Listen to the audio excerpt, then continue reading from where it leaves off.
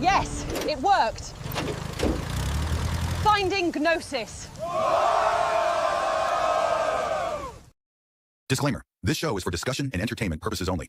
The Finding Gnosis show is a platform for open discussion, exploration, and opinion sharing. The views expressed by hosts, guests, and participants are personal opinions and do not constitute professional, medical, legal, or financial advice. All topics discussed are only intended to spark curiosity, entertain, and encourage independent thought. If any subject interests you, we strongly advise conducting your own thorough research using reliable and professional sources. Critical thinking and due diligence is key. Stay curious, stay informed, be well, be lucky, and don't be an arsehole.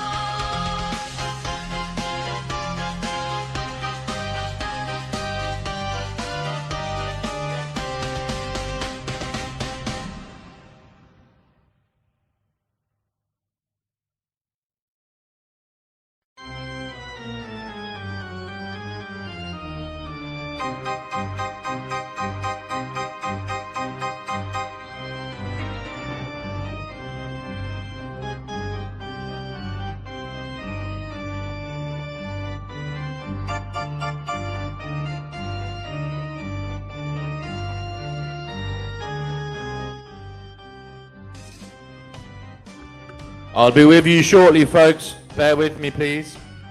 The Finding Gnosis show is about to resume today, Sunday, for the Sunday service to find out what is really going on in the world right now.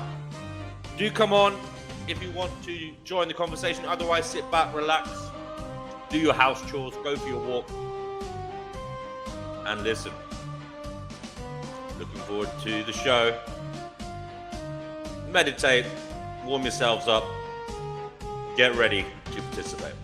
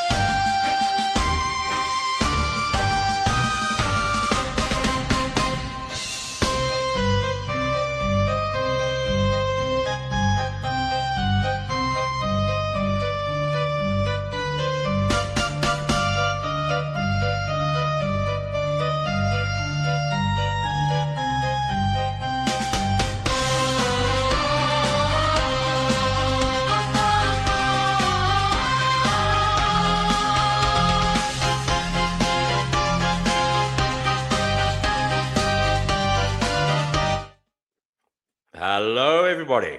It's Sunday. You find yourselves again, or maybe for the first time, here at the Finding Gnosis show, trying to find out what is really going on in this strange existence that we are all apparently sharing, and what exactly it is that we should be doing in this strange existence that we are all apparently sharing. We are here. We are trying to work out what is important, what is going on, what should we be doing. You have your own opinions on the matter. Do come on and let us know what you feel are the most pressing concerns in the world, what you feel we're doing right, what you feel we're doing wrong. And in the mishmash of all the subjective opinions and experiences coming together, hopefully we will find Gnosis. And by that, I mean knowledge that will help us as individuals be okay here and transcend our suffering, find meaning,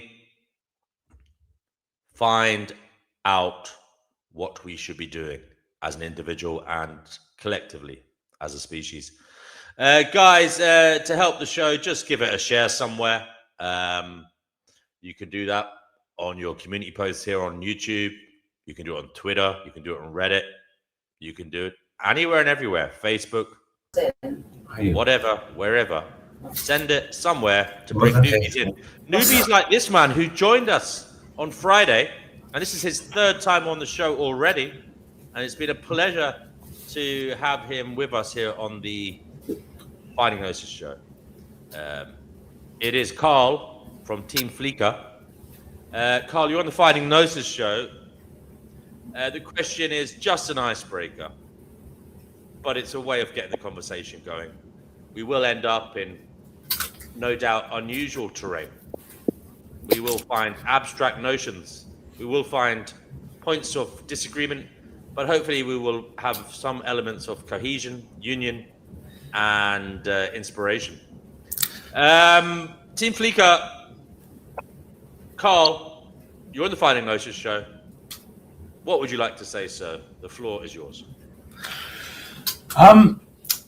Again, thanks for having us here. And the reason I like coming here and I feel so comfortable is in a world of confusion, someone with a strange way of thinking in structures like myself is much more comfortable around those who are seeking or Gnostic or whatever they may claim to be, but especially seeking Gnostic. There's a lot of something that's lacking in this world, I believe, which is open-mindedness.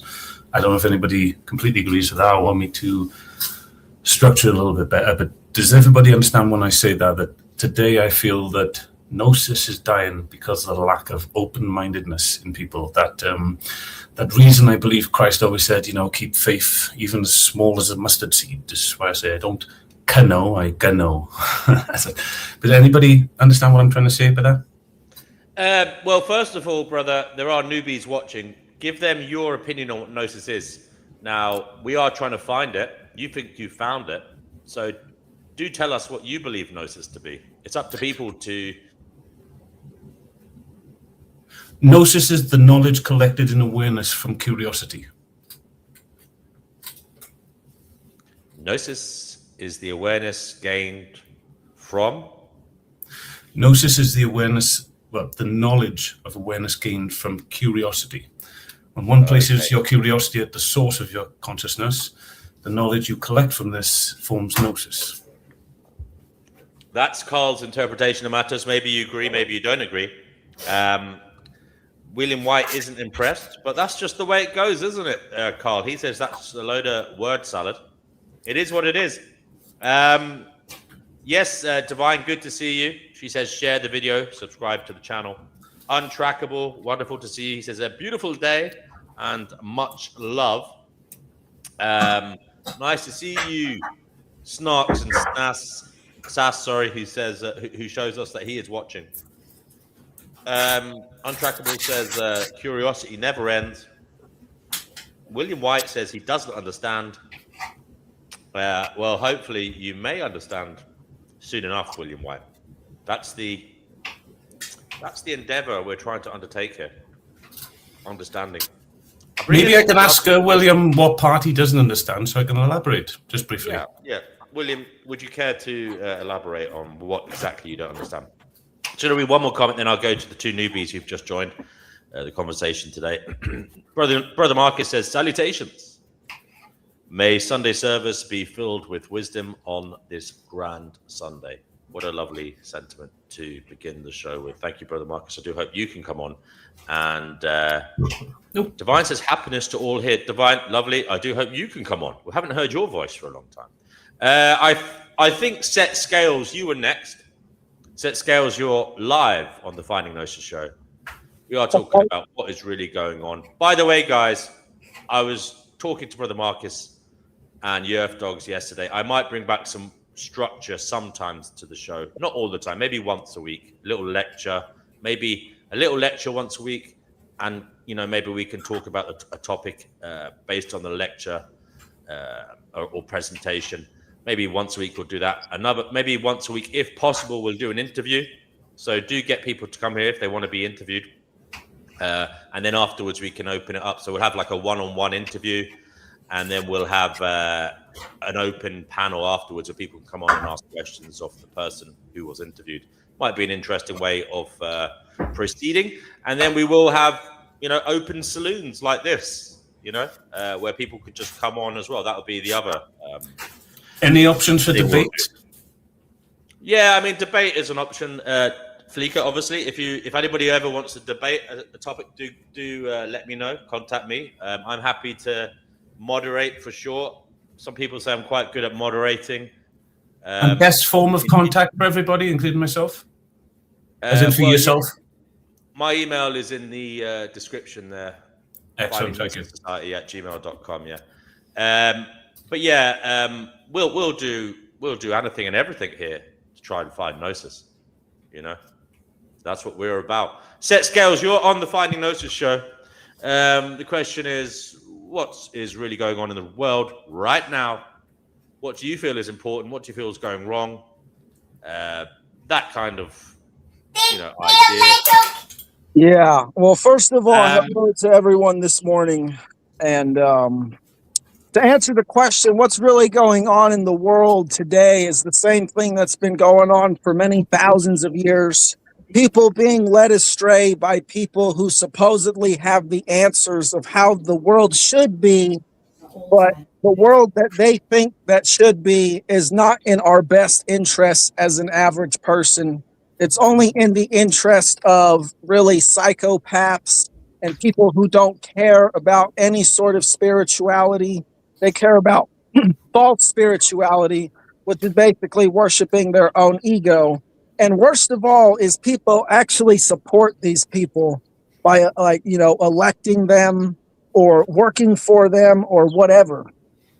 And what's missing from the world, and what I think Gnosis is it really comes down to developing principles as an individual that are in alignment with eternal truth. And the eternal truth of us as a living being is we're all alive. We all want to live and express ourselves in the objective world. And because of that, we all need to respect and love each other as such and let each other live in the world as each person knows how to. And that basically just comes down to leaving people alone, which is what we failed to do.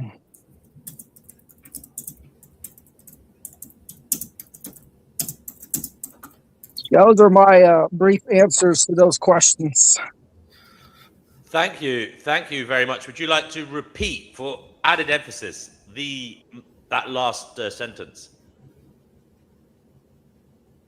I mean, really, it just comes down to developing principles of respect, realizing that you are a living being in the objective world and you are experiencing an actual place from a subjective experience. And everyone else is doing the same thing, and they should be left alone on their own personal path to experience the world as they know how, or as they know is best. Interesting. Leave them alone. But do we not have to intervene sometimes? That is a question we will ask you later, Set Scales. Maybe you can think about that. Sean. I don't have an answer, but yeah, go ahead. Sean, you're on the Fighting Gnosis show. I'm just introducing everybody, Set Scales, if you could bear with me. Sean, welcome. Good day of the Sunday. The day of the God, yeah, the sun god, the Sabbath. Yeah. If you're Christian. Yeah. Sean, right. What is really going on in the world right now? Well, if you're smart and you know what's going on, it's kind of traumatizing. That's why it's actually good. Ignorance is bliss, as they say, but too much ignorance is not good neither. So you need a balance, because if you're too smart, you might, I don't know. I could be wrong there. Anyway, I'm just saying that the best way to find the truth, I think there's only one truth. Well, the truth is we're all trying to find the truth, and the truth will set you free according to Jesus Christ. That means that the scientific method, the stuff that the early Greeks talked about, their philosophy stuff, is the best way to find truth. And then they would go to space and then get the aliens, and then Elon Musk will colonize Mars. That's the future. I'm joking here, guys. Okay, that's my opinion. That's my sermon for today.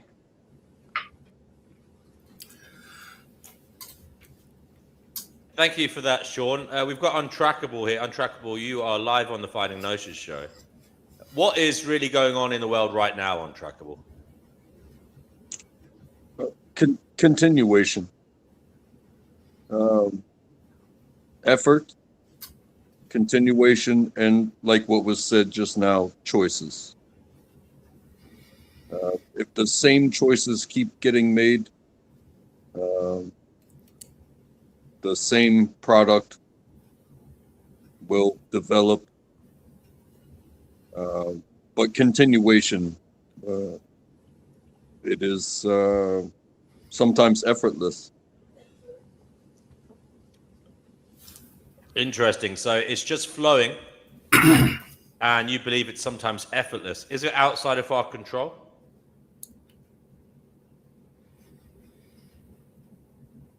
the product can change. The effort can change, but the result will be the same. Continuation. Okay. Ever continuing experience of what is? Is that what you mean? It's what life is. Just as you were born and welcomed into this world, you will die and you will leave it. Okay. The choices in between could make it sooner. The choices that someone else makes, could make it sooner. However, you join and then you leave. And you get recycled. You get recycled. Well, some people say that your soul, can be reborn. However, science says that your particles, can break down and feed another life. So, recycle. Recycled. One way or the other, you're getting recycled. Team Fleeker, aka Carl, what do you say of Untrackable's ideas that everything is just continuing? That's what's going on, and you will be recycled in some way or other, whether that's in a soul form or materially speaking.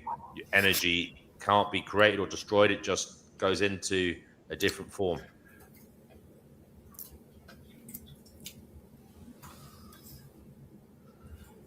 When it's part of something I see is if you're looking at continuation, we're just looking at cycle, really, aren't we? We're just the structure of cycle.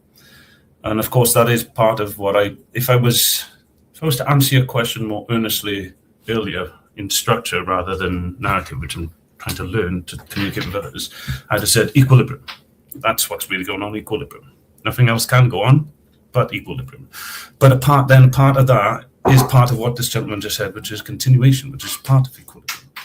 The balance has to have cycles, and, checks and balance. It has to be there. So that, of course, I completely agree with what he's saying.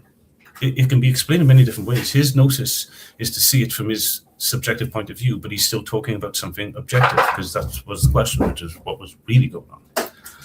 And so it's lovely to see other people's mapping of it.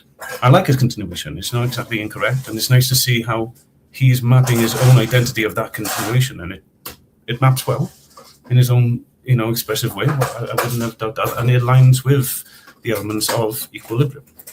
There are many other things, not just cycles, but that's a great expression of it, because one can see that when you look up there, and that is what's really going on. So, if you ask what's going on altogether, that's a different question and much more complex to ask, is what I'm saying, but. And give a great expression. What do you think of his idea about the soul, or what do you give? The incarnation or the or the continuation? Yeah. That's what I'm saying. I think there's a decision there that's not made at the time, but a decision that's made the journey between where you are and you get to the time where that happens, and that decision is made based when they say the fruits of, and so it could go either way. I think there's a fork at that point where there's both forms of continuation. One is to continue onwards and one is to start again, surely.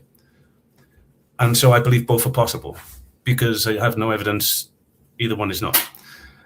Of course, it could be nothing. We could all go to sleep and nothing happened again. But nothing else gives me that impression except for going to sleep and then I wake up the next day, which proves incorrect again.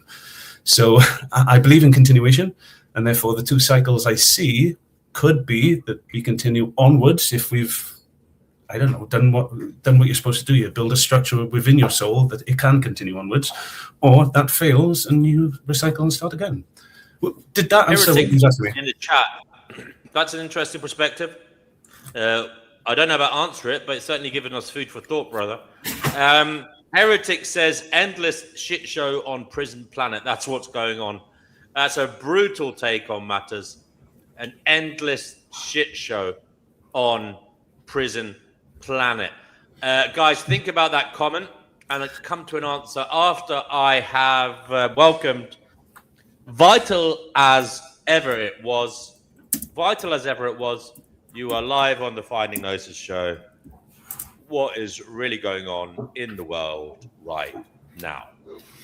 So much more than we know and so much less than what we could guess, I think. I like that. I'm sorry. Sorry. As usual, he comes on here speaking in riddles. Yeah. I liked it. I thought it was great. Sorry. Yeah. But what does it really mean? Michael? Can you please expound on matters? I think that it is at once more complicated than we could possibly divine and also more simple than we would ever give it credit for. There was a great Bilbo Baggins moment there. I'm sorry. I'm sorry. Sorry. And hey, it's a very complex universe, but also I think that the answers just aren't as complex. I don't even think you could fill one 8-hour podcast with the true nature of the universe, answer about the true nature of the universe. But we come on here every day and talk for more than 8 hours about it. I did say in the world, you're zooming out too far, brother. I said, what is really going on in the world right now? But, we are in the cosmos.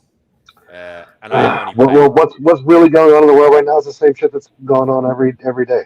People are living out their lives. They're going to the shop. They're doing their jobs. There's a war going on. People are getting sick. People are getting old. People are being born. It is as vital as it ever was, as my name suggests.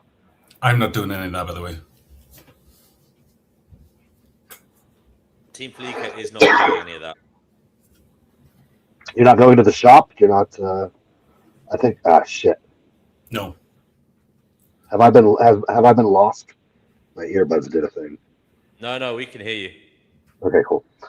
Yeah, well, I mean, we'll get all riled up about it, but people talk about, you can't bring children into the world these days. Look at the world around you. It's the same world that people have brought children into for over 10,000 years, and we just have we have more refined toys now.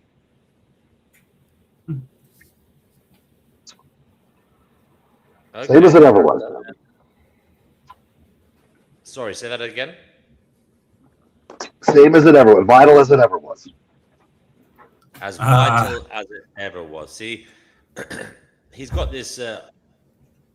Would you like to explain your philosophy of vitalism, D Prophet, for those who aren't aware of what you mean by that? Well, we're living beings, and life demands life. And we are part of the complex tapestry of this universe, creating life, destroying life to create more life, eating life, growing life. And I'm just here. I'm just this little bug, this little nothing thing, doing my thing, making other little nothing bugs, and just creating, just being vital, being alive, experiencing life. Can I ask questions about that, Deanne, at all? To Vital? Yeah, of course. Open panel. Okay, Vital. I just want to. I hope I don't drag up another subject. We spoke about this the other night, but I'm really curious about how you feel about it, because what you said is about vital, about life.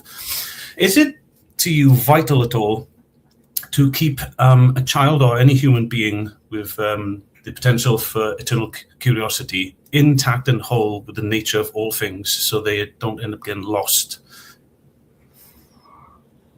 Are you talking about circumcision?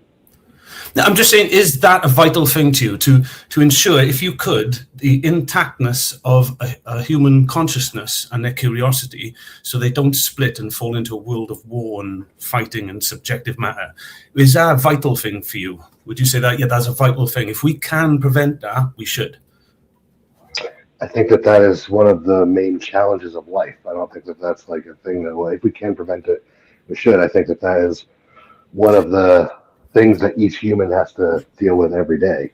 Okay, if I told you, I believe I have the answer to that. I'm not saying it is, I just think it is, and I think if we tested it, we might get somewhere. That is that if we stop teaching children that their curiosity could be naughty or nice, they'll stop splitting it into two and thinking instead of being curious, they're either wicked or wonderful and fighting each other for the rest of their life and other people, and then using blame and shame as tools to keep secrets and lies from people they love, and degrading trust and creating fear and this ideology that you have to pretend to fit in. So if we could get rid of that by just getting rid of the main mechanics, which are teaching a child that they can be good and evil, or that there's good and evil in the world, if we could do that, and there was a way to do that without any confusion and everything being still logically sound, would you say that was a vital thing? We should definitely try to do that. No, because your entire premise is faulty, because you're assuming that you can... No, I said if. All right, well, ifs and buts are like candies and nuts. No, they're Gnosis. That's Gnosis. Ifs and buts are Gnosis. If you don't understand that, you don't understand Gnosis. I don't go on absolutes. I go on what if. What about that? That's Gnosis to me. That's finding Gnosis. So I'm asking you a question about finding Gnosis. If that was true, would you consider that? I'm not asking you to an absolute or if it's true. I'm saying if it was true, would that be vital to you? First of all, What If is a comic book series where we you're attacking the Captain Marvel with a girl or something. All right, then I won't ask Gnosis questions, and my question doesn't matter because I just want to ask a Gnosis question, which is a what if question. If you don't know how to answer the what if question, that's fine. I will track it. It's not that I don't know how to answer it. It's that it's irrelevant almost. No, to you it's irrelevant, but to me it's not. That's why I'm asking it. Okay, then restate the question again. Okay. If there was a way by which I could tell you that I think I figured something out and that good and evil is causing this in children, is causing children to think that they can be evil by just being curious about stuff that we deem subjectively as naughty or nice. I think these are all true statements so far, yes? And if that is true, and we can form a knowledge that removes this and yet still has coherence, like I have with my own child who's 7 and doesn't understand what this is. I could bring him on the show now and he could tell you. If that could happen and this child could go through his life with no fear, no reason to lie to their parents, because the parents would never think they were naughty. Why would they lie? They would be fibbish and tricksy, but they wouldn't lie. They wouldn't keep that. So if there's a way to do that and prevent that thing you said was vital in the beginning when I asked you, would you think it was vital to look at this knowledge and say if this could prevent that, if someone claims I've figured a way?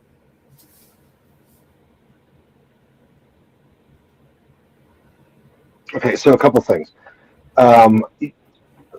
Yes, if that was possible in the material realm, all things sure, no, all things aren't possible in the material realm. That's the demiurge talking, because you're talking in absolutism. How do you know that? Okay. It wasn't to be ignored. That was a question. You made a statement. No, that's not. And I said, how do you know that?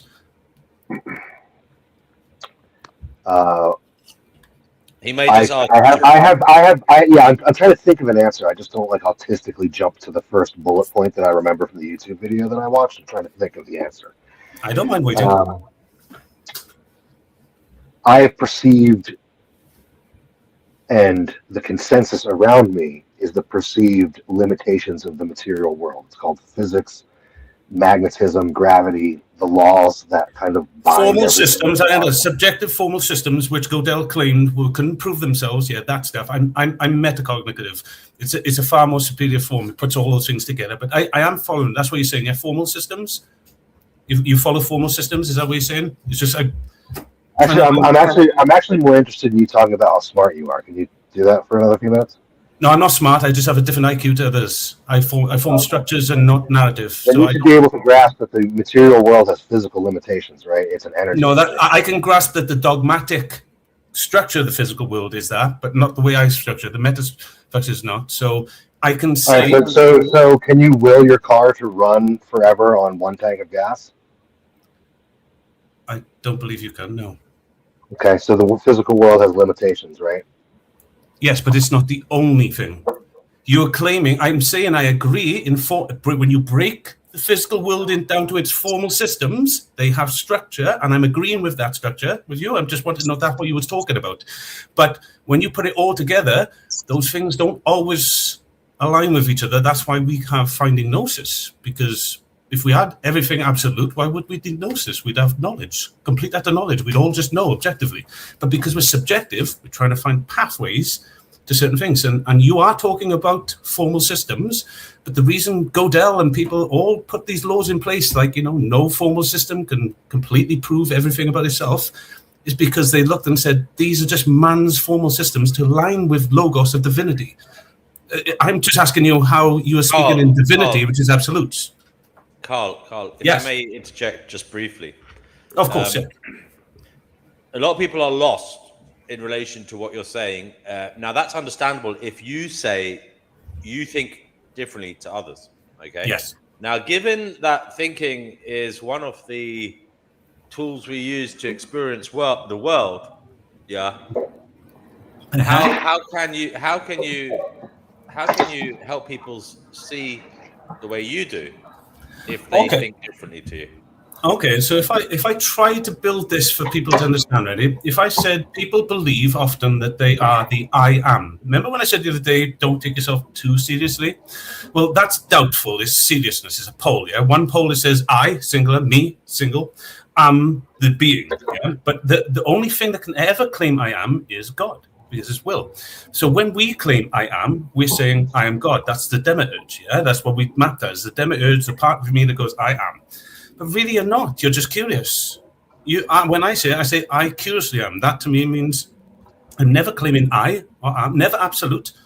I never claim anything to be absolute. What I do is I claim the best coherent mapping that I can find to it. And when people speak in absolutes, some might say you're being overly pedantic.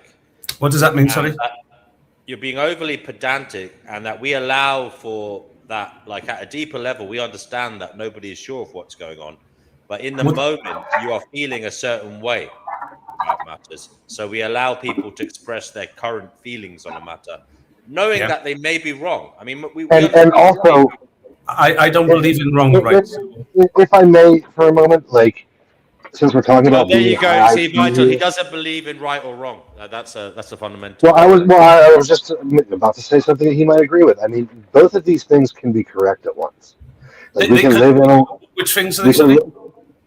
in a world where, in the moment, there is a physical reality that has to adhere to certain rules, where it falls apart, which is also part of the fabric of a more universal reality that, like, other rules can exist, or you can bend this kind of.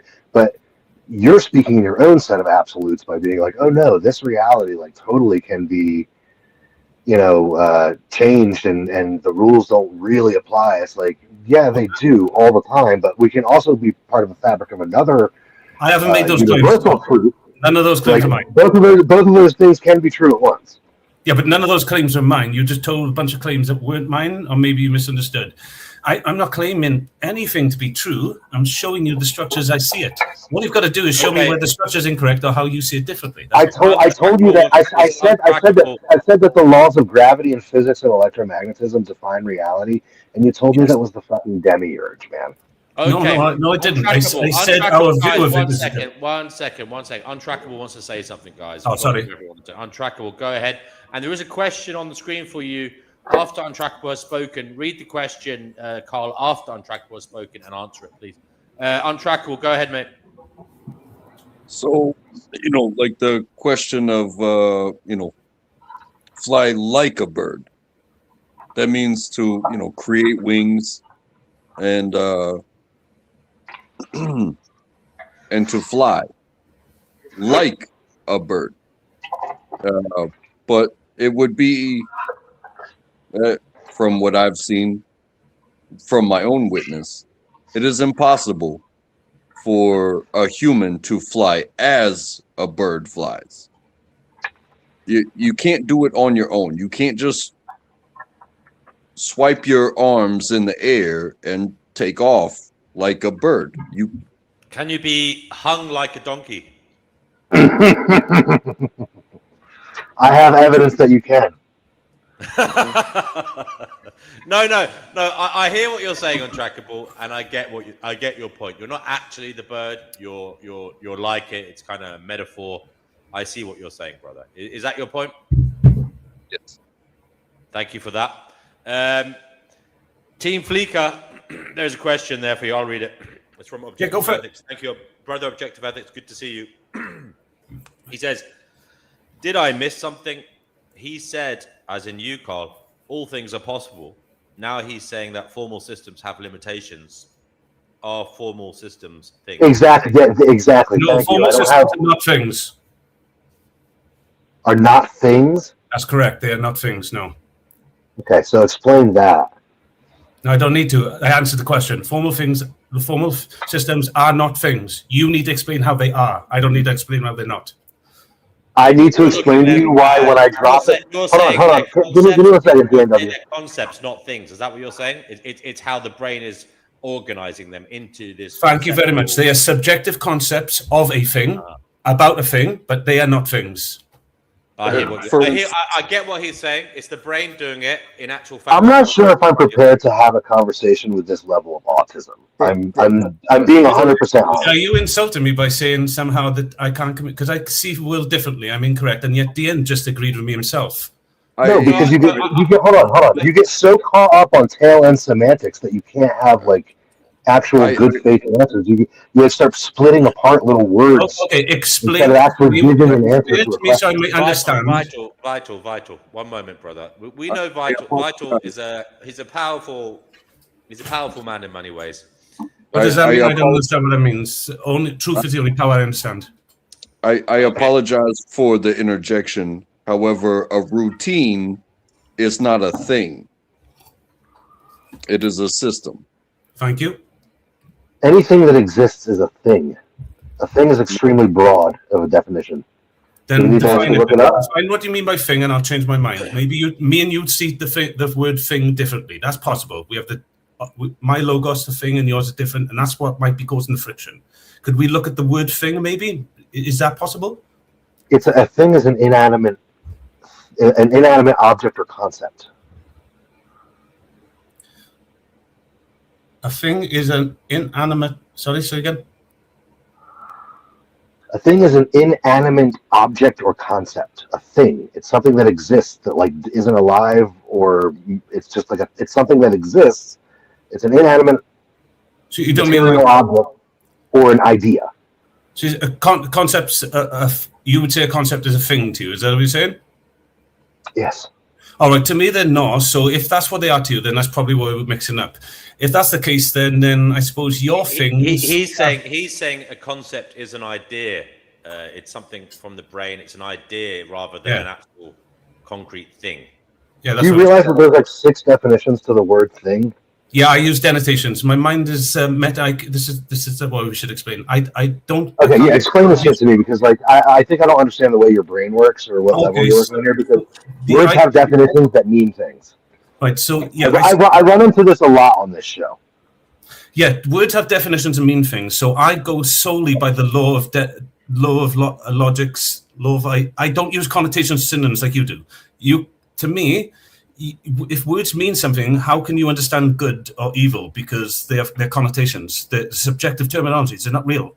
But they are narrative in fictional terms. So I would use them in like stories.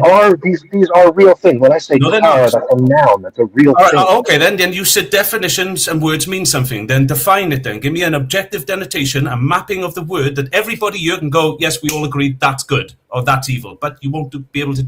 No, I'm sorry. Up until now, are you doing the whole define a chair routine? No, I'm saying define truth. You're claiming something, and I'm saying you have to tell us what you're claiming. Otherwise, we don't know what you're claiming. So if you can't give an axiomatic definition of the structure of the word you're telling me, you ask me how my brain works, so I'm answering it, and you're arguing it. I'm telling you how my brain sees things. By denotation, he means actual meaning. It's hard to explain how my brain structures things if you're going to argue with me as I'm explaining it. I'm not saying this is fact. I'm saying this is how my brain breaks things down. So a word needs to be either my brain will assess whether a word is connotational or denotational before anything else. When you try to tell me lawful or truthful things or claims with connotations, my brain can't accept it, because what you're doing is you're contradicting, because no one truly knows what you're saying. You've broken the first law of ID. A thing is a thing. No, you just don't.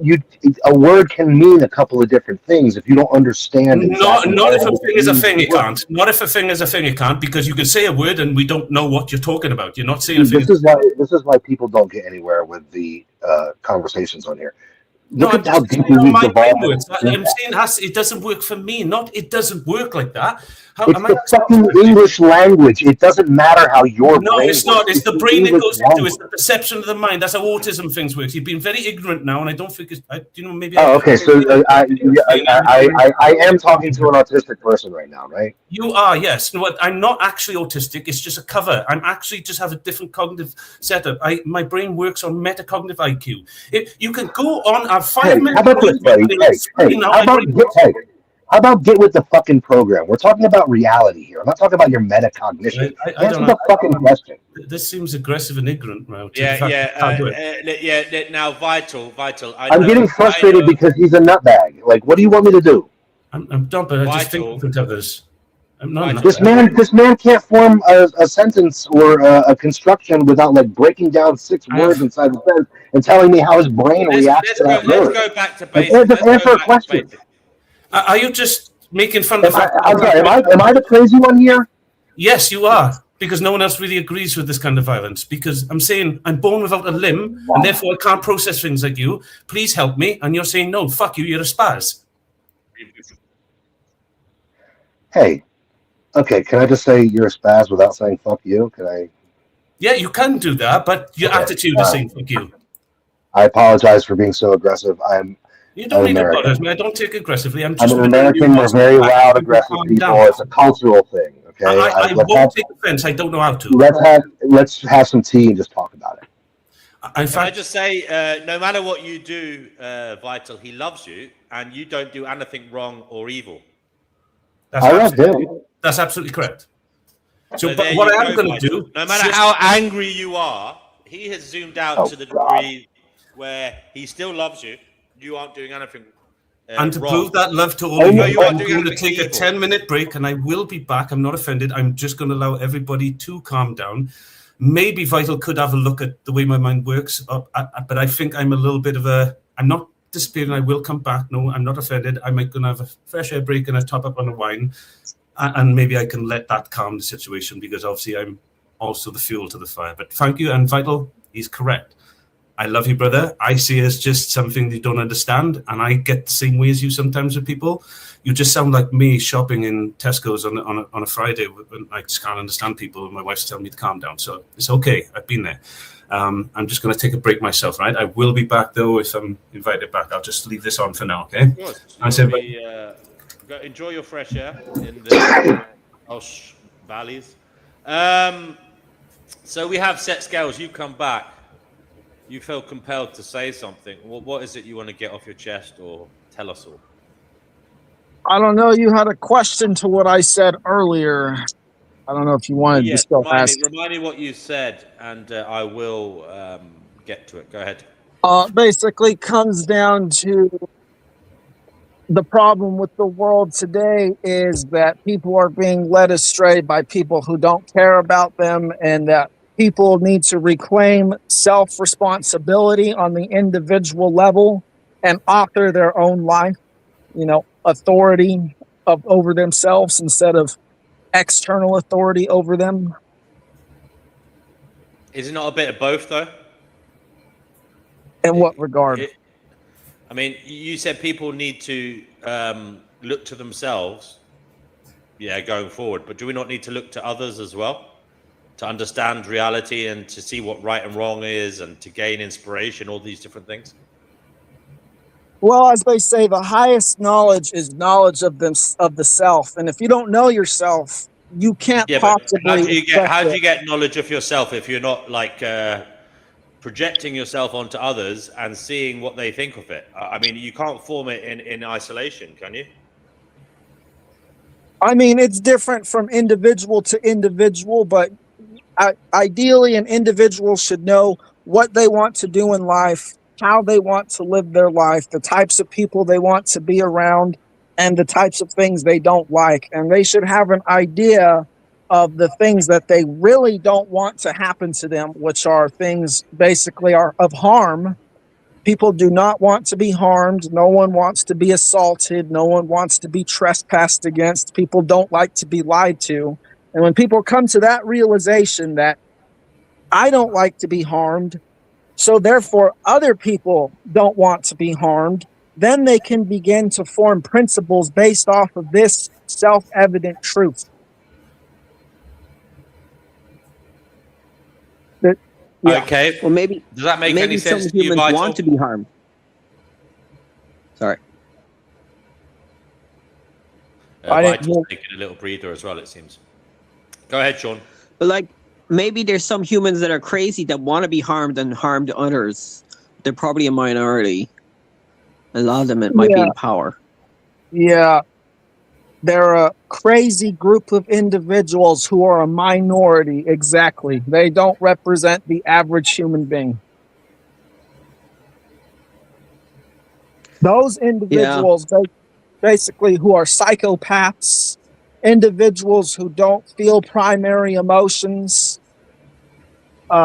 these individuals are born a certain way, and they should, similar to people who having other sort of mental defects, be identified and separated from normal people so that they can undergo their own special education, just like people with special needs. Because really they're no different, but they're just harder to tell the difference between, because they're actually functional and intelligent in a way that the typical special need person isn't.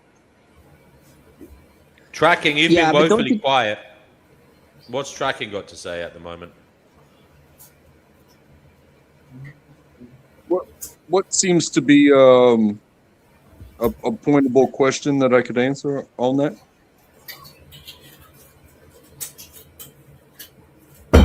Yeah. Set Scales, have you got a question for Untrackable to help him like question his way of seeing the world so it might move towards your way of seeing the world? Well, I don't know. I don't know. I've talked to Untrackable before. I think generally we see the world similarly. I don't know if he remembers me, though, because I was under a different name. It's okay. It won't change the question right now. But I don't understand the word self-awareness. I mean, you could be self-aware that you're a dumbass. It's not going to make your life better. I don't know, like, I don't think it's as good as they say it is, the word self-awareness. I mean, yeah, it's a good term, but like, if everybody was self-aware, you would still have people that are pissed off about it and still do bad things. Yeah, I mean, it's like the Dunning-Kruger effect. Would you be aware of your limitations? Or is there always a possibility that, you know, you're too stupid to understand your limitations? And in that sense, you may think you're a dumbass, okay? But you may, in fact, be more of a dumbass than even you think. I may, yes. It wasn't about you, Carl. It's still true, though. Well, now, look, obviously, we are different brains, probably malformed brains, let's be honest, coming together on the internet. And we're trying to understand what is going on. It's going to be difficult. It's going to be near impossible to completely get some unison today, but we are trying. Maybe miracles perhaps do happen. You are back, Fleeker. Vital is still here. The gentleman has shown his patience. He has stayed very quiet for 10 minutes, you know, and maybe he is introspecting on matters and trying to form some connection to you. We will see if that happens. But Team Fleeker, one thing I want to get to is you said you don't believe in evil. I agree with that, right? But what I can't fathom is you don't believe in bad. Well, if there's no more to that, then I'll say this. I'll say that I'll use the connotation bad to group together my positive outcomes and positive ways to how I'm generalizingly feeling, and I'll say it in banter to people I understand. I'm not speaking lawfully. I'm just communicating with my peers or those around me, my family, my community, and I understand that they understand this very lazy language, which I'm not saying is anything to do with truth. It's just an indication of how I'm feeling. So I would say things like that. I could say that something is bad, but what I'm doing is I'm using a lazy way. I don't want to say the word negative or neg. Bad is just a poetic way of saying that. I'm saying in general, everything is grouped as positive because everything's running well. And I like to work on positive, negative, and neutral outcomes. I like to think everything is neutral because what's positive to me might be negative to someone else. So they're not real. But we've already established, right, that some people have experiences they don't want to continue, and in that essence, you could say it's bad for them. But you say objectively that's not true. But I think the subjective experience objectively matters. I do as well. I don't say that doesn't matter, but it's the experience that matters, not the actual thing they're experiencing. To me, it would be like saying that, or maybe I should get your thoughts on this before I should say something, actually, to be clear. What do you feel about a man that thinks they're a woman? Maybe I should ask you a question. And if you're an operator on an emergency line and you have one ambulance, one bus to send out, and you must send it to one of these two people, they both come at the same time. One of them is a trans man who says, or trans woman, sorry, who says she's pregnant. She thinks the baby is dying and she's in extreme pain. And she sounds awfully terrified. But on the other hand, there's a 77-year-old woman who's found unconscious of a head injury. You can only send the bus to one of these people. One illness has a certain ring to it, doesn't it? And the other one has a different ring to it. Which one would you send then to dear? And if subjective things matter? So you're saying there's a trans woman who rang me. A trans woman or a trans man? Sorry, I have to get that. A trans woman, basically a male who believes they're a woman and says they're pregnant and believes they're pregnant. I wouldn't say, if they weren't biologically able to be pregnant, I'd ask them a series of questions to establish if they could biologically actually be pregnant. And as far as I'm aware, I don't think there are any trans women with wombs. So then I would say, okay, that's a mental health problem. I will send an ambulance after I've dealt with the old lady. Again, what you're doing is you're changing the premise of the question, which was you've only got one bus. It's an emergency, apparently, and you have to send the bus to one of them. I'll send it to the old lady who's fallen over. Okay, then I'll use the very same logic and structure to say, the very same logos to say that I prioritize, again, denotational lawful words as truthful words, or the most coherent words and cognitive words I can do.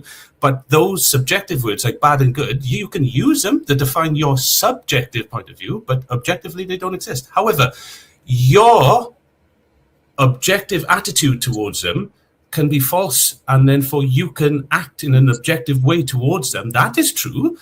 That's called illness. That's what I'm saying. People are ill. They believe good and evil are real. You're gone off into the jungle, and if you can explain how I am, because you're making an accusation that I'm going off into the jungle. If you can explain how I am. No. You what I mean by that wasn't an insult. I mean you're. I don't know what that means. Sorry, I thought it meant that I'm getting confused. No, sorry, I meant you're exploring new terrain. Perhaps that others. You're gone off the beaten path. That's what I'm saying. And I'm not condemning for you. Okay, so I get what you're saying now. I get what it means. I get it. I see what you say. I see the logos getting there. So actually, I want to bring it back to basics here. Okay. And I want you bring me back on track. Put me back on track. I want you to admit that bad is bad. No, I can admit that within a connotational subjective form, we can use non-real things to say to me, that's bad. But to me, I'm a woman and I'm having a baby. Why are you prioritizing someone over me? I don't get it. What's the matter? What's more objective about their reality than mine? I'm telling you, it isn't mine objectively okay as well. Shouldn't you? No, because there's no baby. Correct. There's no baby. And there's no bad. You're just saying it is. There's no actual bad. It doesn't exist. So, like, there's no baby. There's no bad. However, Well, there is a bad, but it's a different kind of bad. It's a delusion. Yes, it's a delusion in the head. Like there is a baby. A delusion. It's not it's not a delusion. It is subjective to your reality. Yes, and if so is something bad. bad happens to you, it is subjective to your reality. It doesn't make it a delusion. Hold on. If the spider eats the fly, it's bad for the fly. That doesn't make it a delusion. You're talking about a 911 call.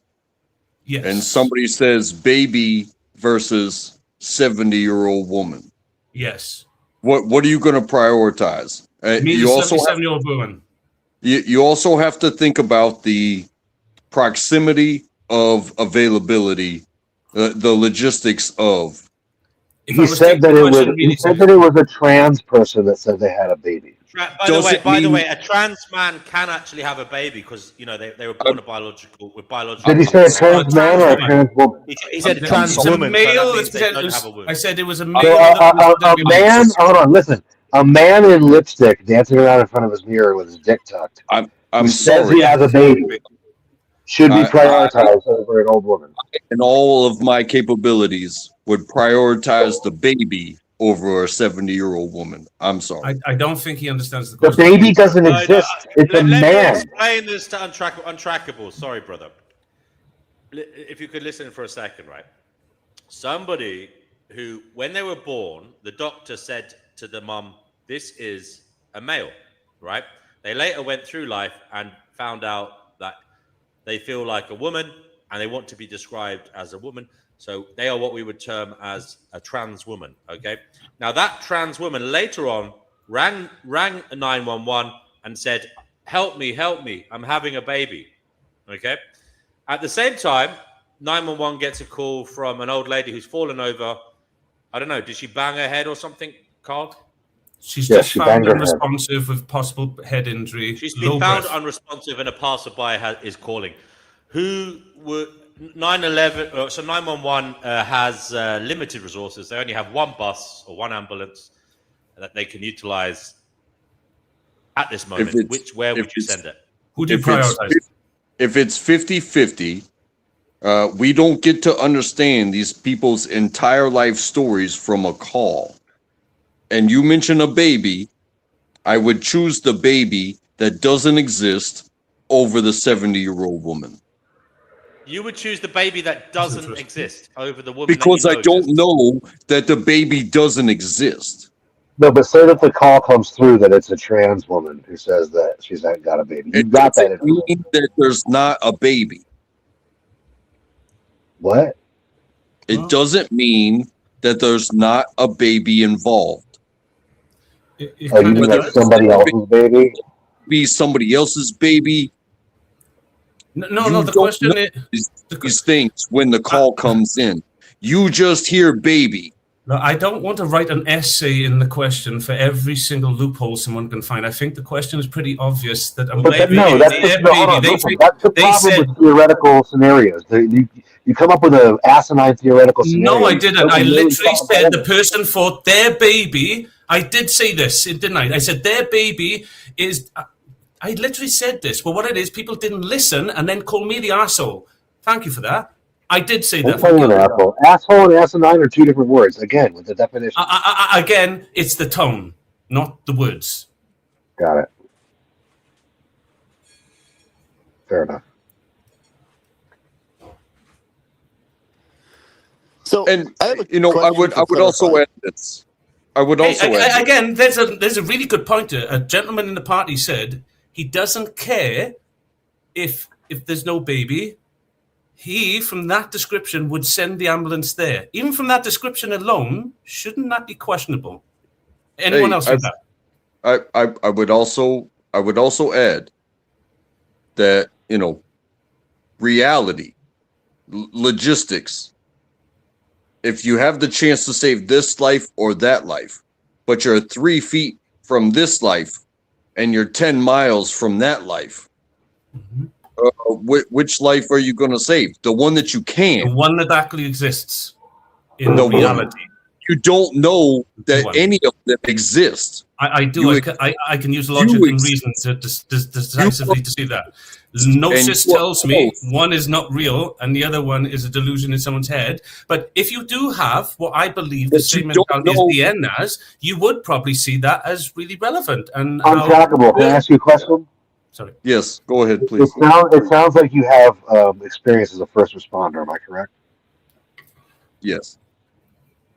All right, then I'm going to take your opinion over Mr. Theory because it does sound like you are more familiar with the potential chaos and uncertainty of these situations than Mr. And that's the thing. Let's pretend that gravity doesn't exist and then ask a moral No, I question didn't about say it. that. That's a misrepresentation of my answer. There was a lot of people speaking, and I may have misviewed what you said. And I wouldn't mind going back to that, but it got a little heated, and I thought we took a I break. understand what extractable is saying. You now return back to an old tack to attack me in a derogatory form. This is so low IQ. Don't do that, please. We ended that part, and if you want to rediscuss it, let's start fresh again. That's not what I meant. Don't misrepresent me to make me look like an idiot by saying I think gravity don't exist. That's not what I said. Thank you. I hope I didn't do that. I would just say that I understand what extractable is saying in terms of you're a first responder, you get a call, comes through very little detail, potential children involved. You go to that one. I understand. That's not what happened, though, was it? So you're changing the question to make your answer seem correct, and that's unfair. Okay, no, that's dishonest. It's dishonest. Let me be honest. I'm going to call it what it is. It's dishonest, is what it is. I'll tell you what it is. It's dishonest. I didn't say that. I said a call came in that the translate. I think everybody heard what I said. Dan, if you're the host, can you say that these are dishonest remarks? He didn't say that. I didn't say that. I need to get the wording straight. So let's get the wording straight. What did you say? I literally. Sorry. Start, Carl. Your emotions are not real. Let me calm down. It's true. Did you say giving birth? No, I said. Can I just say at this juncture? Hold on a second now, guys. Hold on. We need to get the exact verbiage here. Hold your horses, cowboy. Now listen. Untrackable has brought into the conversation something that changed my mind somewhat because this man has practical experience of being a first responder. If you get a phone call from somebody, saying, I'm having a baby, the baby's in danger, and, your records on the phone are saying it's a trans woman, well, as a first responder, there may be a process where, first of all, do you know for sure it's the person that the phone number's records are attached to? Yeah. Okay, I'll change the question, Deanne. It was your child. Things go on. So it's your child, Deanne. It's your child. It's your child. Carl. No, because you're misrepresenting my argument, and it's not fair at all. I didn't decide on this. I'm not having an argument with you. I'm saying you're misrepresenting what I said. And if you're saying if we change the whole theory, this changes, I accept. But we are talking because others are going to think now you're agreeing with them over me, and this was. There is theory, and then there is real world. Okay, so all right then. So if they're in the real world, it's your child on the other line. Who you sending to? Your child is in danger, but there's now someone claimed to be a trans man. It's your child, Deanne. Be honest. It's your child. She's hit her head. She needs an ambulance straight away. But there's a trans man on her side that says they're having triplet babies. Well, you see, the problem is. No, Deanne, the problem is because the question is for you specifically. That's all it was. It wasn't meant to be a big discussion about everything. I want my child dealt with. That's my prerogative. Why would you pick your child over 3 babies? Over 3 babies? Listen to how the goalpost keeps shifting in this ridiculous. Yeah, because it was meant to be like that. It was meant to be designed like that, and everybody decided, "Hey, I'll move the goalpost first. You will move the goalposts of my question," and I'm saying I can do the same thing. But if you're going to say, "Are we going to create something new?" Say that because right now everybody thinks it comes down to one. Listen, it comes down to one piece of information. Does the first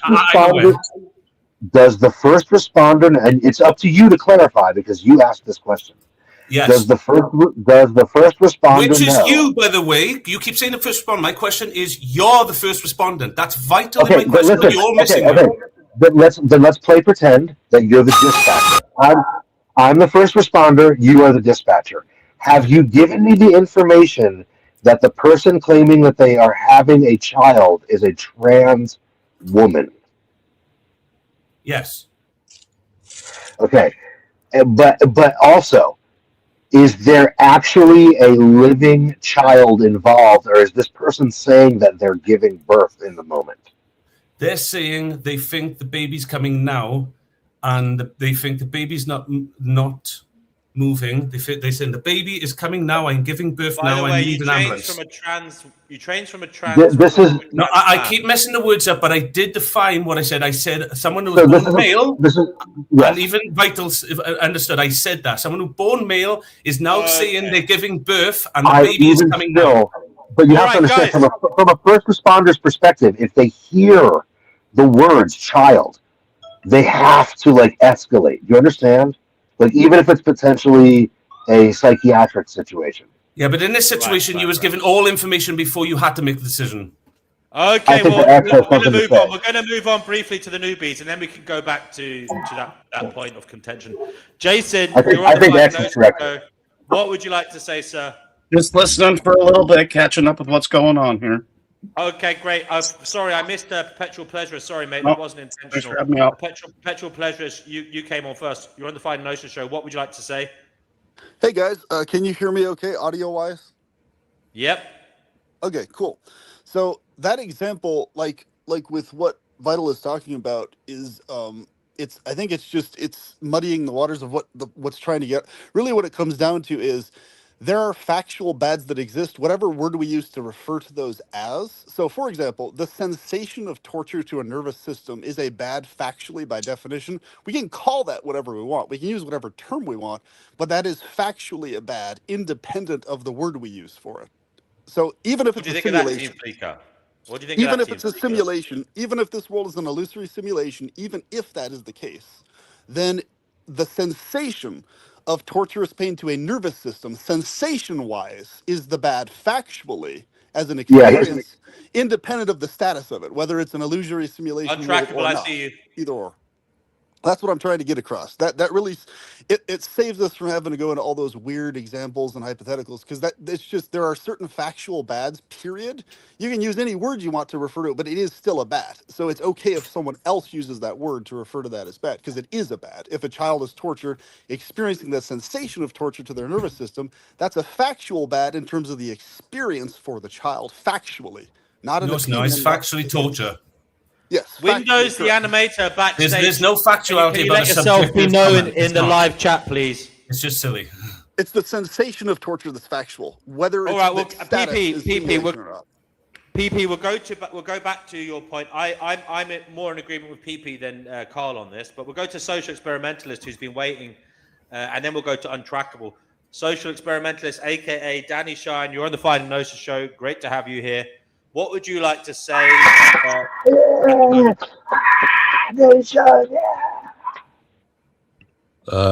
What was that noise? What the hell was that noise?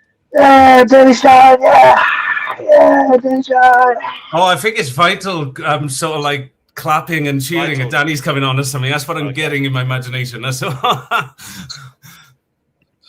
Firstly, I wasn't waiting. I don't wait. Secondly, I've no idea. I was going to say something about Gandalf. All right, guys, you've had your turn. I'm sorry. Secondly, Go ahead, Danny. I have no idea what you're going on about. What's going on here today? Team Fleeker doesn't think there's such a thing as bad. Oh, God. Yes, he does, actually, because he calls it illness. He called it that yesterday. Yeah. He won't admit that it's bad. He just calls it an illness. Wait a minute. I'll tell you if I agree if it exists once you tell me what it is. Go ahead, Danny. Where do you live? He lives in Where Wales. do you live, mate? Where do you live? Me, Wales, or in a house, or in my body. What do you mean by where do I live? I'll come round to your house in Wales, and I'll get a drill, and I'll start drilling your teeth without anaesthetic. How would you be able to do that? And then you'll tell me if it's bad or not. No, I wouldn't. I'd hit you. Yeah, but I'll come round with some armed thugs, and I'll drill holes in your teeth while you're there, fully awake.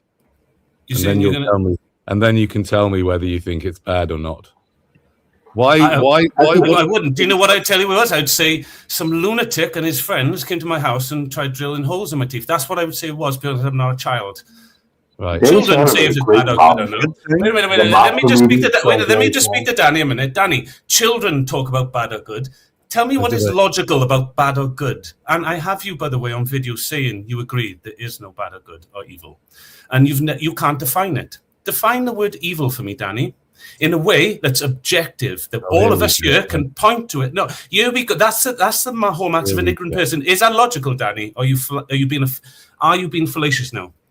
You're the one that proved to everybody you should be logical and not fallacious, and right now you're trying to derogatory attack my character instead of my argument. My argument is, Danny, ready? Define evil, Danny, please. Harm. It's that simple. Evil is an intentional act that causes harm. No. Danny Shine. I asked Danny Shine, please. Danny Shine, please, you define evil here. I want your Danny Shine's definition of evil.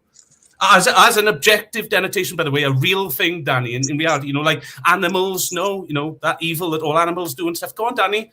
Or is it just subjective in the mind, one side of a coin, which you've agreed on before, and the other side is good, which means they're not really real, are they, Danny? They're like this plague put on mankind to tell them their curiosity is something it's not, and to trap them in this illusion that you spent your entire life telling people they're in. You are moving the goalpost, Team Fleeker. If I was playing you in football, you'd be moving the fucking goalpost to the next village. No, it's not. Danny understands what I'm saying. Danny, go on. Define. You're saying evil. We didn't say anything about evil. We said no, we do bad. Because bad. All right, okay. I'll bring you around to that. I can bring you around to that. But Danny said he didn't understand where it all came from, and it came originally from good and evil, did it not?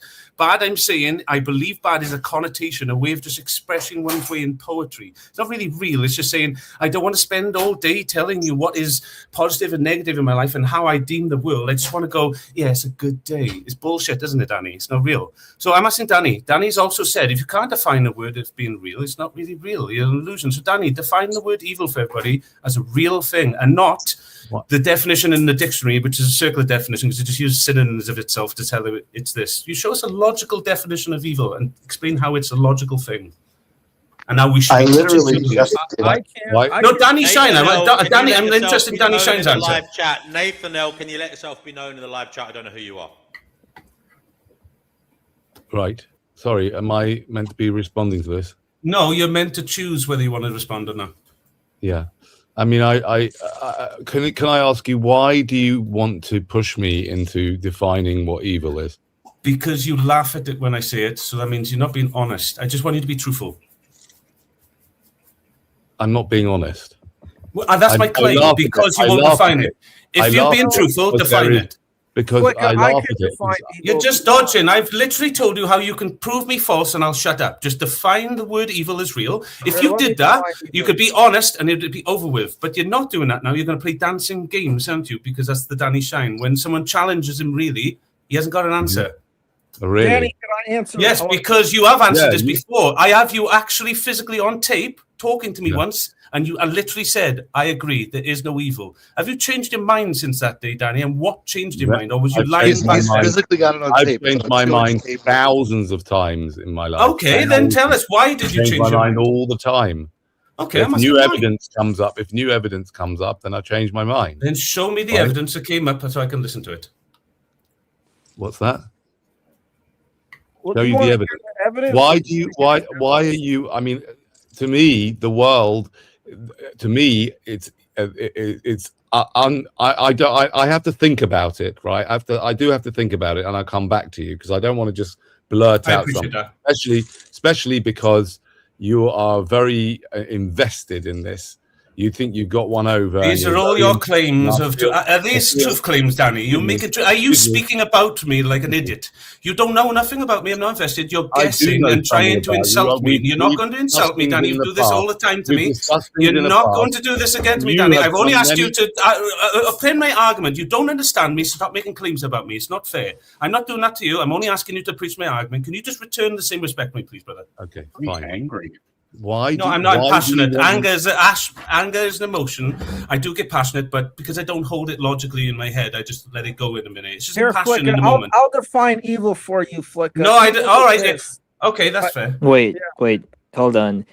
Is Team Flicker like denying the existence of evil as like a real thing? No. Yeah. Sorry, that is not denying the existence of That's evil. fair They enough. are That's denying fair it as enough. a real thing. I can understand that, but he's also denying that bad exists. Okay, No, what? That makes no I sense. said I denied bad is real. I didn't say it wasn't exist. I said I use bad as a connotation. You even said you accept that. I'm saying it's not a connotation. Then that means it's real. What the fuck? Because That means it has an exists. effect. It has a. You know, you said it has a real world effect. It does. When you teach children good and evil are real, you split their consciousness in two. You teach them they can be a good boy and a bad boy, and they never get over that, and it stays deep within them forever. It's not true. There's no such thing as good boys and bad guys, are there, Danny? What? They're just I people. agree with that. I Okay. agree, and I didn't bring my children up to say good boy and bad boy, right? But that doesn't mean that there is not harm in the world, unnecessary harm, right? So I would say, again, I'm not going to define evil. Be evil? I'm not going to. Can you be good? Oh, can a person Can you be naughty? evil? Why are you showing your kid off? That's kind of Because weird. I want Danny to say to my son, it's possible for him to be naughty or evil. He won't because it's not possible. It's not real. Firstly, naughty and evil are different. Naughty and evil are Sorry, different. Fleeko, I don't want to see your kid on the show. He can Yeah, that's weird, bro. That's Carter, really, you're really not- weird. No, that's weird for you, not for me. It's my child. You I don't, don't make think me it's my child. weird. Let's Come on, for please God's not sake. kids on the stream. Why Danny, is it that's- weird? Yeah, I why think is it it's weird? weird that you. I think it's sick and weird that you think it's weird. I do as We well. live in such a mad, fucked up world that you can't even show your freaking kid on Why a would you? live stream. I agree with Danny. I'm do, going to take a break. It was weird. We do, unfortunately, live in that mad world, you know. Yeah, it's crazy, right? But anyway, coming back to your question about defining evil, right? I think that with regards, let's say, bringing up children, firstly, I have to think about it very carefully. I have to think about the definition of it, right? But with regarding children, I agree that once you've done the evil act of bringing the children into the world, which you've done many You times. know, when you tell a father he's weird for putting his child on the screen, it makes you're judging that as a father. I'm not fucking weird as a father. That was my choice, not yours. If you find it weird, sort yourself out. Nobody said you're weird. Yes, Danny? I didn't. No, did people say I was weird, though? I don't know what they said. I don't remember. You got upset. Why did you get upset with it, Father? But anyway, no. I am I tell you why people generally shouldn't. get upset. Let me just tell you why. Because we live in a strange, creepy world where people may target. I don't. That's true. No, that's very true, Team Fleeka. That's very true. And I think the children should be protected from yes, weirdos. That's all. absolutely. I don't live in that world. Yes, you do. No, I don't. You live in the same earth as we do. You're telling me. Why do you get to tell me? Who are you to tell me what world I live in? I don't live in that world, Frankie friend. Because you do. No, you do. You fucking are using the same screen as me. Moron. I have to agree with Team Flicker. You live in the world of your own experiences and your own understanding and your own perceptions of reality. And if you walk around the place thinking that this is a terrible place and you say that, then that's your reality. You're making that your reality. That's something that's leveled at me quite often, right? So he doesn't live in that world because he doesn't see things that way, and that's perfectly fair enough. You don't know what world he lives in. No, that's not true. He lives in planet Earth. I can see him. We're in the same stream. On planet Earth, but you have painted planet Earth a certain particular way. Yeah, but everyone also does that too. But we all still experience and evil does. This is the world they paint, and that's why I'm saying children are painting their world with those colors, and I'm saying they're not real. You shouldn't be learning good and evil. You should be learning try. As in positive, harmony, positive, negative, and neutral. A child learns he can do positive and negative actions in ethics, and you can explain that through logic and reason.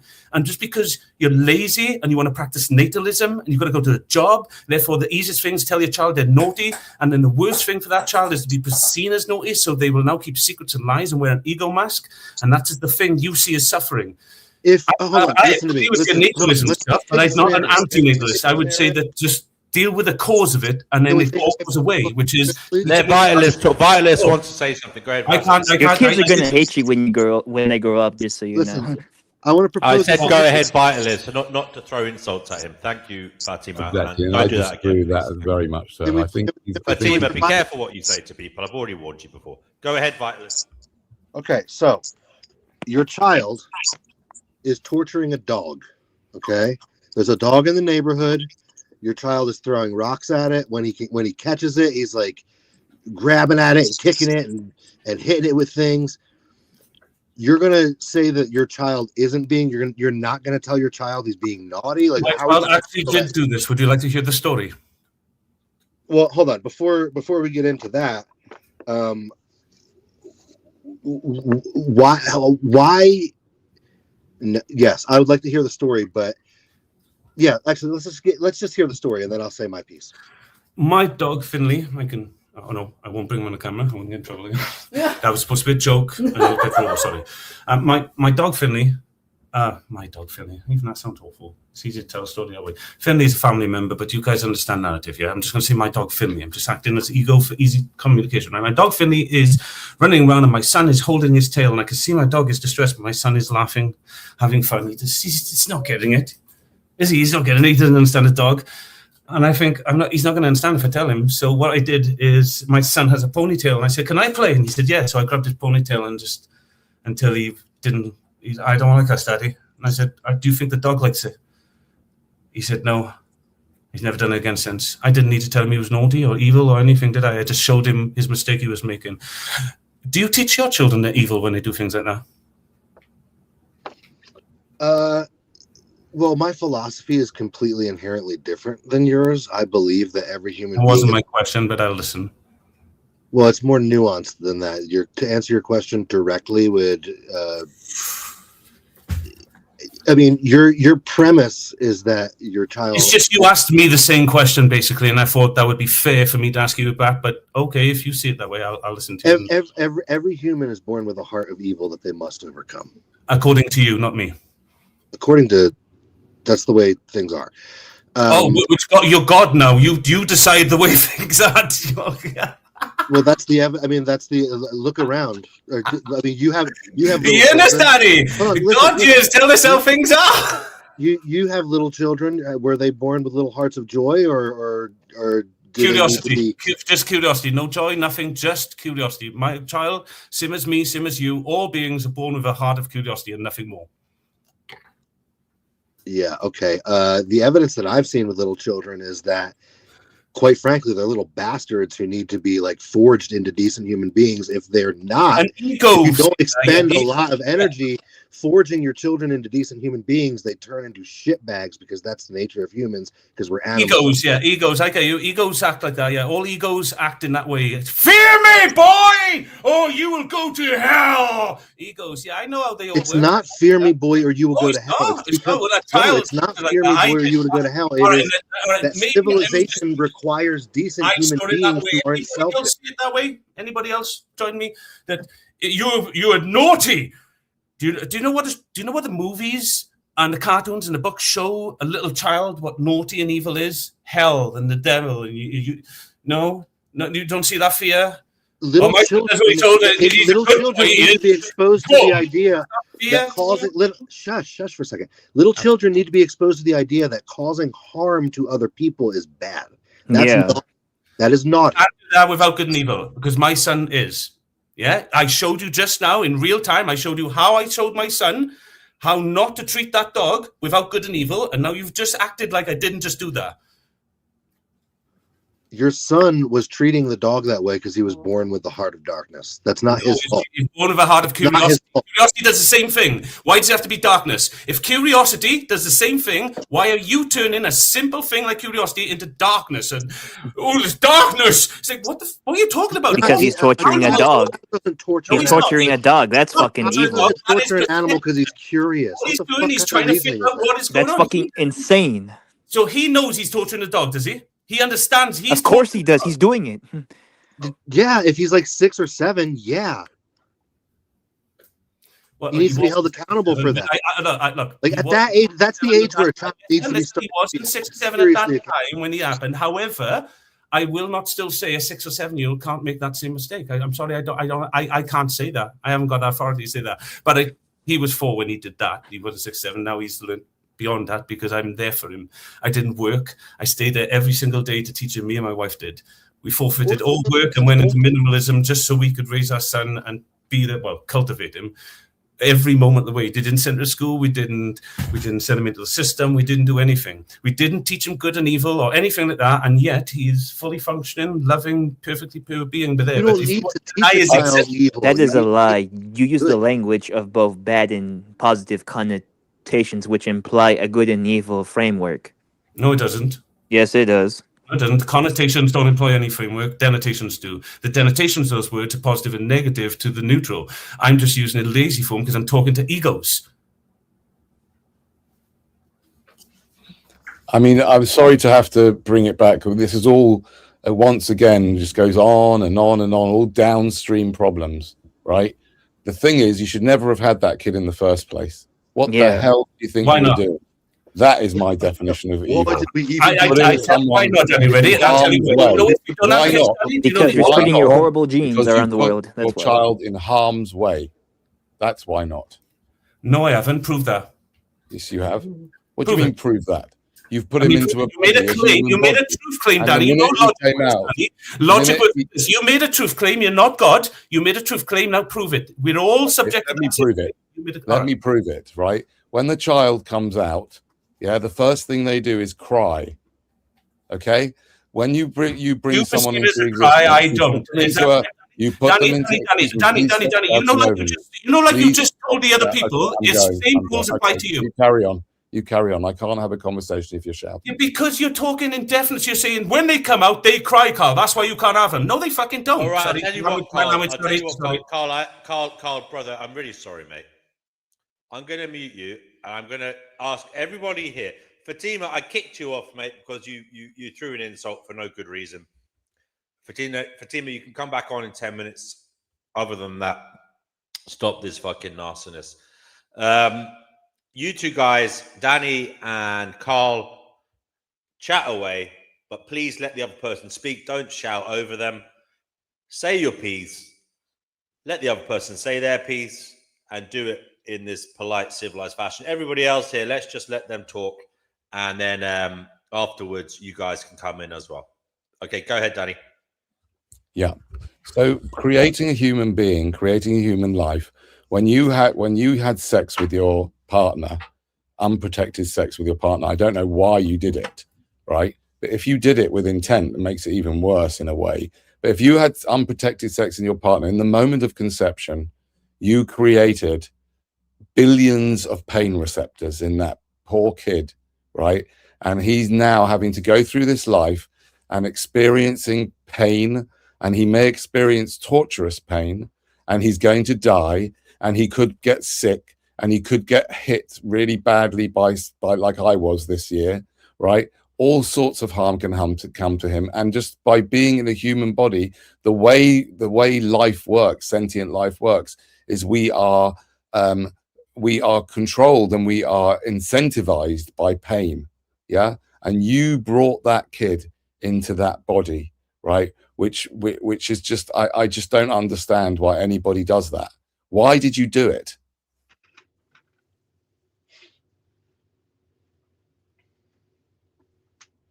Who were you asking that question to? Team Flicker. Good luck, buddy.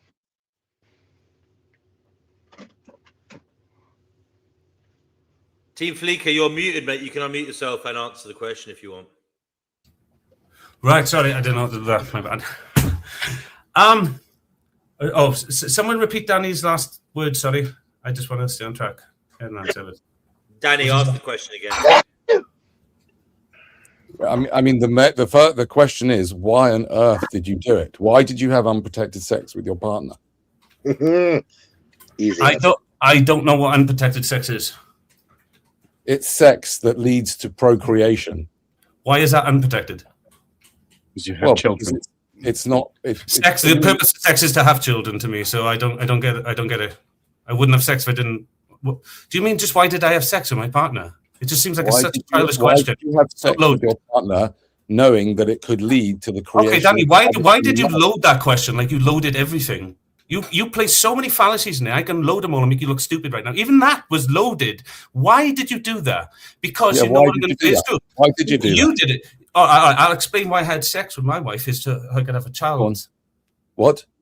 I selfishly wanted a child. Oh, you selfishly wanted a child? Yes. Great. Well, there you go. You selfishly started somebody else's. I do everything for self. All my decisions and all your decisions. Wait a minute, is it my turn to talk, or does Danny get to talk over me? So, Danny, I do everything selfish. Everybody else does. If you claim you don't, you're a liar, mate. Everything you do is for self. That's why you're still here. The reason everybody here knows you're full of poop anyway is because if anything you say was true and you held a principle, I don't want to say it, you would have ex-nayed out of your raid, done yourself. No, but the fact you're still here means even though you say all the suffering is real, you're still here.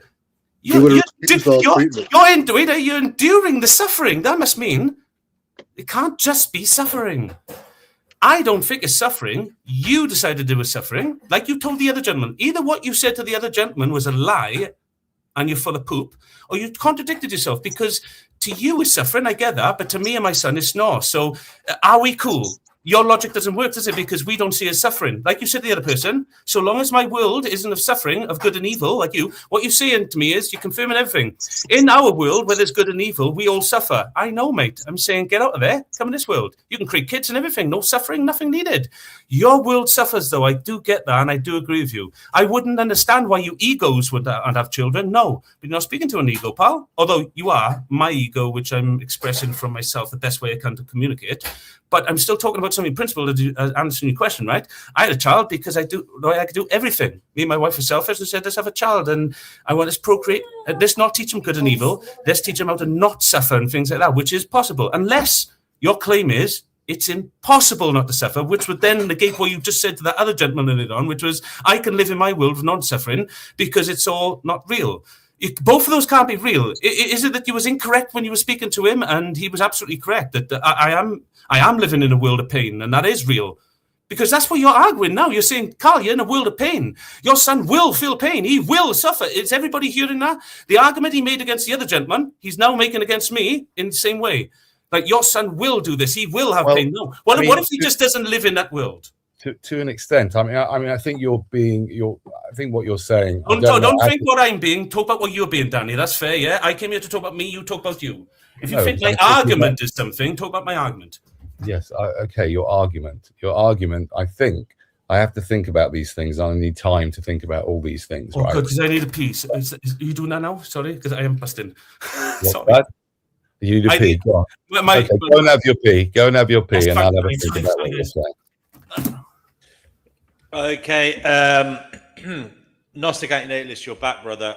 He was complaining that there's no time slots, but yeah, we don't roll like that here, brother. If you don't like it, you don't have to watch it. You don't have to participate. It is what it is. We let debates happen as and when they happen. It's just part of the way we roll around here. But what did you want to say, PP? So yes, first to clarify, I understand that DNW, and I have really good points for Flicka here to hear. But what I'm saying is, without time slots, we're forced to interrupt if we have to speak, and I don't like interrupting people. I refuse to do that. So if I'm not allowed a specific time slot, I can never speak, which is fine. I don't have to speak, but that's what I'm saying. It forces people to interrupt if they don't have a lot of time slots. Is what I'm trying to say. That's why it's important. Yeah. We this whole time slot business, it's annoying, if I'm honest, because you get 3 minutes to talk and then someone has to keep watching the clock.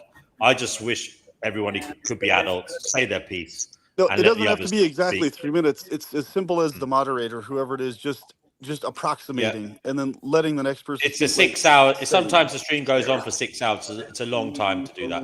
I prefer conversations just to flow. And hopefully the culture will become where people speak, show respect to each other, don't hog the show, and let others, share their opinions as well. That's what I'm trying to foster. Now, the reason I was letting Danny and Carl take over. Well, that's what it's recorded. The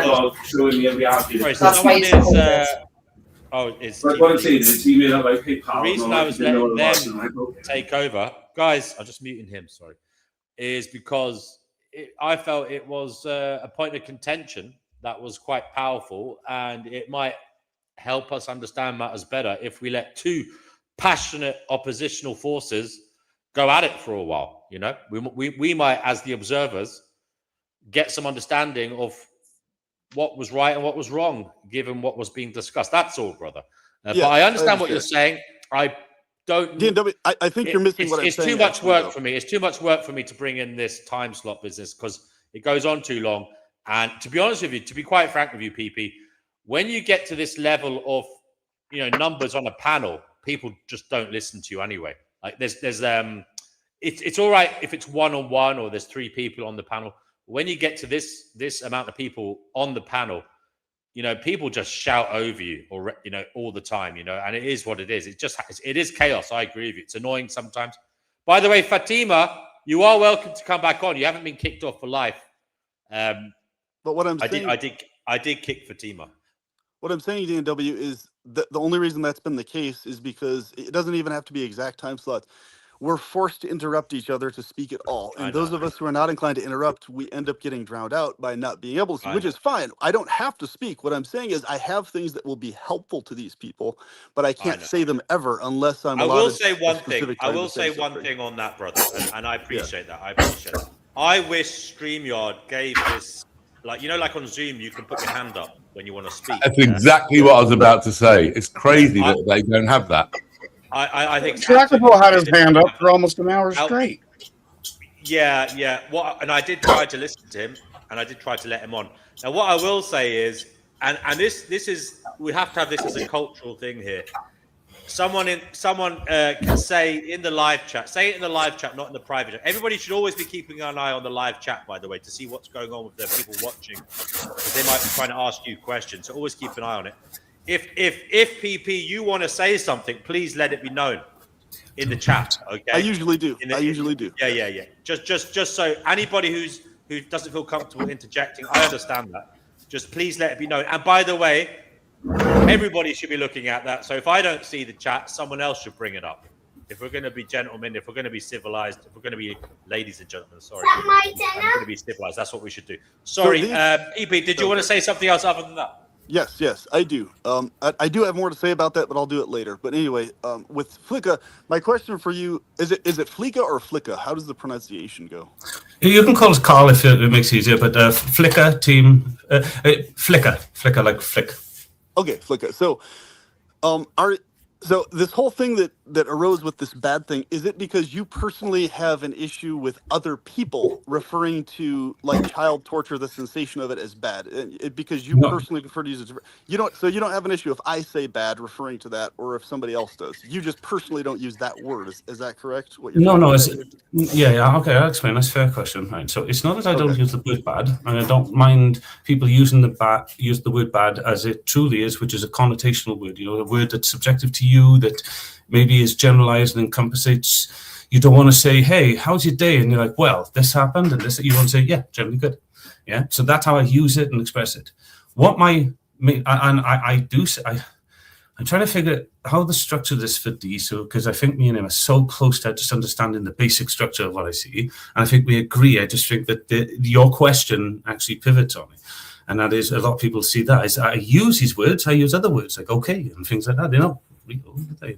I'm saying okay, but what I'm saying is that when we incorporate that into knowledge as real things, and we structure it, and we tell children that they're real, and we use them as real ways by which to manipulate and control our children for fear, it does something I feel is really detrimental to the health of a human being, which is it takes their pure curiosity and it says when this curiosity acts in a subjective way to culture or whatever, I mean, because, it's bad, different everywhere. And it's not like a child can actually understand what it is so you can see it. It's always just got to be in a state of survival of what if this is bad to someone else, and it creates. Wait, hold on. This is very important. So we don't lead into all this other. That's a lot of extra stuff, and it may be valuable in its own right. But what I'm saying is, it's very simple. Anyone of any age, even a very young child, anything beyond just a newborn baby, can articulate to at least some degree that another child, not even them, any child anywhere being tortured with the sensation of torturous pain is a factual bad. Even if you want to use a different word, fine, you can use a different word for that. But everybody of every age understands that is factually a bad to the nervous system. In other words, the sensation is a bad sensation. it is not, we're not talking about statuses. So we're not talking about whether it's a simulation or whether we're in the matrix or whatever. Even if we're in a matrix, the sensation of torturous pain to a nervous system is a bad. So what word do you specifically use when you're talking about the agonizing sensations to an infant's nervous system if it's being tortured? What word do you use for that? Agonizing pain.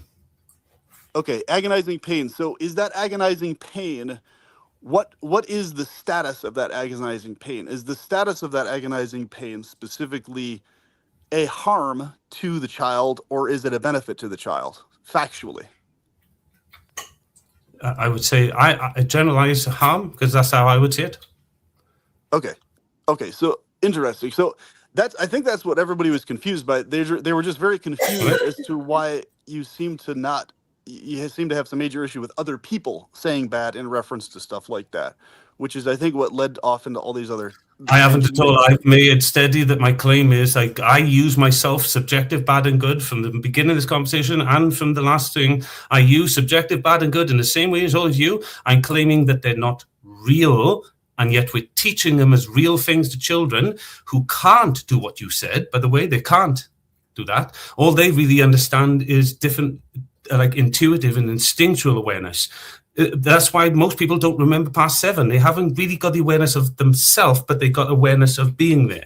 So a remembrance of being there, and then become self-aware about 7. Wait a minute. All right, hold on, please. This is very important. Are you saying that young kids cannot understand that torture to their or another kid's nervous system is factually bad, beyond opinions, beyond status, beyond my son just came up and said that to you. He said, I've never been bad or good or anything. I've made mistakes.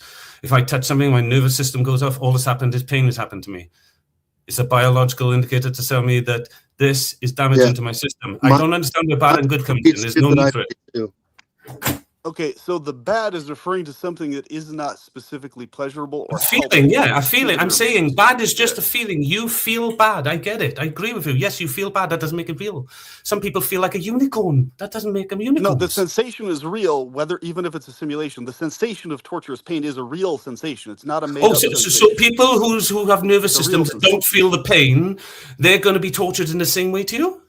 The damage to their arm or leg or body is the same damage factually. That's not made up. That's not what you said. That you said torturous pain. Torturous pain and the physical damage. No, they can't feel it. How can they feel it? Just because a person does not have a nervous system that works, it is still factually damaging to the body, independent of whether they're feeling it or not. But if they can feel it, that wasn't my claim. I didn't claim that. You changed it again. See, no. You're being dishonest. I didn't claim that. I didn't say it was factually harmful to the body. You literally got off saying that it's damaging to the nervous system. They can nervously feel the pain, and I'm saying no, it's not. Somebody who can't. Let me finish my sentence. Somebody who can't feel the nerves, it's not factually damaging to the nervous system in the same way we're talking about. It is actually. You're no, all right. So you don't understand what I'm talking about. If I'm saying there's a difference. No, Fleeker, you've made you've made what you believe is an attack on his observation. Can on his assertion? Allow him to explain why you're wrong. Go ahead, PP. So yes, please let me. This is very important. Okay, so everyone. And by the way, guys, you're doing great.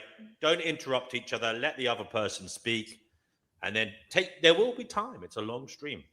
So what everyone is trying to get across to you, Flicky, here and probably no, just do you. Don't do everyone. I don't like that. That's not fair. Let's go ganging up. Do you. Tell me what you're trying to get across to me. I will simply speak for myself then in this case. Thank you. Okay. So in my particular case, it's very, very obvious and clear to me that whatever term we use for it, whatever we call it, physical damage to an arm or a leg or a body part is physical damage that's actually occurring, period, whether the person feels it or not. But if the person can feel it, it is a factual feeling also on top of being factual damage. Both things are true, okay? So either you have a nervous system that works and you can feel it, or you have a nervous system that doesn't work and you can't feel it. In either case, a physical nerve is being damaged if it's cut into by a torturer or someone harming the individual. That is occurring factually, even if we're living in a simulation or a matrix. The sensation and or the physical damage to the body part is occurring factually, whatever status it has. Okay, and whatever Yes. word we use for it is what I'm trying to say. So why do you seem to be hung up on these semantic things unnecessarily? Is what I'm trying to say. Why is that such a hang-up? I have explained Why? it a couple of times. I'll try again. If you teach a child good and evil are real, they will split their curiosity and believe they can be a good boy and a bad boy. Without it, they can't think that. To get people to go to war, you have to convince them the other side is good or bad, sorry, and you're or evil, sorry, and you're good, and vice versa. And people can't see that trap. There's my point. Okay, an army that tortures young innocent children is a factual bad army of people. Factually, that's not an opinion. No, it's not. It is opinion. It is opinion. Bad is an opinion. It's not. No, it is factually It a is. bad. No, it's factually negative. That's all. Hey, what's funny is he's making your point because he's literally incapable of stopping himself from binarily thinking. Is my mic working? You can use the word negative. That's fine. But negatives are bads by definition. Factually, that's what they are. Denizen, I'll let you speak after PP. Sorry, please remain quiet until PP's finished. Go ahead. What PP. I'm saying, Team Flick, is you're really doing this semantic crunching thing unnecessarily because negative is literally just another alternate word for bad. It's not. The same exact thing. I disagree. It's the same concept range of thing that you're talking about. You're just fixating on a different term for it. Right, we're going to bring in Denizen. Denizen, what do you want to say in relation to what PP has been saying? Oh, I said it already. I thought Sorry, Diane, he left with some. I just want to point out, he left with something, claiming something that I disagreed with. But can I just quickly answer? It's really simple, and I will shut up then and say that I disagree. Good and bad are connotational bookends to fiction. Positive and negative are formulations of something called neutral. What is the neutral to good and bad then, if they're the same? See, I map things differently to you, but you're saying your way of mapping is supreme. I've just told you how they're different to me is good and bad are fictional terms we tell children to scare them, like hell, good and hell and heaven or whatever. However, what's really happening is positive, negative, which are just forms of the neutral. It's only ever neutral because they're only subjective to your point of view. And like we said before, we wouldn't send priority to your point of view, although as I agree with Deanne and I'm mapping more, that I do think it's important. Just I'm starting to find a way to map with Deanne and say, what if I said Deanne is more about priority then? What is objective, subjective, and objective to the subjective is priority? DNW, by the way. DNW, sorry, DNW, my apologies, yeah. You have right to what I'm saying is it doesn't matter what we think about a child being tortured. The fact is that kid factually is experiencing a bad to themselves, period. Whatever we think about I agree with that. However we call it, okay? I agree with that, but it's subjective to me. It's not real.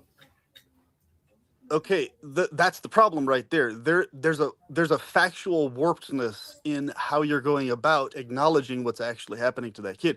The warped part is you're not acknowledging the full scope of how bad it factually is, independent of what we think about it. Okay?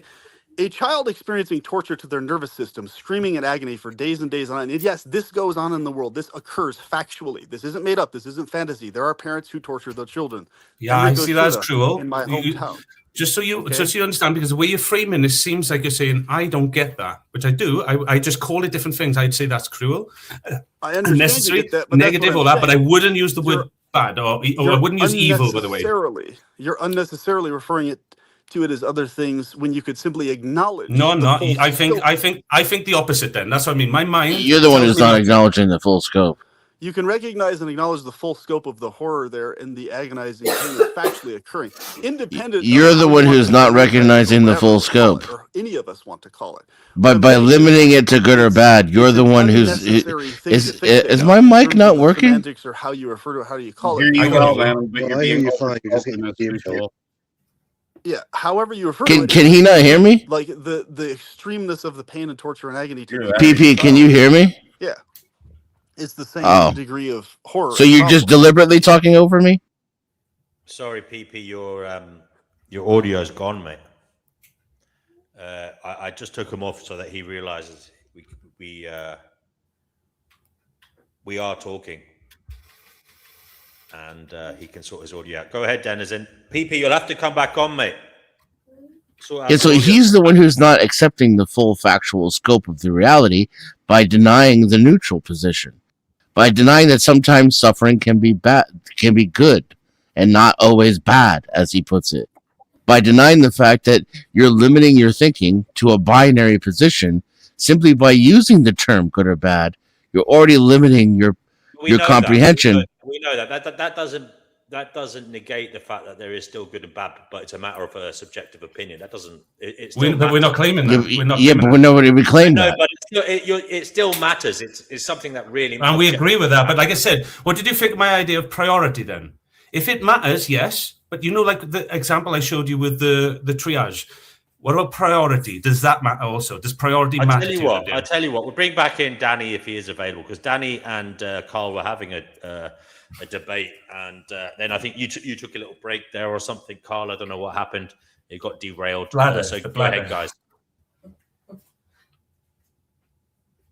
I mean, I'm really listening. It's fine. Just carry on. Yeah, Danny? I mean, I'll ask Danny a question. Is that okay? Team Fleeker, he basically views it as bad that you created life. He views that as atrociously bad. Would you like to argue against his antinatalist view? I don't want to argue against it, but I want to give an alternate option for Danny to decide upon. And not now, but something for him to think about that maybe we're thinking. If I said, I appreciate Danny's view.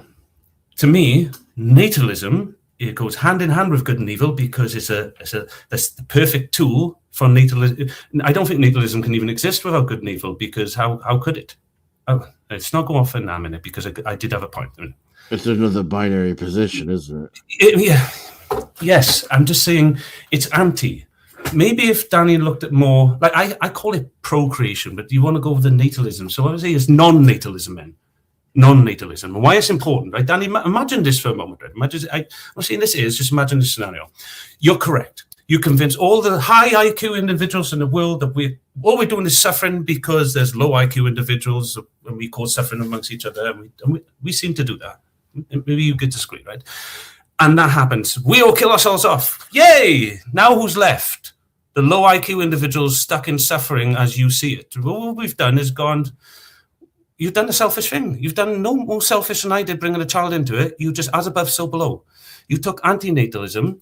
Yeah, you may say I took natalism. No, I didn't. You know, I didn't truly. I didn't go and plug my son in. I didn't get. I have done before. I have done with other children, made mistakes. But my son here, I didn't give him a birth certificate. I'm not teaching him good and evil. I'm teaching him something different, something more harmless. And no, I'm not putting something in him that he can't question himself. I hope one day, even Danny and all of you get to see him when he's 12 on you, and you can question him yourself and say, well, did he program you, or did he do what he said? And until then, maybe the jury's out on that. But if I said there is a way, dude, if you don't teach your son good and evil, somebody else will. Okay. I'm teaching him about it. I'm not teaching him in the same way you are. What I mean is I'm building a different construct to it. So he understands it. He's not blind to it. I'm not silly. Surely you can see that. I built the structures, but I told him what they truly are, that they're fictional concepts. They're ways of the ego trying to control the environment around them. And that's all it's ever been. Do you live in England? No, Wales.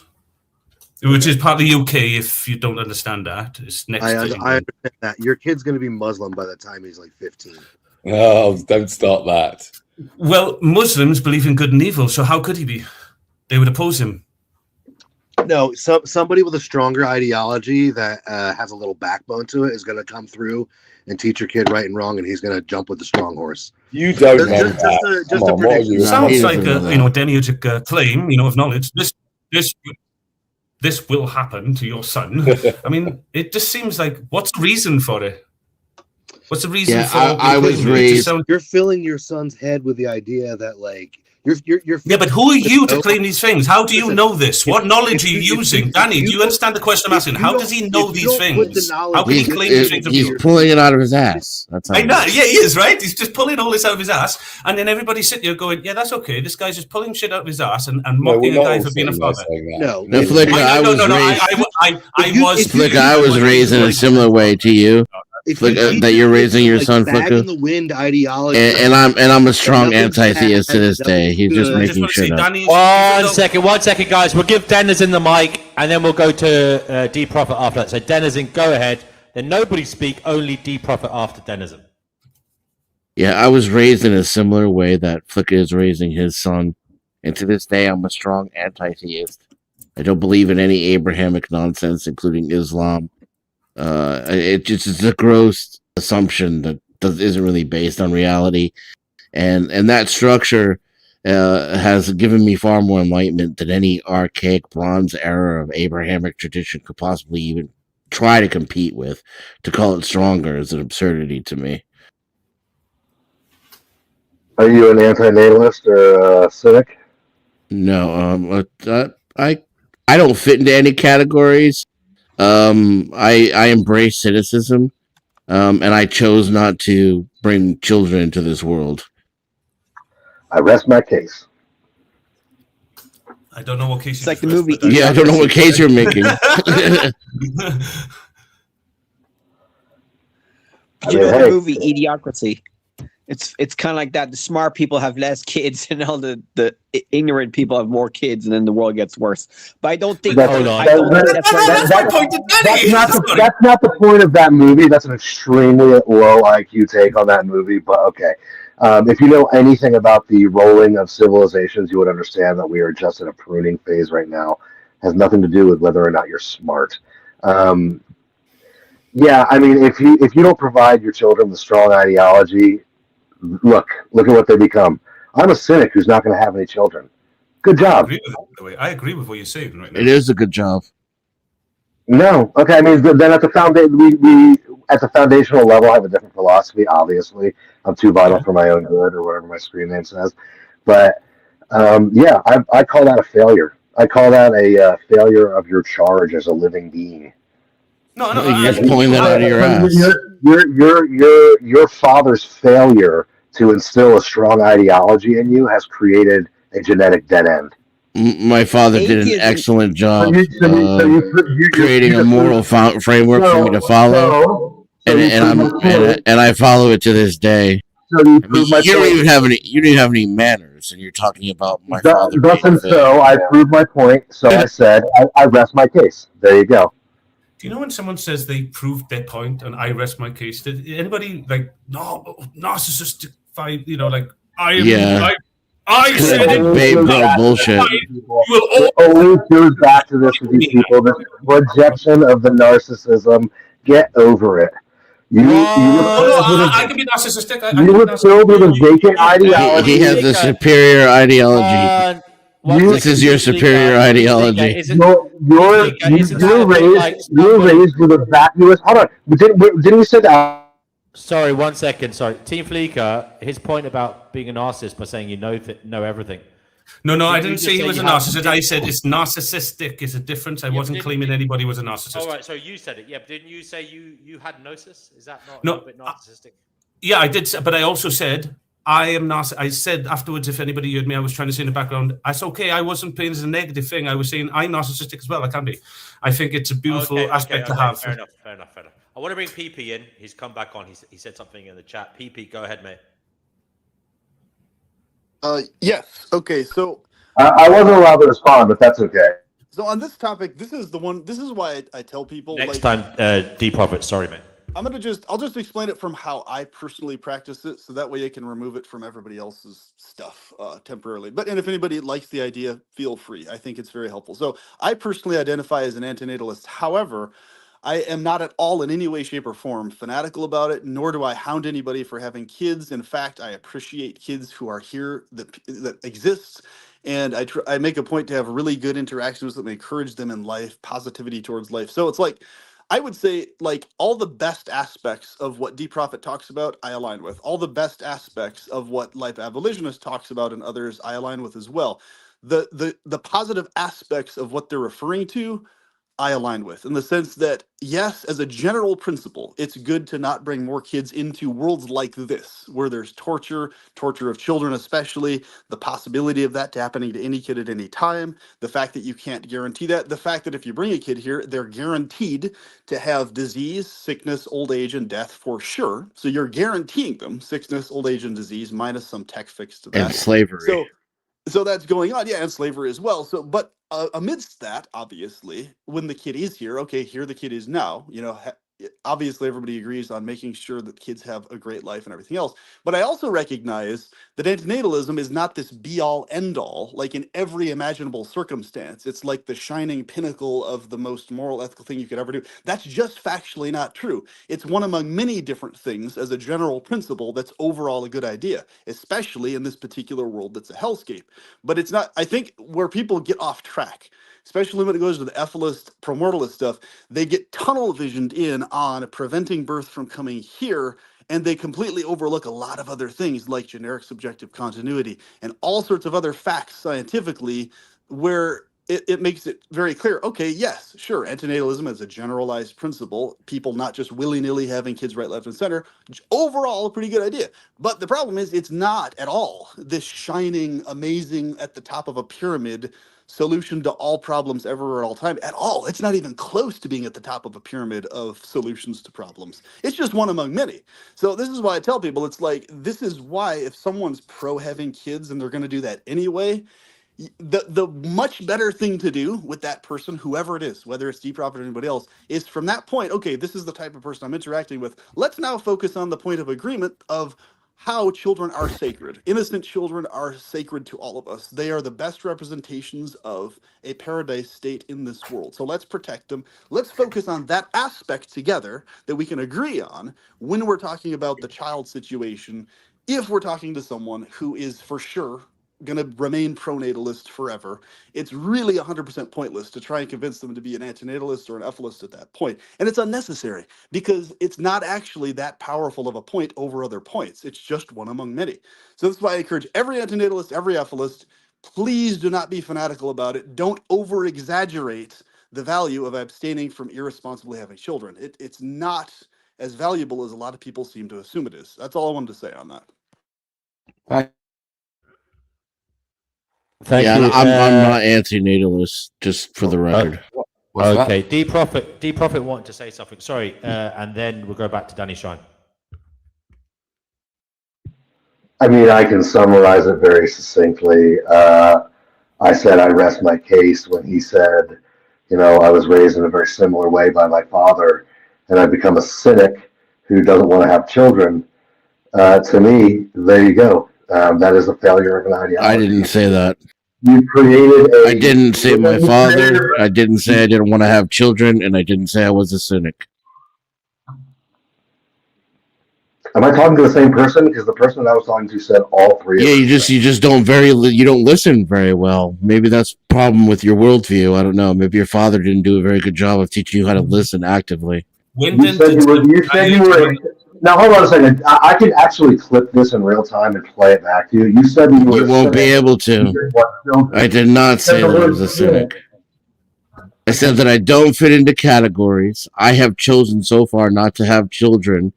And I'll paraphrase what I said about cynicism. I think it's constructive and it's healthy and it's a good way to view the world.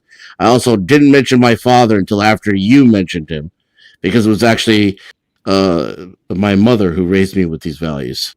I remember it doesn't matter who raised you with the values. It was a lack of them that you got. You got this willy-nilly bullshit about how anything can be true or real. You got this existential reality. No, if you were taught about reality, you would understand that that's not true. No, I know that it is true. Okay. Right. Just every bit that you know that it isn't. So, take that however you will. If you want to talk about the other side, you want to talk about metaphysical bullshit, I'm down for that because I believe in all that woo-woo shit. It sounds like that's where you live. I'm talking about physical reality that has limitations. I touch something, it pushes back with equal force. Do you understand that? No, I'm completely and totally restarted. I have the mental capacity of a 7-year-old because my father didn't teach me that all there is good and evil. So I don't understand anything you're saying. I don't know what the word push means, and I don't know what physical means. I guess we can both be reductionist assholes. Congratulations, humanity. We won again. I'm not, and I'm not anti-natalist either. Okay, I want to bring Danny in. Danny, I think you want to say something earlier on, but you didn't get a chance. Go ahead. I fucking love Danny Sherman. No, I just really I kind of related to what perpetual pleasurist was saying. I think that. I don't completely agree with him. Maybe that's just because of my nature, but I can see what he's saying. And the fact is that I am that I think the way once people are here, I disagree with.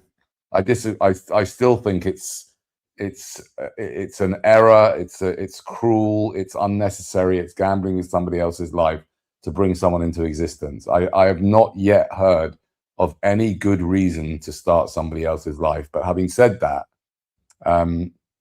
I do kind of quite like. Can you stop? Please don't interrupt me.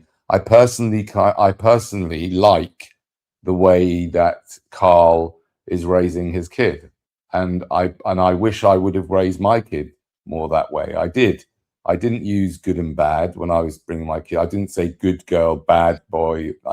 I never ever did that with my children. But I did send them to school, which I now hugely regret. I think that was a terrible, terrible mistake.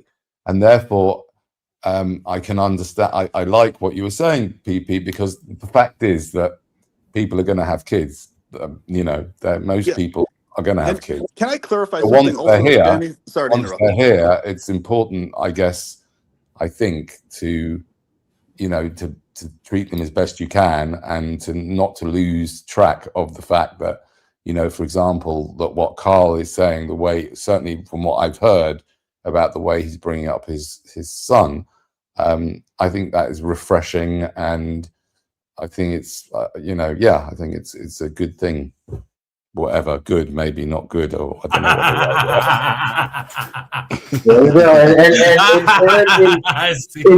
don't know in the language is just the admission that there is good and bad. That all this stuff is theoretical bullshit. Like, you should be teaching your children that they're good and bad. Like, how are they going to know otherwise?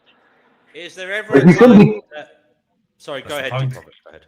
You shouldn't be telling them that they're good or bad, that their self-worth is based off of like mundane everyday shit. But it's like, yeah, if you are torturing that animal, if you kick that dog, you are embracing the evil in your own heart. That's bad. Right. Even if it is curiosity, that's bad. Don't do that. You're causing pain. Children need to be told that. You are doing a bad thing. You are causing harm in the world. Stop that. And this is why I want good and evil, Danny. I just don't understand, like, what kind of boundaries are being set by being like, no, nothing you do is bad, but like. Well, I think. Well, it's all the butt that you didn't listen to. Those are the boundaries.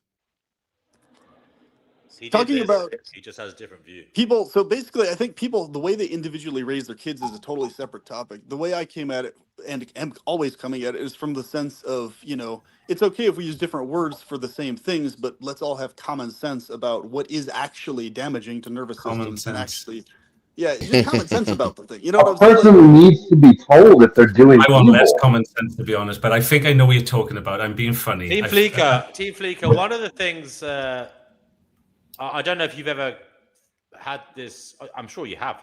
You are clearly neuroatypical. You're an unusual. You have an extremely unusual way of thinking. Metacognitive IQ. Yes. I know you've given it a term. He's so smart. I haven't given it a term. That's not my term, right? I don't want that term. That's for academia calls it. I don't know. I'm me. I'm me. In the comments, they're calling it bullshit and manipulative, but you call it metacognitive awareness. What do you call it? Now, I will say to you, have you ever thought that as a neuroatypical individual, it's actually the case that you are the one who has to rein it in, not others. You are the unusual rarity. You need to join the herd rather than try and persuade them to join your rare way of thinking. I'm sorry to say that is just an interesting. How did you overcome that? How did that go in your head when you thought about that? Can you make that question a little bit shorter for me? Well, I mean, as the kind of as if you like the freak of nature, the unusual specimen in terms of thinking. You are the rarity. Okay. Have you ever thought that perhaps it's your job to join the herd rather than your job to make them join you? Which would be easier? I tried for 38 years to fit myself into that slot I didn't fit in, and I just heard over and over and over and nothing worked. And then I decided just to be me, and then it worked. So, hey, I don't know. What do you want me to say? Did that answer the question at all? Look at the herd's track record. I was going to say that next, but I just wanted to see if they got that. Clearly, they're fucking it up. I am not suggesting you should join the herd. I'm just trying to work out how you dealt with that. It was a good question. No, it was a great question, and I was playing around with it first of all, just to be a little bit egotistical with it. But no, right. So say it, ready? Yes, there is a pull to it. When you find yourself on the other side of the field going, hey, all the sheep in that field, you want to come over here? And they go, we can't see your field, buddy. Can you come over here? And I say, I can't see your field. I had to find a bridge and a map it all, didn't I? That's what I've been trying to do for so many years. But here's my question. Did anybody try map into my world? Or are you all just learning about it now? Why should they? We understand. Right. Then the question should be, do you believe that your world is more superior than mine and that I should come to you and we should meet in the middle? Everybody who comes on here with a wacky theory thinks that they're the fucking person why. Hold on. Good and bad or subjective is a wacky theory. Ask that question again, Team Fleeker. Ask that question again, please. My question to understand what you're asking me is this. Are you saying that you come from a place of superiority and I should only come to you? Or are you saying that you don't hold superiority over the way I look at reality and we should both meet in the middle and that would be the best outcome? The point I'm trying to make, which is you think differently to other people.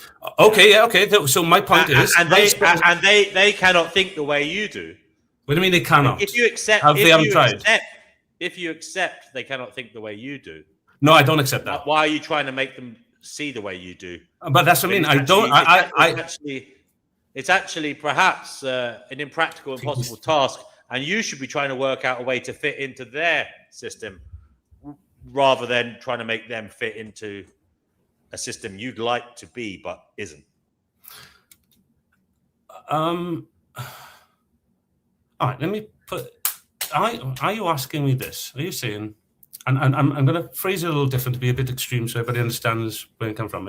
Is the question to me, Team Flicker, you're claiming roughly that you walk around every day to a horror that you feel men are walking around punching women in the face and no one's doing anything about it and no one can see this horror that you're seeing.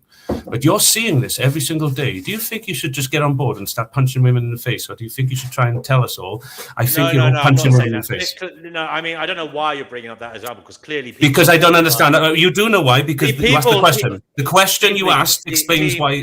Team Fleeker, you're being extremely disingenuous. You're saying there aren't other people who don't think like you.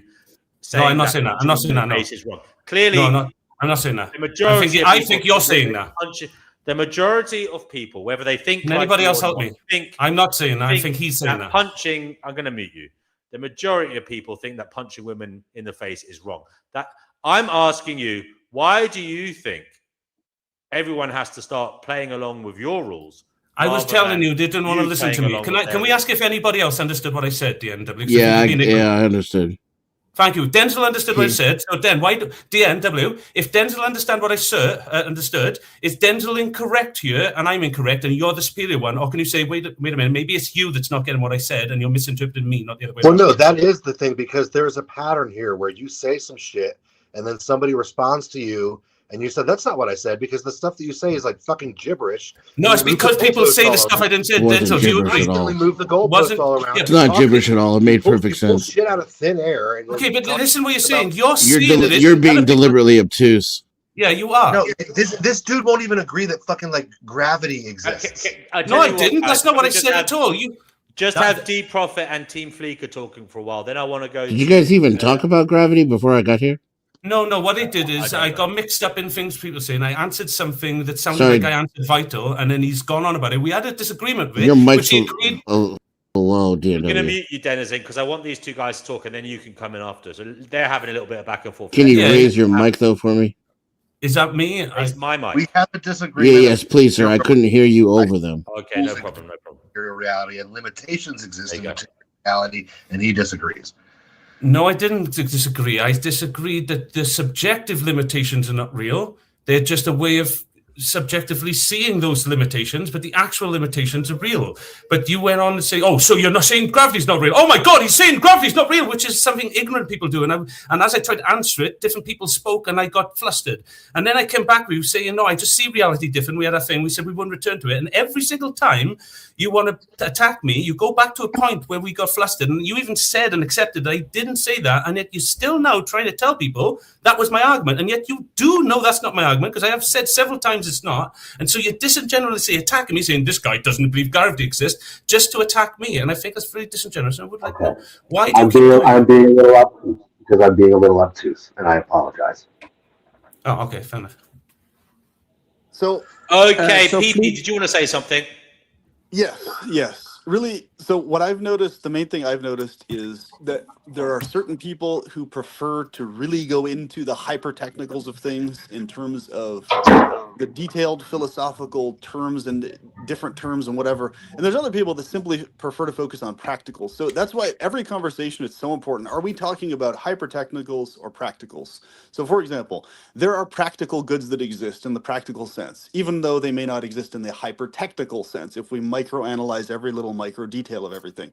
But in the practical sense of practical discussions, they do exist in reality. Like, okay, if I say something is a good, it's pleasurable, it's beneficial to me and those close to me, kids, it actually exists at least at the practical level, right? Even if it doesn't exist on the microcosmic. Well, so what I'm saying is how someone decides to raise kids or not, either or, and how a person defines terms to their own kids is its own individual thing. But what I've noticed has been the pattern in this conversation so far. The pattern has been that when I'll just say okay?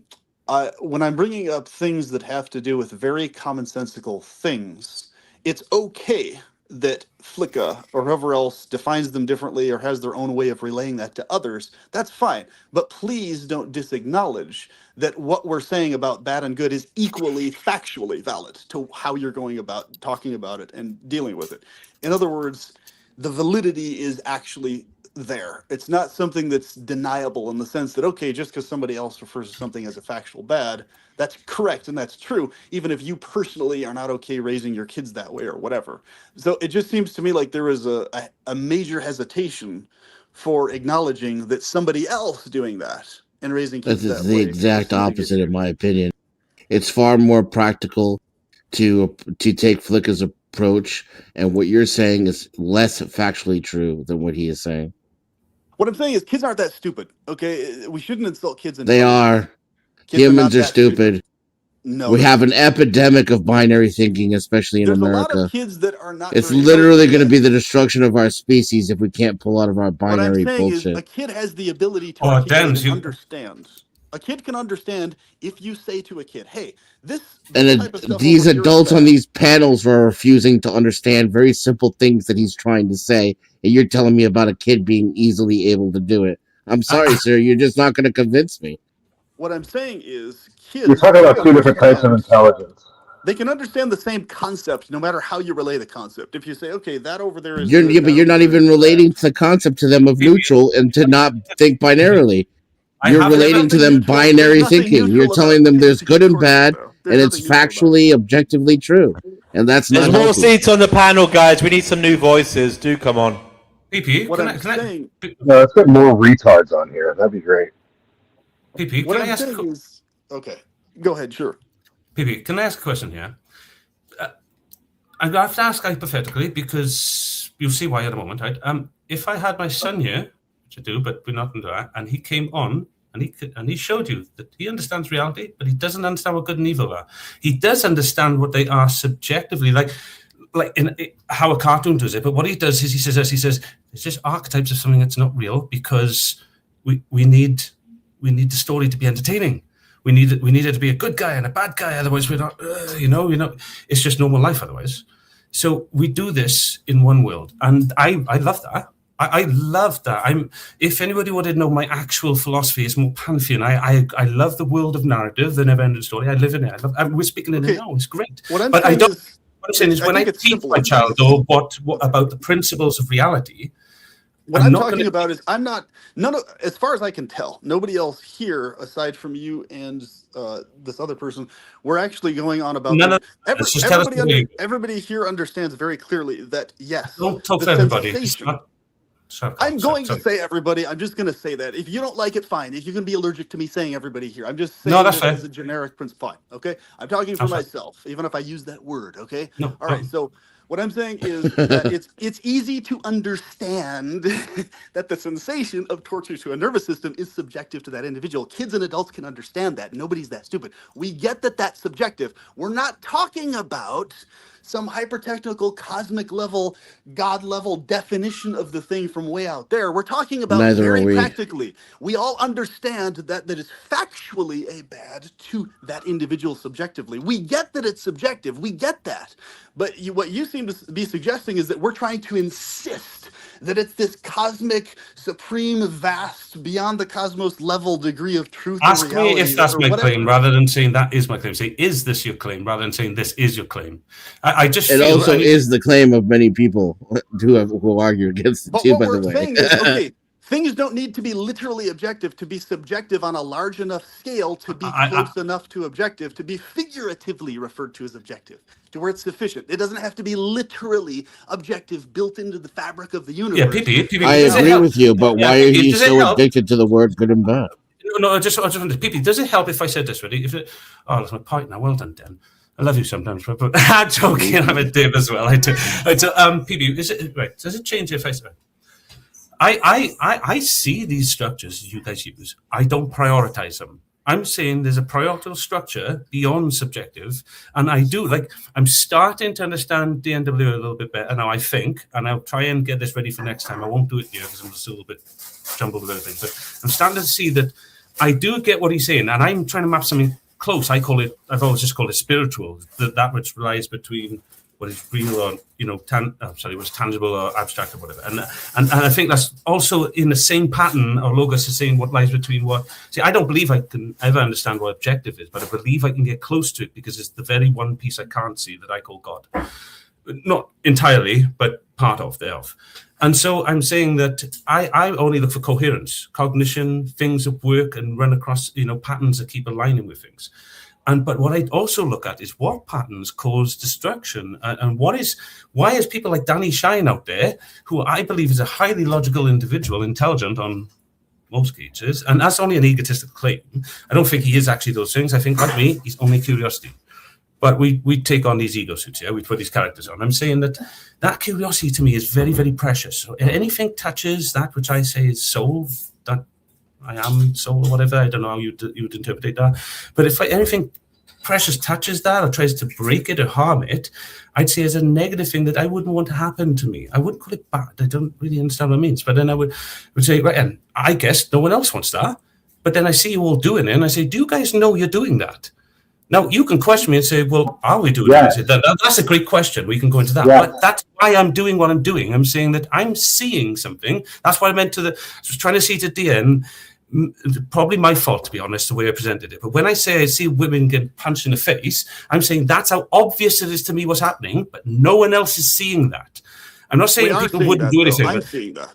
I am seeing that. Are you seeing the good and evil is doing that to children? It's destroying their curiosity and it's actually causing more harm. I'm not saying people are doing it on purpose. Okay. I'm saying that I'm going to speak for myself as a kid. Let me just speak for myself as a kid growing up, okay? My kid brain understood however it was relayed to me, okay? I could understand when my dad was saying something if it was not true. I had intuitive basic sense as a kid. I wasn't that stupid as a kid, okay? So for me, I go forward on the basis that, okay, if I have a kid, I'm not going to insult that kid's intelligence by assuming he's not going to. You just insulted mine because I didn't have that, so I must have been me stupid, right?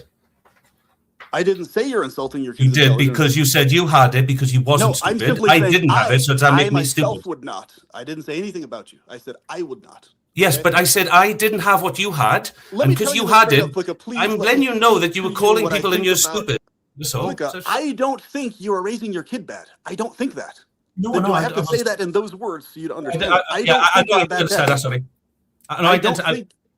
I think you're a good dad, as far as I can tell. I don't think you're raising your kid bad. Factual opinion. What I'm saying, when I say I would not insult my kid's intelligence, I'm 100% saying that from my end. That's what I'm saying. Okay? What I'm saying here is, I'm saying it's simply unnecessary.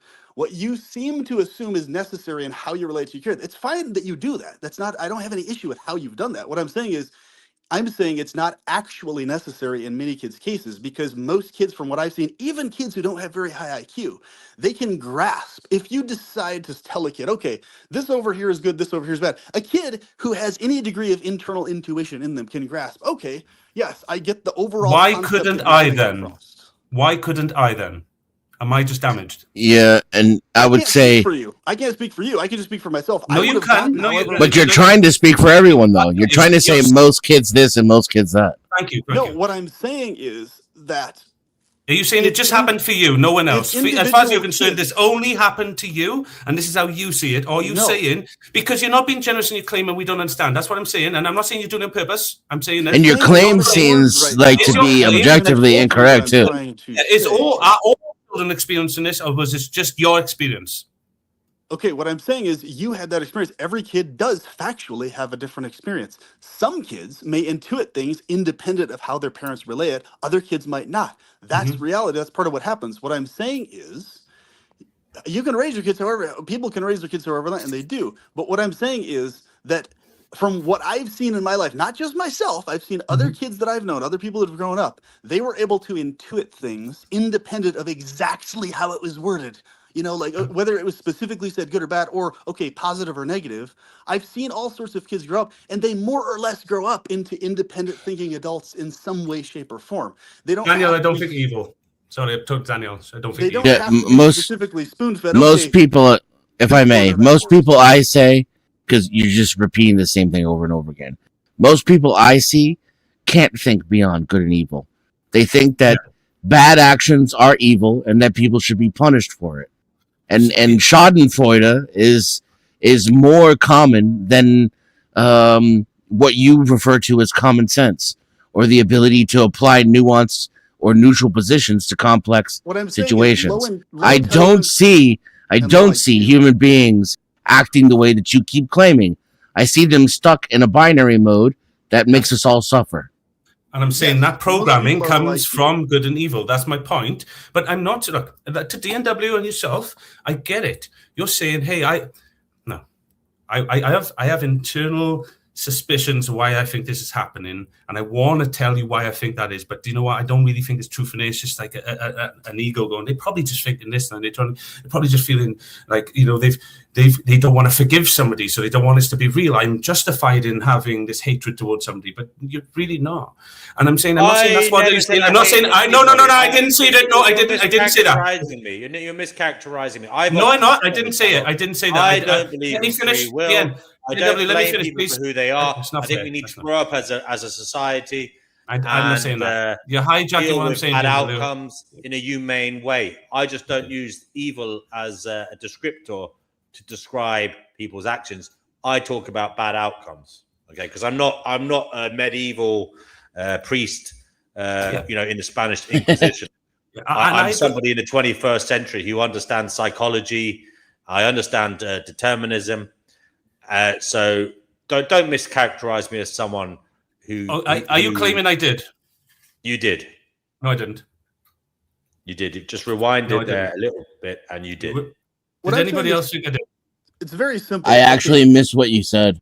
I said that people who have the opinion thereof, like DNW and people like that, can indeed misinterpret it. I didn't say it was his opinion. But you've now got emotional thinking I've said it's yours and now attacked me because I didn't say that. You can rewind it back. I don't mind. I'll wait. I'll even take a break if you like. But I did not say that. And I appreciate that maybe it was actually my fault. I should have. It's my responsibility still mine. I can see how that could have been triggered and misinterpreted, and I shouldn't have said it that way. But I didn't say it. Yeah, apology accepted. this is a lot simpler than I think it's being made out to be. So what I'm saying, all I am saying is that yes, I recognize that most people throughout the world, kids to adults, seem to have either low intelligence or low IQ. Very clearly, that's very obvious. However, what I'm saying is most people, even with that really low IQ or low intelligence, can easily grasp that torturing a child is bad or evil without really needing to be taught that very much. Like you can just recognize that that's the case. Even if you word it differently, okay, that's negative. That's negative or illness. If you don't say bad or evil or whatever. So then we don't even need to teach them at all then. No, you teach them, but what I'm saying is certain things are more or less intuited as basic sense, even if somebody's really stupid. Very few are inclined to torture other people. You see what I'm saying? Very human beings are inclined to do the extreme types of bads. Like, you don't really need to teach into someone, okay, you shouldn't do this extreme type of horrible bad. The things you teach are like basic sense stuff. Like, okay, it's best not to lie to people if you can help it because it develops trust and it shows. Are you against teaching children that there's a third neutral position, that binary thinking is limiting, and that it rarely applies? What I'm saying is, when it comes to so what the fuck are you arguing about then? I'm saying. What about a healthy dose of both, though? What about both? Because sometimes you need to choose. You just need to make a choice, and that comes down to trying to group things together. It's very simple. The extremes of things don't really need to be taught to most kids. Yes, obviously, it's good to repeat them and mention them, just like it is now. Yes. See, I think the opposite. You're creating more low IQ people. Yeah. When you limit what you teach young children, you're literally creating dum-dums who can't think as Kids adults. can think in terms of. Tiffany, why don't you come on and tell us about that? This is the Finding Gnosis show. Link should be in the description wherever you're watching it. Do come on and tell us. Yeah, the link is in the description, Tiff. Yeah, and Tiffany's a Christian moralist, so she could offer another opinion where she definitely believes in good and evil are as objective things. And I will say, we're going to move the goalpost slightly at Danny's insistence. Well, it's just a suggestion, not an insistence. But I think he has this kind of softly approach where he's manipulating us, and he's trying to hypnotize us into getting what he wants, which is to talk about antinatalism. So he asked Fleeker. He says Fleeker has an interesting take on antinatalism and natalism. Ask him to explain more. I mean, Fleeker, you've watched Danny Shine. You actually found this stream because of Danny Shine, I believe. What the hell do you think of his spouting on about antinatalism? He's very passionate. I just wanted to hear more because Flicker said I didn't understand. I don't understand a lot of what you say. Sorry, it's right. Oh, okay, right. Here's a simple question that's related to this. Before I say what I say, let me ask this right. Anybody can answer this, and it's a really simple one. Logically, if you had the choice, would you put the fire out at the source of the fire or at its fringes? At the source. So if I said to you that the source and the one power that can hold up natalism is this cruelty and negligence to children by deeming them good and evil, and if you couldn't do that, you couldn't really, there would be too much. You wouldn't be able to control and manipulate that child as much, and therefore natalism wouldn't be the problem. You'd have to understand how to raise a child. We took away the schools of good and evil and all this stuff, and the laws has changed that you had to raise the child yourself, you had to provide for it yourself, and you had to teach that child within our level of intelligence now for the logic and fallacies we learn how to think and rationally think, and you wasn't allowed to teach it good or evil or anything like that, just so you can manipulate it, so you can control and have your drugs and go to work and do all this stuff and have more babies. One child would be bloody enough. You'd have to look after it constantly, watch it pulling a dog's tail, pull its ponytail, show him that it's not correct to do that, instead of just going, that's naughty. You've got to understand this, phone system. If that could happen and then prove to you that in essence, that's what creates the illusion of natalism anyway, because that's what allows it. Because without it, you couldn't really have natalism. It would be, everybody would see the barbarism then. But this good and evil covers it. So if you help me lift this veil, then your work is also complete, is it not? I honestly, I don't understand what you're saying. I think I get what he's. Hold on, Team Fleeker. I'm not AN anymore, but I will say you're bringing it down to if you can make people think differently, it makes everything okay, and there won't be any need for antinatalism. But does that not betray the fact that some, let's talk about Mother Nature herself causing huge problems, as PP would call it, agonizing physical torment, that have no salve from, you can't be saved because you think a different way. The pain literally takes over your nervous system, so that thinking won't even save you. So it's not just about how you think. I have no problem with pain or suffering. I love pain and suffering. I don't think like Danny. I love pain and suffering. That's the answer I'm looking for. So you don't think that comes into the equation? It's all about I don't fear pain and suffering like somebody fearing life. I embrace life. I enjoy it. But you're allowed to choose to live life that way if you want to. That I don't understand why you guys do it. I don't understand why Danny does it. But then again, because I understand he does do it, then I completely understand his view. But if he stopped doing that to himself and punishing himself, he'd then go, oh, maybe actually you've got a point. We could look at working together to deal with this. I think I got most of the answers, guys. Only thinking. That's not true. But I'd like to, that's why I'm here. I know you're going, I'm saying, yeah, I want to run these ideas. I want to see what Danny thinks. I want to see what Dan and DNW. And I even love Vital. I think without Vital, this show would be actually boring tonight. But like, I love you too, honey.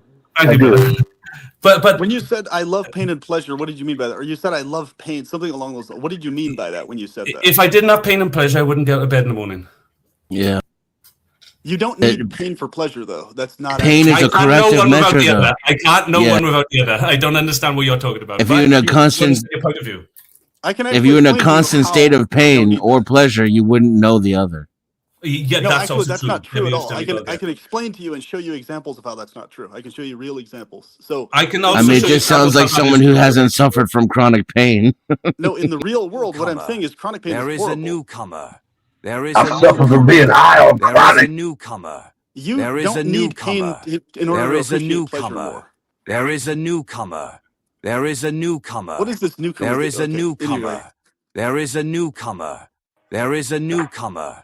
There is a I newcomer. don't know who it is. It's There Rose is a Algold. newcomer. You're on the funny note. There is a Do say hello, Rose Algold. There is a newcomer. Let me let people speak. Rose, you're on the Fighting Gnosis show. Hi, how's it going, guys? It's Ra's al Ghul, by the way. Just one of the main antagonists from Batman. Oh, Ra's al Ghul! It is me, Bane! It is a pleasure to meet you, my former master. Yeah. By the way, guys, don't worry. I don't maniacally plan to destroy Gotham City, if you know what I mean. It's just a name, yeah. So, I think guys, this is can I very just round up Danny Shine's question to me with an answer, so you could just answer so we can finish this, because obviously newcomers come in and see other people. But Danny, if I said to you then, if I said, I think I've mapped the source of your problem to good and evil, would you be interested in exploring that with me? Do you understand that? Not really. Oh, you do. Well, sorry, I shouldn't. Part of me wants to say you do, and I don't understand that. I just. You do not need pain to experience pleasure or appreciate it. That's not true. I'm saying to you that you answered the fire question, yeah? I'm saying the source of the fire is natalism. It's causing all the suffering. I'm saying I think I have mapped a causality that might help us. Are you not even interested even to look at that? Or do you think, oh, no, all the smart people kill your children, just leave the dum-dums here? That'll work. No, I mean, I guess I am interested. I'm not, as I said to you, I don't really understand what you're saying a lot. Then ask questions and be interested. I don't need you to understand. I need you to be interested in the premise. If I said that I think that I have generally, without, I could just give you a link. I won't even talk to you. I'll give you a link to my X page where I'm trying to put it up there for free for people to read. And you just, whenever you want, just have a little tinkle and a look at it. I'll even send you the. No, I don't want to plug what I've done because I made some advertisement. But anyway, Danny, I just want to say, if I send you something to at least read, will you read it? Because I know you're a bit of a joke and a fool, and you'll just leave it there for 6 months and go, ha, that's evil. And I go, oh, thank you, Danny. Appreciate that. But still doesn't prove it's evil, but thanks for wasting everybody's curiosity. And I know you love to do that to me because there's a part of you like me that says that'd be funny. Like, please, Danny, would you at least listen to me out one time, me and you? I'll read stuff if you send it to me. I'll try. So you won't have a private conversation with me, even if it wasn't for anybody else? I might. Yeah. Well, thank you, Danny. That told me lots, as usual. I love you, but thank you for at least engaging. I'll shut up a minute unless someone else talks. Sorry, guys. What you said was very revealing. You said you seem to believe or feel that pain is required to appreciate pleasure truly and to experience pleasure properly. Something along those lines. You mentioned that. The way I understand it, yes. Can you clarify why you mean it? Because that is actually a verifiably false idea. That's not true, and I can show you, demonstrate how that's not true. With many examples. Actually, are you going to demonstrate me with formal knowledge? I can show you in very practical examples. Are you going to demonstrate me with metaphysics and hyper details? Both. I can do both. No, so that's not my question. My question was: were you going to demonstrate with formal knowledge or metaphysics? Before I can continue, I just need to understand that. I'm saying something right now, independent. I give two outcomes. I'm making a statement. I give two outcomes. What's happening? Just so I can understand what you're saying, because otherwise I won't. Oh, wait a minute. I need to structure what you're saying to understand your question. So therefore, I will say it. What I'm saying is, factually, you do not need any type of pain ever to appreciate or value. It's not answering what I'm asking at all. I don't know what you're saying. That's what I'm saying as a statement. Wait. I can understand what you're saying if you just tell me this. Are you giving the fact from a formal position or a metaphysical? He's pulling it out of his ass, to be honest. Yeah, give us an example. I think that, but I'm asking you. Give us an example. Sorry to talk over you guys. Not you, Flicker, the other guy who just stated that position. That one, you just said, paraphrasing here, right? You said pain can't condition pleasure, whatever. Can you give us a real life example of that? Thank you. What I'm saying is pleasure can simply build on pleasure. So, for example, in our lives, we've all experienced things that are pleasurable. And on top of that pleasure, we're already experiencing. Let's say, for example, you're playing a card game that feels good with everyone else voluntarily, and you're enjoying it. Then, on top of that, you have sex with a gorgeous female who you're dating afterwards, which is 10 times more pleasurable than the card game you were just playing with her. And then you experience another greater pleasure on top of that. You don't require pain to be this contrast to pleasure or to be this thing that drives you to experience. It's unnecessary. You can simply have deeper degrees of pleasure compared to lesser degrees of pleasure. That's all that you don't need. Yeah, but what didn't you say? And without pain, you would have you wouldn't have as deep of understanding of pleasure. You'd have a lesser understanding. That's not true. You'd actually have. Yeah, that's what I agree.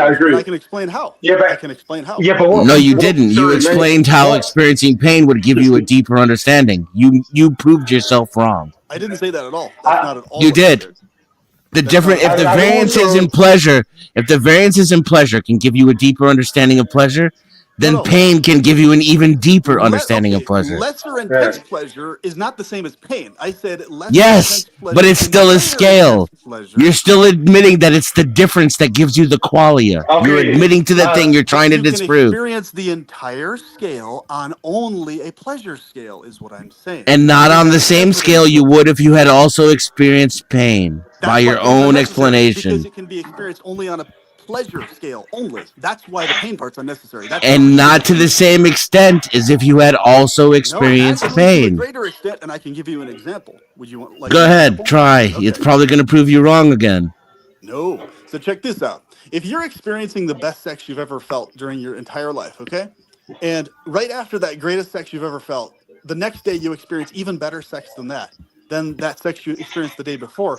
That's just pleasure building on pleasure. You literally just repeated yourself. Wait, that doesn't make sense, my friend. You just measured the hedonic. You're talking about the hedonic treadmill, right? Where you can keep up in your, different levels of states of pleasure. But here's the problem with what you just said. There's more to it, and I haven't finished. No, okay, I understand, but let me just interject quickly. Yeah. So you just said that, but here's the thing: you've forgotten about something called dissatisfaction.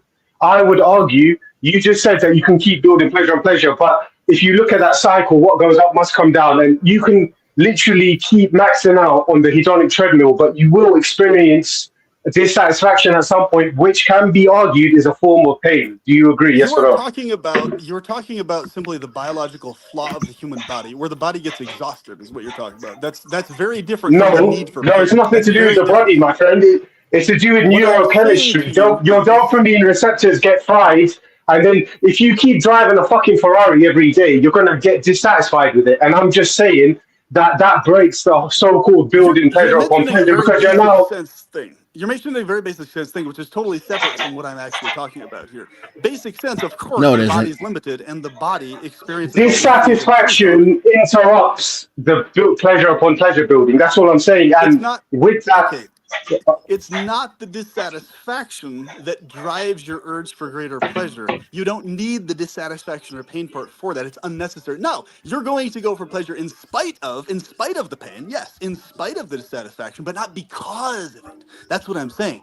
This need for pain and pleasure to be the driver for more pleasure.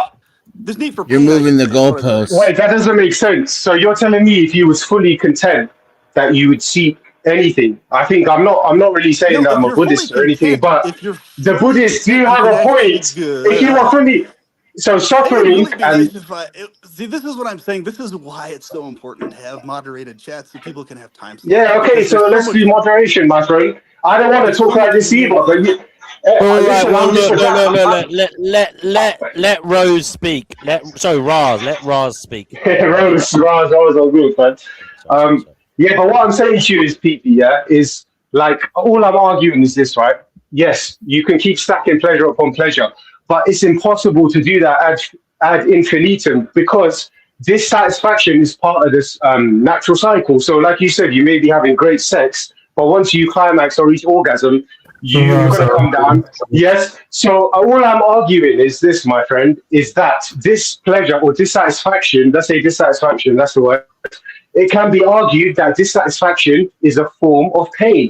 Being uncomfortable, being at dis-ease with your current situation is a form of pain. Would you not agree? That's what my position was. Of course it is. But experiencing the best sex ever, there's not dissatisfaction in that. Experiencing greater pleasure after does not mean there is dissatisfaction in the previous pleasure. Do not mistake the two things. It's very important not to mistake this. The nature of this impositional world is a lot of shit show hellscape stuff is thrown at us all the time that doesn't allow us, because of our physiological limitations, to actually experience pleasure properly. That's the issue. It's not that pleasure itself, or I should say, it's not that pain itself is required to appreciate pleasure or anything like that. It's simply that we've been imposed with bodies that are limited in their capacity to go as far as possible into pleasure. This is the whole idea behind paradise states, where we're freed from these temporal bodies, where we have these impositions Yeah, but lifted I off of disagree us. with paradise. Sorry to interrupt. I disagree with that You because can disagree with it, um, but what I'm saying is that's okay, let me fine. give you a thought experiment. He's Let going me to give use you the a word thought factual experiment. again to describe paradise. Let me give you a thought experiment, yeah? There was a fucking game, without going off on a tangent too much, Assassin's Creed Valhalla, whoever's played it has, whoever. So in the game, the protagonist ends up dying, and according to Norse mythology, he goes to Valhalla, meets the gods, his fucking dead brother, and all this other shit.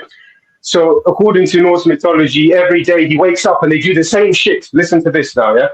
So they get up, they go and fight with all the great warriors, and they go to the great hall of feast with the gods, and it keeps repeating. Now, by day 3, again, this is just a thought experiment. He wakes up and he's like, "What the fuck is this? I've had enough." So, what I'm trying to say to you in a nutshell is the nature of the mind is that it always wants something that it doesn't have.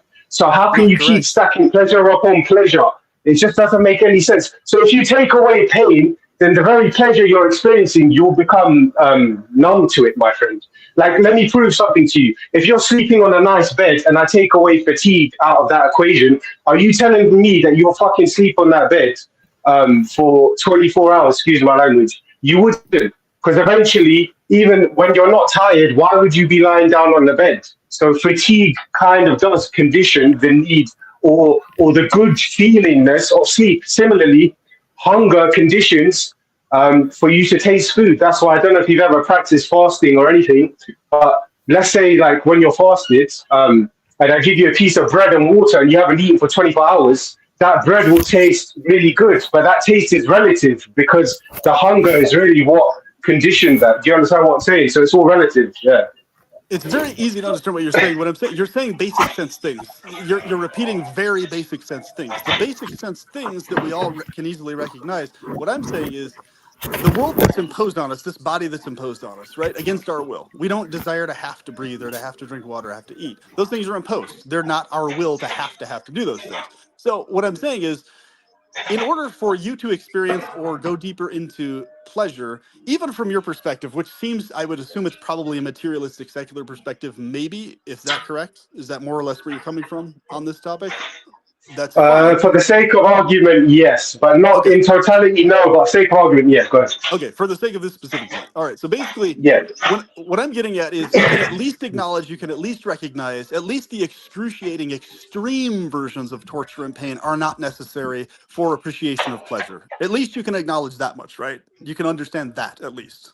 That, like, for example, an innocent child being tortured is not required for everybody else to recognize that it's important for no child to ever be tortured. That doesn't actually have to happen as a manifest thing for everybody to already recognize, hey, let's prevent that from ever happening, and to appreciate the pleasure that that's not happening, right? You don't need the child to literally be tortured somewhere in the world for us to all have a deeper appreciation of why child torture needs to stop, or why that gives us pleasure that kids aren't being tortured. You see what I'm saying? You don't need the extreme versions. Can you at least understand that part of what I'm getting at? You don't need the extreme tortures to yourself or others to value pleasure more or to go deeper into pleasure.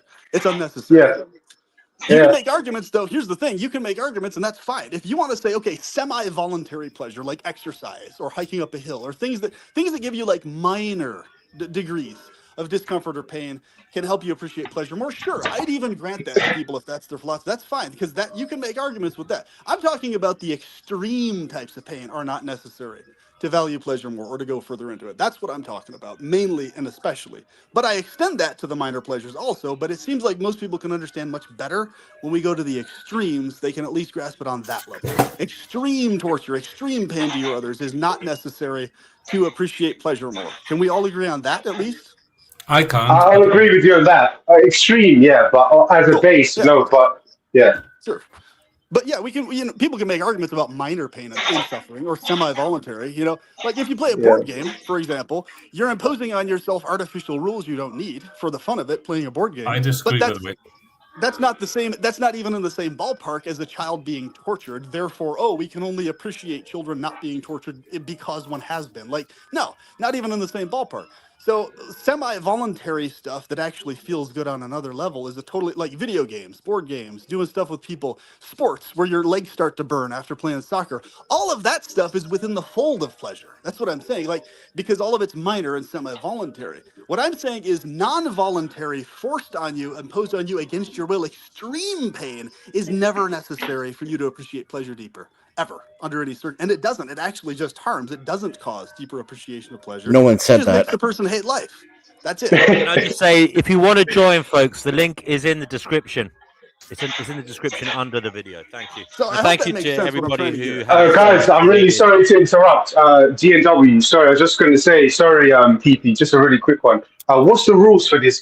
Yeah, I'm muting you because you did interrupt. Sorry about that. So yeah, thanks to everybody who's donated as well. Link to do so is pinned in the live chat. Thanks for that, guys. Appreciate it. It pays for the bills. Now, Raz, now that you've learnt some manners, I ask you to show decorum in future and don't interrupt. Now you can talk. Yeah, apologies. You know what it is? It's hard to get your voice across sometimes in this chat, and I understand why. There's a lot of passion, a lot of different viewpoints. But D&W, really quick one. Yeah, apologies for that, my friend. But what's the rules for this chat? Like, are we allowed to use profanity or what? How does it go? You can use profanities. Just don't direct it at any one individual, and don't commit a hate crime. Don't say anything illegal. Thank you. Oh, okay. No worries. Thanks. Yeah, DNW, can I just ask a question on that hate crime thing? And I'm not going to be the, all that, all that. Well, you live in the UK. You know, you look at he's right about that. And so, as somebody who lives in the UK, I just want to confirm, what do you mean by hate crime? I mean somebody who's generally just being hateful to somebody and they won't give up on that because... No, there are specific rules in law around hate crime. Go and look it up. There are certain things you cannot say about certain minorities or certain groups. Oh yeah, that's what I mean. Sorry, I should have said that. Yeah, okay, sorry. Unfortunately, not all groups are protected, but there you go. It's a bit of there's a little bit of favoritism going on. But go ahead anyway. Empathical, and so be as empathical as it can. That's a strange word, empathical, because I wanted to link it to those gentlemen who were chatting. Danny wouldn't say you're an empath. Well, I'm not just an empath. No, I wouldn't class myself as an empath. I say I have the ability to be empathical. I also have the ability to be narcissistic. That's what makes me whole. Isn't that part of the human condition, though? To have the light and the dark? I don't disagree. I'm saying it's part of it. Yes, yeah. Oh, okay. Yeah.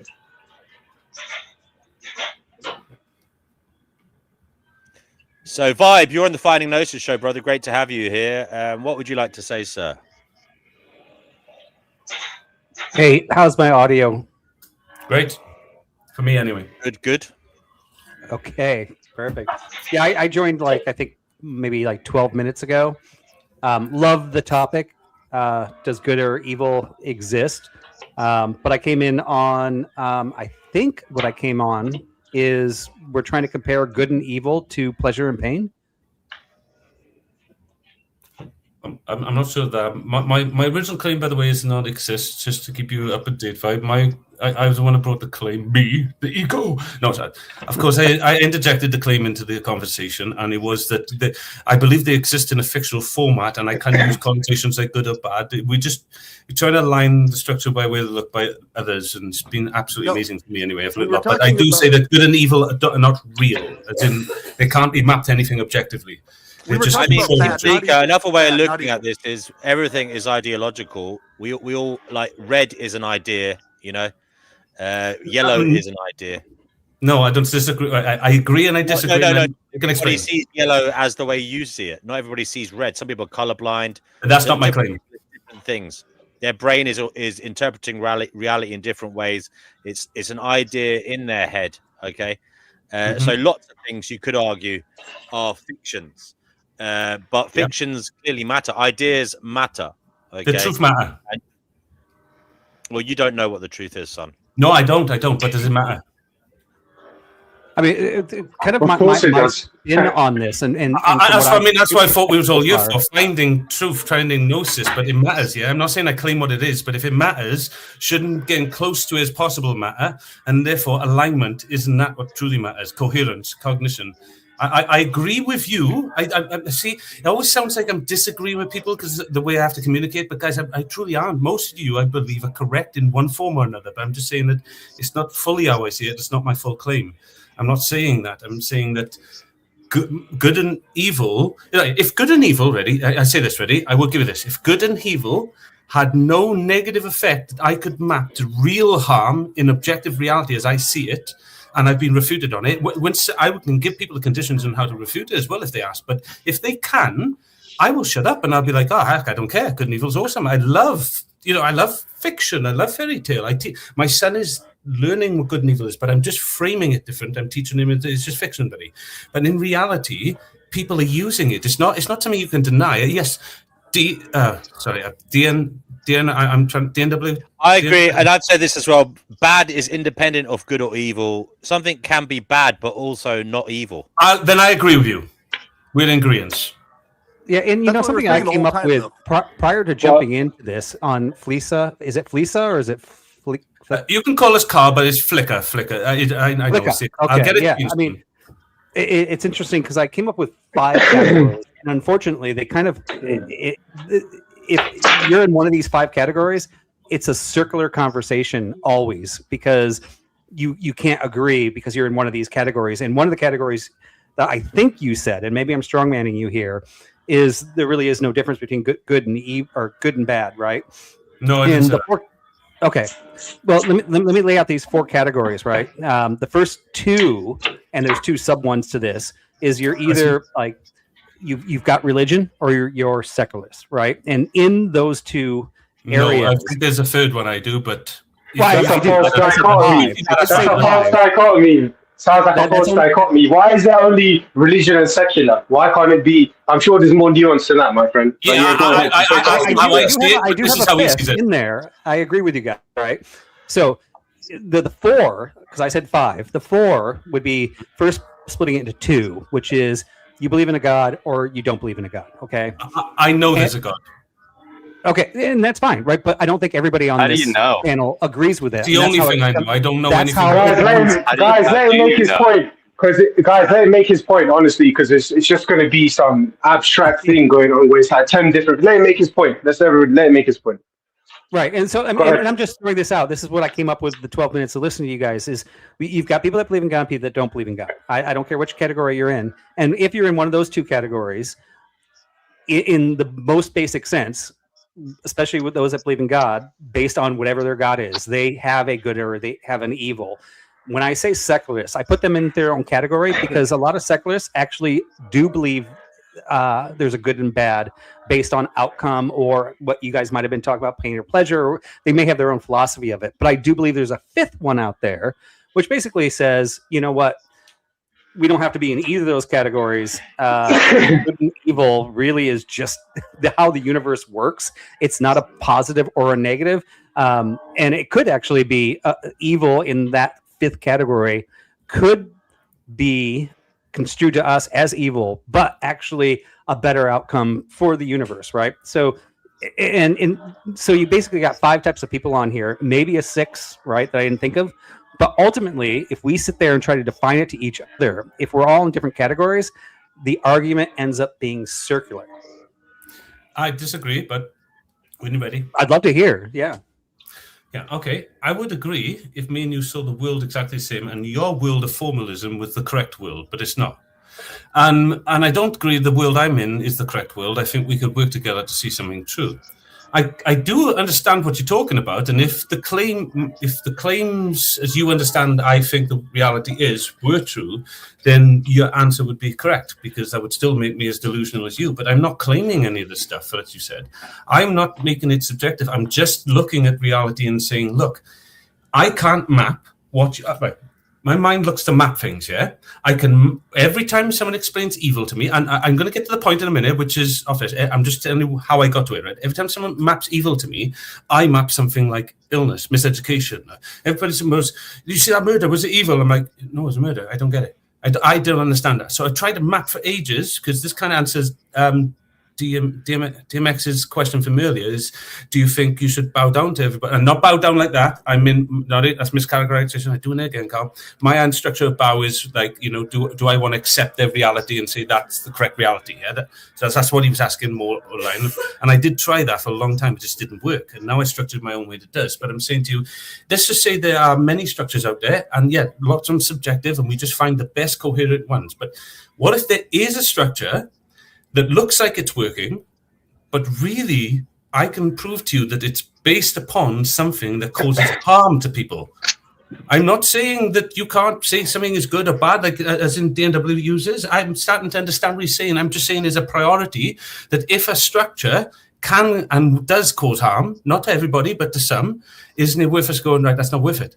If there's another structure. I'm not saying to get rid of something. I'm saying I can replace. I found a way to replace it because I did it with myself and my son. I didn't go right at the beginning where I fought this. I wanted to prove it with physical evidence. I've written metaphysical papers. You can all go read it.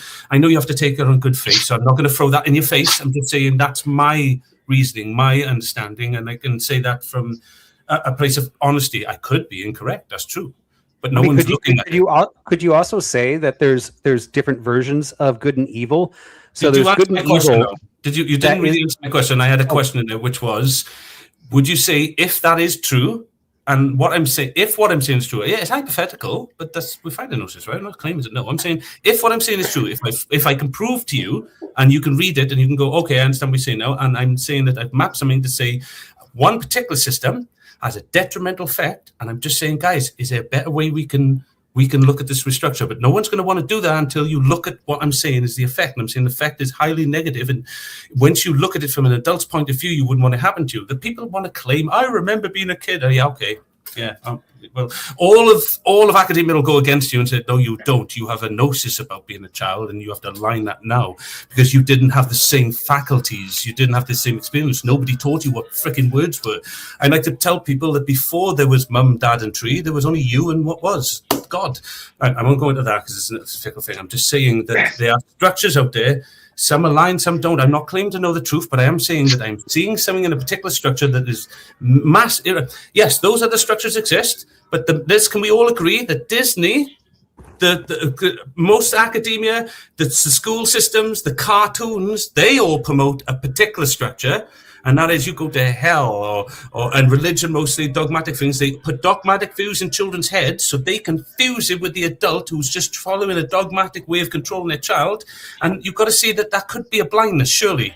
That could be what's causing everybody to be. I'm not saying it is. I'm saying if it could be and I can map it, would you be interested in looking at it and going, okay, if he's saying... So I actually did get your question properly before. And the reason I actually didn't answer it was because you're like, hey, if I can map this, and it makes sense, would you adopt it? And my response to what I heard you say before was, we can look at different categories of mapping, right? So if I look at good and evil on myself only, I can map that to what's good and evil for myself. I can then take that theology and say that's correct. Or I can say, okay, actually, let's not just be selfish. Let me map that onto society and what's best for humanity, right? So maybe me being deleted actually is better for humanity. That would be the better option. I don't know. Maybe me not being deleted would be better for humanity. I could take a third option, which is one that none of us can comprehend, which is the universe. What if all of humanity isn't actually the benefit for the universe? Therefore, the first two theses that map really good for reality are really bad for the universe. So, and if I can map that, then maybe have another outcome. Right? All right, Ultron. Might have to change your name to Ultron. Between those. Do you want to hear the other outcome? The other outcome is, or I can say, I don't know any of this stuff. The fact that I'm here and this is happening, I should just shut my mouth and just let that happen. Why am I questioning this? I'm not God. Well, I agree with you 100% there. I don't understand anything, but it's really fun to talk about. Oh, yeah, no. I'm not disagreeing that. I would never do that. I'm just remaining in character for the show, obviously. But no, I would never do that. Nope. You can tell me shut up first. I don't. I love this. This for metacognitive IQ. This is torture is a fact. It's like heroin to me. Period. That's it's a bad sensation. But guys, don't we need? I understand, like, if I'm getting it correct, that the sort of ultimate reality of what is the meaning of good and evil, they're just words. But don't you think, as humans who live in civilization, that sorry, just aim this at Flicker. Yeah, don't you think, Flicker? Maybe in the ultimate sense, I agree with you. Like, this is down to discussion because it's very nuanced. But don't you think we need conventions, especially for children who are not mentally developed, to say, look, don't punch that kid in the back of the head because it's not good.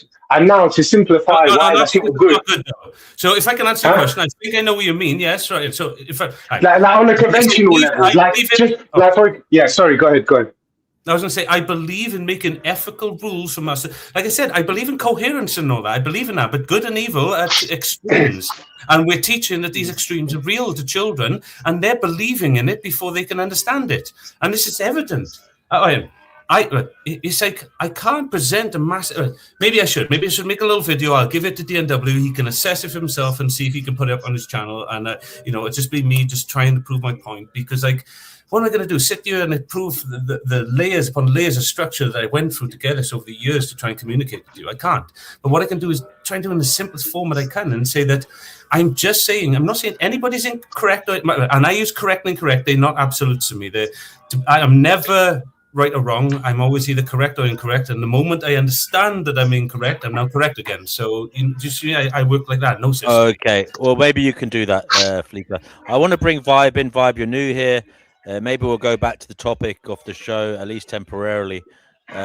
What is really going on in the world right now, Vibe? Have you got any more insight into that question? I know we ask it quite a lot on this channel, but since we last spoke, have you seen any news, anything that has maybe struck a chord with you to help us answer that question?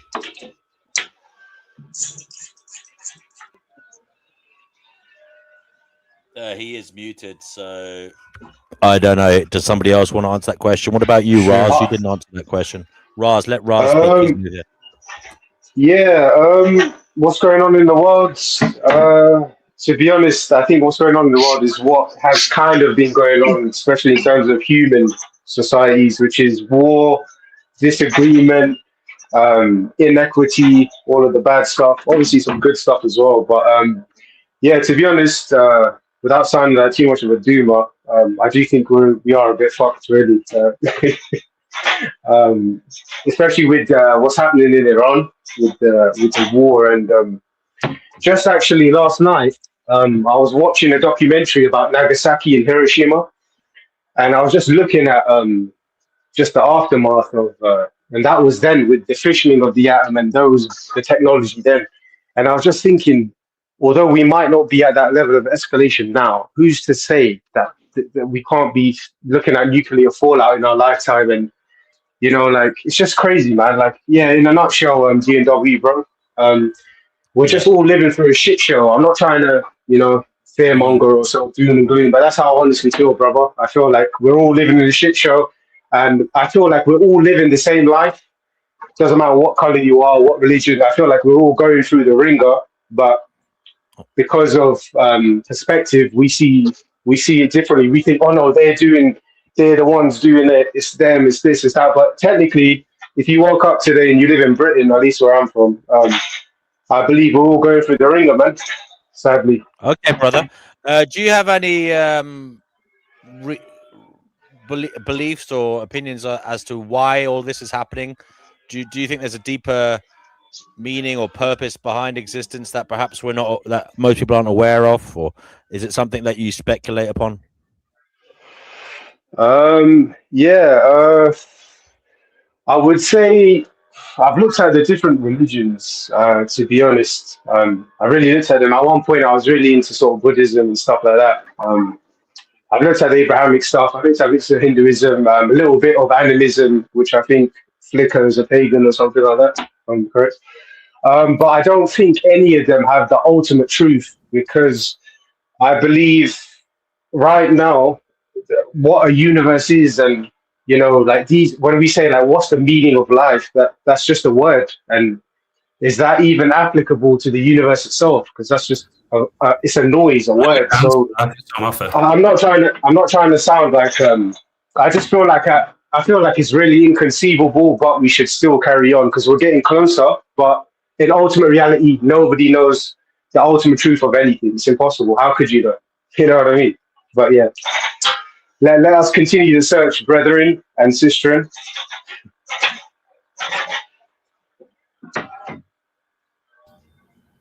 Does anybody want to ask the question about war? War.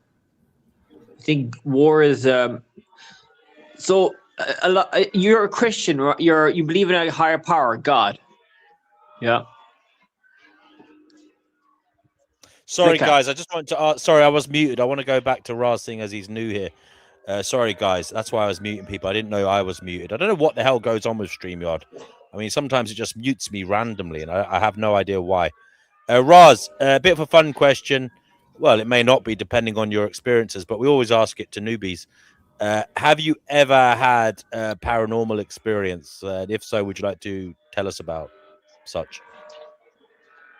No. I would say no, honestly, no. Okay, buddy. Fine. As you were, gentlemen. Sorry for butting in. Go ahead.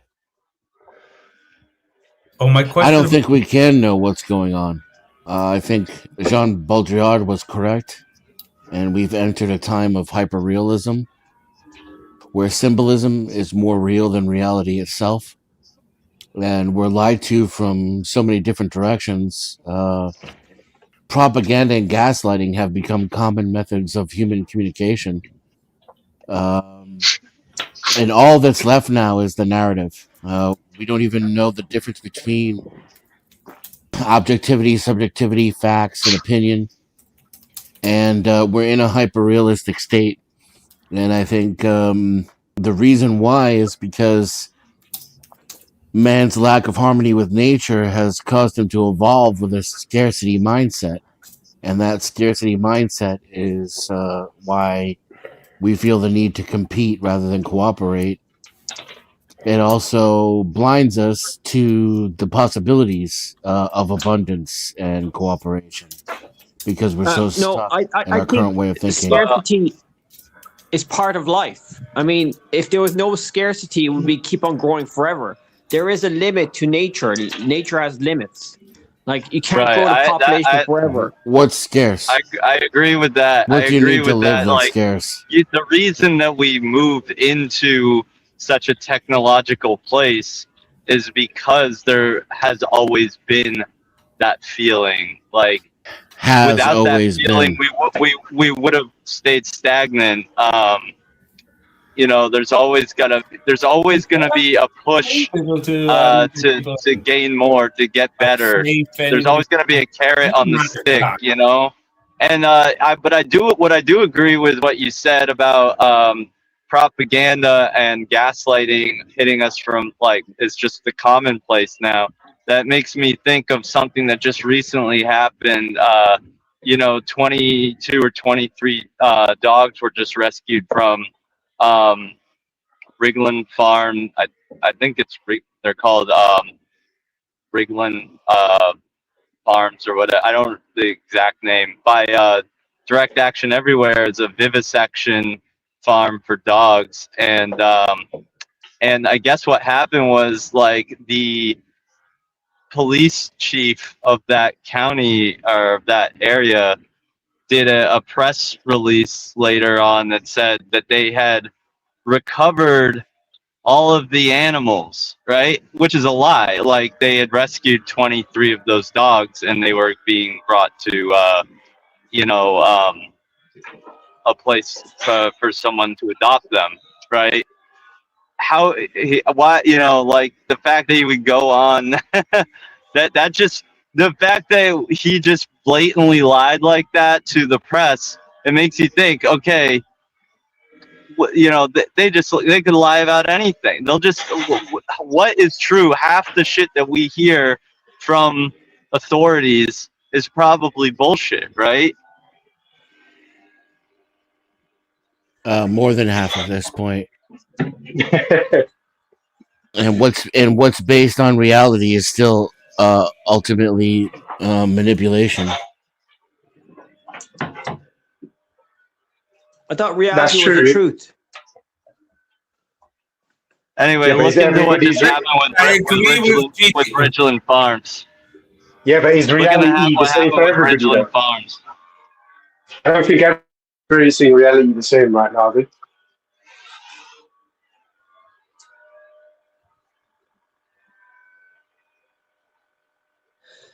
But anyway, I was disagreeing with Dennis in there because I do think that life has limits. We can't like live in a limitless.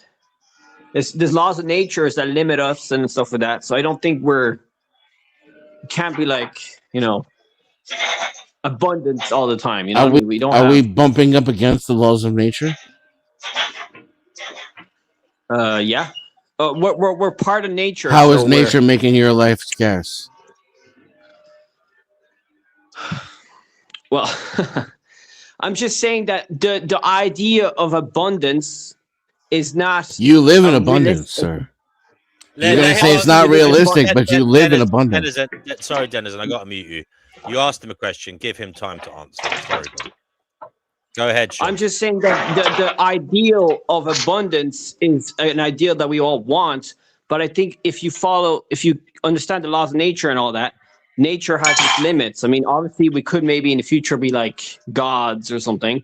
But currently, as we know of the laws of physics and science and shit, we can't like grow the population forever in a finite planet, or we can't like destroy all nature and expect to have always positive things from it. So there is limits. Do you understand?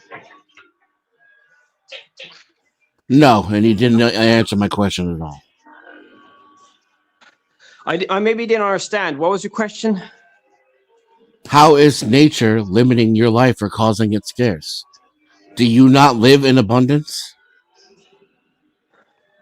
Well, it's subjective, I guess. But yeah, I am in abundance because I'm like part of the 1% in the world because I'm in the Western world. But I'm just saying that obviously it's subjective. I don't know. I don't understand.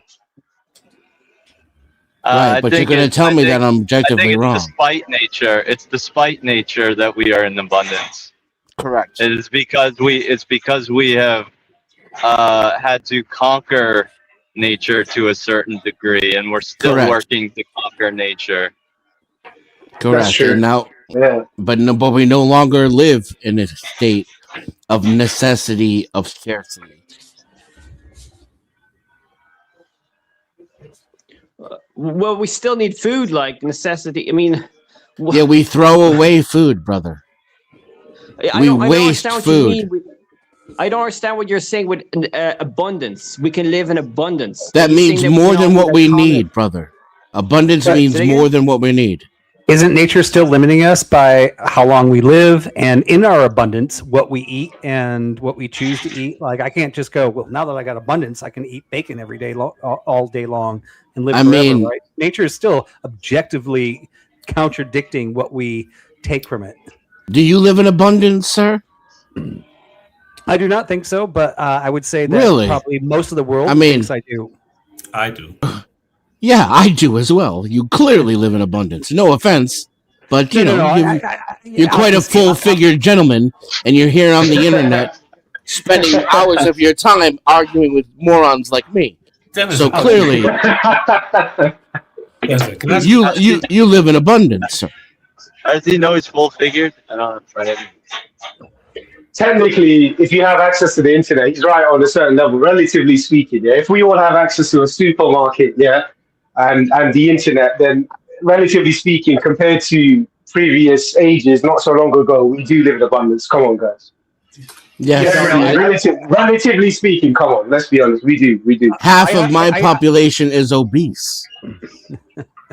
Well, I'm definitely nowhere near the obese category. No, and you're better looking than I am. I'm just saying, please do not deny your own. Don't deny your own abundance, sir. Please. No. Here is what I was trying to say when I said, like, I don't feel like it, but the majority of the world would probably think I am, and I would agree with them. My statement basically comes from in that quick statement is where I live. I am in the bottom of the category. In the rest of the world, I'm in the top category. So yes, I am in abundance. And matter of fact, even the people in the bottom of the category in the United States, for the majority in the bottom of the category, they're also in abundance. Right. That's why I said it's relative. That's how fucking abundant it is. Yeah. It's a little bit crazy that even the poor have a flat screen in every room. We do have to look at things like that in the United States, and like but that's a whole different topic on good and evil. So I'm not going to sidetrack there. But I like I said right away, that was smart. I'll concede there. Oh man, it's I don't want to go off topic, but I'm really hoping G&W you do one about. I know not all of us are Americans, and not everybody has access to firearms. But I really hope you do one about the Second Amendment and should that would be an interesting discussion. But yeah, sorry, side note. Go ahead, please. Yeah, well, I mean, and on that side note, I mean, the whole main reason for that was to keep you motherfuckers out, right? So that's why that was drafted in the first place. Hey, I'm coming to America soon, my friend. I'm following the English Pilgrim route. I'm going to naturalize as well. And you're more than welcome. We love you guys. Oh man, I want some freedom and I want some Texas barbecue. So. Thanks, Ross. Fleeca, what are you on about, mate? And so I do sometimes. Obviously, I watch YouTube to find out what is going on, as D&W asked us. So there's what is going on in the world. I want to know anybody's opinion, which will take us off what we've been talking about, I hope. And D&W, I'm going to say some stuff now, and I'm going to say it slowly. Say shut up if I'm saying something inappropriate. I need help here, but I don't think it is because it's on YouTube and it's on the news, which means in London somewhere, a Sikh restaurant at the moment, the Sikh owner was arrested because he put a sign saying something about halal, proudly we don't serve it, or something like that, and Muslim youngsters were attacking him. He claimed attacking his restaurant. There's a clip of it, and if you take on good faith what I'm saying, that this clip was stating that the children, the teenagers outside were clearly being quite offended by this and were being really abrupt to the police, ignorant. Well, I suppose he's taken. He was arrested. But he had no good reason to say we don't serve it. Oh no, he wasn't arrested for that. Why does he need? No, wait. Sorry, D&W. Why does he need what do you mean? He had no good reason. It's freedom of speech, my friend. Why? Sorry, I'm not being. We don't have freedom of speech. Is can I finish this? There's a little nuance. There's one little essence, and then I'll shut up. It's just so you know this one extra thing. The reason he wasn't arrested for that, believe it or not, he wasn't, because that is his faith. And fortune, I don't. Right, forget fortune. It was he wasn't arrested for that. The police was actually defending that, to be honest. Although I do think D&W has a point, and I'm willing to listen a minute. I'm just saying the reason he was arrested is because online he put a little dagger from his faith on his hip and said, "My family and I have been threatened of death so much now that I have to carry this to protect my family, and I'm going to do so. I'm letting the world know about it. And then obviously he was arrested for that. I am not saying anything of good and bad. I wanted to know, because I don't believe in it, what everybody else thinks about that. Well, I Should he mean, have been arrested or not? that is the problem. He's carrying an offensive weapon.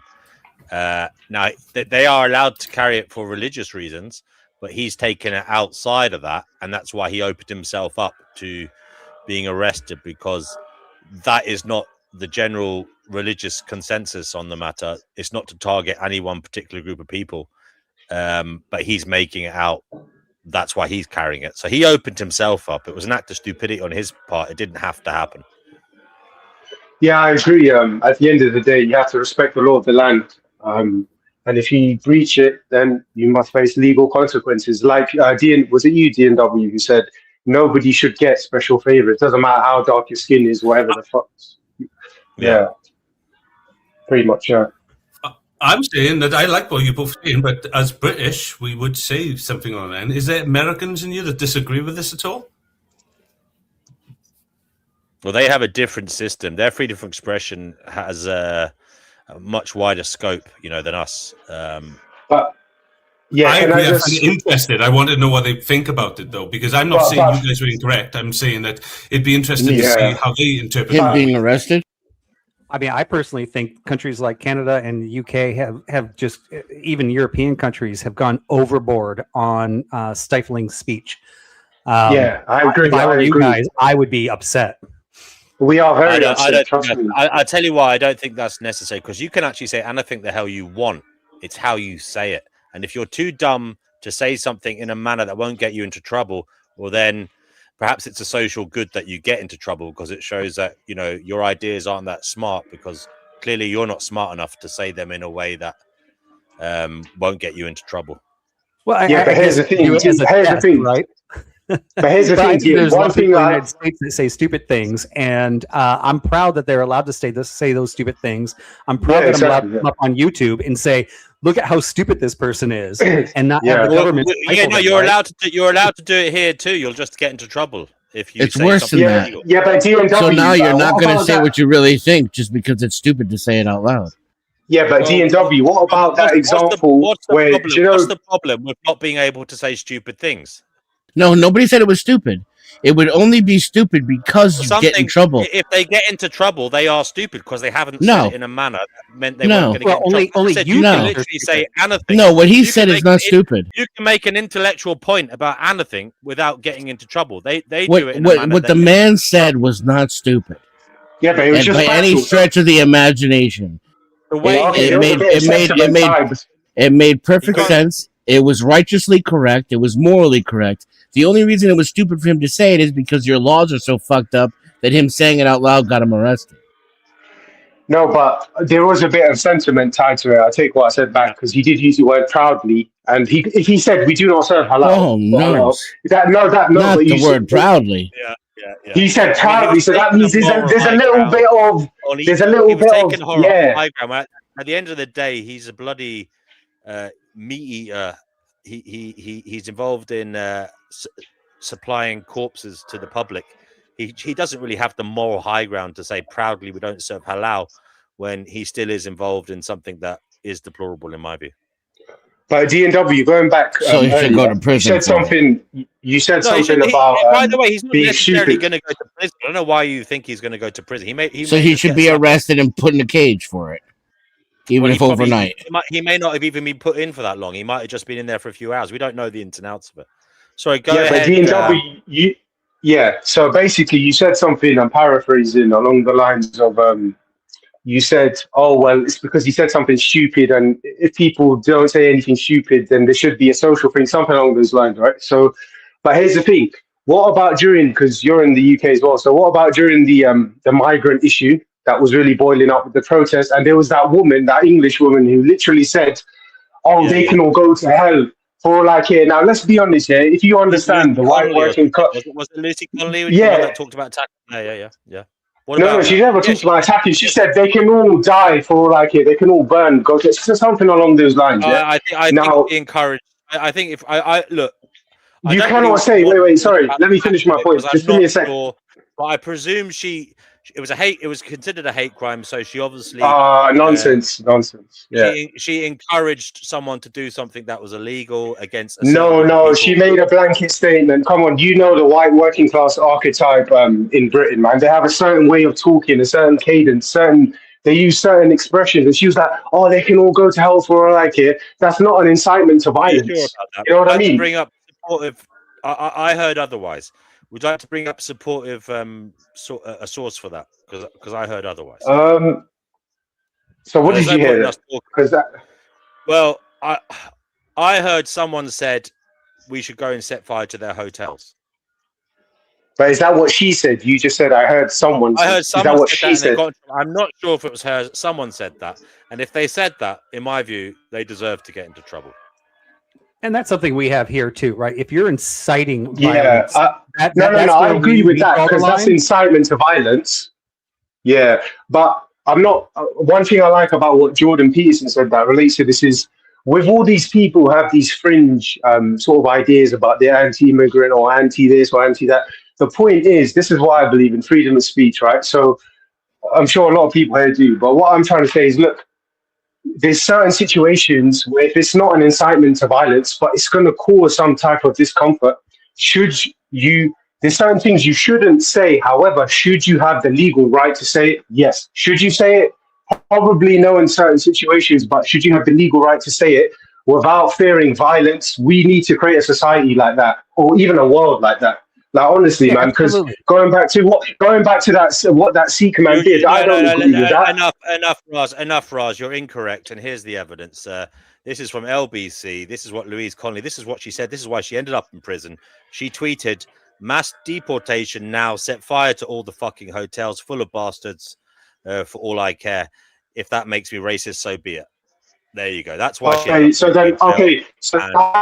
concede on that one because no, 1 second, guys.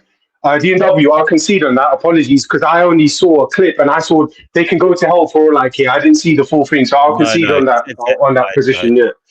But she said, but what I'm saying is, to me, you're saying that's not. Some people are saying, "Oh, but that's not a call to arms or whatever." Look, look. I'll put it back on screen. I'll put it back on screen, okay, for the babies out there.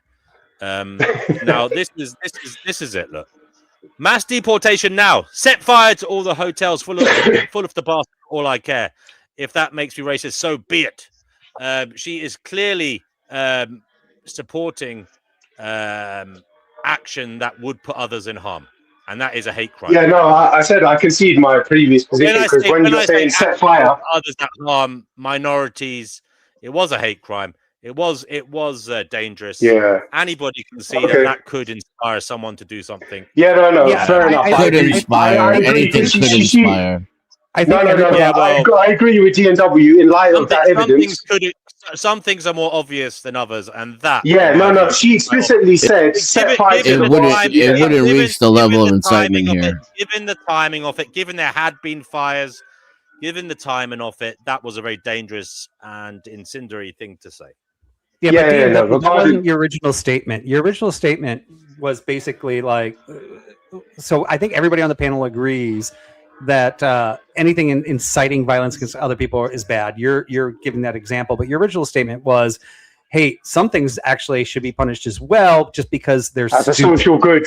Yeah, no, I agree with what you just said. Yeah, I'm with you on that. That's why I was trying to challenge that position of his. Look. When I say stupid, obviously it's attached to our hate crime laws, which are to protect people from violence, oppression, and being victimized unfairly. That's what I mean by stupid. When I say stupid, I don't mean 2 + 1 is 4. I'm literally applying it to our hate law crimes to protect people from unfairness, given things they can't control, like disability, like gender. So you're okay with like saying, sexuality, hey, I think a particular race is inadequate in intelligence, inadequate in this. I don't believe they should run for government. Maybe we should take away their voting rights. But I'm not inviting any violence against them, right? But I am making what I think everybody on this panel would agree, blanket stupid statements. Studies, etc. Then why does he need to support it then? You can invite violence against people in America. It's perfectly legal. Why can't he just have a ramble? Why does it need to be supported by scientific evidence?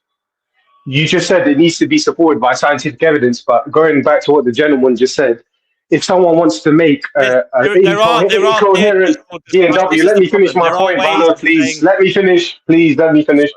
If someone wants to make an incoherent rambling, although it may be offensive, yet it doesn't incite hatred, why does that need scientific support or evidence? I don't understand that.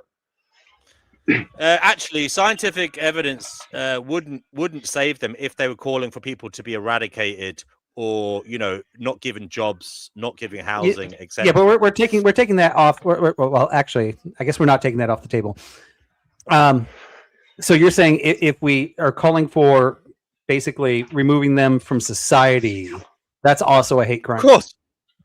Of course. What do you mean removing them from society? Though, hold on, you need to be clear. Are you talking about holocausting them? What are you talking about? Yeah, no, exactly. That's a bit vague. I'm not talking about any eradication of people. I'm just saying I believe that this particular type of person really shouldn't participate in government or. Well, if they're a UK citizen, of course you shouldn't say that. You should. And if it can be related to their minority status or a protected status under the law, then yeah, you'll be culpable for a crime.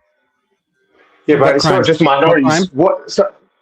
A hate crime, as I've already said. Look up the hate crime legislation. Okay, so in your world, hate crime doesn't just involve violence; it's removing somebody from rights. Yeah, exactly. Do you know what the funny thing is, guys? I just want to drop a small anecdote. Yeah, the other month I was doing my shopping in the supermarket. Some guy came, hit my car, reported it to the police. Yeah, filled out a crime report, and there were CCTVs all across, and they couldn't find the guy. But I guarantee you, yeah, if I was to tweet something, even though I don't, or to put something on X that's offensive, the police will be knocking on my door. So what kind of law and enforcement justice is that? I'm not saying that was your point, D&W, but I'm just bringing it up as it's on topic. Well, so I have another that's the sad state of the UK right now. Discrimination isn't necessarily a hate crime, okay? But it could be construed as such if there's verbal abuse attached to it or incitement to hatred or physical assault. But discrimination will be dealt with in another way in employment law, for example. It depends on the arena where you're making the argument. So I want to put the arena in something that's a hot topic in the United States, which is abortion, right? I feel like when I say I don't want babies aborted, that I'm fighting for the rights of a human being to be accepted in society. And I have a whole nother culture that is fighting against me, saying, no, they have no rights. They're not human beings, right? So in that particular case, am I like, who is doing the hate crime there? No, but here's the thing. Can I just challenge that position one bit? Because you're saying you're advocating for people to not be aborted, but then are you also advocating for those people to be given a good life as well? Because if you're just saying it for the sake of some type of self-righteous morality, where it's like, oh no, don't kill because you're killing babies. But who's going to love those children? Who's going to look after them? You know what I mean? Yes. I'm not trying to be a contrarian. I'm just saying. There's actually a waiting list to adopt. So there are plenty of good homes there. So that argument is flawless here. Now, in other countries, I know that isn't true. So your statement like the third world. Can be true in another country. I think the third world should be having less children, by the way. I'm not trying. And by the way, listen, I come from a minority ethnic background, whatever bullshit that means. Yeah. So, I mean, my point kind of being what I'm saying is, go ahead. Would be that, you know, a million people will say stupid things, but one person might say something smart that goes against everybody else, right? And if everybody else already thinks the other way, they're going to think that one person is stupid, right? And now listen, for a second, right, Vibe. 1 second, guys. Vibe, you talked about abortion. You've got to, again, zoom out a little bit and realize there are laws, there are bills, there are articles of law that are in existence that cover things like abortion in the UK. So it would depend on the applicable legislation. Okay, so yes, but although you feel like it's hateful towards the unborn life, harmful, you have to consider whether there is any applicable legislation in existence. Okay, so that may have been democratically decided upon. You're to kind allow of for it. nailing my point, because my point really isn't about whether we should do abortion or not, but this is a point where some people in our country, right? And I specifically said this is a hot topic in our country. This is a point where I don't think it's necessarily a hate crime to say that I believe in this, and I'm just using this as an example, where other people are saying I actually believe that they're invaluable, which the person on the side of saying they're valuable would think that everybody that's for abortions is a hate crime. And if we were so inclined as a government to say, okay, we should arrest anybody, right? Now let's just take the United States out. Anybody who wants to do harm to a human life, no matter what stage they are, should go to jail for doing a hate crime. And my point here actually really isn't about abortion. It's actually about like, where do we draw that line on what's hate and what's not, and how do we determine that? In our country, we draw that line in the Houses of Parliament deciding on which bills to pass them to the House of Lords, and then becoming legislation. And this is okay, all part of the but beyond that, the single person on the street that's saying, I believe in this, doesn't then the House of Parliament say, okay, we don't believe in that, therefore you're not allowed to talk about well, that? they have a right to petition, to go into politics, to try and start a movement for their aim. That's what, and they can go out in the democracy streets and they can say whatever they want, right? Obviously, they can't, because it depends on what they're saying, given the law at the time. They have to operate within that which confines them, like all of us. So they're constrained in their speech. They there's no freedom of speech in the UK, but right? as Rob? I said, if they are clever, if they are clever, there are ways for them to communicate their points without it becoming illegal. That is why we have things like they that. can Is write why a we have letter, things but they like can't share that the is idea. Sorry? They can write a letter, but they can't share the idea. No. Freedom of expression extends to things that are written down, like as well. Sorry, curbs on expression extend to written word, video. What about hate itself? What if they want to express hate? Well, I suppose it depends how they do it. I mean, there's a lot of license given to artistry, so maybe they could make a film or tell a story. There are ways around it that might help shift the zeitgeist. It's a very difficult process, but do you know what? I don't think it should be easy. I want to bring Brother Marcus onto the show. Brother Marcus, you're on the Finding Gnosis show. What is it you'd like to say, sir? It's just an interesting topic that I have an interest in, because we do have speech laws in Canada, and it does frustrate me, but at the same time, it's like I have no influence, so I just deal with it. And it's not like I go out there saying controversial shit anyway. But in theory, I don't like that it's still in the books. Have you ever speculated upon why they exist? And maybe the intention is to reduce harm. I'm well aware of that. But well, it may not be just that. It may also be to curb and to lessen the power of the populace. But like, it may be a double-edged sword. It may be for two different things. But sorry, do you think the good is worth the pain? The good intention of it is worth. Sorry, no, you don't. Okay, Chickpea, you're in the Finding Gnosis show. Hi, Grant. Right, I've got to say, I'm not quite sure what abortion has to do with men anyway, bearing in mind that you can't get pregnant. It's got nothing to do with men. By the way, 43%. What do you mean it has nothing to do with men? Men are the ones who carry the seed, darling. What do you mean it has nothing to do with men? We're also half of the people being killed are born. Please let me interject here. This was a great case study for just making an example of one group thinks it's a hate crime, the other group doesn't. The actual point had nothing to do with abortion. It's where do we limit people's speech? And that's actually was the example, and it's a relevant example. It exists today in the United States. I'm sure it exists in other countries. The point of the argument was not to have a debate on whether we should legalize or not legalize abortion. You mentioned abortion. He was using it as an example. It was a very perfect, relevant example of how one party would think that is hate speech, right? But you said you're anti-abortion. It's wrong or something. Okay, let me lay this out really simple. Really good example. Those that are anti-abortion would think that those that are saying that abortion is legal would be hate because you're actually making a call for action to allow people to kill babies. Correct?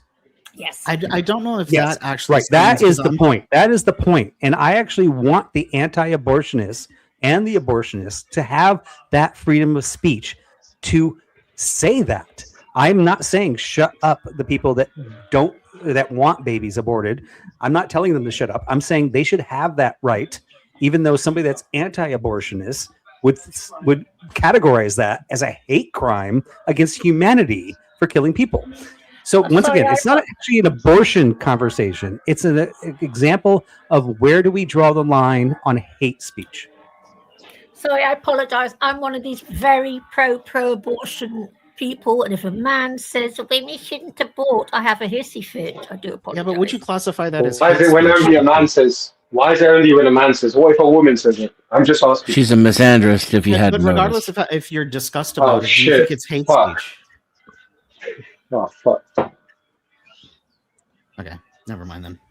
Yeah, I'm really trying not to do. I apologize. I brought this up, but it is perfect example. You brought it up as an really as an good exemplar example for speech for free No, speech. but and sorry, hate speech. Chickpea. Can I just ask? Sorry, finish your point. Then I'll ask Chickpea the question. Right. Go ahead. Gonna be fun. No, finish your point. It's all right, man. I'll ask after. My interpretation is that he was using it as an example for the core topic of speech and free speech and hate speech and the boundaries that we socially construct on this. And I did have a hard time with the example because 43% of Americans, I think from Gallup, are like pro-life. So even hypothetically putting that, it kind of, I don't know, it kind of confuses me. And also I'm pro-choice, and I've never thought people who are pro-life are like doing hate speech. But No, it's the other way around. Right. He's saying that when you're saying that that embryos or a fetus can be killed in the womb, yeah, that's because like, they're that's not like arguing for infanticide. I get that.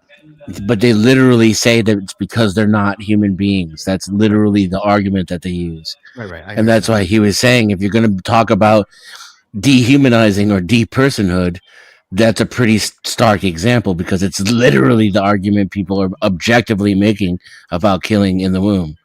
Are there? And by the way, it expands beyond that, right? We see this in Norway right now, where they're like, yeah, we don't want like Islam here. These people don't belong. We can see it in the history of like the United States with like, blacks are subhuman, right? There's all these people who have like called out like crazy things, and we as a populace end up making the final decision. Brother Marcus said, I don't even understand why 43% don't believe in life in the womb, why we even have the discussion. Well, I think that 43% have a voice to say, and the other side might say it's hate crime.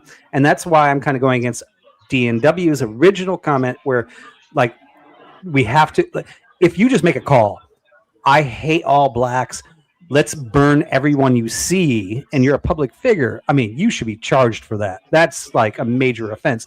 However, that's like obvious. There are gray lines, and I'm saying that freedom of speech, I should be allowed to say things as long as I'm not calling for a rise of arms to go against that person, what side they're on, right? By the way, I wasn't trying to say not to. Yeah, I agree. I wasn't trying to say not I agree with you. I wasn't trying to say that. I agree with you, that but way. Yeah, no, Brother Marcus, I loved everything you said. I'm with you. And I like, have why a lot I of friends in hopped on Canada was that are because of this leaving discussion. Canada right now because they feel like they're being stifled by freedom of speech. I have friends in the UK, and I was just there last year, and they're like, we don't know what's happening in this country. Dude. And these are like the logical people that graduated from college going, I love this country. I want to stay here, but I don't know what the heck's happening. And I'm just getting this secondhand. I don't actually live there, but these are the things I hear. These are the whispers. These are the birds tweeting. Yeah. That the reason we have those standards here too is because it's an attempt to refrain from criminalizing speech, but to acknowledge that just because you use your mouth to commit a crime doesn't mean that you haven't transgressed the law, right? So that's those the standards that we try to create, like incitement, eminence, possibility, inevitability. These are ways to determine whether or not someone is asking someone to commit a crime, and just because you used your mouth to do it doesn't mean it's not illegal, or merely speaking things that could be criminal. For example, it's perfectly legal in the United States to support crime, to say I hate this group of people, to say I think we should commit crimes against these people is perfectly legal. It's only if you use your mouth to make someone commit a crime against someone, then you can't get away with it just because you asked for it and didn't, write it down or participate yourself. So in Canada, we actually have blasphemy laws, and there's something that I have to be careful saying. Blasphemy laws against what? What? Sorry, can you enunciate what you just said? What do you mean blasphemy laws against which religion? I don't remember. I'm sorry. Okay, no, go ahead. If you type in Canada and blasphemy laws, it probably will pop up. Do you know who Gail Bettencourt is, Brother Marcus? No. I feel like maybe I should. I don't think that you should. It just your voice sounds exactly like him. Like I can picture him in my head whenever you speak. It's striking. The resemblance. The one it's that a little gets, freaky. The one that gets me, and I totally understand why the law is the law. I get the history, the context. And for the record, I don't believe in the people that deny that this event happened in history. I actually think it was much worse. And I think hopefully you guys know what I'm hinting at. I'm not allowed, even though I don't agree with saying that it was less or deny that it happened. I still believe in the right to be wrong publicly. You're like, if you're not inciting violence to the group of people, you're not inciting hatred. Just being wrong about that particular event publicly shouldn't be punishable by law, in my opinion. Right. Did the hints go through, or do I have to spell it out further? No, the Holocaust. we know what Are you talking about the Holocaust? We know what he's talking about. Okay. Now, so why? This is my problem, guys. Why can't we? This is the problem. Hold on. The thing is, the reason it is protected in that regard is because there is a multitude of people who will use disinformation, etc., to deny its truth and for a targeted attack. Okay, literally as a vehicle for hate, as part of their strategy.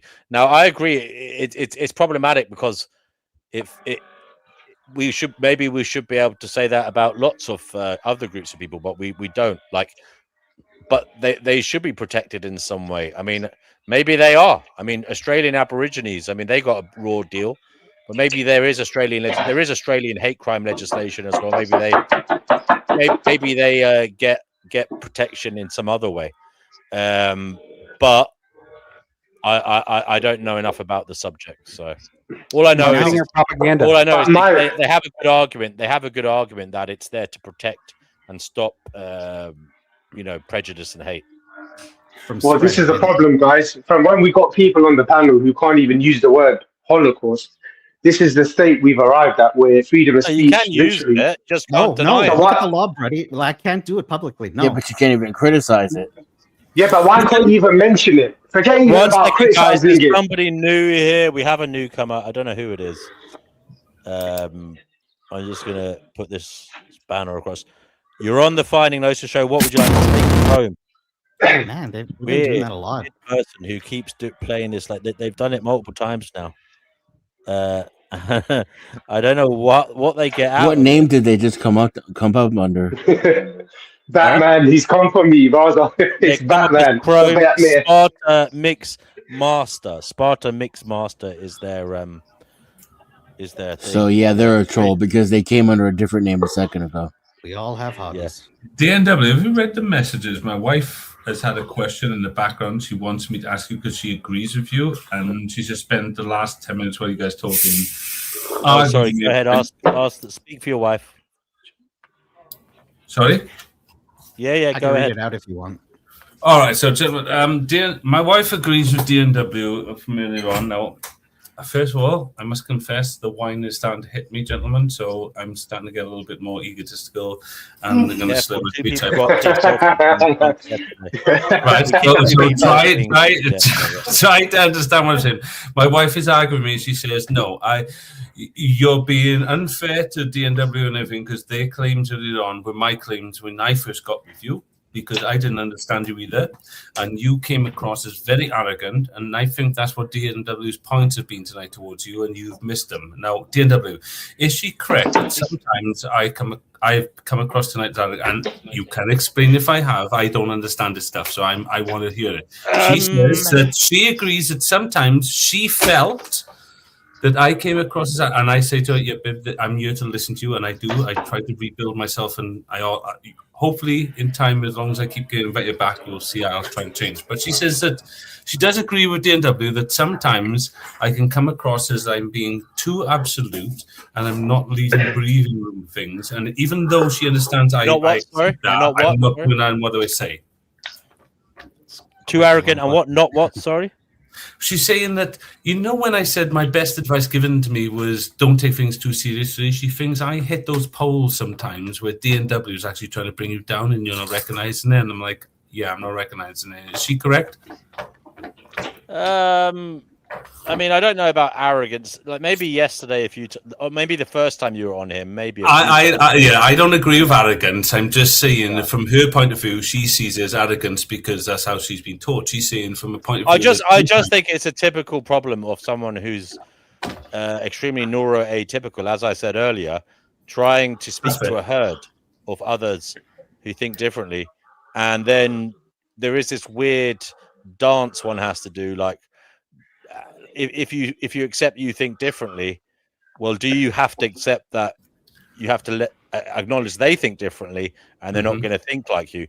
Now, it's a really difficult. I'm not saying I want you to give up expressing yourself, but I mean, it's a difficult way of being. It must be exhausting, but there's not value in it. I'm not going to say there's no value in it because it may inspire. My wife does have a question too. Then, which will align with everything you're saying. Is this?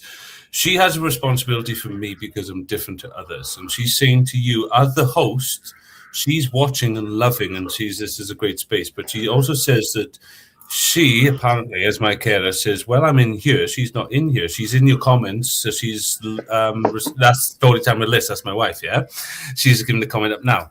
But she's saying that she wants to offer you that the fact that you're in charge of this room, not me, and normally she cares for me because she's the one who sees reality from your guys' point of view, to say that you're free to mute me, say anything you like. I can't take offense. She's pretty much saying that she's going to agree with you before me on this show and never think that's going to change. Even if she thinks you're incorrect, she's never going to think that because she says, this is the DNW show, Carl. Don't forget, you've got this main character syndrome that you have to inject. But as long as DNW understands, which you just did kind of claim, it's kind of like a personality trait of mine that's kind of curse. And I will never disrespect you. And she says that she will side by you always. And if I don't, she doesn't have to do that. She can. No, she said no. She said she disagrees with you. She says she has to do it because she's not there. When she's got her words, she doesn't use it like a childish way. She says when she has the courage to come in and chat with us herself, then she'll put no more responsibility on you, and she'll be responsible and tell each other.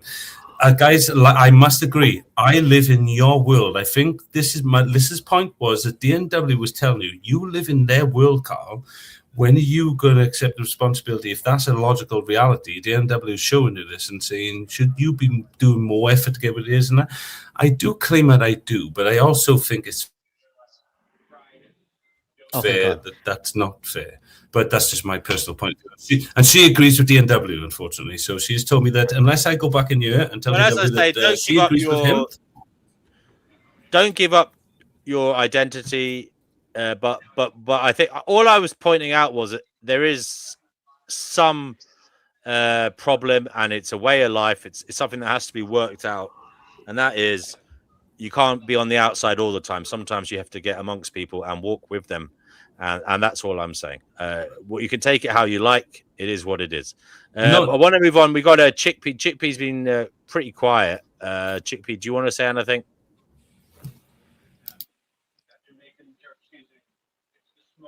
She's muted. I'm here. I'm writing little notes out, having a moan with Pamela. What's happened to Pamela lately? Gosh, I don't know. I would just say, speaking as a woman, I used to, back to the abortion issue, I used to belong to the movement, and I tell you something, personally, I think it should be made global for all women, regardless of who they are, regardless of religion, regardless of everything. I'd just like to say that. Okay. LA, do you want to come on? GT, do you want to come on? Yeah. And whoever else is there in the chat, do come on. Divine. Be interested in life abolitions. Pamela's out there, D&W. Sorry? Pamela's out there. I asked her to come on, yeah. Did you? Oh, sorry, Hello. I do beg your pardon. Yeah. I always say hello to Pamela. Pamela's a long-time listener, and she's been on here many times in the past. She just hasn't been on here in a long time because she can't get her devices to work with StreamYard, unfortunately, which is a great shame for all of us.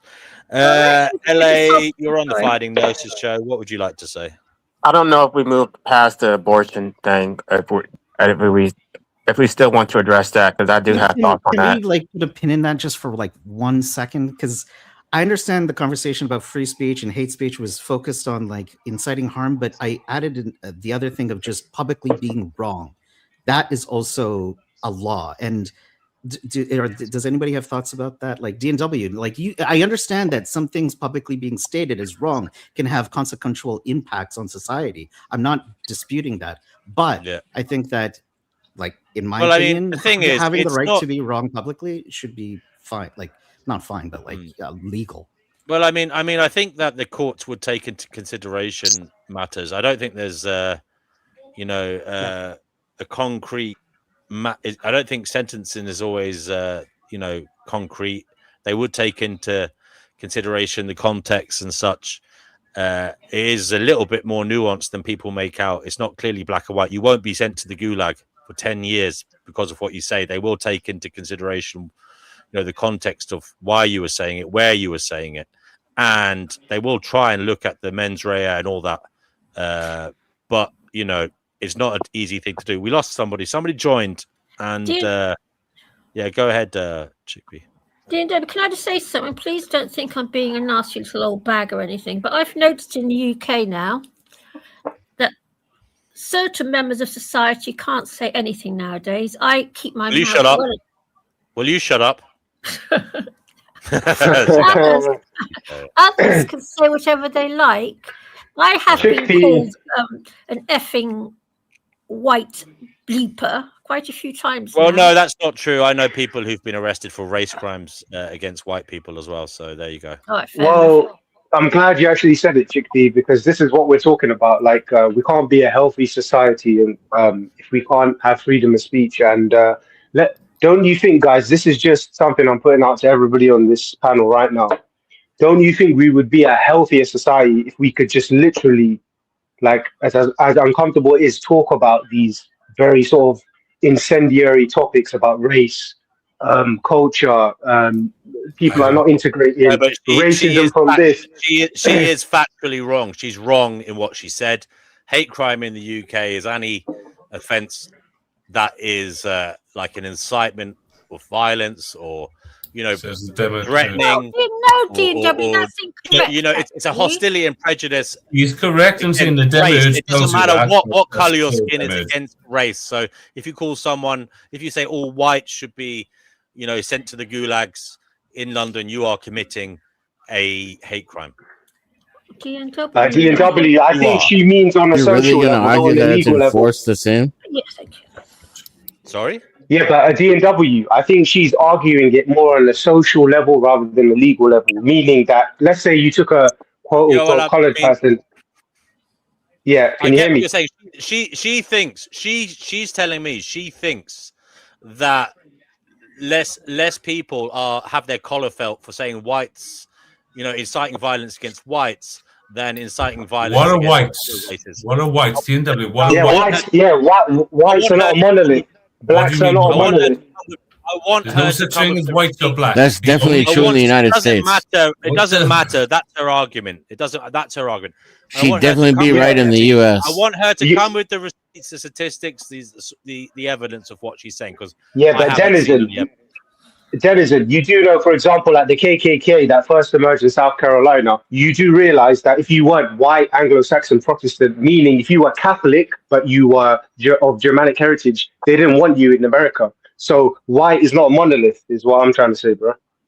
Yeah, You know what I mean? just either way, regardless of it being a monolith or not, white people are legally discriminated against in the United States, even though it's technically a violation of the Civil Rights Act.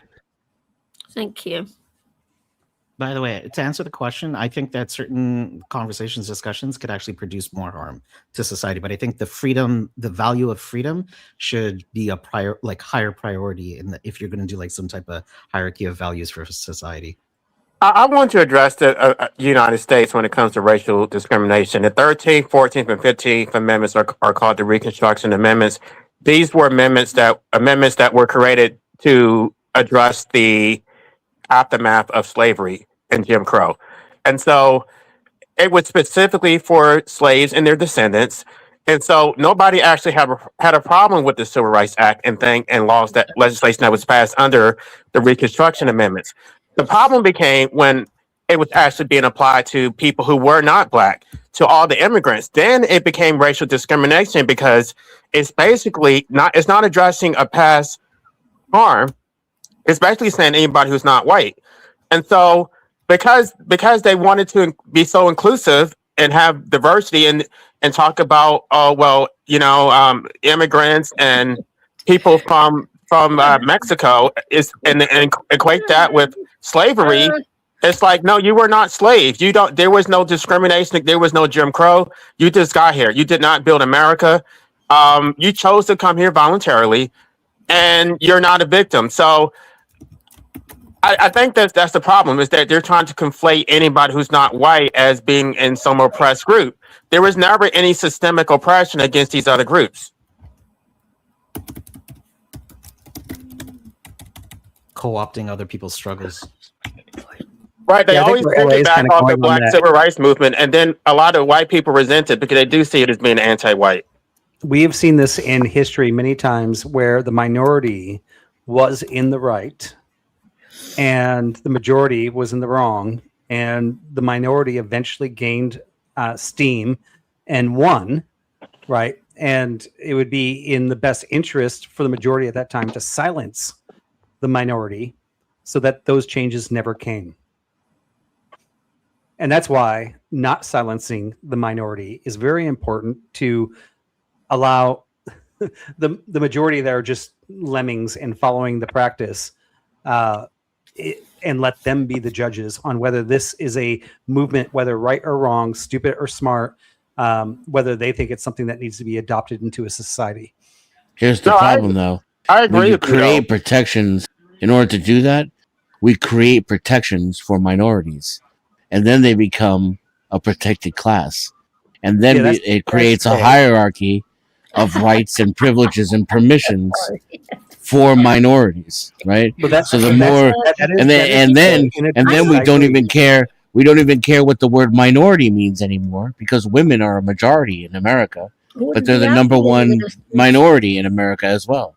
But the point really is, if somebody is seeing something that nobody else sees, and they have the ability to convince the majority to make a change, should we shut them up just because the majority disagrees? I don't think we should shut them up. I just don't agree with what we do, which is we give that minority power, and the majority is like, oh, well, now because the majority agrees, now voila, you're at the top of the victimhood pyramid. I think anybody should be able to say solid point. I think anybody should be able to say anything they want to say, as long as nobody acts on it. If you can prove that somebody committed violence because they act on somebody's incitement, then they should be held liable. Otherwise, there's no such thing like hate speech is a violation of the First Can I Amendment. tell people to kill themselves? I agree. First, freedom of speech. I think I don't even everybody care if you can agrees prove to someone kill acted on it. It should still be themselves. protected. Can you use a rhyming scheme or something? We don't use that. Be careful what you say, Fleeca. Thank you. The reason why is because no, but it was in correspondence with someone said someone must also be careful what they're claiming. You can't claim something that someone like me can't respond to. That's unfair. I don't mean I do agree with you, DNW, that this is very sensitive. But then on the opposite end must also be the same. Someone can't claim someone because I can't claim the opposite. What he said was also incorrect. Anyway, what are we talking about here, guys? What are we talking about? It seems like there's two conversations happening. Yeah, we were talking about something completely different. The reason why the reason why it is different when somebody acts on it is because especially if it's a felony, you can be charged as a co-conspirator in a felony. So, for example, if someone is robbing or committing a robbery, and then in the commission of that same crime, that one of the co-conspirators commits murder, you would be prosecuted as what is it, felony murder? Well, felony murder is also unconstitutional, in my opinion. I mean, I don't agree with it, but I think there's a little bit more basis than somebody just saying something that nobody ever acted on. Yes, precisely. Do you care at all what causes murder rather than all punishing? at it. In America, it has to be, you have to have the intent, it has to be eminent, and it has to be If intent can only be performed by the lack of something natural, like the lack of a limb, is that really fair? What I'm saying is, if intent is only possible by the lack of something that should be natural, is that fair to say? I'm not right. Okay, it's difficult. I get that. It's not fair to say that. I would not say that. See, you put someone like myself in an almost impossible situation when you make good and evil, because I do agree in the essence that obviously if someone's causing harm, we should stop this. But I just say that good and evil is not there. but making something illegal isn't the only way to stop it. We can agree that certain forms of speech are harmful, but that it would be more harmful to completely disallow them or to punish them with the state than it would be to simply curtail them or combat them with better ideas. Yeah, I agree with Denizen because Jordan Peterson talks about this, and he said it's much more better even if you exist as opposition to what they're saying. At least you can keep them where you can see them, because when you suppress people or that have extreme fringe views, they tend to go underground, and then that's when you lose track, and then lo and behold, they start planning terrorist attacks or God knows what. So they pop up out of nowhere and name themselves Chancellor of Germany. The right discourse is to challenge them in the same medium that they're using. So if they're coming out with these bold statements, then you question them and you engage them. You don't say you're not allowed to say that, you're going to jail. That's we're why talking about, you like banning people from this channel. and I commend you for that, sir. I commend you for that. Well, I haven't researched the statute, but I would be curious to see how it's written. Is it written as a strict liability crime, or does it require mens rea? Because are you talking about speech and incitement of violence? Right. If it's strict because liability, it's not. meaning strict liability, I don't believe it's meaning that legislative. It's judicial, and you have to have both intent and eminence and likelihood. Because no, if it's a crime, that would be a statute. That would be a hate crime, a state statute. Yeah, but what determines whether or not it's a crime is created by jurisprudence. I mean, you of all people understand this. The Supreme Court determines whether or not your speech can be criminalized, not the actual legislation. Okay, I get what you're saying. What they would say is what the state is allowed to do. The state has an interest in protecting it, so that the state would give legitimacy to the statute. But it is the state that would regulate it in the first place. That would be time, place, and manner, right? So that's the state's interest in regulating speech comes down to time, place, and manner. Yes. The states, when your speech crosses a line into criminality, is when there's intent, eminence, and likelihood of a crime. Right. So that's what I'm saying. So if you intentionally said it with the mens rea that they would actually act on it, that would be different because you were complicit in that. But if you just said something, just because your crime is words doesn't mean you can use free speech to protect it. Exactly. Yeah, there's something interesting that we brought up earlier on the Second Amendment and the Americans' rights to have arms, right? Yes, let's talk about that. Yes. And this is going to come right back to the same conversation that we're having right now. By the way, I'm not changing the conversation. And I mentioned that one of the reasons we did that was to keep the Brits from part of that same part is like we don't have to house soldiers in our house, right? It was our right to defend ourselves. But another part of that was actually having militias. Each state being about a militia. And one of the purposes of those militias was that if our federal government ever was doing something that all the states thought was wrong, the states itself would have the ability to rise up against that government. Now, that was the original intention. Not until like the 2000s did we like change it to self-defense. But the whole idea behind here is basically saying, and now I'm going to go into hypothetical. Let's say Donald Trump started killing protesters and started doing things that were bad. We don't want our state to stop us to do actual harmful speech saying our president is killing innocent people. We don't want to be fair, he hired ICE to do it, but he's already doing it. Let's make a point here where there is an actual time if you're in a state, and when I say state, I don't just mean the United States and states, because we call countries states as well. I'm saying that there are times that you don't want to stifle speech and don't even want to stifle hate when that government is hating against its own people. It's legal to hate. It's legal. Where do you do that? Hate speech is legal in the United States. I want to be clear about what that, and that's why I like it here, and this is why it's bad in other countries. That when people are doing bad things, sometimes like you have to grant that freedom. No, I just want to clarify what the Second Amendment actually says. It's not talking about state militias. It's talking about private militias.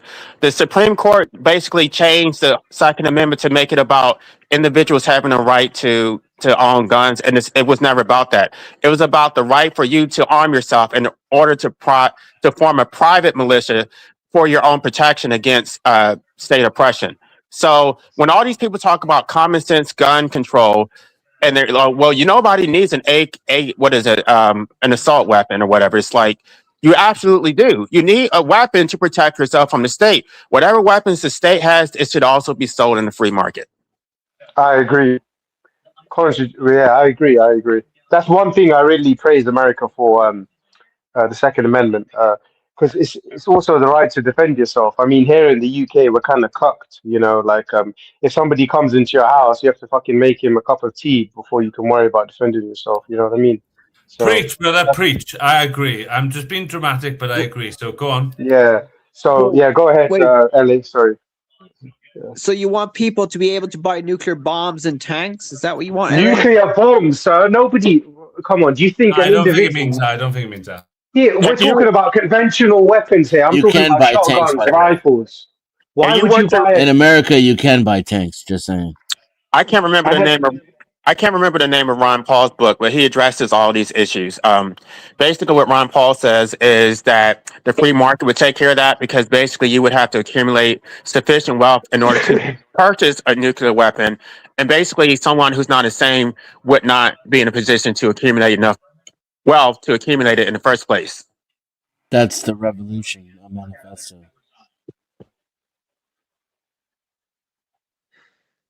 You could be a mad Elon Musk with a nuclear bomb. I mean, there's crazy billionaires out there. Why are you going to nuclear bombs? I mean, why would you trust? Why would you trust like someone like Donald Trump to have access to a nuclear weapon more than a private citizen? Why? Because the people voted for Donald Trump, or you think that he's actually acting in your interest? I would I'm just argue saying no. not all billionaires are are sane He enough doesn't have to control, be though. able to buy a nuclear bomb. I don't think you should have the right to buy a nuclear bomb. I think it's even if But my you're friend, like nobody's talking about a nuclear bomb. You're right. I think we're talking about conventional weapons, my friend. Nobody's talking about nuclear bombs or mortars or javelin missiles. Like, what are you talking about? We're talking about conventional weapons. You're right, Dennison. Trump doesn't actually have authority. There has to be a declaration of war. But Congress did pass a Resolution Act, which gives the president authority to make preemptive strikes for 60 days. And then they're supposed to get a resolution from Congress, which they never do. We haven't had an official war declaration since what? What was that, World War II or something? Or was it Vietnam? Yes. No, Vietnam was a police action. Okay, so it was World War II. Yeah, I think so. And also, a general would have to give the order. His next in command would have to confirm it, and then you'd have to have the men follow those orders. I know those seems like they're not important, but they really are a huge factor if you think about it, right? There's a lot of people that have to go along with it for it to actually happen. Yeah, but at the same time, it's like, who's actually going to enforce that? The Supreme Court sure as hell isn't going to do it. What the Supreme Court will do, they'll claim it is a political question, and they're just not going to address it. They're going to represent whatever the president does. Right. But I'm saying in reality, when the president gives the order, a general will have to give the order to the troops, and his next in command will have to confirm before the order is valid, and then the people who carry it out will have to carry it out. And that's actually stopped it from happening in the past, if I believe. The hunt for Red October was based on a real incident, wasn't it? Where Right. I'm sorry. Well, Yeah, Trump is basically trying to get rid of all these military generals who don't support what he's trying to do. He's saying that they're fat and they're old and they need to retire. He wants a bunch of sycophants. And I would say that's where he becomes more like a regular CEO who just owns a nuke and can launch it at his whim, right? That's the even more dangerous thing than a president is a Jeff Bezos who can launch a nuke. As much as I don't support the existence of a president, and I think it's abhorrent, at least there's some limitations there. Brother Marcus, Fleeka's wife wants you to start talking more. Yeah, I saw that. Thanks for the compliment. Guys, I just want to shift the goalpost slightly to geopolitics. Do any of you believe we're in the early stages of World War III? Charlie wants to say reader right now, yes, but we are. Sorry. Go ahead. Who's talking? Okay, go ahead. You are. I would say. Oh, sorry. Okay, I'll go first. All right, thanks, guys. Yeah, I would say DNW we are, because I mean, if you look at the whole world stage, right, and you see all these sort of little things that are sparking up. You've got the Russia and Ukraine thing that hasn't quite fizzled out. Then you've got the Palestine-Israel thing, which is kind of taking us into this thing where it's like, okay, attack Iran now. Then you have Pakistan and India, two nuclear powers that had a bit of a skirmish not too long ago. Pakistan and Afghanistan are fighting as we currently speak. China and Russia are also backing Iran. So this does look like the pre-stage or stage one of World War III. I mean, like Russia has come out publicly and said they are helping Iran with intelligence to find US bases and US positions. But I don't know if the assassination of Netanyahu is true, because I'm on the fence about that, because I've seen different things. No, that's definitely not true. Yeah, so there you go. So, but I do believe, to call a spade, guys, like, not fear mongering anything, but this is World War III. Like, who's going to de-escalate this? Like, I want to ask whoever's going to speak next, who is going to de-escalate this? I think it would go ahead, guys. Don't forget, now I can't see him. One at a time, children. I'm going to get myself a little bowl of muesli with some protein Yum. powder. Nice, man, nice. And I think it can only be World War III if China gets involved, because I think only China has the technology to actually go against the maybe Russia too, but I would say China to a greater extent. But I think it's going to be a different type of war. It's not just going to be guerrilla warfare. It's going to be cyber attacks and attacks on the currency and like that movie that was on Netflix, how they just hacked into the vehicles and destroyed the infrastructure. I think it's World War IV because World War III defined an era even greater than World War II, and we are coming out of the cold phase of World War III and entering into a warm phase, which is these proxy wars becoming increasingly skirmishes, and I think China is involved. That's why it's an extension of the Cold War, because I don't believe in the difference between communism and capitalism as is defined and propagandized by the CIA, but this is the terminology that they use. The West versus the East, capitalism versus communism, godliness versus atheism. This battle for global dominance that culminated in World War II and led to various proxy wars during the so-called Cold Era of World War III are now starting to heat up again, and more lines are being drawn, and the proxies are going to become more direct as Russia and China start stepping out of the shadows, so to speak, and become more directly involved. And I think it will be all those aforementioned countries that do the de-escalation, as they always do. The CIA intends to drag these adversaries into conflict in other places so that it will not be drawn to our homeland, and we'll continue to pump trillions and trillions and trillions of dollars into those skirmishes in an attempt to deflate the economies of our competition on the planet, those we see as in competition for resources, especially oil. Yeah, it's all kind of silly if you look at it. I don't see a World War III, IV, whatever you're talking about with World War IV, but I mean, ultimately, right? If we look at this, we're hindering with Venezuela, we're hindering China, and we're hindering Russia. So they're paying notice to that. Now here in Iran, we're also hindering their oil production for their production. But when it really comes down to it, there's only one enemy we have right now, which is China. And China is 100% reliant on our consumerism on them. And by the way, this is an article that came out in like 1992, where China in 1992 had already launched satellites that are all aimed at our commercial satellites. By the way, look it up on YouTube, Google it, ChatGPT it, whatever. This happened a long time ago, where they have satellites aimed at our commercial satellites where they could knock us out in a half a second. But if they did that, they're going to lose all their economy would collapse.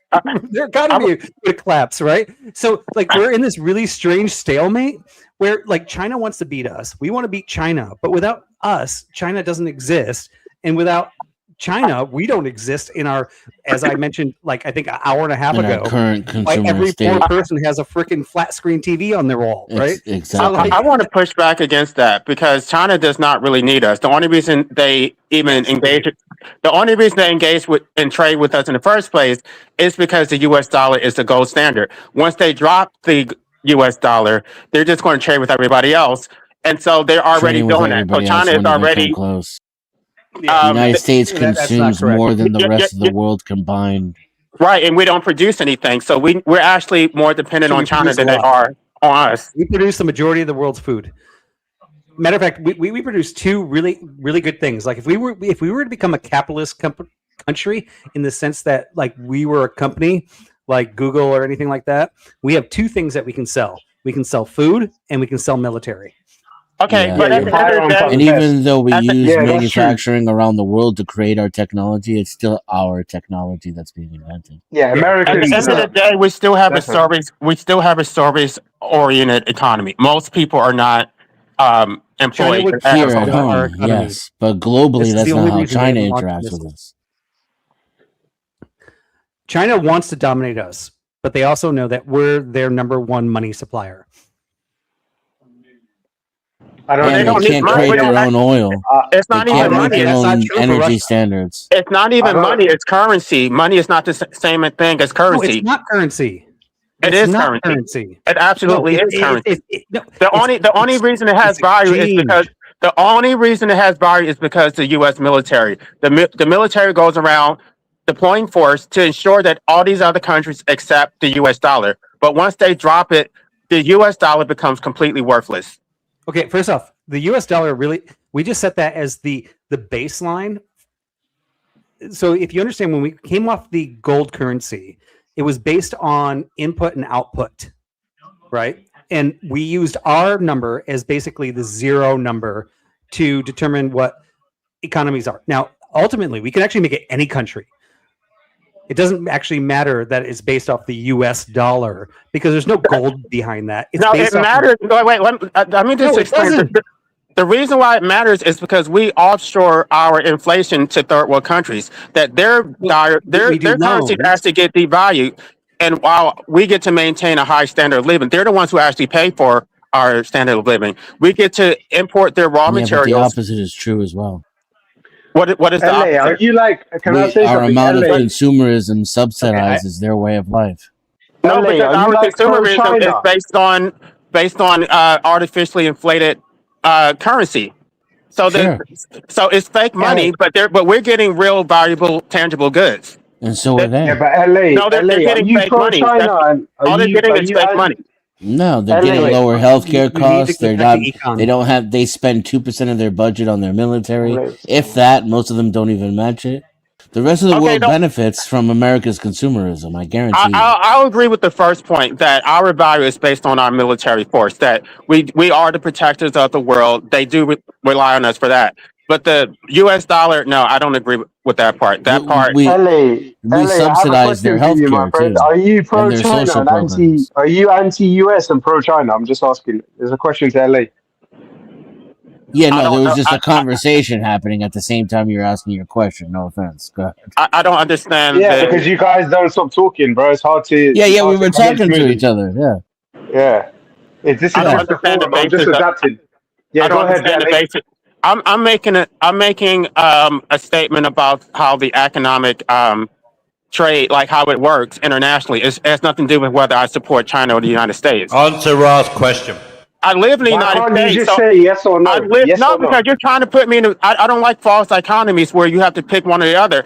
Obviously, I live in the United States. It is in my rational self-interest to support the United States. But objectively, what I see what is going to happen down the pipeline, that we're going to be destroyed because we're not producing anything, and we are overly dependent on China. We have massive trillions of dollars in debt that I guess has been bankrolled by China, and we can't pay it. So China has us by the balls. So what?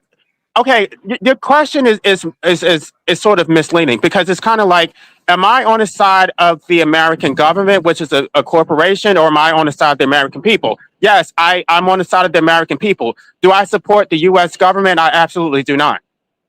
Well, I would agree with you on the latter part. I don't think any of us, even here in Britain, I don't think you can sum the totality of America as just being Donald Trump's regime. I mean, he's in power, his government's in power at this particular time, but you can't sum up the whole of the United States of America and all its history up until now as one government and what they do. Now, I agree with you. So the American people, but what I'm saying is, I've watched a few of these videos, and again, this is just my perception, right? But you and that Fatima guy, you do seem to have this sort of anti-West and pro like East. No, I'll agree with you with Fatima, but not in life. I don't agree with Fatima on I could be anything. wrong. I could be wrong, my friend. But I'm just telling you. Yeah. He's a socialist. I'm an anarchist. We have completely different philosophies. Okay, no worries. Yeah, you just clarified it. Okay. Yeah, So and I'm he an hates America anti-statist. for the sake of hating America too. Yeah, I don't understand how you. Doesn't make any By the way, sense. just to point out this economy thing that LA is talking about, So we could actually change the whole worldwide economy system, not based off the US dollar. We could switch it to Canada.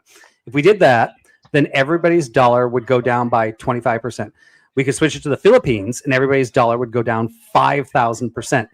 However, the value of all those dollars exchanging are still going to be equal because the whole world, based off of that gross national product input output, is going to be the same. It doesn't the United matter. States will still be at the top of the food chain. Based off of. Yeah, we are. And that's why we base it off of ours. But it would knock us down a few pegs for sure. It doesn't. It's not like it has no value because the value of the dollar, the US dollar, is based off of our input and output, right? And if we switch to another country, yeah, but being the base exchange currency has its benefits. It's a Ponzi scheme. Don't deny the benefits altogether. But we would still be at the top of the food chain, even if we weren't the base. Okay, it's a Ponzi scheme, but I just wanted to explain the difference between money and currency. Currency has no value. The only value it has is based on state force, that you are forced to trade with that unit of exchange. It doesn't. I've done so much content about. I've talked about it. Anyway, I'm not going to pimp my channel out, but yeah. What everything we've been told about money and currency is completely wrong. Okay, so let's talk about money currency for half a second, right? So, wouldn't you agree that if I need boots, I go to somebody that can make boots, and they're like, I need a knife, and I make knives, I give them a knife, right? Yeah, but Vibe, if I can get 10 boots for the price of 2 because of the dollar that I'm using, and I'm an importer-exporter, then I'm going to go to the guy with the 10 boots, and then the dude on the other side of the transaction who's just looking for one pair, he's not going to know any wiser. He's going to be getting the same boots I got because that's what I sent to him. Actually, I mean, that's a great example too, right? That's the difference between local and global economies that you just pointed out. The guy that can get you the 10 boots is a global economy. The guy that can get you one boot for the same price is a local economy. Okay, here's the thing, though. So you have greater purchasing power just because of the value of the U.S. dollar. There are people who live in these third world countries who produce goods that they can't even afford to consume themselves because they would be purchasing it based on their currency. So their money is completely devalued, and it's completely arbitrary. There is no fair trade. It's just we arbitrarily. It's more complicated than I'm going to be able to explain how it works, but they basically just rig it to where their money becomes worthless. Every time we just keep borrowing more money, and then we can Wait, how is it rigged? How is it rigged? Because we manipulate the value of their currency in order to keep our currency stable. And so they're the ones who actually pay for it. Currency lately? I'm sorry? Not very stable. Our currency is not very stable right now. Okay, it's not stable because they're dropping the U.S. dollar. Again, there's a lot of moving parts in this whole dynamic, but I'm saying the way that it's been stabilized so far is because they've been rigging it. That they're not. I don't know. I mean, I'm not an economist. I just have kind of a basic understanding of how it works. But when I see it, I actually covered it, and YouTube shut it down. YouTube shut my entire live stream down and removed it. So I don't want to talk about it too much because I guess some of it is considered a conspiracy theory, but it's the same. Fatima would love this conversation. But I'm not going to go there. Get him on. Somebody get him on. Get him on. People are gonna hate me for what I'm about to say here. And I mean, I'm a business owner. I have U.S. employees. I love my U.S. employees. They understand the economics and how the U.S. works. But I also have a lot of offshore employees as well. And I also live in the Philippines as well. So in the summers, we live there. And I have a lot of employees in the Philippines. Now, my Filipino employees, I pay 1/10 the amount that I pay to my American employees. And people are like, why would you take advantage of the Filipinos like that? But those employees that I'm paying 1/10 of that salary are living bigger lives than their parents ever did. They're buying cars, they're buying houses, because in their economy, that money is a lot.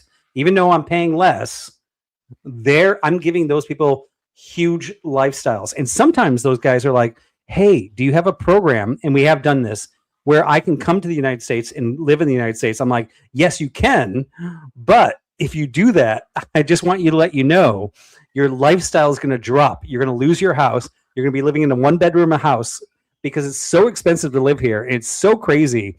I recommend you stay in your country because you're going to live a much better life. Now, is that horrible? Am I a horrible person for outsourcing some jobs to overseas? Am I horrible for paying less to somebody that's has a better life? It depends. Are these people doing Are they doing customer service jobs and answering the phone? Because if so, then yes, I hate you. You're the reason all things bad exist. Yeah, I was going to say, it depends who you ask. If you ask, and by the way, I've eaten with every one of them at their houses. They're not just they're just not like Zoom people on a random call. Because I live there and I interview every employee, and maybe I'm different that way. Can I ask a question, guys? This is just everyone, yeah. Like, it's very easy to criticize this gentleman here, how he's talking about his business strategies, but sometimes I think, as humanity, we're all very disingenuous because, like, if we was in his position, like, life is always about maximizing your leverage. Like, let's be honest, guys, we'd probably be doing the same thing. He's trying to maximize his profit and obviously be a little bit altruistic, but it's very easy. Oh, I hope I wasn't given the impression of the opposite.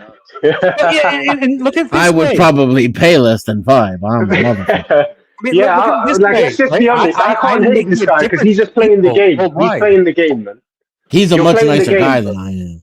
I am playing the game, yes, but at the same time, we're all deny that game. I'm helping people. Like, for example, who's that, by the way? That just spoke. Is that Vibe? That's Vibe, yeah.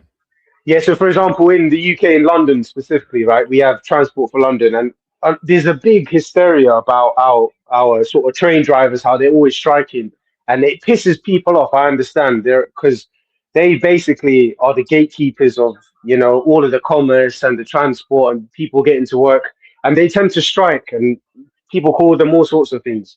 But what you need to understand is, like, they're just playing the game. Like, they have that leverage. Like, the CEO of a company who cuts himself a nice bonus out of the profits is just maximizing his leverage. Now, I'm not saying I'm a diehard capitalist and I think there's nothing wrong with it. It's the best system ever. But ultimately, guys, if we're honest with ourselves, whatever level you are in the hierarchy of capitalism, you're just trying to maximize your leverage. If you're an employee at the bottom, you're probably asking for, a rise in your salary, more better holidays, more holidays, etc. If you're an owner or a shareholder, you're probably trying to do the opposite so you can take more of the cake. But ultimately, guys, we're all trying to maximize our leverage. I don't know. What do you guys think? Yeah, I think that's really, really interesting, right? And I mentioned earlier, I'm a Christian, and I was reading Deuteronomy, right? And I read this one verse in between, like, marriages, where it says you should never muzzle an ox when it's grazing. And I was like, what the heck does that mean? And why is that the middle of everything, right? And so I did some research on it. And it was basically saying you have an employee that is working. If you muzzle that employee, you're taking away the benefits from that employee of the work they're doing. By muzzling them, they can't eat while they're actually producing for you.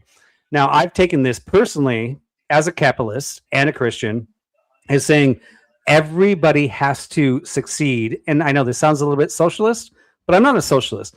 I believe that you should reward those, and this is all through the Bible. Reward slaves and we can go into the whole dichotomy of slaves. That's a whole other topic. But like treat the people that are doing the work. And some of us have the minds that says, "Hey, you do this." I have some Filipinos that are doing some work for me. I reward them. I have American employees that are doing work for me. They get a stake in the whole thing. Now, does the world work that way? No, and I disagree with that. I think there are a lot of corrupt CEOs, and most of them are secularists, and they're not Christian. Christian or atheists love to be like, Christians caused all this harm. I'm like, what about all the harm that's happening with all of capitalism in the world where they don't actually think this way. And this comes back to the original thesis of this conversation. What is good and bad? Speaking of leverage, oil just hit $120 a barrel. Yeah. I mean, yeah, I agree with you, Vibe. At the end of the day, it's just one of those things, man. Like, this is the game of life, isn't it? Whether it's, well, I'm definitely not communist, because we've seen where that leads to. I'm not saying capitalism is perfect, but if I had the choice to capitalism all day, I would never live in a communist. I have like individual liberties, freedom of expression, those good stuff.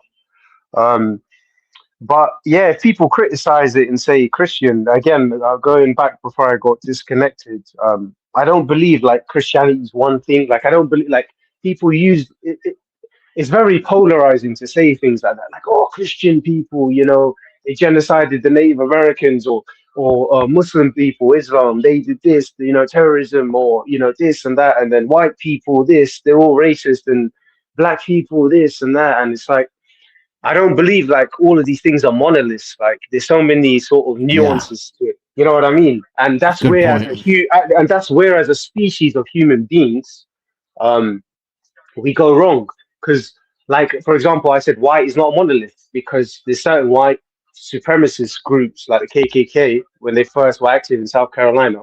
If you was a sort of white English person, but you was Catholic, they didn't want you in America. They It's didn't going to want be you. the largest demographic too.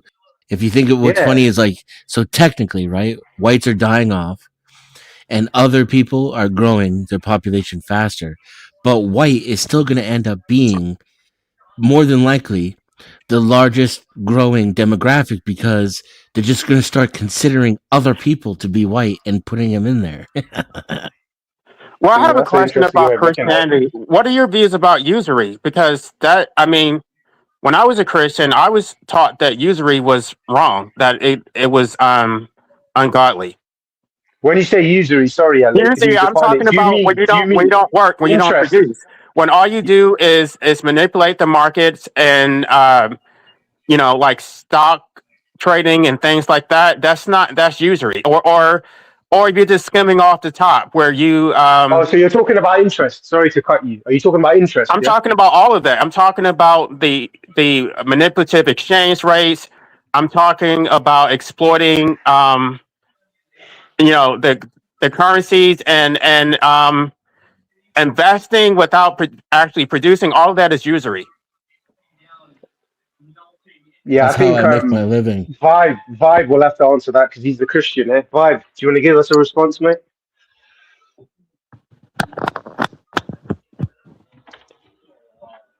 Render unto Caesar's that which is Caesar's. Hey, somebody else has got a biblical scholar here as well. Then is it? It's one of my favorite lines from the Bible. I think it's often misunderstood that Christians should follow the law of the land that they live in. And I don't think that's what Jesus meant. I think Jesus was being snarky because they were trying to trick him into speaking against taxes, which would have put him in risk of being arrested or harmed. And instead, he said, look at this coin, and what do you see? And the fact that it had Caesar's image on it, it was his way of saying, this is not of my world. It's not of my concern. Let this be Caesar's problem. And let the problem of humanity and spirituality, let that rest upon my shoulders. But didn't Jesus also say, "He without sin cast the first stone," meaning he in some way circumvented the Hebrew law of adulterers and adulteresses, so he should be stoned to death. Right. He wasn't saying go ahead and find somebody who has no sin, right? He's saying, but then who among you has no sin? That's what he was saying. No, but what I'm trying to say is, yeah, you can play with the words, but his whole intent would. Okay, let's draw an inference that he was trying to circumvent the natural consequence of doing what the Romans would do in terms of what the Jewish law was back then, meaning stone that woman to death, because that's the consensus of, you know, the ethics at play here under that level, under that form of Judaism.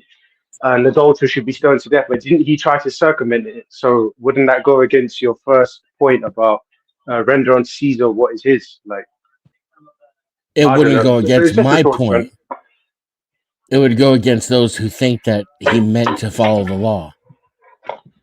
So what I do you think he say? was saying the law is Caesar's problem, right? Matters of faith are what I concern myself with. Same thing with turning the other cheek. Yeah, but A lot matters of of people faith think that also become law, he no? said to turn the cheek in order to avoid confrontation or violence, and I don't think that's what he meant. I think that he was saying that if I offer you my other cheek and you strike me as equals, then I can challenge you as a man instead of to be demolished as a slave. But in those societies, I'm sure that like faith and the law weren't really separate because the Jews at that time, or the Hebrews, let's call them. I don't want people to think I'm being anti-Semitic. Let's say the Hebrew society at that time, where they're not asking for their own sort of religious law to be implementing, which is stone the adulterers. So faith, and at that time, I'm saying in that society, faith and law were kind of intertwined. Would you agree? He's saying the opposite. Yeah, so that's what I'm saying. So he's not rendering unto Caesar, is he? Because he's trying to circumvent the natural consequence of that faith-based law, which is stone the adulterers. Well, he would render the coin and the matter of tax unto Caesar. But then what about the laws of the land? Don't they come under Caesar? The laws of the land are not the laws of faith, though. No, but what I'm saying is the laws of the land are part of the sovereign ruler, right? But the demographic of that place was majority Jews, so they were asking for their faith-based law, stone the adulterers, to be implemented. So would you render unto Caesar that? What I'm saying. That's what I'm saying. Would you agree with that?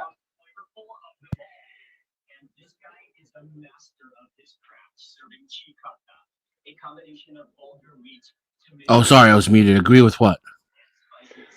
So would you agree with because the initial point you made was render unto Caesar what belongs to him, but the way I see it, this is just my perspective, right? Is that the stoning of that woman, potential stoning of that woman, if we were to follow that statement of render unto Caesar, then you should have allowed her to be stoned because that was No, because it's a moral question. He's separating he's separating the law and authority from your allegiance and your morality. Yeah, but that's in, not in how both circumstances. But in the Hebrew society, they had a faith-based legal system. Because if you were to ask them, why do you want to stone this woman? It's not because they enacted that statute. They would claim to you, this is a divine law, you know, of the Hebrew tradition to stone the adulteress of that time. Do you get what I'm saying? Sure. But yeah, it's just a moot point. I guess it's a moot point, really, but it's just food for thought, in it. Whereas, yeah. LA, did you want to debate abortion?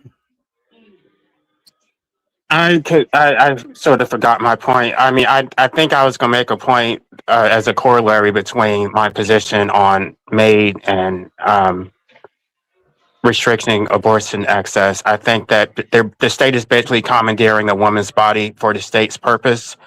It is, or the state's interest, I should say. It is extraction.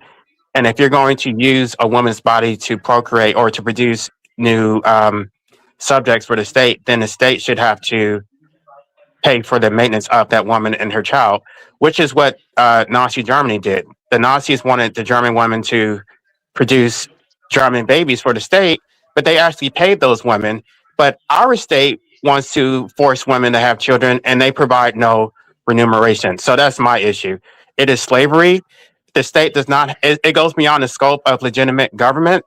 It was a right that was protected under common law. It is a natural right that even animals engage in infanticide. So the state has no legitimate authority to regulate abortion or anything. I would even go further than that, but I don't want to say it on D&W channel.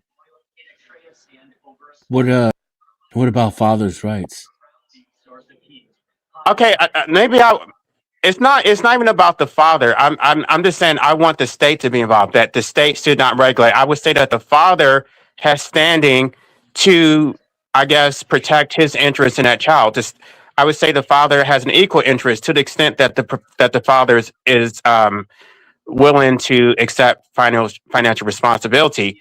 Only thing I'm saying is that the public, the state, all these third part, like the public in general, they have no standing whatsoever. A father, of course they have a say, but just because some random stranger thinks that it goes against their religious belief does not give them any legitimate authority to have a say in it. So a father should be able to sue for damages then, for example. Especially if the pregnancy was agreed upon. I don't know how. I mean, I would say preemptively that if the woman was about to get an abortion, maybe the father should be able to get an injunction to prevent her from doing it. The reason why you can't get damages, and which is problematic, which goes against the reason why you can't get it is because the Supreme Court does not recognize your personhood as a property interest. That is the reason why they're able to criminalize medical assistance in dying. It's considered a liberty interest, not a property interest, which is incorrect. So even if you recognize that there was a violation, it would be a violation of a liberty interest, not a property interest. So you would not be able to get compensatory damages. What about pain and suffering?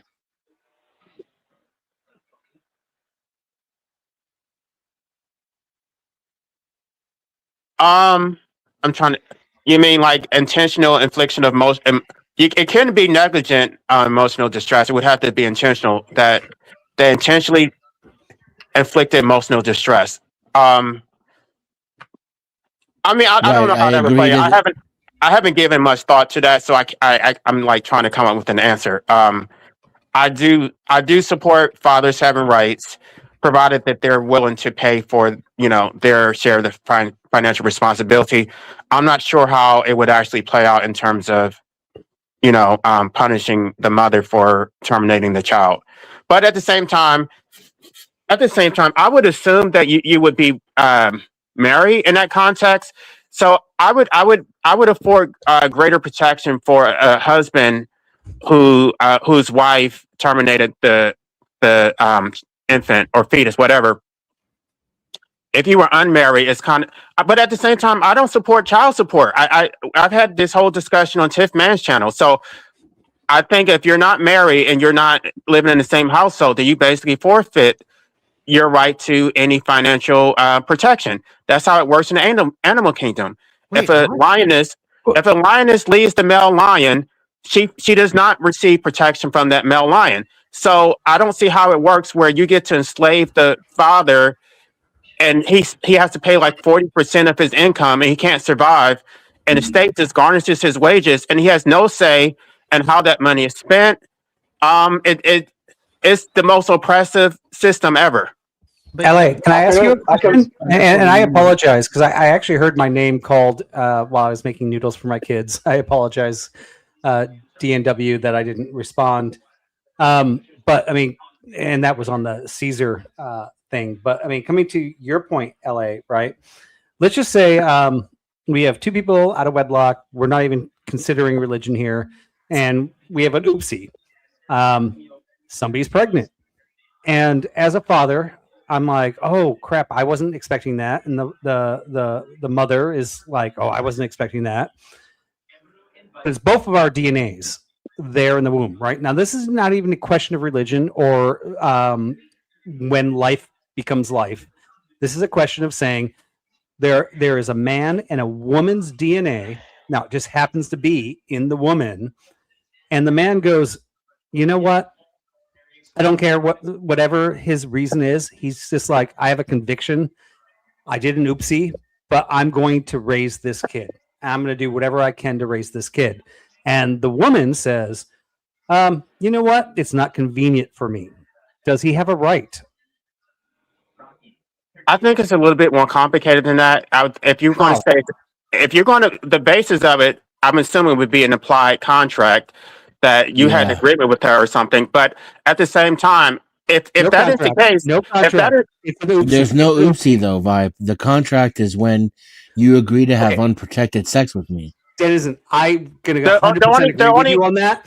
If you're doing it and you're doing all the protection, yes, 100%. There's a contract saying that we're engaging in this, and we understand that there is this percentage chance based on their contraception we're using that there may be a mistake, and we both know that when that happens, nobody actually discussed that. So here we are in this scenario where it happens. okay, I think it's easier to take a position if they were married. It's No, a no. little bit more. No, I'm going. Let because me that's just not finish. how Let me it just finish. happens. Let me finish.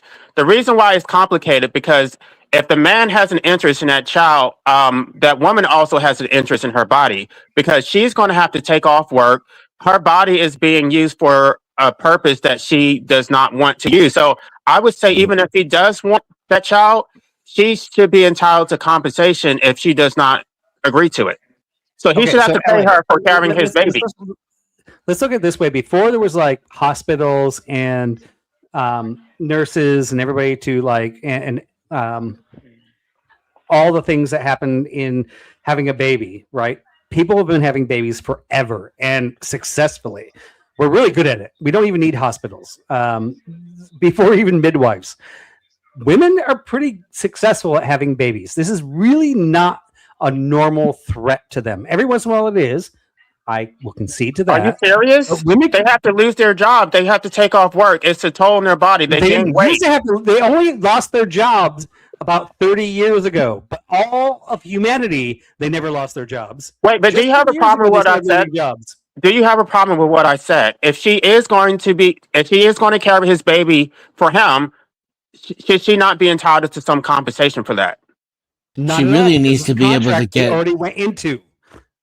She really needs to be taken care of during the entire pregnancy. Right. So that's what I'm saying. So if the man is willing, it was an oopsie, and because it was an oopsie on both of their sides, now the man has to pay her. No, if he wants the baby, only if he wants the baby. Only if he wants the baby. But if he doesn't want it, then she should be free to get an abortion without any protest from him. Right. Okay. I'm gonna run with this on a secular world. So I am a man, no religious affiliation, but I'm like, she's pregnant. She says, I don't want it. And I say, you know what? I'll take it. It's mine. You don't have to worry about it for the rest of your life. Can she still get an abortion? Can she? Is that what you're saying? In addition to taking care of the baby, you also should have to take care of her while she's pregnant. Right, because she's vulnerable. Okay, I'll agree with that. I'll concede on the medical expenses. But can I say no, not just the medical expenses. You should have to pay for her housing expenses, her food. Yeah, she's carrying security. Your baby. Yeah, because in that state, she is very susceptible to being harmed in that state. Hey, I'll concede on that she's too. physically disabled as well. I'll concede on that too. If I'm willing to pay for all her housing, all her work leave during that period of time, but I say, I know you want an abortion, but I don't. I will pay for you for this 9 months. I will take care of you. Once the baby's born, you're out of the picture. Even though you want an abortion and you don't want to do this, can I have that baby? Am I allowed to do that? But in reality, if men were willing to do that, I don't think most women would get an abortion. Like if you were willing to foot her bill for 9 months, 100% on that. No, I'm saying I'm not talking about somebody who works at Walmart who's saying I'm going to give you $200. I'm saying if you had sufficient wealth to actually take care of her for 9 months, it's a win for her. Why wouldn't she do that? There would be less abortion. I'll give you that. But a lot of women don't think of the harm that abortion does to their body, and they just think of the harm or the aesthetic disfiguration of pregnancy and the convenience of it, and they choose the convenience of abortion without giving it consideration for how harmful it is. So those women are still going to exist by a large number, but I think abortion would go down dramatically if we lived in a society, we had a culture of men providing for women when they impregnate them in every way, financially, security wise, shelter, food, etc. Amen. Right, because when I was in law school, one of my friends got pregnant, and she was like staunch Christian. She didn't believe in abortion, but she didn't want to quit law school, so she went against her beliefs and got an abortion. So because she didn't have any support, she knew it was going to be on her. She would have to quit law school, and her whole life would change. And now she's a successful attorney. And how many So if kids they does she actually, have now? I haven't kept up with her. I don't think she has any children, but I'm not sure about that. Exactly, because by the time she finished law school, by the time she actually was successful, by the time she was able to actually get to a point where she's like, I have full financial control, she probably got married. She probably found a husband, and they probably tried to have a kid. She might have had one, and they probably had to pay tens of thousands of dollars for IVF to get married or to have that one child. And she might have wanted three, but because society told her that she was supposed to be a successful lawyer first, before she ever picked a husband, she ended up not actually fulfilling her actual what she wanted. No, you're putting the cart before the horse. The problem, the root cause of it is that she has to work in the first place. The fact that she has to be a bread, she shouldn't have to work. She should be able to sit on her ass and have some man's babies, but she does not have that luxury. I agree. Yeah. I agree with you 100% on that. And that only changed in the last I'm getting old. Now it's 2026, so that only happened in the last 60 years. That never existed before. Yeah, but LA, aren't the progressive feminists to blame for that? Because they're the ones always telling women that if you choose to have a family, then you're brainwashed by the patriarchy and, of that type of sort. So what do you have to say about that? I have never heard anybody say that. Really? So you've never heard any feminist rhetoric saying that, child rearing pretty and big stuff in like America. that. It's third wave feminism in a nutshell. It's big. It's big all over the West, my friend, not just in the US. Yeah. Well, they say that women should be compensated for their labor for being a homemaker and raising children. I don't think that they want women to have a choice. They stigmatize motherhood though in traditional that's what I'm saying. families. I think they did that during the 60s and 70s. I don't really hear anybody saying that now. No, I think they it is. absolutely did it. Really? So what? 80s. Really? So what's this whole boss babe and independent? I don't need a man type of rhetoric about. I think they're all intertwined. Wouldn't you agree? I think more women are becoming anti-feminist. They really want to go back. It's starting to turn around again. I think. Right. Yeah. He has a point. Very, LA. very, very, very recently, it's starting to turn back around. I was born in the 70s, and I started going to school when they were educating us on men and women are equal in the 80s. And in the 80s, I was sitting next to my female colleagues in middle school and high school, and they were telling all of us that we were all equal and we all have the equal opportunity for jobs and we're all going to go to college, and that women and men are no different. And by the way, I have a wife, and she's a brilliant, brilliant person, so I'm not actually begging on women right now. And I was high-fiving the girls next to me when they were going to college and getting engineering degrees. Now I'm 54, and every single one of those girls that got really successful jobs, making killer money, ended up going through the scenario I'm telling you, where once they had the money, once they got the job, once they were there, they decided, they're like, you know what? I'm missing something. I want to have a family. And they all started having to go through IVF for 10 years, spending tens of thousands of dollars because the educational system lied to them. No, I'm not saying that women can't be successful. They can be, but they robbed those women by brainwashing them of their childbearing years. I want to say amen to Vibe a minute, and I also want to say, I don't want to interrupt, I just want to say thank you. And Vibe, well done for picking up the wife. I appreciate that, and I accept what you're saying. Yeah, and by the way, I'm not being anti-female here. I think women can have engineering jobs and they can do all this stuff. I'm not anti that. But I really feel like, and only because I grew up through this, and I have so many female friends that I was high-fiving getting these huge jobs. Wait 1 second. And encouraging them. And then later in their lives, they're like, oh my God, I can't have a baby anymore. I did what they told me when I was a kid, And they never told me, nobody ever mentioned, if you do this, you're going to go outside of your fertile years. Right, but there's some women who genuinely don't want to have children. And I think they should have that opportunity. I'm not saying that this has to be a prescription. I'm just saying that the schooling system I grew up in shouldn't have lied to those women. They should have said, by the way, agree with that. I can agree with all the way up into your late 30s, getting your Everybody career knows first. that. Just want you to know. No, everybody didn't in the 80s, LA. Everybody didn't.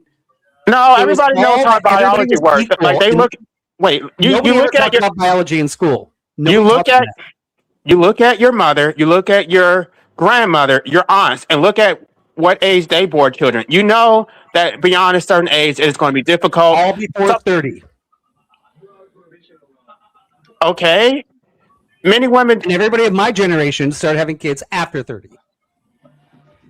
Okay, and my grandmother had children when she was like still in her 40s. Like, I mean, yeah, you could still have them, but it's really hard. It's risky, I think. Yeah, there is a biological fertility window. Let's be honest, LA. Come on, the science is saying there is a biological. I'm not saying women shouldn't go to college. If they want to go to college, go to college. That's fine. Just tell them the truth. Don't lie to them.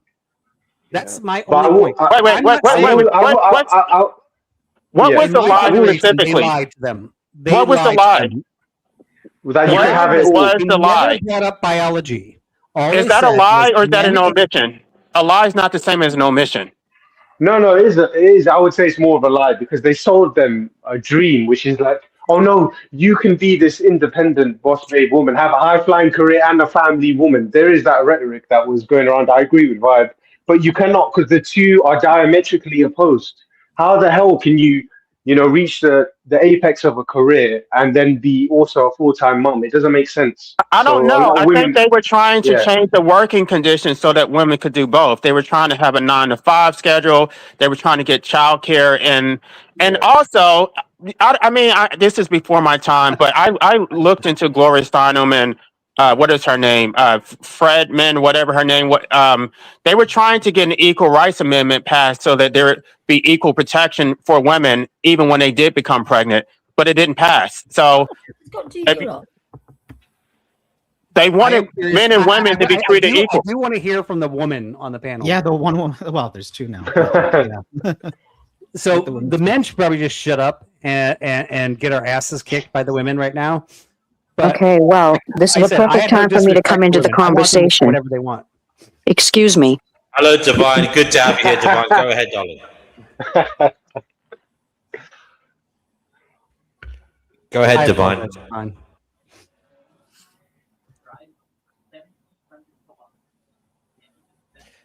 Divine, can you hear me? Oh, maybe she got cut out. Oh dear. Chickpea, did you want to say something as a woman? Well, a full-term pregnancy or not, and we should decide whether we choose not to have a child as well. Men should not be able to, quote, dangle money in between us and say, oh, I'll pay you to have a baby. No, there are plenty of women out there that you can pay to have a child. You do not need to be approaching me to do so. If you want that, somewhere else to go. I don't buy that foolishness. Devon, they're not going to pay for it though anyway. I'm just using that as a rhetorical argument. They're never going to pay for that. They don't have any money. Hold on. I just a simple question for Divine. Divine, let's say you and I accidentally, neither one of us planned to have a baby. Do I have any rights to that? Absolutely none. No. Absolutely none. Women don't believe in male reproductive rights. And I'll tell you why you have absolutely none. Okay, why? That's ridiculous. Of two reasons. One is I would never be in a situation where that could happen to me specifically. Okay. Two, it can't be done because that is not how the operation goes. When a woman are we living together? Okay.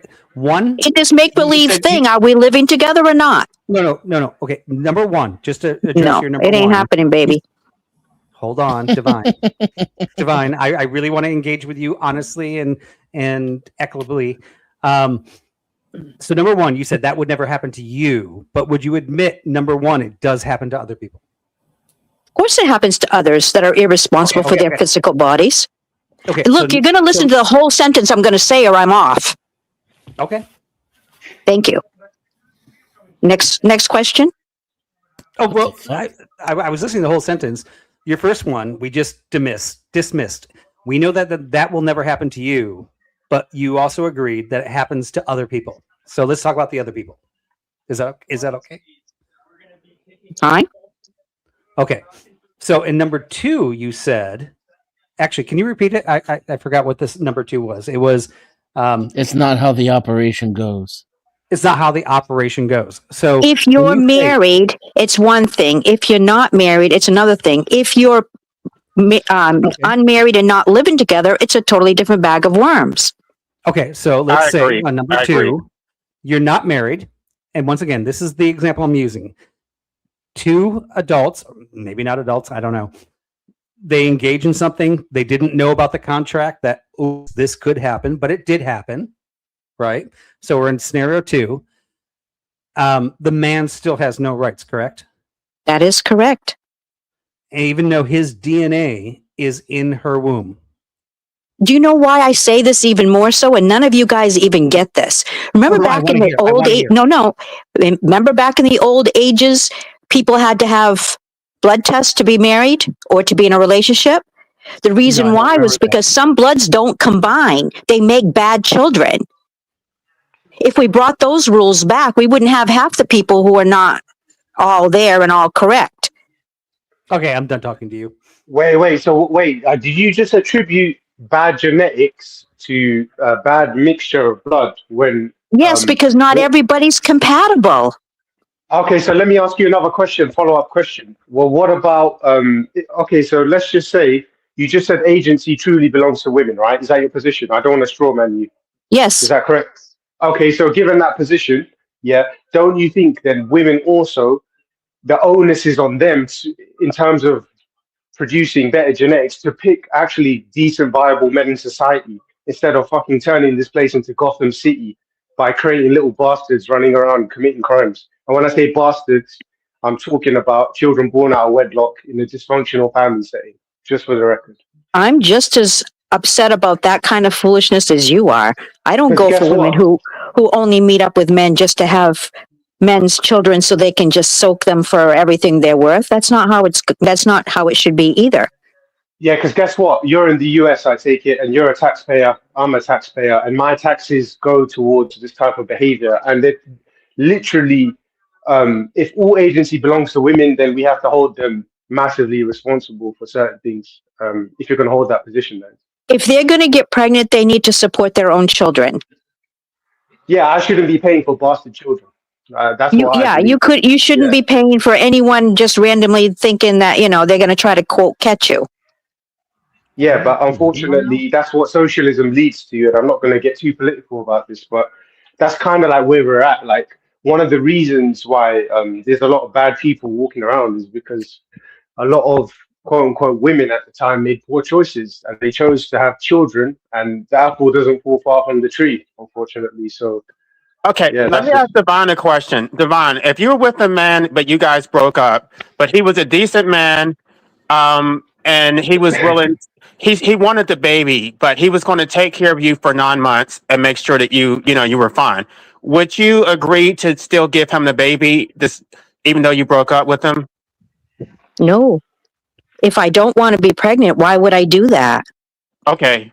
I was just curious what your response I'm talking was. physically. Like, say, for instance, I'm having the time of my life, having a career. I'm solid in it. I'm making a difference in the world because I'm that type of a person anyways. Why would I give up 9 months of my life to have a child that I'm not even invested in any way? It's just a thing that's going on. That doesn't make sense to me. And you know what? I'm just as against women, and I've just went through this with my grandson. A woman got pregnant on purpose because she wanted to catch him. And I looked at him and I said, you need to think about this a little bit more. I says, because this is not viable. He goes, what do you mean? I says, I already know that this pregnancy is not going to last. I don't even think it was 2 weeks later. there was a complication and she lost the baby. Now I said to him, she's not a viable person to have a child with. Obviously, you lost it. Why would you think that this is a person that you should lay with again? He thought about it and he realized that they weren't compatible after all. They were just going through the motions. And he broke up with her. There are women out there who do this as a career, which is wrong. By the way.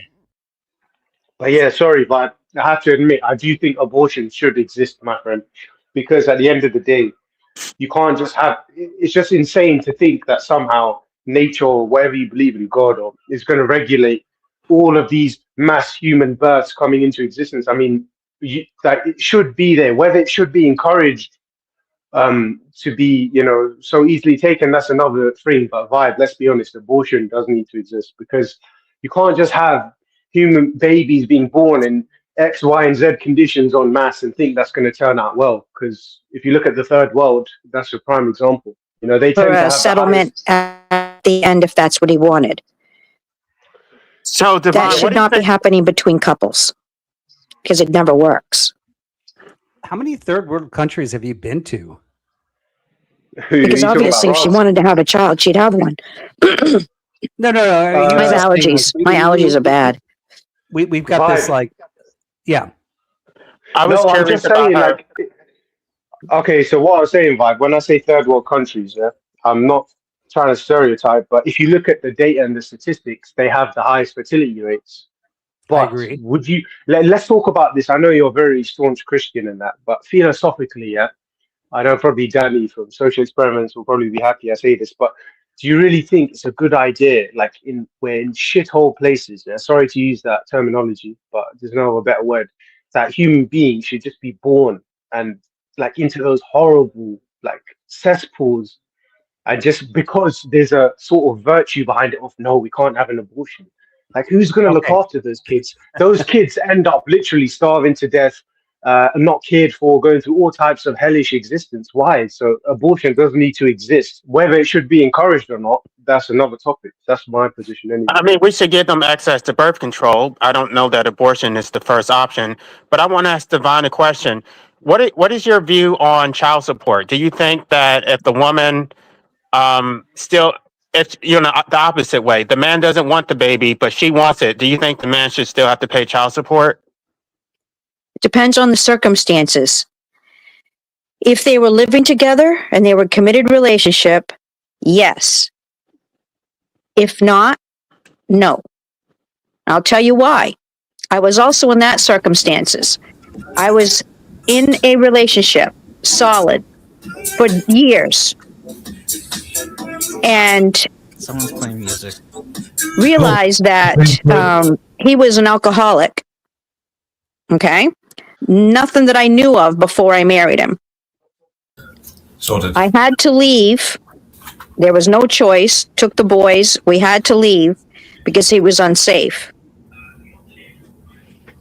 When I left, I did not ask for child support. The reason why is because I made the choice to leave. If I'm going to make the choice to leave, I'm going to want to be taking care of the kids. That way I can have a say in how they're brought up. I can also set the example as to what they should and should not be doing as they're growing. Do you think that there's countless other nuanced reasons why some people may be in similar but dissimilar situations, and how the same rules might not apply equally to everyone? Because the reason why is because so many different people are doing their own thing and what's important is not first and foremost. But just as a point of information too, miscarriages during the first pregnancy are very common, and rarely have anything to do with the partner. And most women go on to have a successful pregnancy their second time around, even if it's with the same man. I don't buy that. Can I ask the question? What the medical facts are. I agree with Devon, though. If the woman is I've not going been to, in the medical field for decades, sir, and young man, no, there is no possible way. If I you don't were know why not supposed you're to have that assuming my child, you will age, not but have that child. It doesn't matter what the circumstances were. A lot of it's people due to think that it random all chromosomal depends. abnormalities. No, it all Not depends. some predetermined, preordained destiny. I agree with Devon. If the woman is going to forfeit any claim for child support, then really the man is out the picture. He's he's in the clear. He should just be lucky that he doesn't have to pay, and it's on the woman. It's her body. She's going to raise the child. I'm not sure why a man would even want to be involved in that scenario. Okay, I'm the not reason arguing why I against opted that. not to have him be involved in child support No. was I'm because saying it was going to be a lifelong connection to him right. of fighting for money, which is unnecessary when I can make my own. So I did not want that lifelong connection. My sons had sat me down one day and said, look, I'm not going to go visit him, so don't bother asking me if I want to. And I said, yes, I only gave you that option because obviously he is your father, and if you want that option, you should have it. We don't want that option. We don't need the connection. I said, fine, then that's easier for me to break what I need to break. It's going to be a lot easier.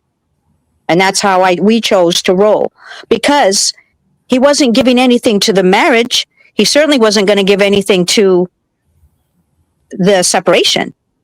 So why involve him? So we let him off the hook. And you know what? Both of my sons are happy because of that. I have a question for Divine. Yes. Oh, so I'm on the exact question. The question seems to be led on whether or not a man should have authority or a female should have authority. And I just want to know, is the same sort of fairness applied to whether or not the man has decision on whether or not an abortion can happen or not?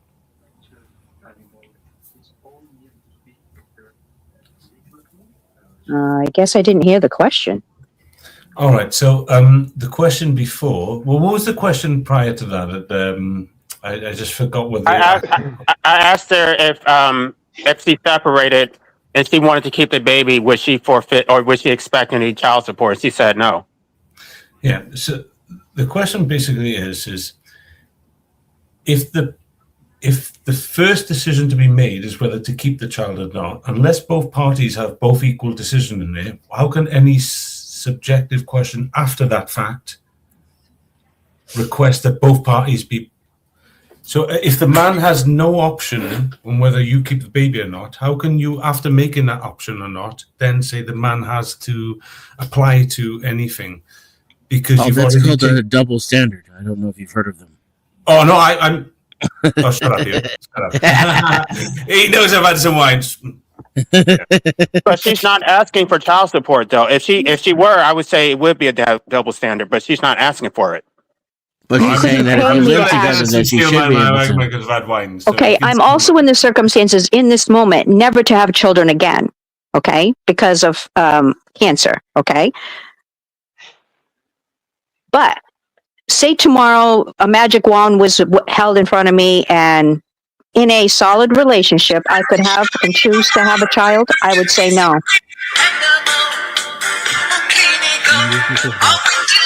Can we turn that music off? That's you, Chickpea. Yo, chip away. Wait, that was Chickpea? Everyone needs to mute their mics until they're talking, and when they're talking, they unmute themselves. This doesn't have to be up to DNW every single time. We should all have common sense and respect. That is true, but I don't believe in common sense, but it's kind of true.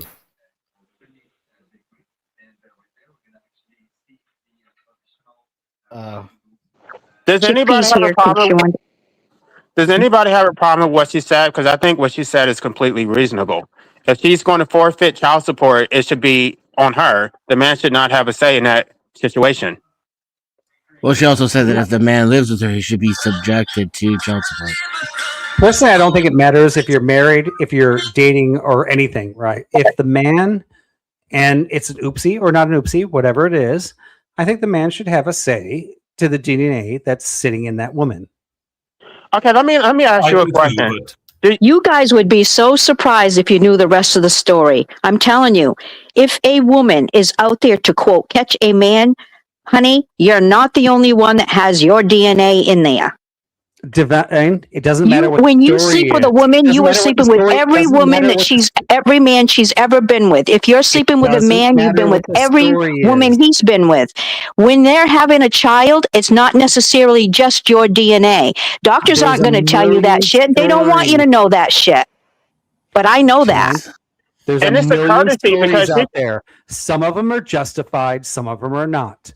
There's a billion. That has been actually. debunked, A billion actually, stories, mine. right? Yeah, that's The absolute base hogwash. question is, does the man have a right to say, if there's an oopsie, and I'm trying to keep it really simple, right? No marriage. They're not even dating. It's just an oopsie. Neither one of them expected to get married.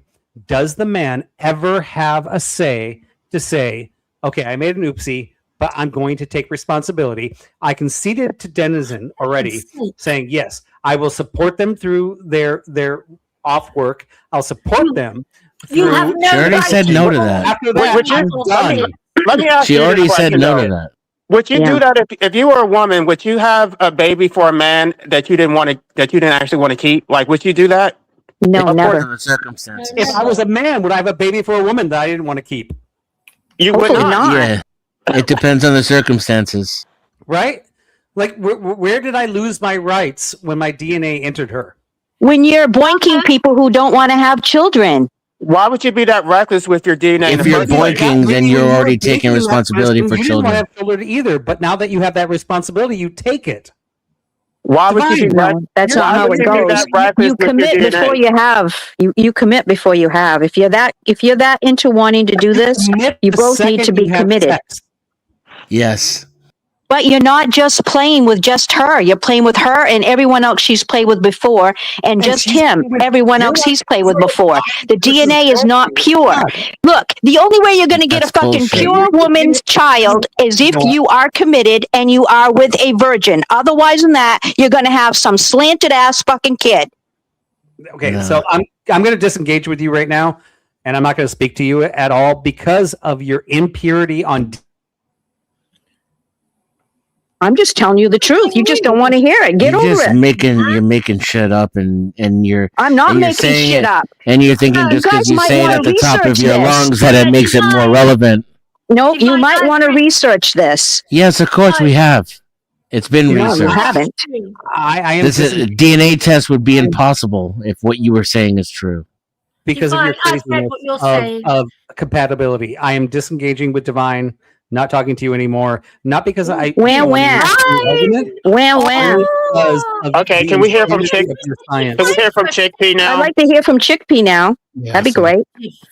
Divine. He's not going to speak to you anymore. Oh, you poor thing. I know, aren't I lucky? It's about time. Again. Right, you just engaged with him in bad faith for 20 minutes then. No, it's a bunch of men trying to decide that, and they don't even have the facts. You're the one saying that babies come from multiple sources of DNA. Talking about, God, and you also Ben. said that miscarriages were caused by the partner, which is incorrect.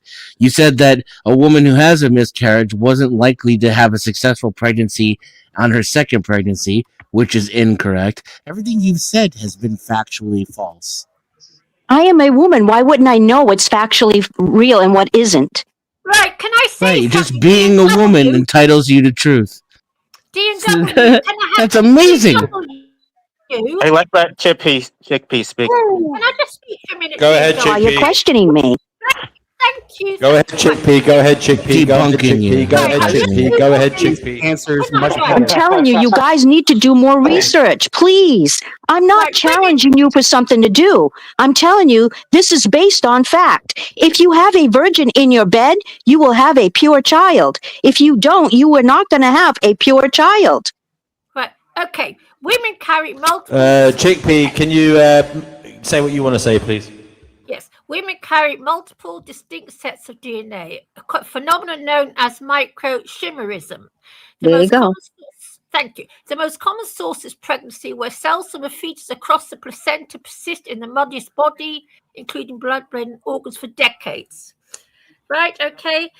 I can assure you. And they don't go into the eggs. Yes. No. The DNA stays in the woman's body, and it's born In the woman's body, not the child's. Right. Fetal cells can remain in the mother's blood and organs for more than 26. No. Christ Almighty, Divine is saying is true. No, it's not. Yes, she's saying that the kids share that DNA. Yes, they do. They don't. That is the sad, brutal reality. No, it's not. It's some shit that you just made up and was not supported by what you just read. Oh my gracious! What you just read did not support your conclusion. DavidIke.com. Chippy, was that on DavidIke.com? No, it was on IQ. No, she's talking about fetal absorption. And the fact that male DNA can cross the brain barrier in women. It does not go into her eggs and then come out in her offspring. It happens in extremely simplistic animals, but doesn't happen in humans, apparently. I looked this up before. It's been debunked. Whatever. Why do you think men are marrying virgins over from other countries? Because because DNA test didn't women, exist. No. Because there's no way to know that it was your kid. Lie about what they've done and what they haven't done in their past. So there's no way to know if it's your kid. Not that because it shares DNA with all the other people. That's ridiculous.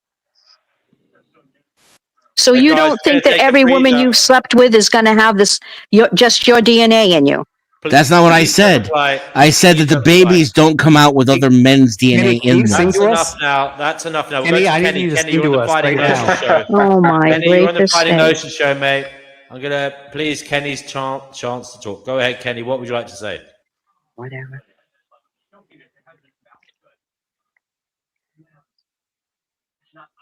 Kenny, you're on the show. Hello. Hello. Good evening. Yeah. I just wanted to say, and when you're a star, they let you do it. You can do anything. What? You're quoting. When you start to let you do anything. I knew he was either going to do that or he was going to sing. He was trolling. This guy has become a meme. They let you do it. They let you do anything, and then he left. He's literally a Scottish dude being a Magda person. This guy's a living meme, man. Gotta give it to him. Yeah. Oh. I suppose Trump is half Scottish. Maybe I that's just don't get the whole conversation because if you're having sex willy-nilly, Actually, he has property in Albania because Albania is one of the safest countries in the one of the safest countries in the world. All right, I guess I'll leave that comment to another day. Kenny, you should be supporting Scotland as well, man. You're from the UK, closer to us. But anyway, I got nothing against the US, but I'm just saying. But anyway, I digress. Back to the main point, guys. I just don't get it. If you're having sex willy-nilly with women that you barely know, you're not married, you have no relation, you don't live together. If she went to go have an abortion, you would have no way of knowing what she did. Like, I don't understand how you can get upset about, like, if you hooked up with a woman at a club and she got an abortion. Like, what did you expect? Did you really think she was going to have your baby? Like, that's okay, true. so, I can understand. let's just look at it that way, right?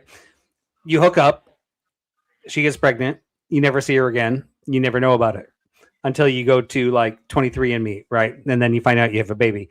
But what if she says, I'm pregnant, and she calls you up? What do you do then? Now, some men are going to be like, hell no, I don't want to be a part of this. She's going to get an abortion. Some men are going to be like, probably a few men will be like, crap, I want this kid. I'm going to take responsibility for it. And maybe that's the minority. And even if it's the minority, should that man not have a right to have something to say? That's my point. I think Divine was saying, yeah, in her scenario, in her life, that would never happen. But it does happen. And she already agreed to that. How does that actually work, though? Are you going to say that the state should, strap her down and force her to have the baby against her will? Well, okay. So, yeah, let's look at this. Should the state also force her down and tell her she should get aborted because she's not married and that kid isn't in wedlock. But is an abortion a choice up to the individual? I don't think the state does it, right?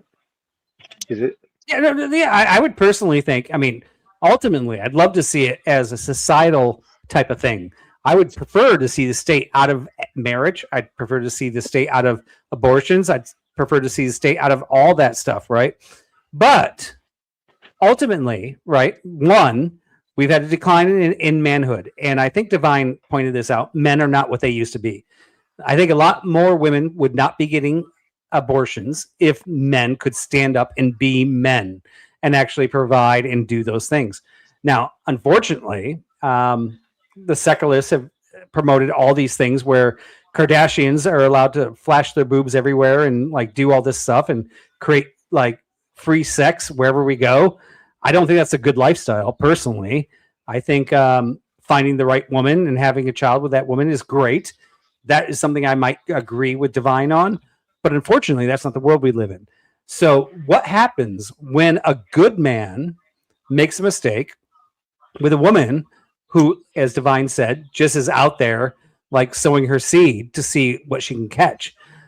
And even if the man is like, you know what, I'm willing to take responsibility, and the woman says, I don't want to have a responsibility for this, he has no say. He has no say. Yeah, that's I agree. In a state of nature, he would have no say. The only way he would have a say is if he went whine and cry. Let me finish. In a state of nature, he would have no say. The only way he has a say is if he goes to the state and asks the state to deploy violence on his behalf. In a state of nature, if he was out in the jungle and he impregnated a woman, that woman could leave his tribe and go somewhere else, and he would not have any say in it whatsoever. But you guys want to use the state, and I'm saying it goes both ways. It goes both ways. It goes both ways. Well, if that were true, then he could track her down and eat her and all her young. LA, that's called appeal to nature fallacy. One at a time, so I can respond. Appeal to nature fallacy 101. In the state of nature, abortion does not exist. That's not a valid argument. No. I was responding to what he said. He was saying that ideally we would not want to go to the state to resolve it. We should be responsible ourselves. So it's not an appeal to nature. I'm saying that it is self-evident that you are relying on the state. The state is involved in that whole situation. But so why did you then go on to say that? I like other animals. Yeah, that was because I'm an anarchist. That's why I don't believe in statism. Yeah. So if there's no state in the real world of animals, there is no such thing as abortion. It doesn't exist. There is infanticide. You never heard of female lioness killing her own cubs? You never heard of that? That's not abortion, though. That's not abortion. Okay. Then the male can drag her down and kill her and eat all her young. Then let's take the more extreme. Then let's go with the more extreme approach, which does exist in the animal kingdom, which is infanticide. Infanticide was protected under common law, and now we don't have that because that has been criminalized. So if you don't want abortion, then let's just go back to infanticide, and that resolves the whole problem. I never said I don't want abortion. I'm for it. I said it should exist. It's Vibe. I think Vibe is vehemently opposed to abortion. I'm not. I said it should exist. For what it serves, the purpose. So you'll have to point that to Vibe, not me. I'm just saying you can't use the appeal to nature fallacy to say just because in nature it would have been like this, that therefore it should be like that with humans. No, because it's a fallacy. But anyway, yeah. It was not a fallacy. I was responding to what he said. Yeah, if you don't, okay. I was trying to make a point. I was trying to make a point that you are relying on the state because absent the state, and I use the state of nature, but the point remains that you're still relying on the state. Okay, so the state of nature, would you agree, is not a state? It's just the way nature is. No, it's two states. It's the state of nature and the state of society. So who enforces the state of nature? No one enforces the state of nature. Exactly. Right. Which means it's not a state. It's actually a part of reality. Correct? Oh my God. I'm going by what Jean-Jacques Rousseau said. There's two states, the state of nature and the state of society. I'm not making this stuff up. Okay. Maybe we're misusing the word state. How many animals? It's just We're talking about countries. you have to read what he wrote about the social contract. How many animals eat their children after birth? Basically boils down to if a woman's pregnant, she has a right to have the child or not. Simple as that. Yeah, definitely no. Simple as And that. men have no She's the rights. one that's pregnant. If she wants to have the child, she can have it. If she doesn't want the And why is child, it her there is no right? child. And it doesn't Why matter is it what your her right? circumstances are at that point. Why is it If her right? If a woman opens her legs, she knows she's going to get pregnant, correct? Not necessarily. Well, because she's uneducated. Wait, what? What? Okay, but let's just go back in history, though. You would have no rights prior to civilization because there were no DNA tests. There would be no way for you to even know that it was your child. So in a state of DNA has nature, nothing to do the with this. woman would have absolute say on how to raise her children. No. What? What the hell are you saying? If I was I'm saying that the only reason you have a claim is because of civilization and technology to give you DNA tests. So it's not a natural right. It's not. It doesn't exist in a state of nature. It's based on it.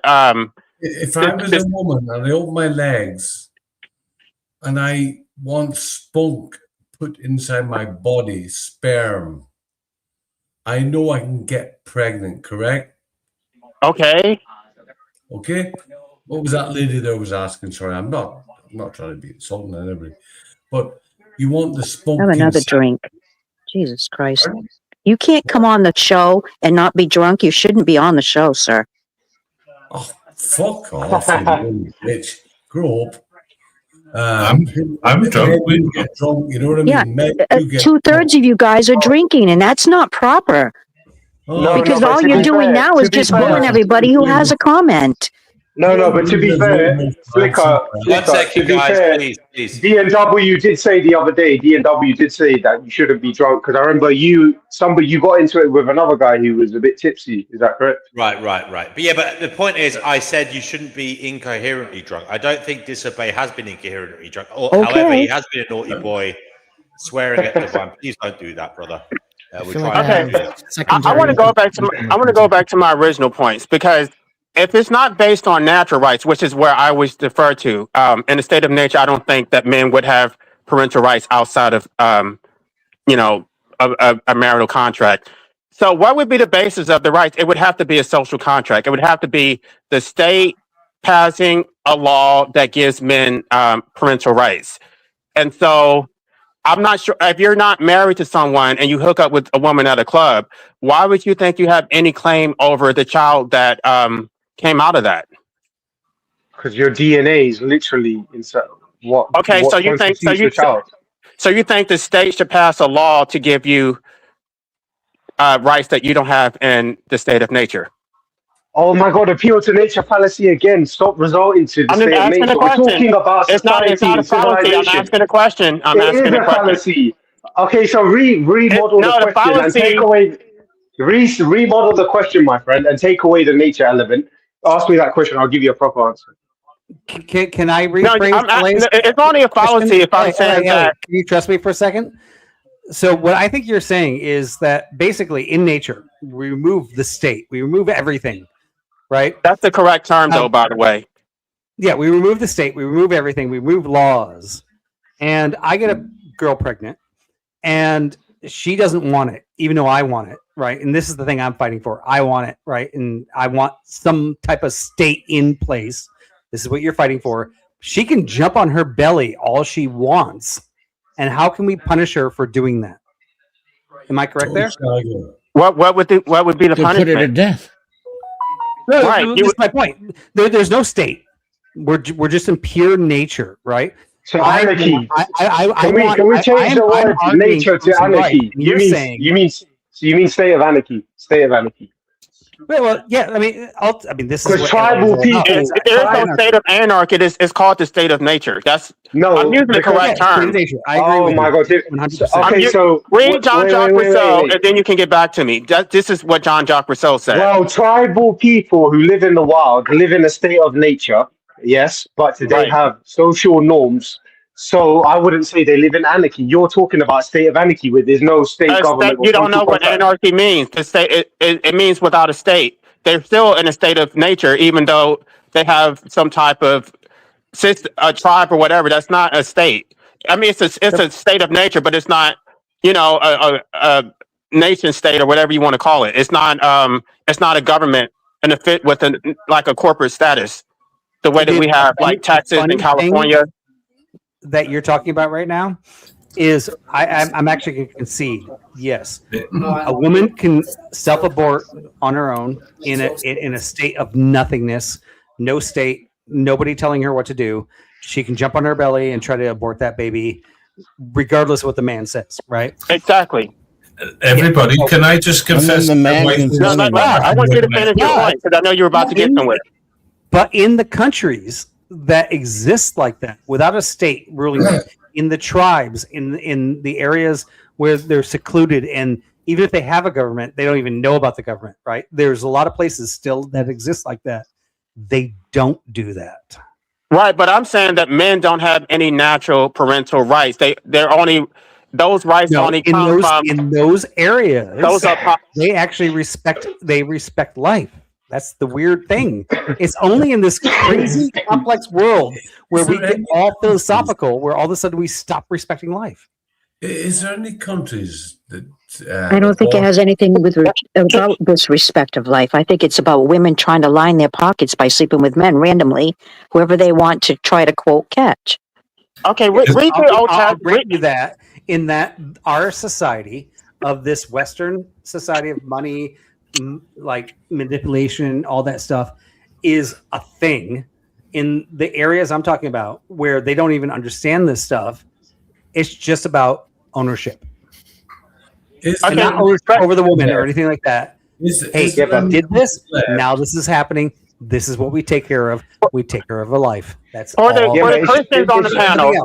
For the Christians on the panel, have you read the Old? It's not about my success. It's not about my money. Yeah. Have you read the Old Testament and what it talks about when these women had children out of wedlock? The fathers had no claim on those children. They would. A lot of them were prostitutes. A lot of them were prostitutes, and they had complete control over their children. The father was not involved. If you look at what is, I believe it's Abraham. He had Sarah, and I forget the name of the was her Hagar or whatever. Hagar, I guess, that's supposed to be the mother over the Palestinians. And then Sarah is supposed to be like the mother of the Jews. I don't know. This is all great. You're bringing up LA, but can I say just good night, not religion into this conversation at all? Yeah. This is no, because they're Christian. They're the ones who are Christian, and they're saying that we should go by the Bible. Good night, Carl. Good night. But we're not having one right now. We're just having a morals conversation right now. No, but I'm talking about what would happen and like before we would have a state. What happened? The woman, when she had her 2 children, she went off on her own. She was not a part of his family. He had no say over what she did with her kids because he was not her wife or she was not his wife. I'm willing to change the conversation in a different stream. Yeah, but we don't live like that anymore, do we, LA? We're civilized now. Right, but I'm against civilization, so that. Oh, fucking hell! So how did you eat this morning? Oh, did you go and hunt? Did you go and hunt or forage berries? I wish I had that ability. Really? Because unfortunately, I did not choose to be born into civilization. I did not. Oh, fuck! Here we go. I did not choose to be deprived of my natural hunting instincts. I would prefer to be a savage. Well, I wouldn't call it a savage. You could be self-sustaining. I wouldn't necessarily say right. That's the whole point. I want to be self-sustaining. I don't want to be dependent on the government. Well, that's a different topic. Okay, what I'm trying to say to you is, I agree with Vibe on this. Why don't men get this sort of right of access? We live in civilization, so don't tell me about the state of nature.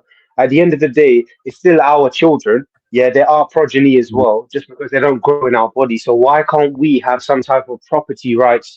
I'm sorry to use that word, but why can't we have a certain say in it? And for example, let me just add something onto this.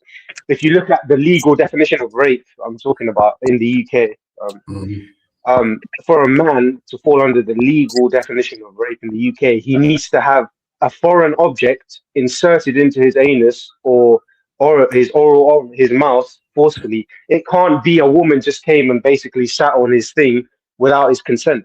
So there is a lot of misandry in our systems as well. I know the women here probably might not agree with that, but that is the fact. Oh, clearly they agree with it. Listen to them. You can't help. They're frothing at the mouth with misandry, the whole lot of them. Yeah, like well, us men don't have it all that good. Yeah, I'll tell you that. I get what you're saying, but I'm trying to figure out how would you enforce that? How do you force a woman to carry a child to term against her will? Well, that's why we have discussions, Ellie, and that's what discussions are about, you know. Okay, but we're having a discussion. Can you tell me how you actually would accomplish that? Yeah, I'm waiting for that answer too. Well, why is the onus on me to accomplish it? Why can't I just be the one your position, so you should defend it. Accomplish I am defending it, but women have the right I'm to also delete wait, guys. Well, let me speak. I'm earnestly saying I don't have the rightful solution at the moment, but does that take away does that make what I'm saying invalid? That doesn't make any sense. It's like I don't think it's enforceable. I don't think I can't think of a way that you could. Well, guess what? In America, they said the same thing about the abolition of slavery, my friend. A lot of the okay, but if it is enforceable, tell me how. Tell me how you would do it. If what is enforceable? If the man has an equal say and the woman doesn't want to have the child, how would you force her to carry it against her will? It's not really about forcing her to carry it. It's about punishment for not carrying it. She should have to pay damages if she destroys his child. Well, and also, women can be stoned to death for committing abortion. Oh, that's a bit savage, bro. We don't want to do that. I'm just making the point. Dark Ages or what? I'm just making the point. We no longer live in the Dark Ages where that happens. I mean, that's your opinion. That would be the Dark Ages. It might be the brightest ages we've ever had. I appreciate you for actually answering the question because these other guys didn't answer it. But no, listen, we're not going to use them, bro. That is a bit ridiculous. Question, but let us fucking answer. I mean, I gave you two different avenues. No. You're good because you actually are thoughtful and you gave me a serious response. I guess I would be quite like, what would the damages be? Is it for the actual child or just for the sperm itself? In America, it would be across the board. You'd be causing me actual damages because children are considered property. And so all that lost labor, all the lost free health care, the right to my progeny, etc. Then there'd also be pain and suffering that would be caused. And also whatever the economic cost that I put into reproduction up to that point. My own cost of health and education could be factored into that because now I'm going to have to start all over with another woman. But what if it wasn't an abortion? She just had a miscarriage. Should she be punished? I mean, I don't. No, because then there's no fault and there's no intent. Yeah, but a miscarriage is involuntary. So why would you bring that up? We're talking about things that are done with intent. The reason why is because it would be difficult to prove that she did it on purpose. How would you prove it wasn't a miscarriage? It was an actual abortion. Well, that's what you use an independent medical party to say that. The doctors would have to do that. No, she has the right to privacy of her medical records. You can't use her medical records to prosecute her. Well, you can if the prosecution. No, the HIPAA laws are always in favor. You can. No one's medical rights can be brought up on any circumstances, no matter what, across the board. Just another thing you don't know what the fuck you're talking about. Medical records are used against people in trial all the time, and not only that. Only in the particular instance of what that's going on, like in a car accident or something. Medical records can be brought up. Or you mean like an abortion? You mean like an abortion, maybe like that circumstance? I'm not for abortions. I know who you're talking to. You want to squirt one? It's not whether or not you're for it. It's whether or not you've been here for the last 30 minutes of conversation. Are you drunk? Boy coming in here, eh? I don't like it, eh? He's drunk. Don't fucking blame me. I do not drink. I do not smoke. I've never been drunk a day in my life. Well, then it should be easier for you to follow along with the conversation. Remember, she's a lady. See how men turn things? They're sitting here and they're actually talking about something they've never done before. And they think they're always correct. And if the woman is against the man and says something opposing what he thinks he's saying, then automatically it's turned around on her. Are you a narcissistic asshole? That's literally what you've been doing since you got up here. Yeah, What you you were just doing in the chat before you came up. I'm here. asking direct questions. I'm getting a bunch of foolishness from people He who didn't think get they know the foolishness. You facts. got direct answers, and then you spewed some shit that was factually incorrect out as a retort, and now you're being called out for that. And just Yeah, because you you're a woman literally doesn't mean said- you get to lie with impunity or I'm not call or lying. I'm Yeah, not but lying, Javon- sir. yeah. That just is like not you, who I am. just That like is how not babies who I share am. DNA with every partner, right? You literally said medical records can't be accessed by the court. That's not correct. So Yeah, it's what? not even close to correct. It's a fucking men's group. Or is it a women's group? Yeah. You're most welcome, darling. I'm not against you, but shut the fuck up, you I'm not backing down because I'm not lying. Yeah, No, you're just wrong. You need to do some research. You need to do some research. Just, That's all. I did the research. The research demonstrated When? you don't know When what you're did you talking do the about. research? I've been doing it since I was born, and it's all pointed to the fact that you don't know what you're talking about. Yes, I do know what I'm talking about. No, you don't. You're a fucking dyke. Interesting. Sorry, we should have dialed 311 and not 911. There's no emergency. Please go back to what you were doing, officer. Thank you.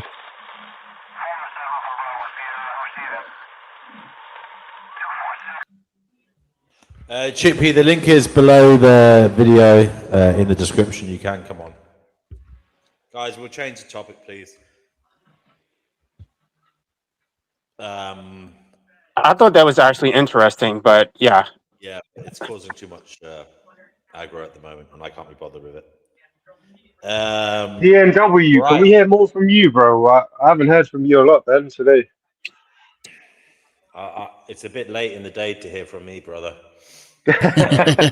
Hey, I'm with you on that. It's about what? Is it about 4 minutes to midnight, yeah? Yeah. Okay. Chickpea, you can come on, sweetheart. The link's in the chat.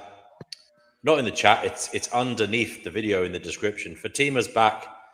Fatima, you're on the Fighting Notion show. What would you like to say? Not He hates the much. West. Okay. Yeah, I do. That's Okay, all. let me ask you something. Like, why? Can I just ask you that? I'm not being malicious or anything, but why is it that you support countries like Russia and China over the West? I just want to know. Because they can actually keep their cultures good and they have more respectability. That's all. Love. Yeah. Okay, Yeah. wait. So, are you aware of what Russia's doing? How they're literally attracting all these foreign nationals, aka migrants, and they're sending them to the front line. Now, can you show me evidence of where the USA has done such a thing, or the UK, or any Commonwealth country? What?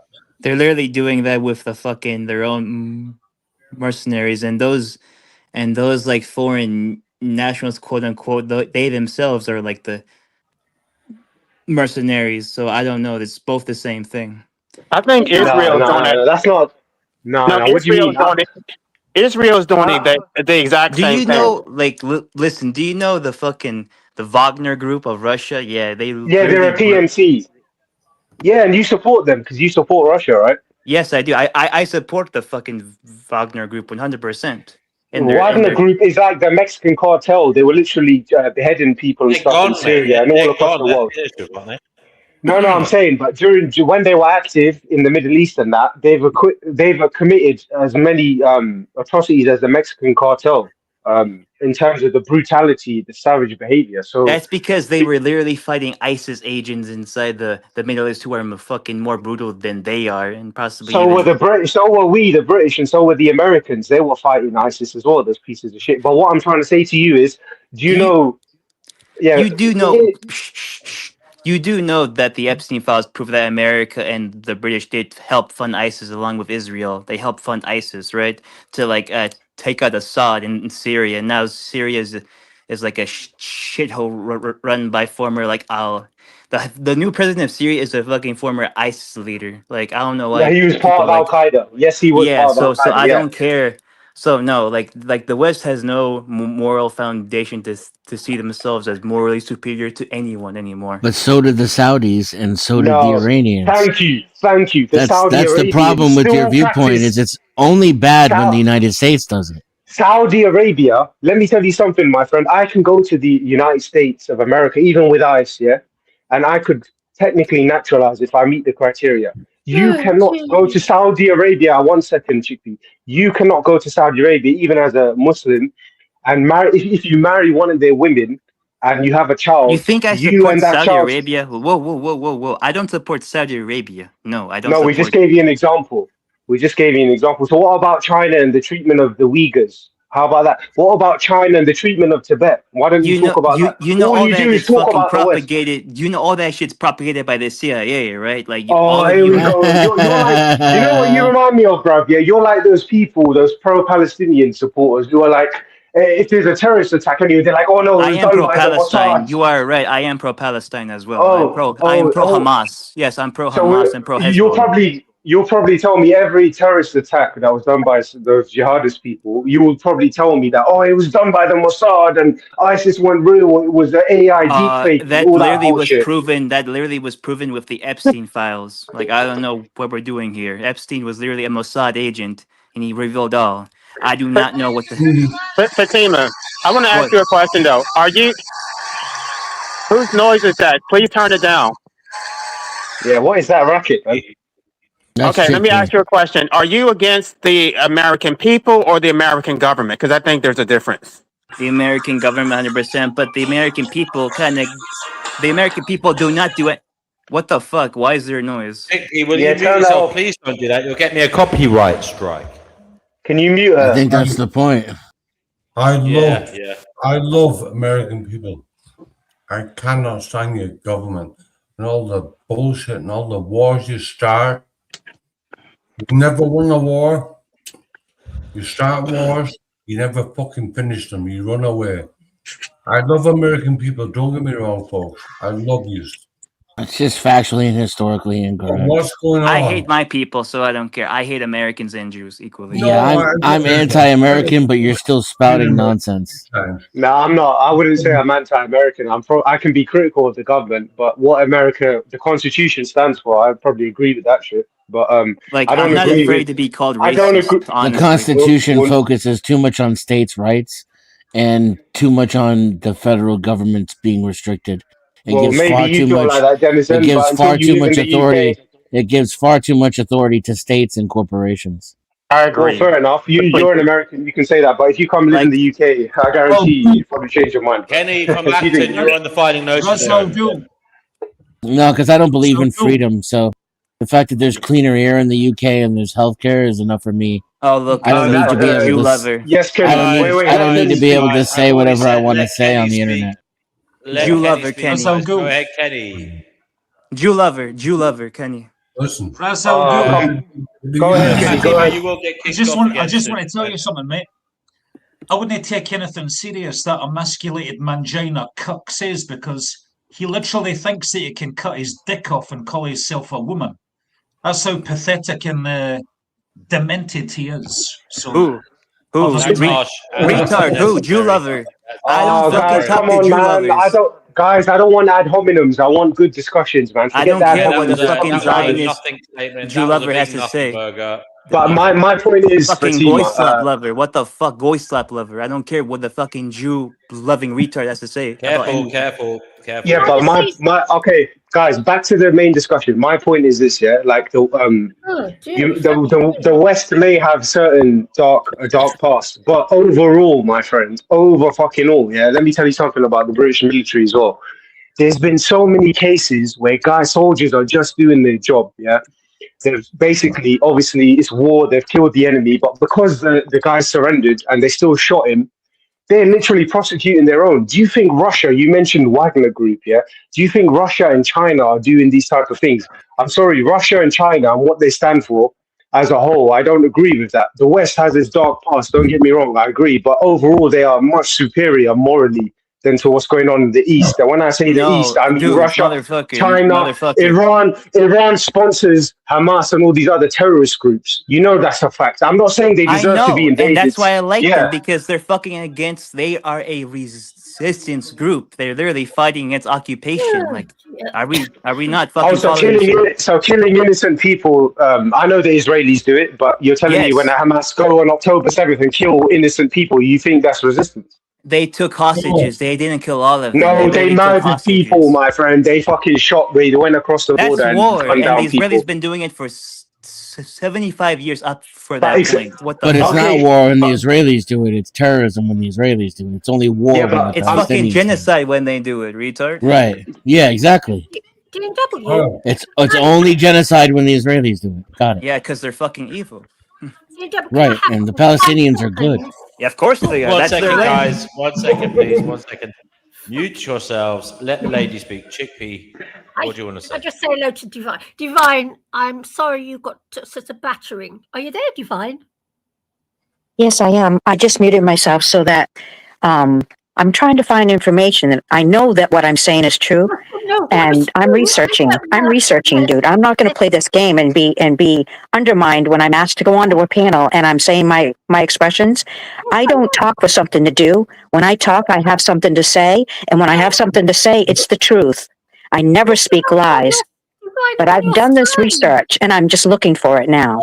Can I just say something for a minute, please? I'm sorry you got such a lambasting, okay? I'm 100% on your side in all this, especially from that bloke, because he's given me a hard time too.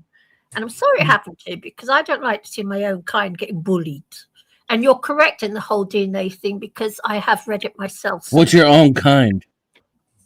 We're just talking female. Yeah, exactly. Misandry 101, guys. Exactly. Misandry 101. Fuck, you guys Sisters, there's nothing wrong with sisters doing it for themselves. Zero fucks given. Oh, There's but nothing wrong with DW, why is it wrong with othering men. then? You know what you Mansplaining men, okay? You men, if you hate us women You so men. much, You shouldn't even why have a We penis. don't hate you. We don't I hate don't you. hate you.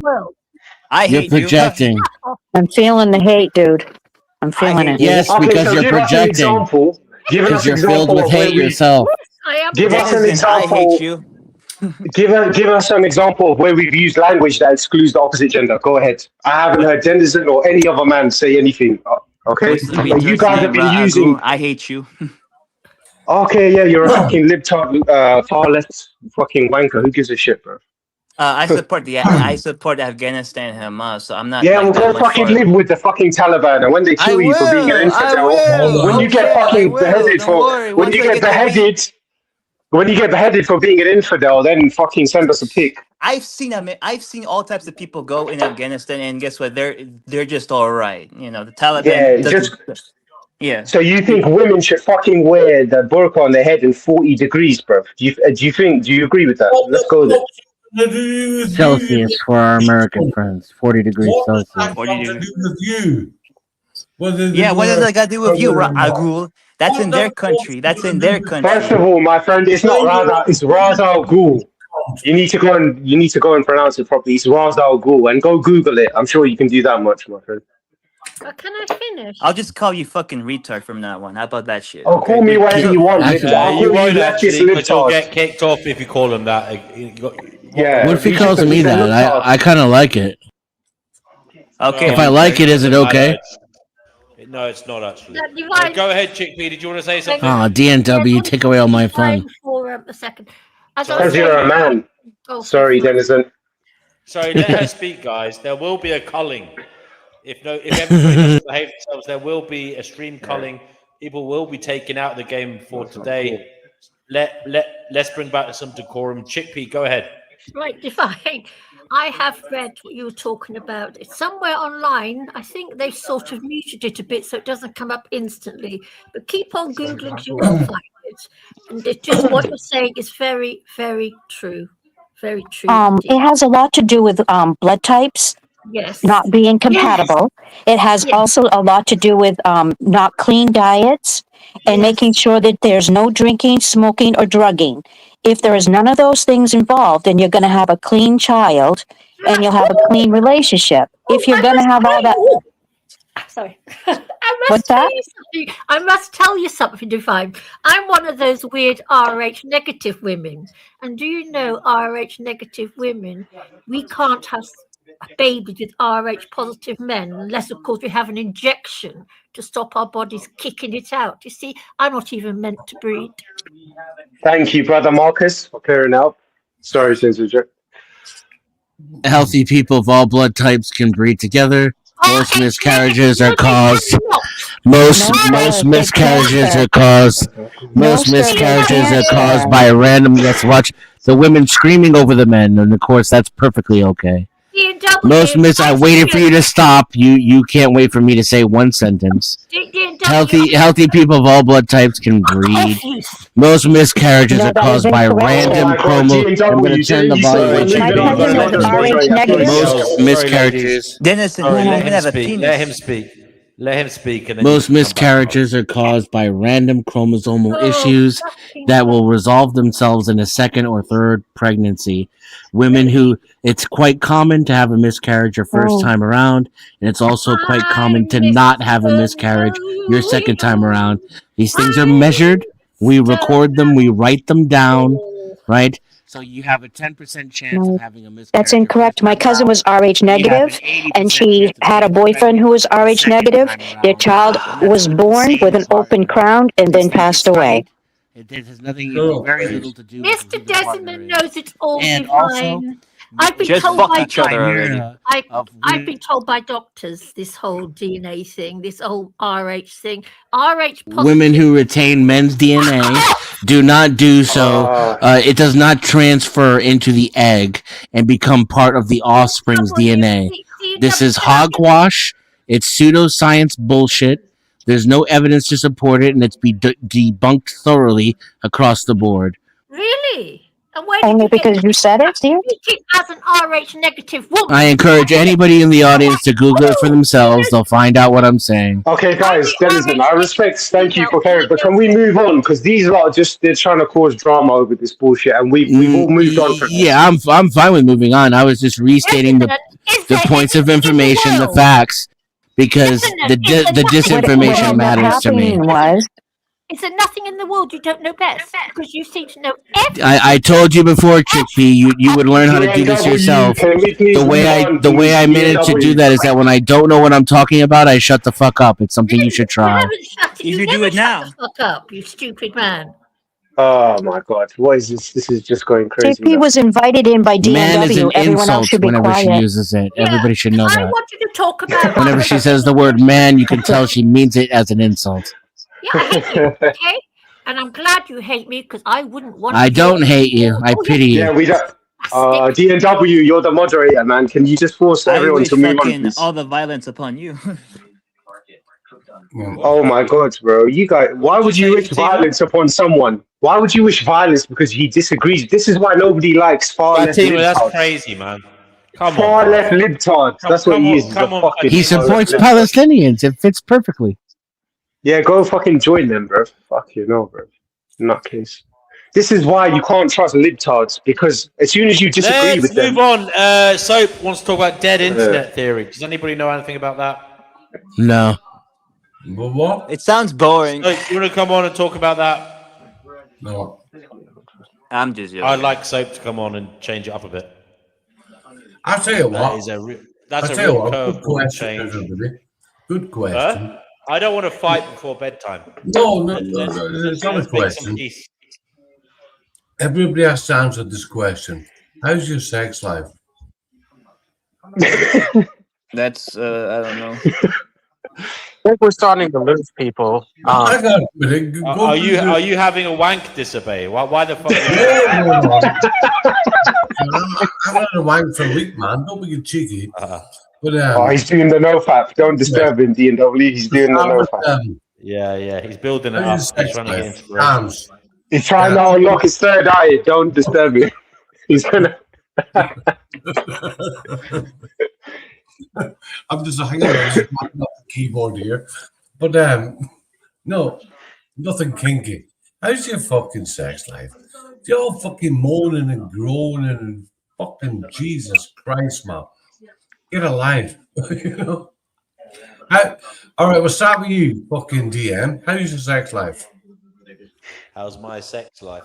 Yeah, it's up and down. I'm not as. Of course, it's up and down. I'm not as rampant as I used to be. Yes. Maybe I need to take some testosterone. You'd be angry, you cunt. Well, I was an addict in the past, and I don't necessarily want to go back there. Still causes me problems. It's still something that gets me into trouble. But I'm working on it. Ian W., I just want to point something out. Nobody asked you. You're going to tell them what your sex type is first. Let Kenny talk. Kenny's a legend from Acton. How's it going, Kenny? I'm the only one that uses my real name and actually has the balls to show my face. Why is that? Because you suck on Jewish cock? Yeah, that's why. Aliases and you're hiding your faces. Well, to be honest, Kenny, wait, I don't want people like Fatima to know where I live. Have some fucking balls and be human. No, Kenny, to be honest, you have to respect people's choice for anonymity. For that matter. You have to respect individual choice for anonymity for obvious reasons. You don't want people to know. Because well, especially from you, motherfucker, you're the one threatening violence. Kenny, what are you talking about? Right? I don't know. Especially in the anti-natives community, many people have shown their faces, and it has negatively impacted them when it came to employment. So I used to do it. I used to do it. Some of the things that I think pretty extreme. I don't want. LA, how's your sex life, brother? It's just great. It's absolutely stellar. That's good. I think more people should be having as much sex as I'm having. Well, I'm scared to ask the women. They'll always deny it. But maybe you should switch the other. It's easy. Pardon? I think maybe you should switch to the other team because it's much easier when you don't when you deal with members of the same sex. Yeah, well, fair enough. What about the rest of you? Okay. You're fucking sleeping. Types.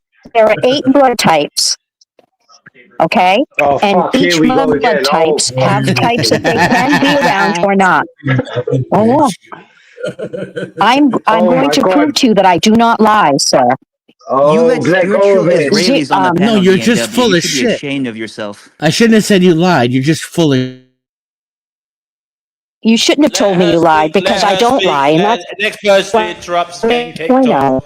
Let Divine speak. Next person who interrupts Divine is getting kicked off. Let her speak to completion. Go ahead, Divine. Okay. Blood Divine. types cannot give to O negative. Sorry, Divine. We don't quite hear you. Cannot give to. Divine, go ahead again because your reception is good. Okay. Is it working now? That is better. Okay. So, O positive is the only one that you can give to O positive, A positive, B positive, and AB positive. But you can't receive from O negative. O negative can give to everyone, and they can receive from O negative. B positive can give to B positive and AB positive, and you can receive from B positive, B negative, O positive, O negative. B negative can only give to B positive, B negative, AB positive, AB negative. You can receive from B negative and O negative. A positive can give to A positive, AB positive. Divine, is this bloods or like? This is blood types. This is blood types. Yeah, but they were talking about conception. Having Yeah, she's talking about donation. You're talking about blood. I'm talking about blood types. I'm talking about people who have different blood types, who are banging different people with different blood types and expecting a normal child. You're not going to be able to if your blood types don't mesh. Of course you I can. don't think that's true, darling. It's not true. Oh my goodness! The only way blood types come into it is if you're getting a blood transfusion, right? No, Rh negative people cannot engage with other Rh negative people. The child will not be viable. That happened with my cousin. She had dated a man and was with a man and was married to a man who had Rh negative. Neither one of them knew that at the time of connection. They had a child. The child's brain never came together. The crown of the cranial never even formed, and the child died in infancy. So you cannot just boink anybody you want to. Rh negative is the exception, not the rule. It's a mutation.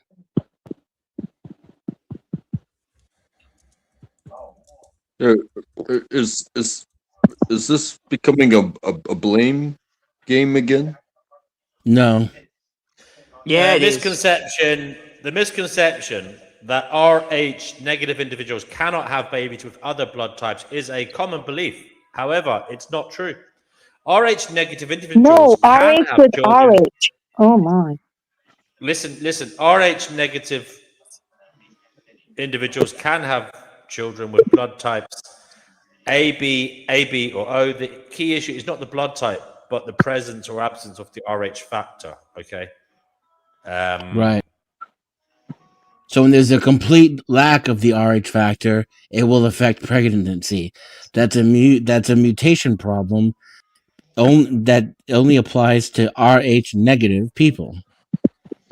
By the way, it has nothing guys, to do with A, B, O, or the other thing. Sorry. Completely random. I had a weird lucid dream last night that I bought a taxi, a black cab, but it had blue doors, and I parked it outside a pub the same night I bought it, and I bought it for £3,500. And then I came out of the pub, and I noticed the doors wouldn't lock properly. And then I walked somewhere around the corner, came back, but the cab had been stolen. Debbie, can I say something? Now, I am an Rh negative. I have been pregnant and I have aborted. And I can assure you, when I had my first pregnancy, which I aborted, after the abortion, I was given a special injection to make sure that I did not, in my next pregnancy, reject the baby because the Rh negative attacks the Rh positive.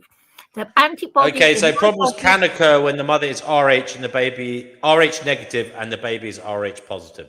Well, so yes, we cannot carry Rh positive babies. No, unless you have a special mismatch doesn't cause any problems for the first pregnancy, but it can lead to problems in later pregnancies.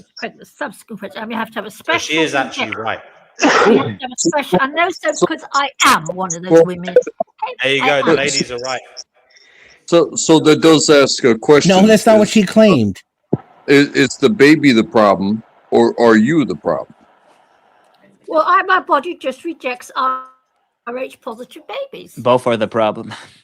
Right, which has nothing to do with the we have partner. Brother Marcus on the show. Sorry, and untrackable. You just said something. Which has nothing to do with the partner being A, B, or O. It's nothing to do with A, B, or O. It's to do with positive and negative. Right, that was her claim. Her claim was it was the partner, that you can't have sex with whoever you want and expect a healthy baby. I never said that at all. Are any of you That's well-versed exactly in, like, what blood Divine or, said. like fucking medication? What the fuck? It's a verbatim quote. I'm the victim. I am one of those strange women with Rh negative blood. Okay, I am one. And you can get pregnant. What? And carry the pregnancy to full term. No, but it's true. It can cause problems. It is true. It can. Yes, of course. There's all sorts of problems that can arise. The statement was that you can't have a baby with someone depending on who the partner was. That was bullshit. I just said, right, a Rh negative woman cannot carry an Rh positive baby. And no one argued against that. And I finished. Not a single person on the panel argued against that. Marriage should be avoided between Rh negative females and Rh positive males. And no one argued against that either. That used to be in the past. That's the only thing Chippy was saying, and she is right. Thank you, DW. That's not what Divine was saying. And she's wrong. Well, she was trying to say that. Let's be honest. She was she's trying to say it. Oh, okay. By saying everything but that. And bringing up A, B, and O several times. I want to be real. I want to be real. As real as the gaslighting? Yeah. How much science do we go through when we decide who our partners are going to be? And how much complaining are we going to do when it doesn't work out the way we thought it would? Hey, good night. That was beautiful. Tomorrow, there's a problem. What? Hey, what are we doing here? What the fuck are we doing here? Untrackable. That's why we come here, but that seems to no longer be the subject. Yeah, we just argue here. Like, I don't know. It's Yeah, not about because you finding guys. Gnosis, it's about finding drama, man. Finding hatred. BMW, can I No, just it's say? Because you people don't have tolerance for people who disagree with you. yeah, exactly, and it's because you guys keep going back to the same subjects. Can't you just leave it so there's no Thank you, contention? Ross. But Do you know what, guys? I like this Ross guy. He's new here. Thank you, brother. Make thank sure you, you keep brother. coming back. Thank you. I really appreciate it, man. Yeah, same, Ross. I like Untractable. I like him. He's very brilliant and he knows what he's talking about. He doesn't sit there and maim people for something to do. He gives everyone the opportunity to be themselves and to have their own understanding. The whole thing is the reason why everyone argues here is because if someone else says something adversarial as to totally different than what everyone else says, automatically they're criticized and they're, quote, liars. That's not the truth. That is not the truth. Everyone has their own understanding and it should all be honored. No, bullshit shouldn't be honored. Oh, It so should you be should called shut out. up then. You should shut up then if bullshit shouldn't be Right, honored. can I just say what finding Gnosis means, if anybody minds? Yeah, go ahead. Thank you. Finding Gnosis means achieving direct, experiential, and intuitive knowledge of the divine, oneself, or ultimate spiritual truth, rather than relying on faith or rational intellect, okay? Now, I don't know what everybody else is doing, and I came here to find myself. Okay, I didn't come here to chat about what the fuck you lot want to chat about, whatever it seems to be. But that's why I came here originally, and it used to be like that. I don't know what's happened. That sounded very official. Where did you read that? Where did you read that? I just From the Googled manifesto, it. from the Finding Gnosis manifesto. Did you not get it? The AI speaks very authoritatively. You, okay? Rooted in ancient Gnostic. Let me finish. You got the manifesto sent during the post. Rooted in Gnosticism, this inner knowledge. It's inner knowledge. Innate knowledge, yeah. Understand their spiritual origin, transcend the limitation of the miracle of the material world, and feel connected to the divine. Okay. Now we're looking for something else within ourselves, our souls, or whatever. Not this constant shit you guys. Well, Chickpea, start with my weird dream. What did you hear about my weird dream last night? No, well, you had no, I haven't, because you know what? There's been so much. Yeah. I've been buggering off to the kitchen. So what did happen? It was a really lucid dream, and I bought a London black cab. Yes. It had blue doors. I bought it off someone, and then I drove it down the high street, around the corner, and I went into this bar with a few people. Then I came out, and I think I went to another bar in the dream. And then I went back to where the cab was. It was still there. I checked the doors. The doors wouldn't lock properly. And I was trying to lock them, but nothing would work. Then I went I think I went to a cash machine like for 5 minutes, and I came back and someone had stolen the cab. And I think it was the person that sold it to me, because I saw him walking up the street. So I can only assume it was the same person I bought the cab off that stole it from me. That was my dream. And then I walked home really annoyed. In the dream, I walked home really annoyed that I bought this cab that had got stolen, and I'd paid cash for it, and I didn't have insurance because obviously I'd just purchased it. And that was my dream. All right. Weird dream. Yes. How would you interpret that, Chickpea? I don't know. You just told me. My mind doesn't work that quickly, G&W. You know, I have to think about things for a while. Ask Untractable what he thinks about it. Untrackable. Can you make sense of that dream? It seems like you remember it. Sorry, I do apologize. I actually like, yeah. It's amazing that you remember it so clearly, because I don't remember my dreams. It was a really lucid dream, and it was really annoying, and it was so funny because I woke up really angry and annoyed with the person that sold me the cab in the dream, and it wasn't even a real person. Because I felt like I'd been done. I'd handed the money to someone, and then they had been the same person that stole the cab from me a little while later. Yeah, it's obviously something. You're obviously thinking something inside your brain and playing it back to yourself. Well, ask me a specific question, and I will answer. And I think Chickpea brought up something interesting about the definition of this place, but I can talk about that later. Well, Marcus, right? I came here initially when I came here initially, it was about finding out why we're in this shit pit of a planet, how we got to be here, and as you know, I have reincarnated. Now that used to be the top of conversation when I first came here. Now we seem to be arguing about all manner of different things. Half the time, I don't even know what people are saying anymore because they use all this complicated language that they learn in order to win an argument. Google it. People do it deliberately. Well, we can go there, Chickpea. Don't be afraid to pull it back a bit sometimes. Yeah, don't be afraid to use like a complicated language. Like everyone is going to do that. Yeah. Yeah, but that is done deliberately. You can find Gnosis in the most unusual places, Chickpea. I would also say be careful calling this a shithole of a planet because you are on it and you helped create it. Yes, so, I know. Yes, but I didn't help make the fucking monetary financial system. Well, your existence.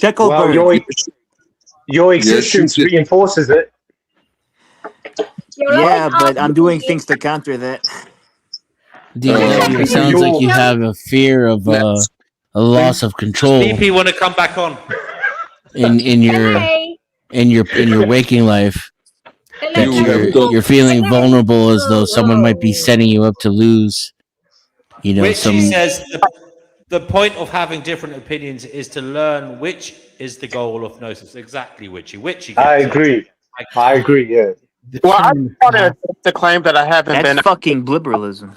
And that's not true. I just went to a libertarian convention yesterday, and now I have a clear plan on how to actually get my goals accomplished.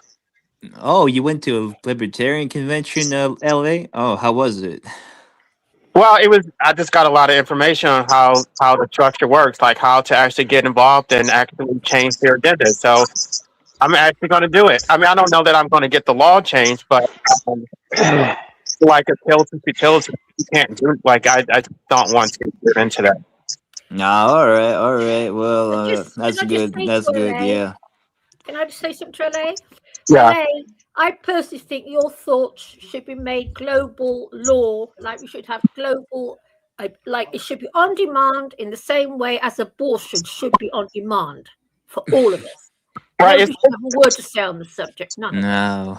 Well, that's why I came on here, because I do see the connection between the right to delete yourself and abortion. It's like it's based on self-ownership.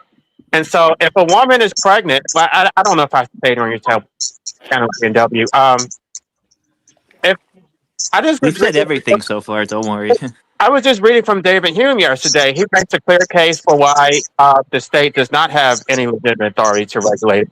So if a woman, and they keep gaslighting me, saying that we have the ability, therefore we have the right. So if I were to give into that argument, though, that I have the ability to do it, therefore I don't need any protection, then you would necessarily have to respect a woman's right to get an abortion, because you already respect the right that you say that she already has the right to terminate her life anyway. Therefore, she does not have a duty to live long enough to carry your child to term. If she does that, that is not a duty. That is something that she's doing of her own choice. She does not have a duty to live for other people's benefit. She doesn't have a duty to carry a child for anybody's benefit. If you have a contract, that's one thing. If you have a marital contract where she voluntarily agreed to it, that's different.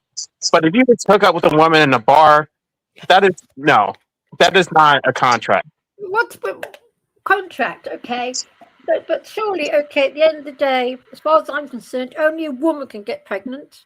So it's got nothing to do with men whatsoever. Nothing. You can't get pregnant. I'm talking about if you were married to him, his opinion should matter, right? Do you agree with that? It's the Blues Brothers. It's one of the Blues Brothers. Look. He wants to sing to us. Oh, I'm going to go watch some David Bowie now. Toodle pip. It's the kike liver. Go ahead, Kenny, the legend from Acton. Mystery Singer, when I'm logged on as Mystery Singer, remember? Sorry, Mystery Singer. But tomorrow all things were gone, I'd worked for all my life, and I had to start again with just my children and my wife. I thank my lucky stars to be living here today, 'cause that flag still stands for freedom, and they can't take that away. And I'm proud to be an American, where at least I know I'm free. And I won't forget the men who died and gave that right to me. And I gladly stand up next to you and where we are today. And I love this land. God bless the USA. Nice singing there, Kenny. Mr. Singer, sorry. Wonderful. Mystery Singer, I have a question for you. Oh, he's gone. But does he ever hope to naturalize in the United States? Because he's a big fan. He's a big fan, yeah. Yeah, I mean, so I think you American guys on the panel should try and fast track that. I think it's a bit of a tragedy that the man's living outside the US. Maybe someone can marry him.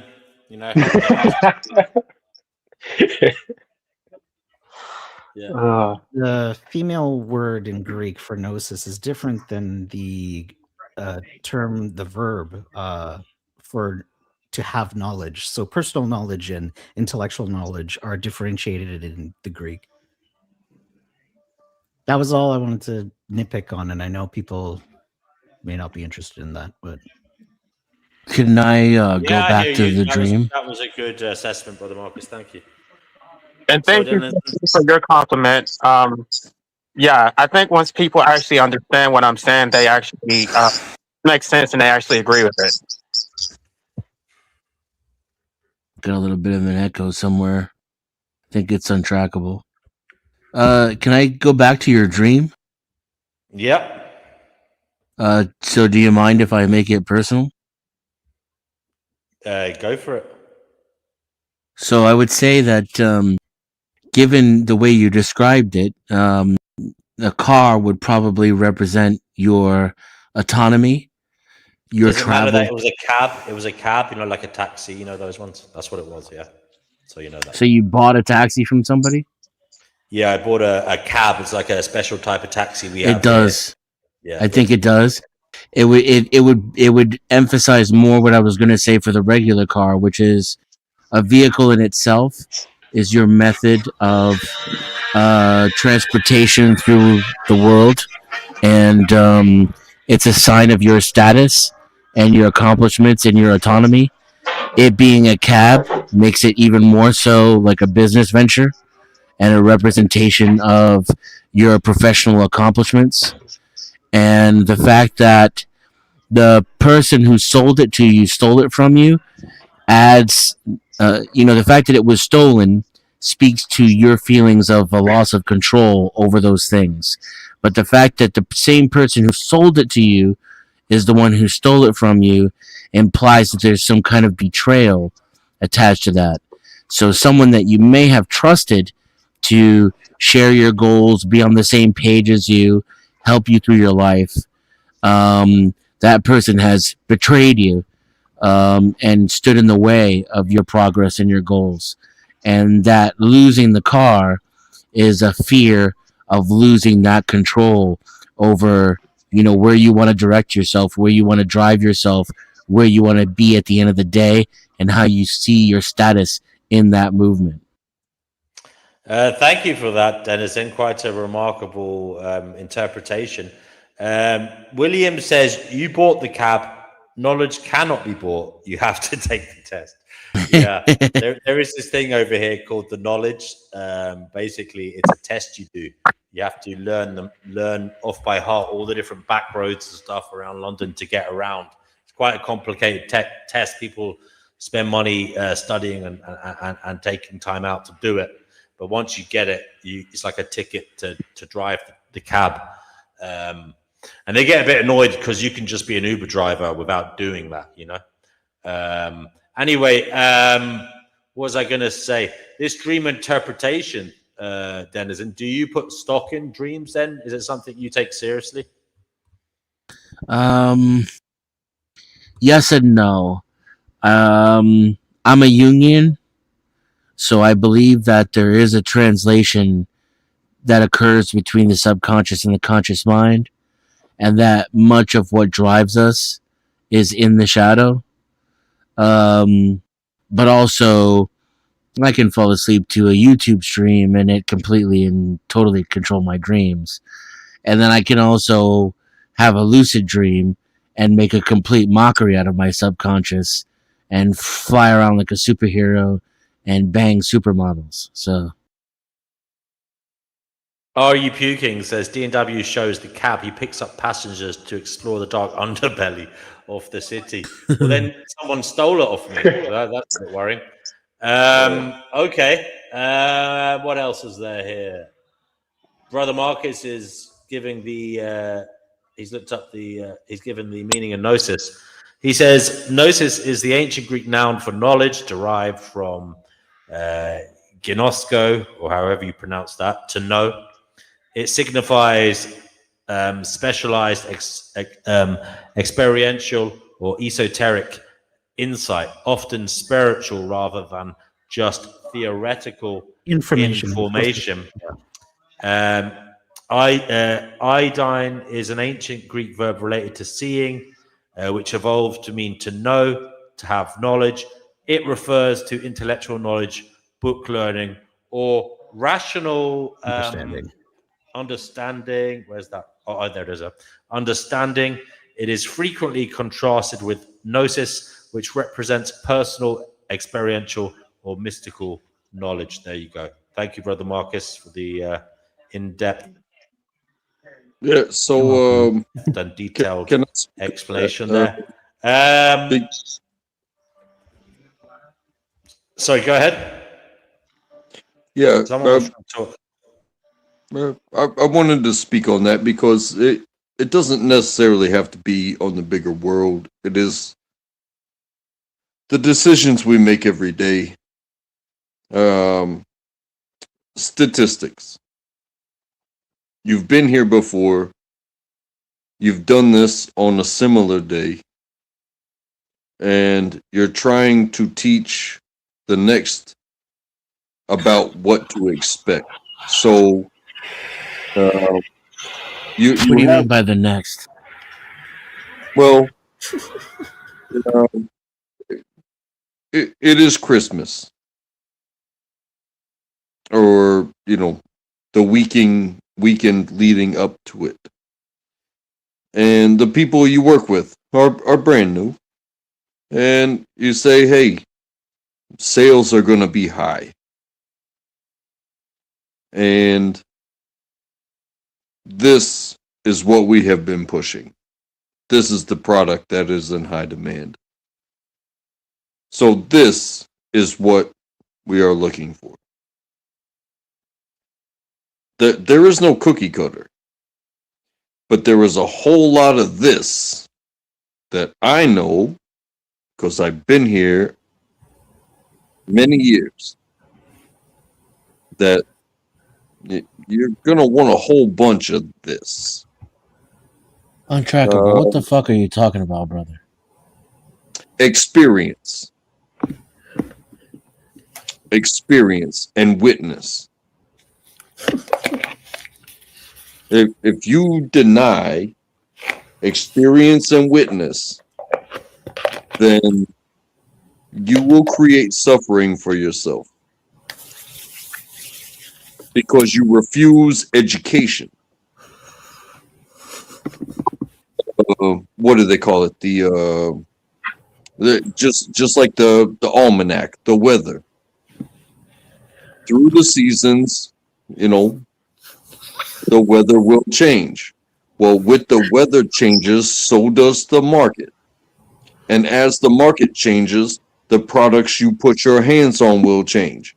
And so if we can understand this, then all the way down to the people who actually pick it up and put it down and send it into the market, it can make our lives so much easier if we understand that.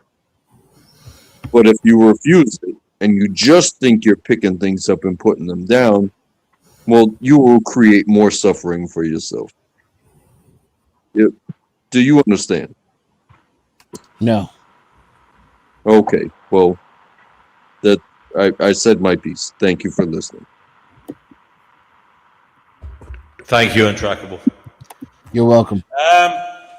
Right. Well, Chickpea, I'm going to give you an opportunity now, seeing as you were feeling unsatisfied, frustrated. Change the topic to something. I've just been sorry. I've just been DW. What? DW? Yeah. DW. Yeah. I wasn't. You weren't what, darling? DW. I'm here. What's happening? Chickpea, we can't hear you. Hold on. I'm here. I'm here, DW.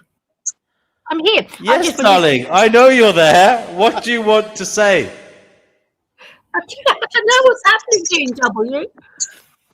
I'm just nod. I don't know. I'm here. Okay, well, Chickpea, never mind all that. Yes, what, dear? I'm going to give you the opportunity to direct the end of the show. We're going to move into our final topic, and I want you to pick it for me because you're feeling unheard. You want to talk about something spiritual, something paranormal, something woo-woo. Go ahead. Talk about whatever the hell you want. The floor is yours. D&W. Where's Divine God? So I've been watching David Bowie all this time. The fabulous David. Chickpea, you're losing the plot. Yes, I know. We need a topic. We need a topic. We need a topic, well, Chickpea. Reincarnation, soul trap. What will you do? What will you do in the tunnel? I know a subject you like. What? Forgive me if I'm wrong. Correct me if I'm wrong. Yes. If when one dies, you are faced with a tunnel of light beckoning you to walk down it, will you walk down it? No, I won't be. That's why I come here, dear. That's the question. Do you want to hear what the others have to say on that matter? Yeah, go on. Ask them. Okay. Guys, that's the question. Denizen, we'll go around clockwise. You're dead.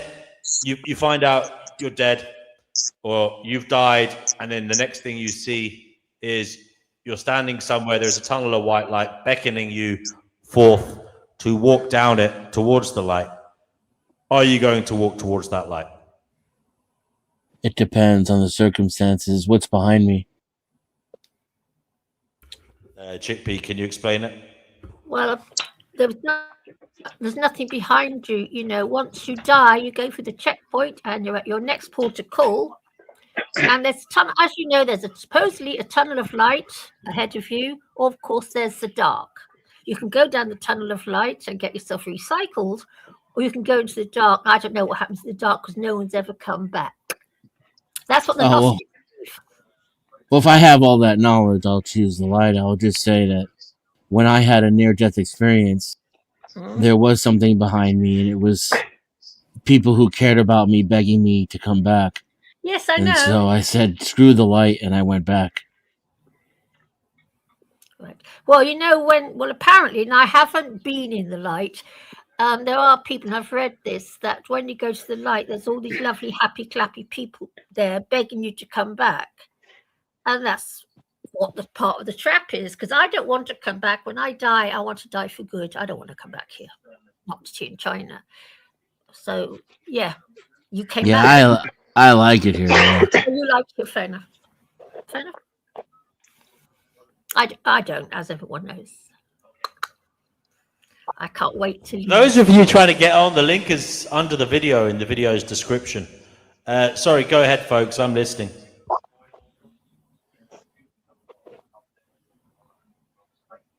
So were you in your conscious soul when you had your NDE?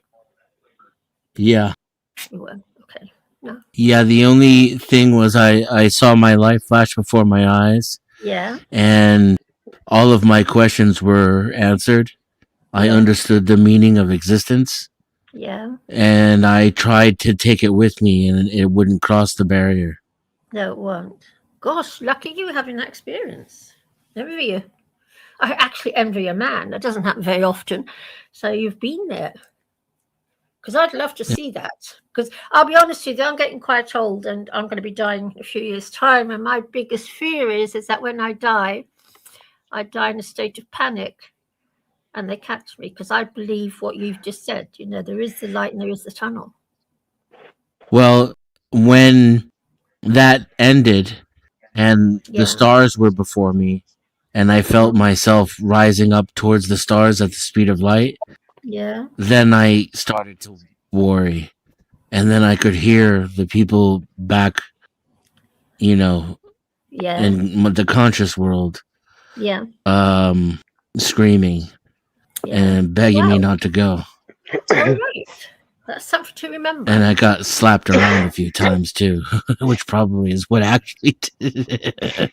No, but this is nice to hear because, you hear all this stuff and the more one hears on the subject, the more you can be prepared for it. Because, well, I'm a great believer in it and I do believe in the tunnel of light, but I don't want to get caught up in it. I don't want to see all my cats standing there meowing at me because if that were to happen, I would get taken in very easily. I don't care if people stand and wave at me because I don't give a shit who waves at me, but I do love my cats and I don't want to see a load of dead cats, my old cats. I know that sounds insane, but we all have our own saying. They might anchor you here in that moment. You might choose to come back. Well, thank you. Well, we agree on something. Thank you. It was enjoyable to listen to. So what are you going to do next time round? Are you going into the dark or back into the light? Hoping there won't be a next time. Oh, right. And I don't want to go. Oh, right. But I'm afraid of what will happen on my actual deathbed because, in my opinion, this one was clearly, a hallucination. You reckon? Well, you've hallucinated something that, I've had an OBE.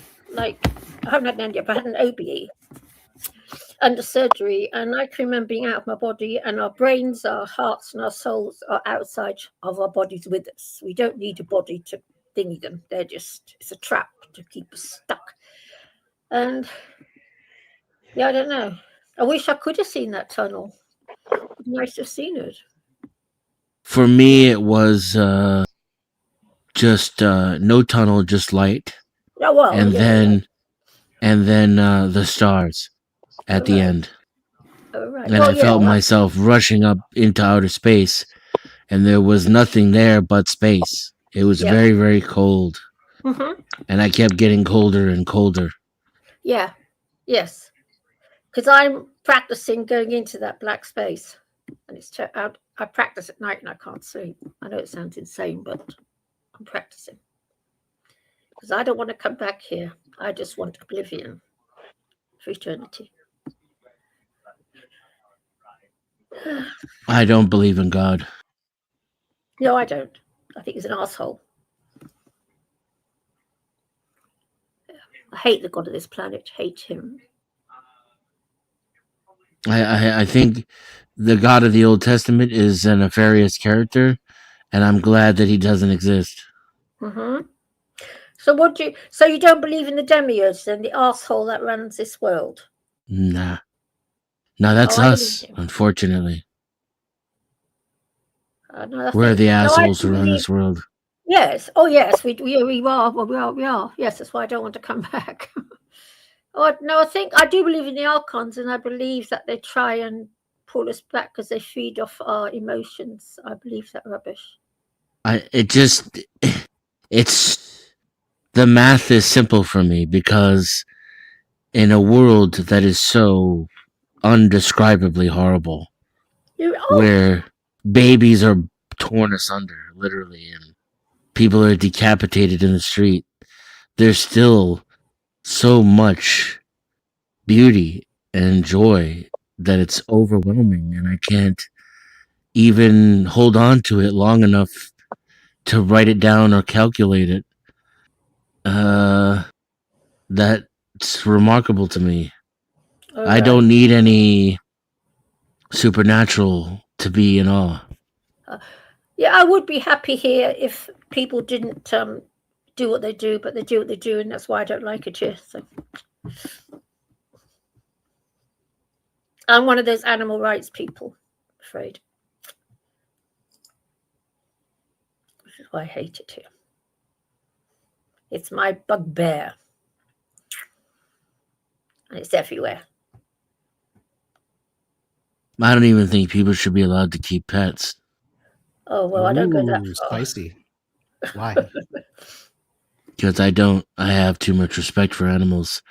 I don't appreciate their domestication. Well, what about the fact that some dogs keep humans? I know my dog bosses me around more than I boss it around. Yeah. I am in many ways my dog's slave. Yeah, I am my cat slave. I actually read a Now the study thing is, about cats. if we left domestic dogs outside and just let them be, unfortunately, they would end up tearing each other apart. I actually read a study about cats. They have not become. They didn't. We didn't domesticate them. They domesticated themselves. Yeah. They still have all of their wild instincts. Yeah, I think Yeah, for cats that is true. For cats that is true. Yeah, they're wild little things. Well, mine aren't. What about a voluntary phase out of forced domestication? Would that be a middle ground, D&W?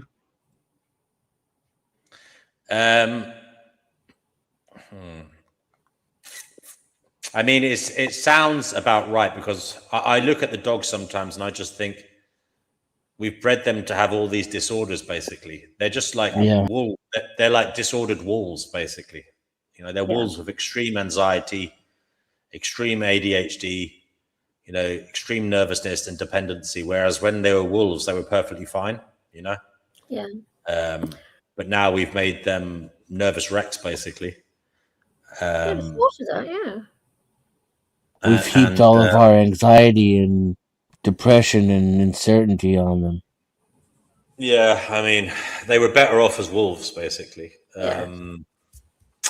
And then we basically made them what we wanted. I mean, we even gave some of them huge problems, like you know, breathing problems, because we inbred them until they became pug faced or whatever, and we've given them arthritis because of their body size and such. You know, their joints have problems.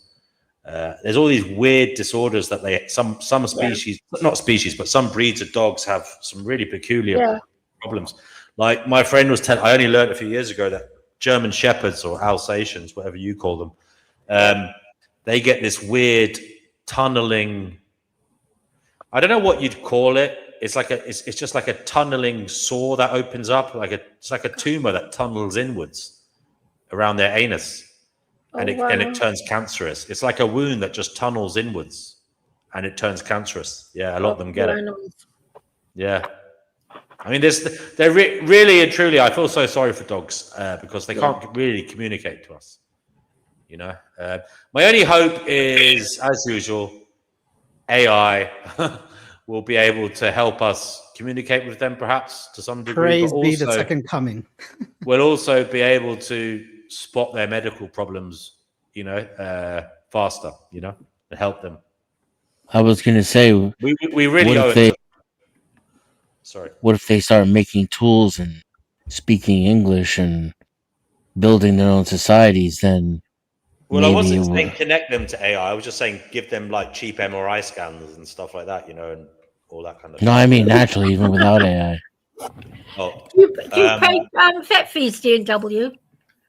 Yeah, I remember. Do I have to pay my 7? Jesus wept! I tell you. It's Wait, what's that? crippling. What are those? What? Well, we have things here like you can join a vet and you pay monthly. You know what I mean? And then it's like a pet insurance. It's like an insurance that gives you certain things, but not everything. But it gives you certain things.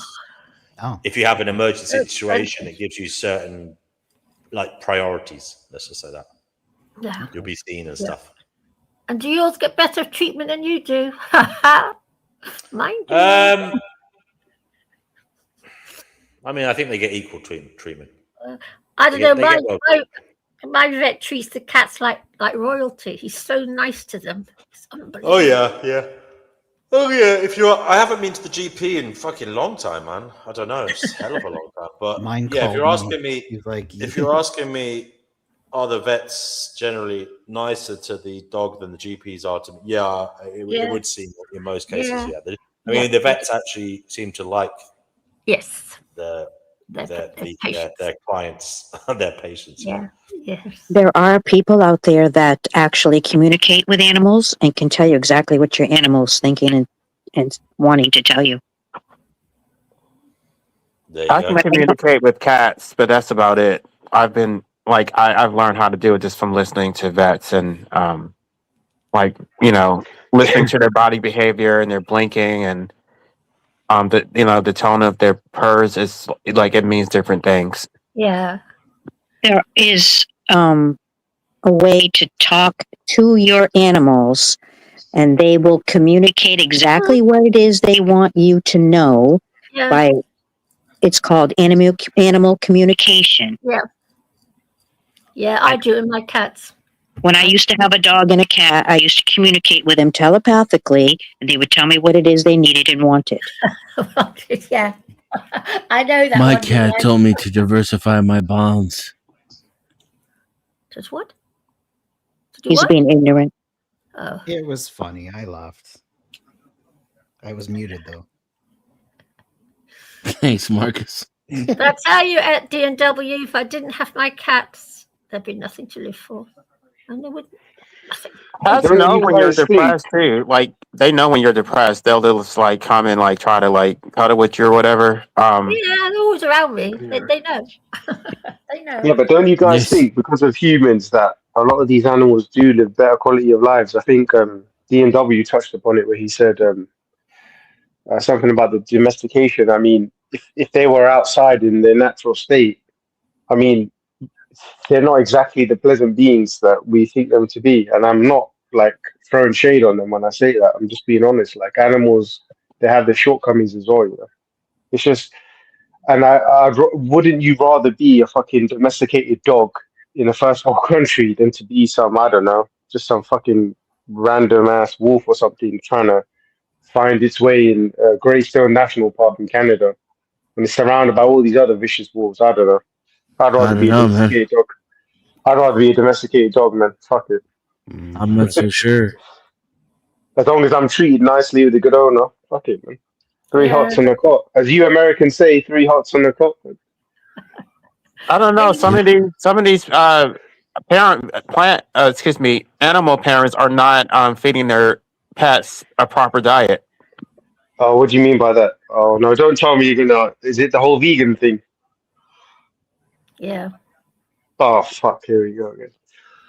I have a rows over this really shocking rows because I feed my cats on fish, and if I had to kill a fish to feed my kittens, I could do it. So my LA is not vegan. I wasn't going to say that. What? I saw vegan gains on the show, and yeah, fuck that, man. You can't be feeding no carnivore. That I mean, you just have to deal with the dilemma, chickpea. That your pets. It's a dilemma, but you just have to accept it. You know that your cats are flesh eaters, and that's a fact. So yeah, there's nothing wrong with that. I think the positions are perfectly consistent.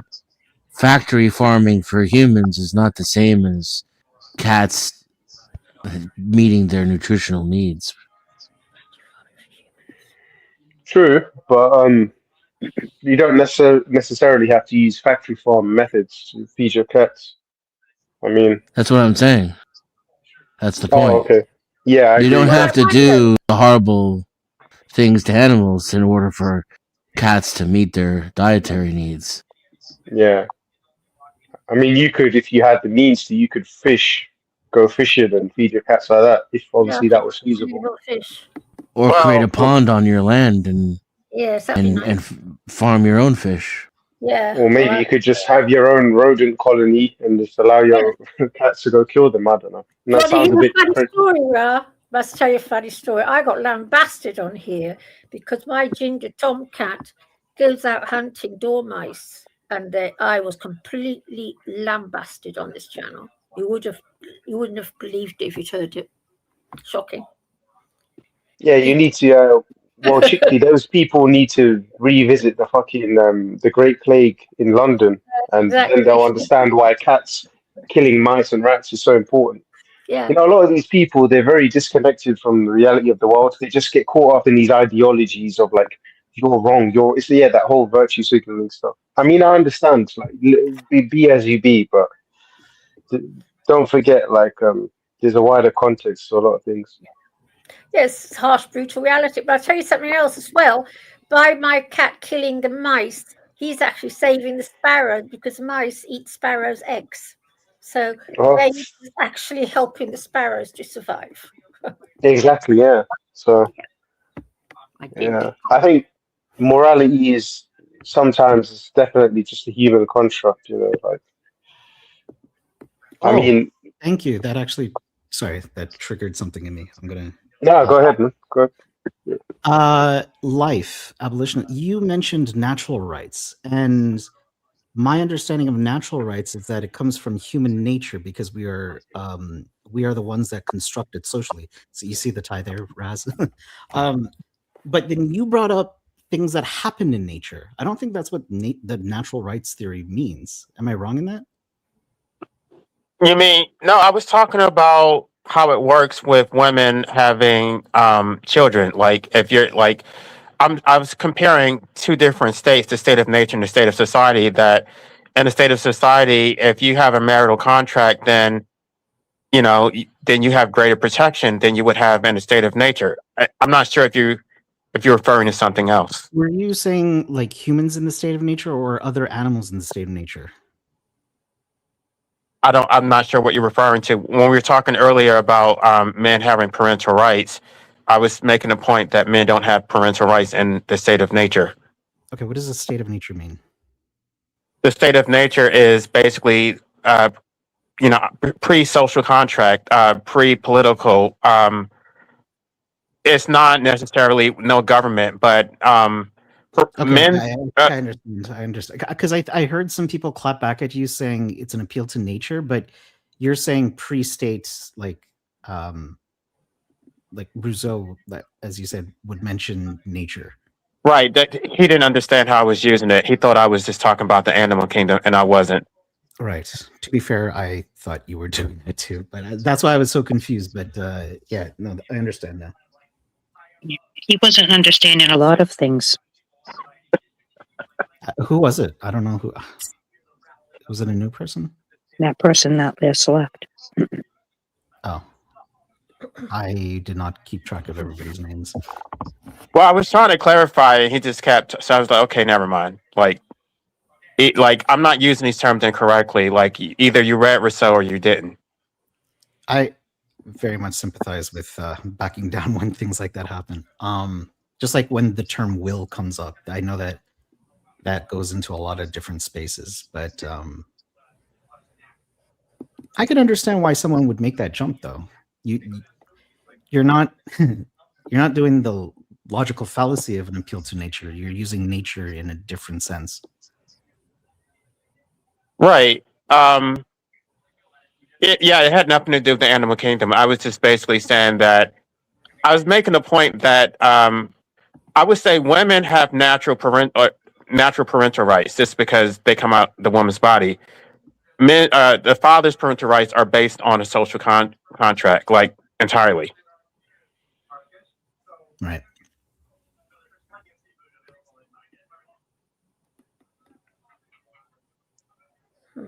Actually, LA, my comfrey has started sprouting. Doesn't have grow fast, doesn't it? It does, and you grew yours from seed, but once they become established, you can take little cuttings from it, and they will form new plants. No, Yeah, if you're not careful, they'll proliferate everything. Mine's from last year in a pot. It had died or whatever, gone into the soil, and it's just sprouted up again. And it's grown about 3 inches in a day, literally. Well, she's growing hers in a pot, so she doesn't have to worry about that. Thank God. Huh? They are uncontrollable once you get them in the ground. They'll just keep growing and spreading and spreading. It depends on which variety you get. If you get the Russian comfrey, that is sterile. It doesn't; those seeds don't germinate but I have common comfort because I want a lot of it. So I want it to spread. I want it to overtake the weeds. And Yeah. If I'm going to put anything in the ground or in my greenhouse or in a garden, it's going to be heirloom. I won't go with anything that's new or a hybrid or a GMO. Gosh. I just want well, you stuff can that prevent grows. that too, even with common comfrey. Like once the seeds come out, you can just cut it and make sure that the seeds don't touch the ground. But if you regularly chop it, then you won't even have to worry about that. Most people just like they use it to fertilize their soil. They just do the chop and drop method. Excuse me. That's interesting. PP is doing the same thing that I thought we just sorted this out. That LA isn't using nature in that sense.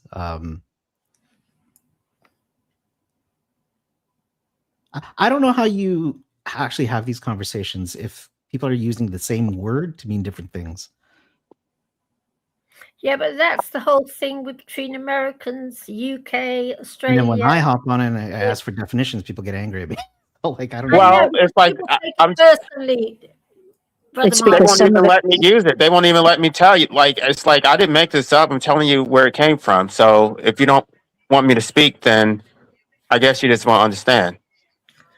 But Marcus, we all I've had it with Divine. She said something once about all these men got shot, and she was I talking remember about that. they'd had the COVID shot. But I thought she meant they'd all been murdered because to me, shot means murder. Jabbed. Yeah, so it happens between us all. I know. Americans. And speaking as a secretary, if a British secretary wants to go work in America, she's advised to do a sort of couple of weeks course to learn the difference between British American and American English. British English and American English.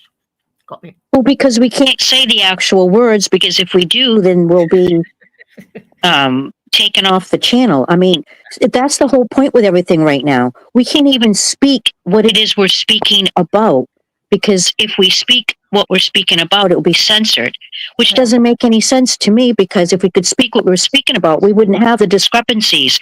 It was done to separate us so that we wouldn't understand what each other was talking about. Yeah. But I thought when you said that shot word, I thought I should talk about all being shot because you talk about vaccines. See, that's so easy. It happens so simply. Yeah. You never know what your channel is going to be taken down for, so you have to be mindful of that all the time. You know, what I'm going to say be in alignment with what everybody wants, so that you don't participate in helping bring the channel down, because that's not my priority. My priority is to keep it going and strong. And when they do take your channel down, they're very vague about what the reason was. So you're trying to figure never out. tell you. Yeah, they never tell you. There's been a lot of investigations as to why certain channels were taken down, and they do not come up with any valid reasons. They just got done giving back Eisenhower, Santos Bonacci, and David Icke's channel back to them after years of not of taking them down. And they're finally giving them back, and they've got all their followers back. Nothing seems to be going amiss now, but I'm back. it's sad that they've done that, because these people worked really hard to grow their channels, and now, they have to regrow them. But right, and you think that everybody would just come back to your channel, and they don't. It's like you're starting over from scratch. Well, if you change your name, they do. But if you stay the same name and the same thumbhole, they'll come back. Yeah, I've gone back almost instantly. LA, it was almost instant. Yeah, because Bonacci was so happy to come back that it was almost beautiful to watch the childlike behavior and being able to teach people again, because he was just so kind of almost lost in his own world until he got back on, and now he's just glowing. Every time he speaks, he just glows, because he's so happy to be back on. It makes a difference when you work really hard for something. You'd like to have the continuation of it. Yeah.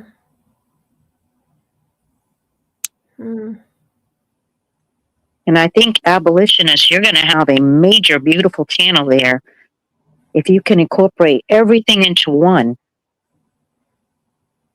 Right. I'm going to try to use this other streaming thing. I need to learn how to use it, and then I can have more people on. And if I can do that, like because I don't moderate at all. I just let people say what they need to say. Right. Well, you do have to have some sort of decorum when it comes to moderation. Or you're just going to have, people screaming at each other all the time. Yeah, that could turn into a speaker's corner. Yeah, Danny hasn't been here this evening, has he? Well, I know I got bounced off. I got bounced off when the music started. I had to go. I'm talking about Danny Shine. Oh, him. That brings in a totally different criteria right there. That's about Danny Shine. Well, I just think that it works better when it's for people. Like when it's like 8 people, it gets chaotic. Yep. I think it depends on the subject too, actually, to be honest. I think it depends on people's temperament. Like, there's plenty of people here right now. It's not, it's pretty chill right now. It's the way it should always be.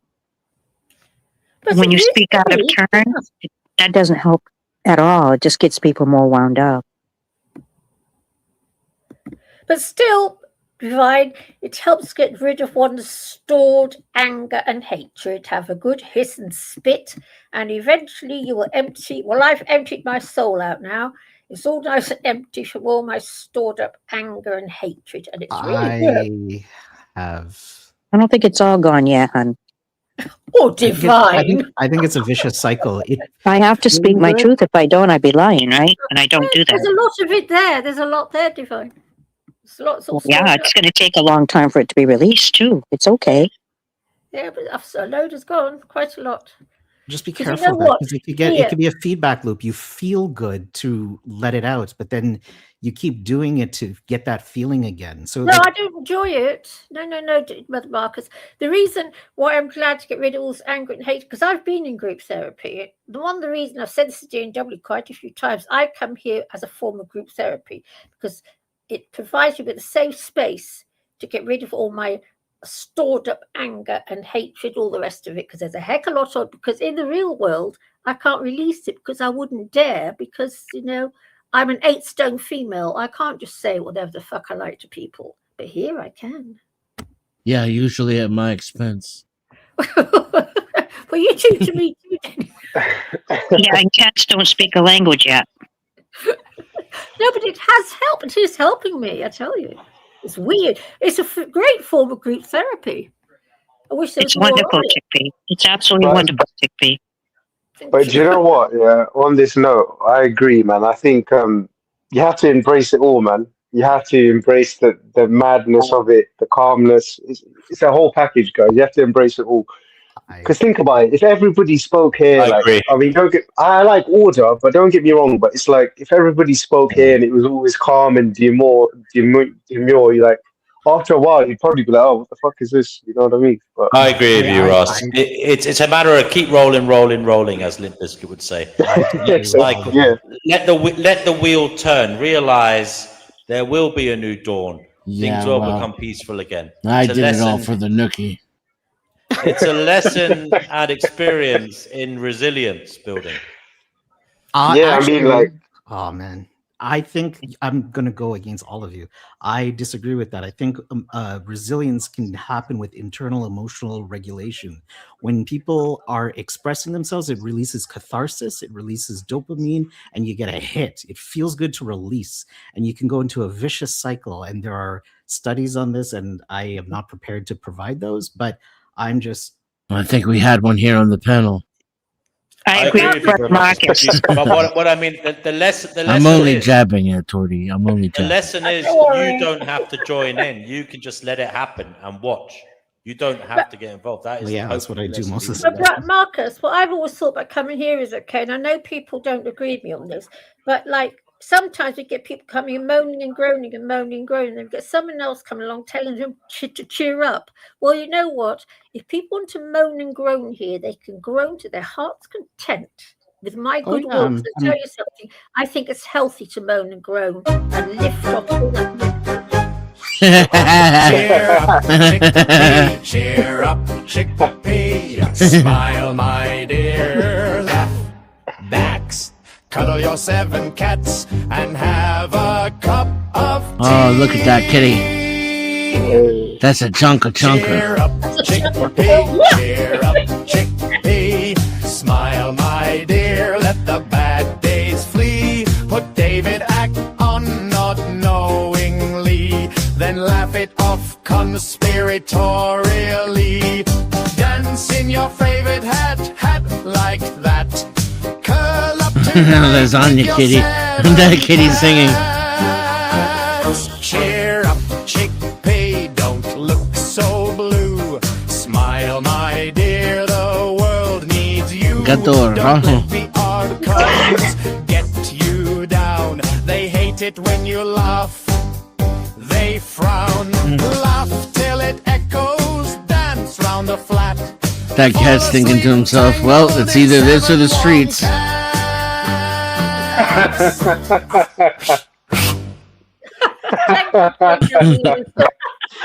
Oh shit! The first one was better.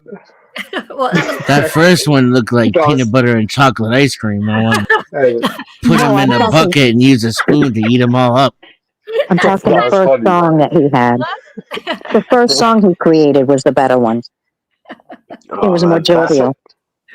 That orange cat mastered the art of stoicism, man. And then Denison's like, fuck it. He's like 3 huts in the car or back in the streets. He's like, fuck it, I'll take it. Yeah, but as I was saying, Vinny has come to Morgus with his looks maxing again. Yeah, I'm just listening to what Chickpea is saying about her using this as a group therapy session. That's because she's toxic and she's rubbing that toxicity on other people and being a nasty old cunt. She's a witch. She fucking dies as well. Her fucking cats die as well. Whoa, a little bit. No, I think. Whoa, man. That's not because the group wasn't getting therapy. You know what I mean? The group is just taking the ire. Oh, I'm sorry, Chickpea. Don't worry about it. She's fine. Chickpea's fine. Kenny comes up and says something she disagrees with. Oh, there's a Tuesday. Yeah, I don't want his I wasn't approval expecting anyway, he would say Divine. something I like don't want his approval. If he approved of me, I'll be very worried about myself. Well, he's the reason why I pop off every time he shows up. I don't like how he treats you. Thank you, Divine. That's really sweet of you. I have the same with people and some of the ones that you were having today. I did complain to G&W a bit about it. I hear what he said there. Everyone comes here with their own lives, their own independence, their own experiences. And each one of those experiences are different than the others, but they're supposed to be. Because when you share an aspect of what your life is and what you've gone through and what you know and what you don't know, then other people can either listen to it or throw it away. They don't have to keep your knowledge when you spew it. It's like, that's just the commonality of every person being a person. But if you're going to disrespect for someone just because of what they do and don't do and what they say and don't say, that's not valid. It's not a valid reason. I'm sorry. I'm not your typical chick either, so that doesn't help.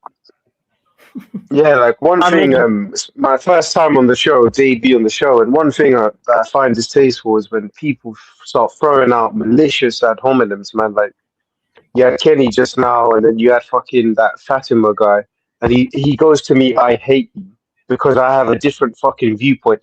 Like, it's so childish, you know what I mean? Like, you don't even fucking know me, mate, and I don't know you, but why would you hate, like, there's many viewpoints on this panel I don't agree with, but why the fuck would I want to hate you? Because I just don't understand people's mindset. Like, why would you hate someone because they said something you disagree with? And that's probably one of the negatives of this show, if I'm honest. I mean, I don't agree with everything people say, but I usually try to ask questions instead of just, like stating my opinion, because then I can try to like clarify what they're saying and then get to the heart of it. I mean, I have my, people who I don't get along with, but when that when they show up, I just leave. Yeah, I understand that. Like that's Sorry. yeah, that's your you have the liberty to leave or stay. It's up to you. But I just don't understand when people take it personal and they're like, "Oh, I hate you because you said something I don't agree with." Like it's fucking childish, man. You know what I Yeah, mean? I think I'm a great believer in group therapy. I do believe in group therapy, and I've said to DNW, I think you should make it official and start charging us for coming here and venting our. Oh, now, chickpeas, say no to capitalism. Come on. No, I mean, I do pay bills, so you are welcome to support the show. You don't have to, but there is a Well, link. I would. There is a link under the. 1 second, please. There is a link under the video and in the live chat. If you want to support, just send an Amazon voucher to the email address there, findingnosissociety@gmail.com. In any denomination, in Great British pounds, but in any amount that you want. Doesn't have to be millions. Well, I would say our mere presence and our intellectual property, meaning our words, help generating views, and so could be translated into potential income. I don't know if this channel is your channel monetized? No, it's not. No, I'd rather not give YouTube the money, actually. Yeah. Fair enough. Well, they're taking the money out either way. So the way I've done it is because if you give those super chats, 30% goes to YouTube. The way I've done it, they get nothing. Yeah, it's the right way to do it. But I was saying, I'm a great believer in if all of us globally got rid of all our negative feelings toward each other and our anger, our unexpressed anger, the world would be a much better place. And it would be, because I think a lot of our problems are just suppressed anger, and it's so suppressed. Yeah, for the angry people, but not necessarily for the targets of their anger. Well, and also that's an interesting thing you say, the deadism, because out in the big wide world, I would never dream of showing the anger that I show in this place. I'd be too scared to. What? Why? Too scared. Why? Because I'm an 8-stone female. It wouldn't enter my head to start lashing out at people outside, because I might just get my head kicked in. And that's the sad, brutal reality of it. But that's the point I was trying to make. I was saying certain people who want to debate me, they should do it in person. I don't want to debate you on YouTube where you can say whatever you want. Let's do it in person. Certain people. We know the one person. Well, you know what that does? That leads me to believe, and this is how I'm going to do it from this point on. When I'm in the chat, if someone disagrees with me, I'm going to not raise my voice. I'm not going to disallow it. I'm just going to let them spew. Because to me, it's a reflection upon me that I need to do more work if I'm getting upset because of what people say. Yeah, I agree with you. But yeah, I'm different. I've got a ton of anger inside me, and it's coming here has helped me get rid of that ton. Because I want to get rid of it before I die. Well, I wish that you and I could have talked. Use to you. I wish we could have talked before all that, because I could have shown you the shortcut. Chickpea, do you want to scream and shout for like 30 seconds? You know, if you want to give me a spanking too, that might be fun. Oh, she'd love that. Oh, I'd love that. Yes, I could give you a good go with a horse whip. Awkward. Oh, yeah. Actually, I should have known better with this lady. Did you ever want to be a dominatrix? Yes, dear W. Oh my I had God. toyed with the idea. I had toyed with the idea, and I have. Yeah, I thought you might have. I met a dominatrix once. Like the things she told me she'd done, and I just can't believe it. You know, she told me she put a needle through a man's testicle, and he asked for it to happen. I mean, I can't believe that. What? Yeah. That's I can't believe. I just can't believe. That hurts my balls just thinking about it. I know. Yeah, tell me about it. I can't believe some of the shit people want done to them. But I did toy with the idea, dear W. And I did fantasize about getting myself a load of, the stuff they wear and everything, because, they tend to. I do look the part, oddly enough. And yes, I did toy with the idea. But maybe I should go still do it. Toy with the idea. Pun intended. And up for fun. Whoa. The chickpea torture chamber is currently being built in Hackney. No, I wouldn't do it here at DW. I'd go off to Knightsbridge. Go back to Holland, Amsterdam. No. No, they're clearing all that out of Amsterdam, aren't they? They're trying to make it all la-di-da again. Or... Yeah, I go to Knightsbridge, I think, and yes, join a little place in Knightsbridge. Stamp on the bollocks of all the millionaires. Yes. Why not? Actually, it's not a bad idea, DW. Maybe I should. Yeah, considering you're anti-natalist. Yeah. I was actually impressed with Beacon Equilibrium, like his knowledge about the gay culture, because I just thought he just like dabbled every now and then, but he actually knows the terminology and what actually goes on. So he's like authentically gay in a way.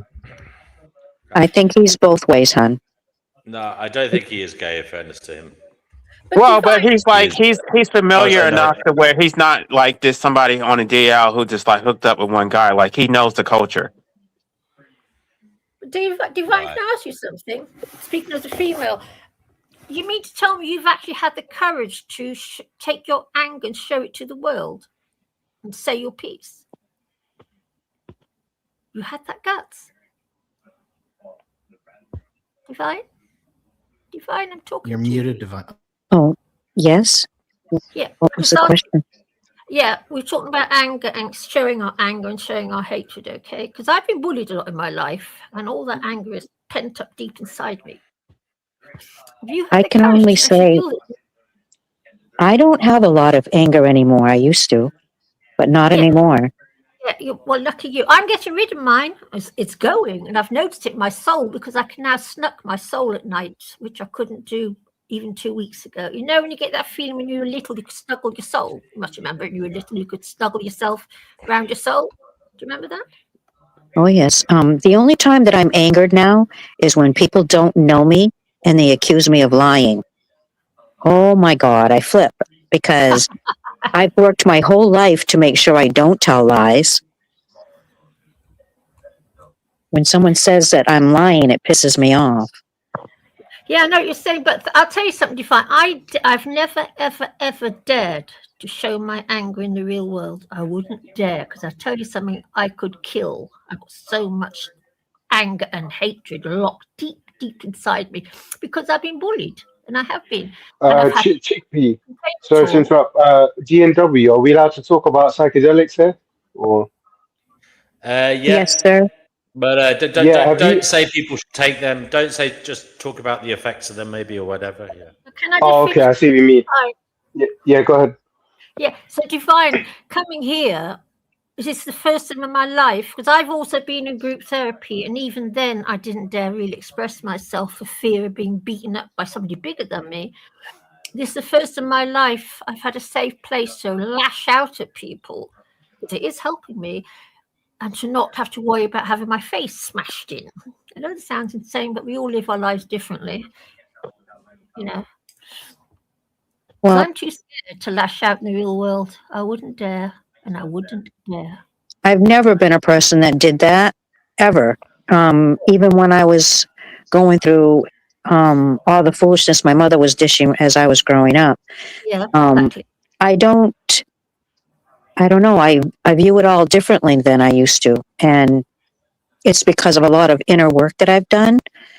But I think it's because I do most of my inner work on my own and I don't allow anyone in to do it, because I figure if I'm having an issue with someone, it's mostly because I don't have a broader understanding of the topic, or I don't like what they're accusing me of being like.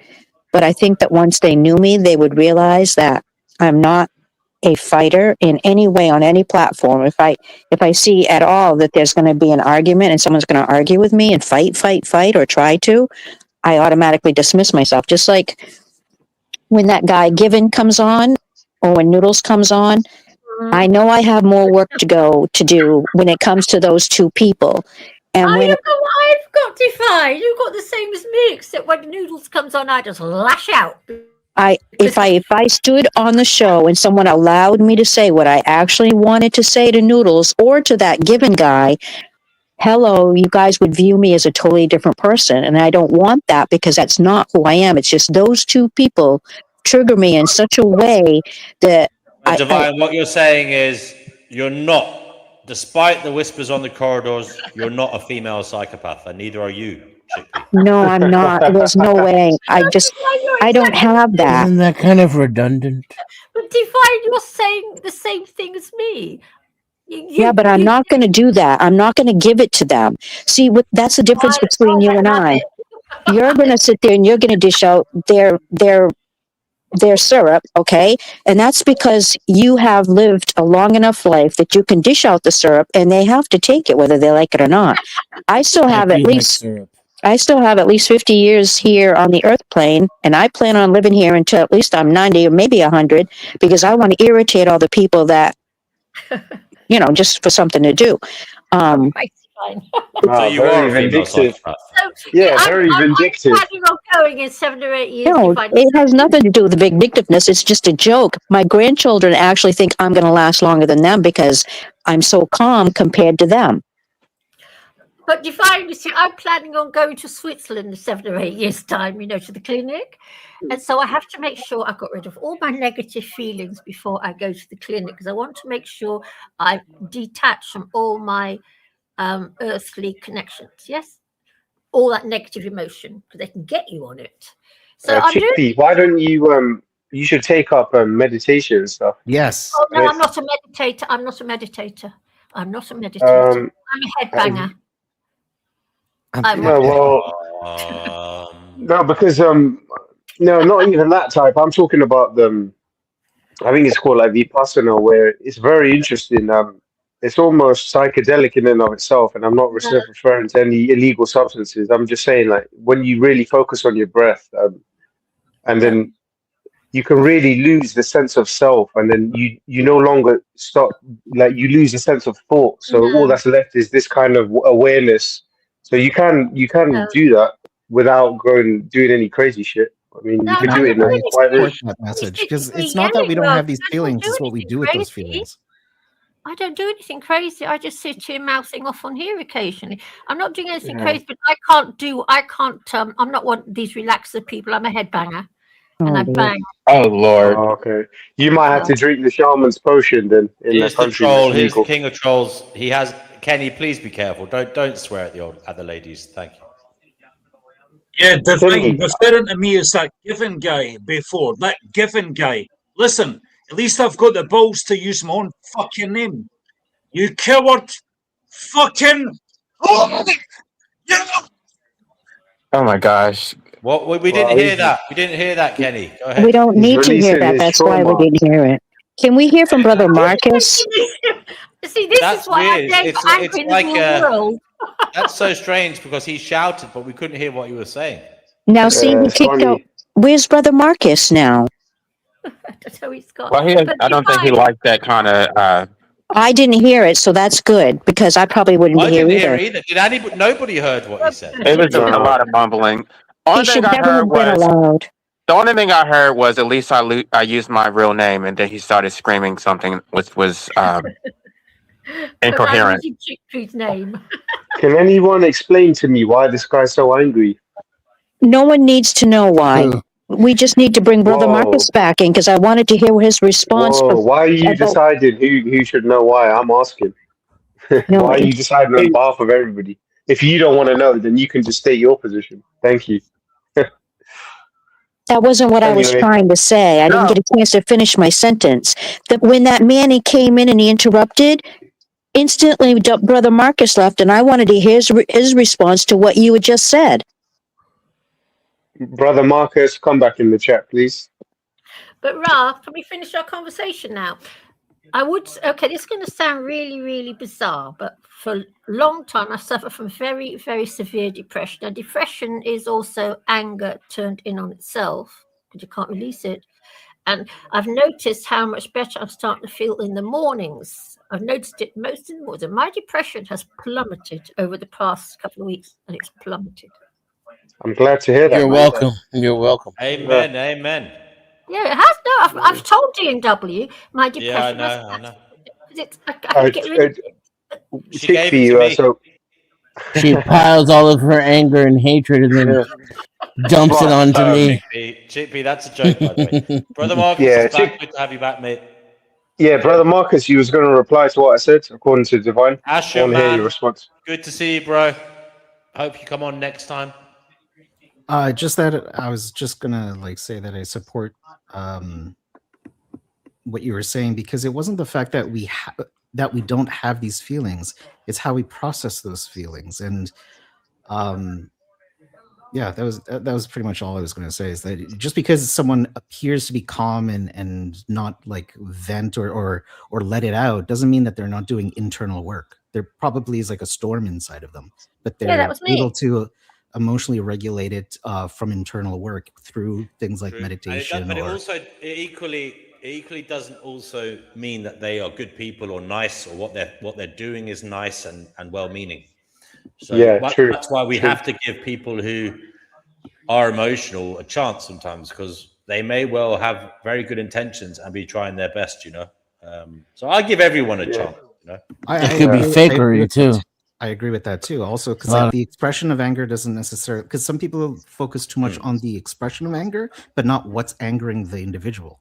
But Marcus, I don't know if it's funny, but I look at the world nowadays and I look at all the fighting that's on, all the stuff on YouTube, and there's a heck of a lot of anger about and a lot of violence. And now I've never struck a human being in my entire life. But they're all out there fighting each other, which wouldn't enter my head even. Wouldn't occur to me. Unfortunately, violence is a part of human nature. Not mine. People. Yes, that's just serious. I beg to differ, because if you're provoked substantially, I mean, not just you, but unfortunately, we live in a physical world. It's a world based on competition. It's fierce competition, by the way. So it's the animal aspect of existence. PP says allowing abusers to scream like that is not helping anyone. I mean, we've already discussed this. I think it's better to have it out in the open. Let them shout and scream in Did public. you miss where he talked about his wishing death upon her and the cats? Who said that? Kenny. Yeah, he did say that. that. I suspected that you guys missed it because that's no. I heard that.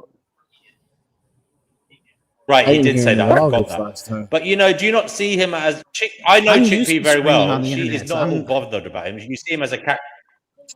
No. You see him as a clown, a caricature, someone to laugh at, Chickpea, don't you? Who? You talk about Kenny? Yeah. I wouldn't, in the real world, I wouldn't talk to him. But I wouldn't do. I'm a bit too fussy. That was shocking to me, because other than that, I don't mind Kenny. When he goes on that rampage, and I don't know why. Maybe he could come on and explain why do that. Why has he got? Yeah, Kenny, why are you so triggered, man? He started it on me. Okay, he started it, not me. I just, But I just like to say to Ra. So I forgot. I'm going to say to you now, but stored. When people are nasty to me out in the big wide world and they insult me, I only weigh 8 stone, if that, and I haven't got what it takes to fight back. It's as simple as that. So I have to walk away and just accept it. But I just get beaten. But you don't always have to. Well, you don't even need to fight back, because words are words, right? But what I would say is, going on what Brother Marcus said, I like that as well, because sometimes, if you think about it, there's so many external forces that you really can't control in life. Because let's say you could fight back. Let's say I clicked my fingers and you became some 20-foot Hulk creature and everybody was scared shitless of you. That still wouldn't solve your problem.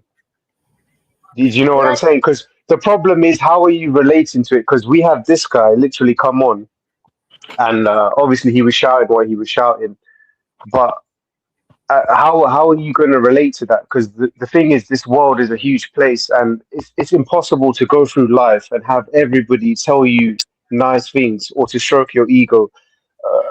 Every once in a while, you're going to come across someone that says something. I do to retaliate. It was very, very bizarre, wasn't it? He didn't. Yeah. I believe he wished death on her cats, right? That's what he said. Yeah, that was like extreme. But what I'm trying to say is, like, how can a weird thing to do? Yeah, so what I'm saying, Chickpea, is sometimes, like you have to do some Jedi mind tricks with the situation and be like, okay, so how can I relate to this? Because it's true, because I do believe, I think I read it some way from Buddhism or something, where it's like your thoughts kind of shape your reality. You know what I mean? So I don't depending have on your, that. huh?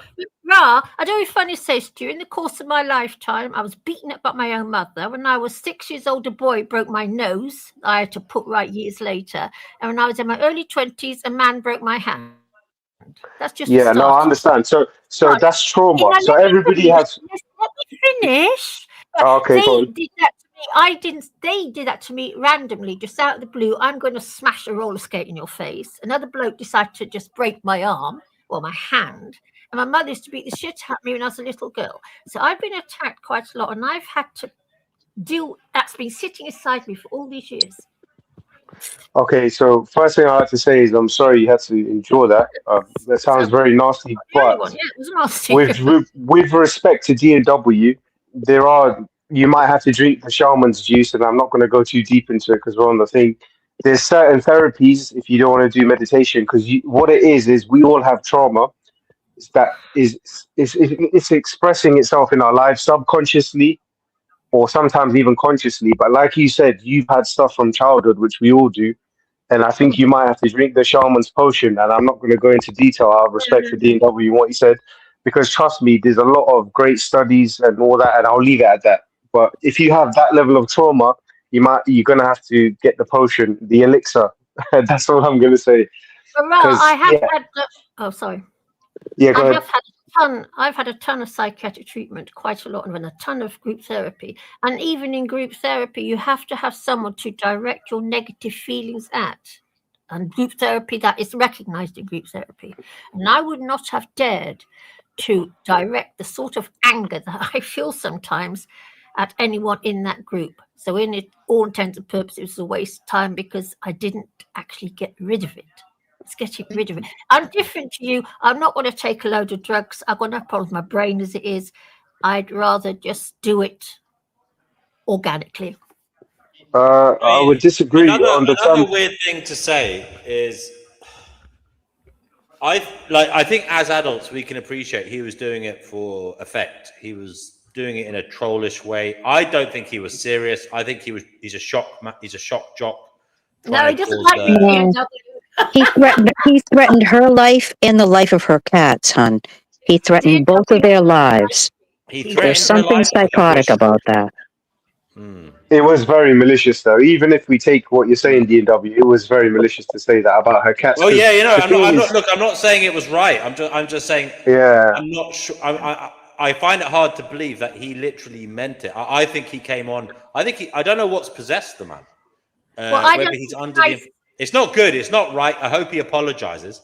What I will say is, don't hold your breath. Awful. I don't condone it, and he has to apologize next. If he ever comes back, he has to apologize, or he'll be kicked off.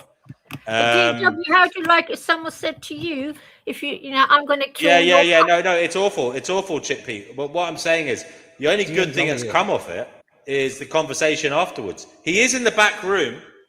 Will I let him on to apologize, guys? It's his one and only chance. Kenny, you're in the back room, mate.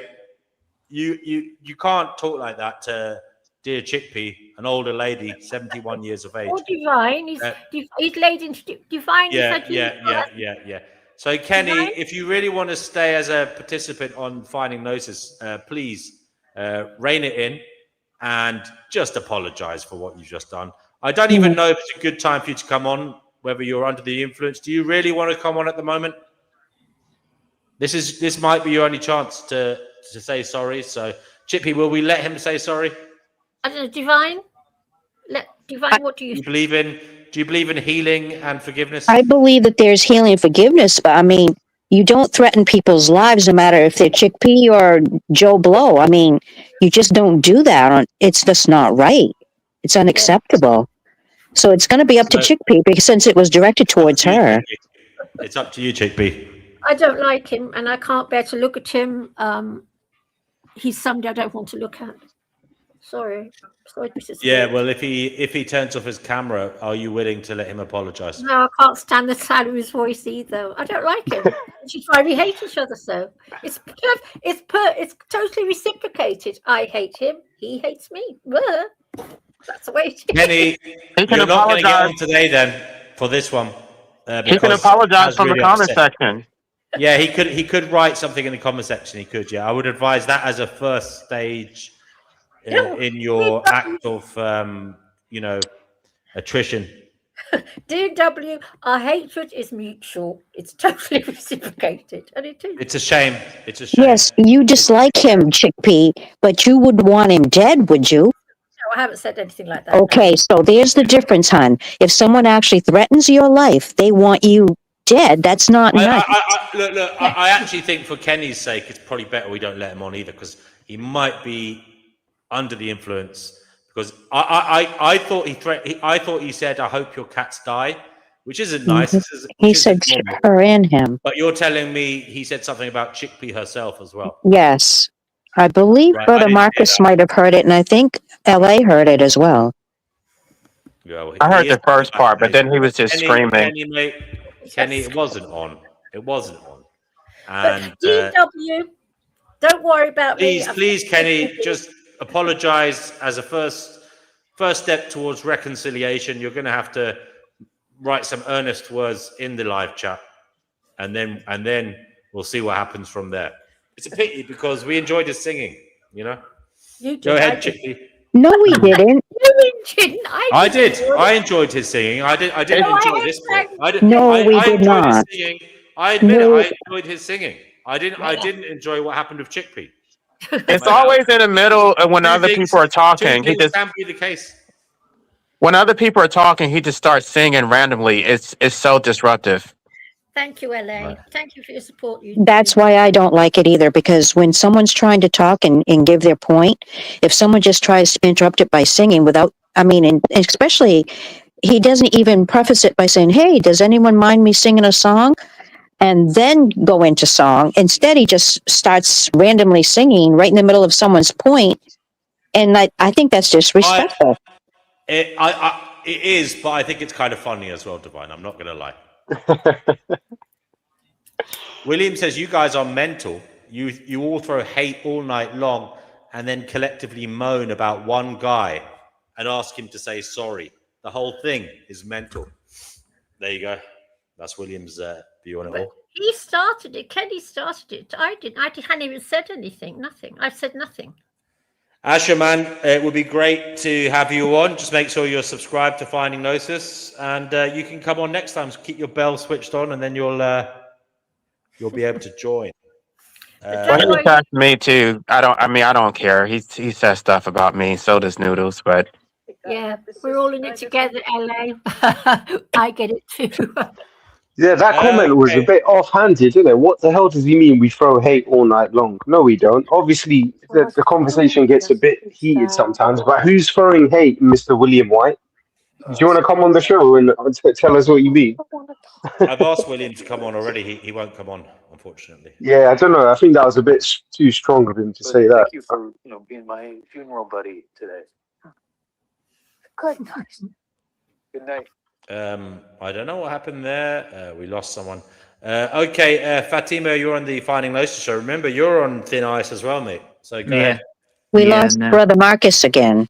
Yeah, I know. I'm always on thin ice for everyone. So why is Fatima on thin ice?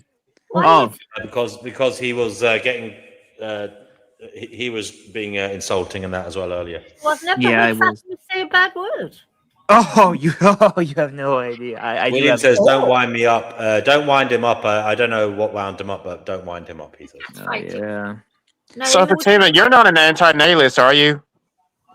I'm private. I am, but I would never talk about it in this format. I am. No, I wasn't trying to attack you. I was wondering if I am. If I wasn't an anti-nihilist, can we have a baby, a half black baby? What? How? No, I'm just messing with you. But okay. Why? Because the only way we could do that is if I implant an artificial womb inside me.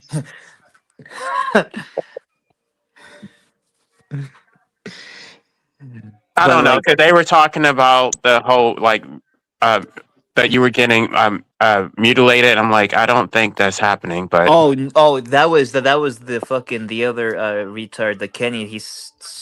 Said that to me. Yeah, he said that to me, just like screaming. It's whatever. I know I'm not gonna get that part of the surgery. No. I don't think most transgenders get that surgery because it's very risky. Yeah, but that's with any surgery, though. Yeah, I've met ones that have it and they're okay.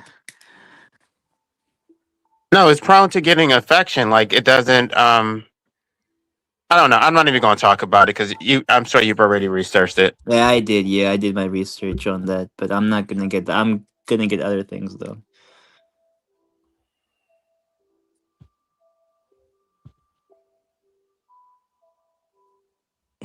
Yeah, man. What is this show? I don't know. Like last year, this show was about like spirituality. Now it's just about like a I don't know. Right, D&W. Drunk free for all, and it's unnecessary. It's so funny. When we're trying to find Gnosis, you've got to consider all different perspectives to inspire you spiritually, to inspire you to try and see if there is a spiritual perspective. Yeah, take but into consideration all that is going Yeah. on. People call it a hellish. In my People opinion, are calling it a hellish realm. That means you've got to analyze the realm. What is going Didn't on? Carl Jung say explore your shadow?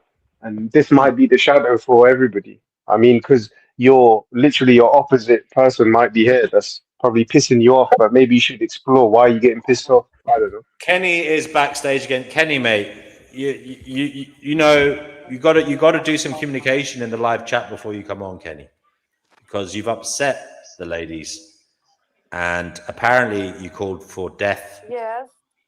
Of her cats, and I don't know. Someone else said you called for death of someone else. I didn't hear that myself, but he supports Israel, of course. It's not gentlemanly conduct.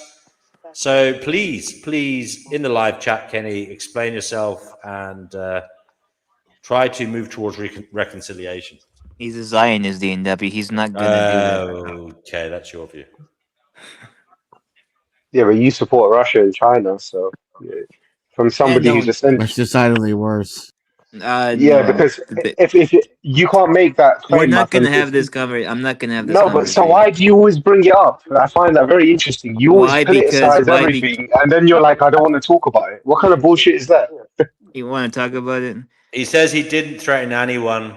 That's what he's saying. I wasn't here for it, so I don't know. Yeah, I mean, guys, it's something that will have to. Someone can clip it later and play it back or whatever, because I can't. I'm too tired to do that now. But do it later, D&W. Didn't threaten anyone. I'm not going to do it later. You can do it for me, please. Okay, fine. I'll go. What? How many hours? I'll go at like the 7 hour and 45-minute mark, and then we'll see what's up. Okay, Ragnar, do come on, mate. Do come on. Oh, Ragnar. Okay. Well, in fairness, I didn't hear him threaten anyone, like as in him say he was going to do it. I heard him say, "I hope your cats die," which isn't technically a threat; it's a wish. Now, it's not him threatening to do it. He's basically saying he hopes Mother Nature does it, which isn't nice. Which isn't nice all the same. It in my eyes, it's a low one. Kenny. That's so funny. Yeah. I could make a comment about that. Crazy. It's like they only wish it upon people who don't want it, but they would never wish it upon somebody like me who does want it. Yeah, because it wouldn't be an insult, would it? No, it wouldn't. It's kind of like, have you seen The Dark Knight Rises with Batman? Do you remember when? Have you seen the movie, LA? I have, but I don't remember it. Okay, so there's a Kenny, scene. if you want to clip it and do your own analysis of it on your channel, I'll have a look at it tomorrow. Yeah, LA. There's a scene in The Dark Knight Rises where Bane says to Bruce Wayne, there has to be a punishment more severe for you because death in and of itself, you welcome it. Do you understand? So kind of reminded me of that, yeah. What you I said. wish he would say that to me. I would take it as a compliment. Yeah, because you welcome it, so it's not really, it changes then, isn't it? It's almost like somebody who loves getting splashed with water and then you throw a bucket on them, it's not going to do anything. Ragnar asked to come on. Ragnar, the link is below the video on YouTube in the description. Yeah, you're just wishing something that is inevitable anyway. We all have to go. So it really We doesn't are have any. winding down, though, for sure.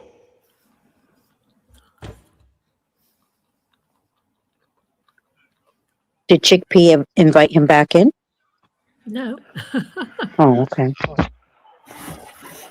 There will be an independent adjudication on matters tomorrow. If the interested parties want to put forth clips of the video where they feel the matter, is demonstrated, please do that. I just feel it wasn't that serious. We wouldn't even talk about anything that serious for him to get that angry. I think it was a theatrical performance myself, but I think it was over the top and unnecessary. Borderline psychotic. As I say, I fail to think anybody would genuinely mean that and be sane. I don't think he actually meant that. He can't have meant that. Come on, Kenny, you can't have meant that. What are you talking about now? Sorry, I've been He away. can't have meant he wanted your cats to die. For crying out loud, it must have been theatrical performance of a kind of sick sense of humor, sure, but he can't have literally meant that. He knew exactly how to attack her and how to hurt her the most. And you know what? When people have that information, it hurts in a totally different way. It's abhorrent behavior because it's totally uncalled for and unwarranted, but at the same time, it's the worst thing that could ever conceivably happen to her. And why would you stab her like that? It's inappropriate. Perpetual Pleasurist says he is not sane. Chickpea is actually unperturbed, aren't you, Chickpea? You're like a rock. No, he doesn't like me, which suits me fine because I wouldn't like to be liked by him anyway. So I don't, he hates me. It's reciprocated. There you go. I don't want his admiration. Don't even want it. Perpetual Pleasurist says, how many times does he have to tell us all this guy is insane? Capital letters. Exclamation mark. Wildfire OTT, welcome. He says hello back. Ragnarok, you're on the Fighting Gnosis show. Welcome. So, what would you like to say?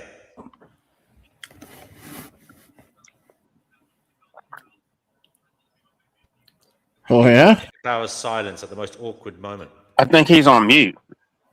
No, he's actually he is on mute, but I didn't mute him. I think it starts off on mute sometimes when you join. Yeah, it does.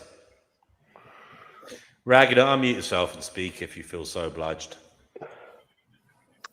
How is everybody? Can you hear me properly? Yeah. Yep, loud and clear. How's it going? It's all right. Having a pleasant weekend. DNW. Yes, Are you darling. going to write a book about everything you're hearing on here and learning on here? No, not about everything I've learned Not on here. matters. All right, then, fair enough. Just asking. I don't know. It just seems it must be a heck of a lot of experience. It must us a lot griping and groaning away.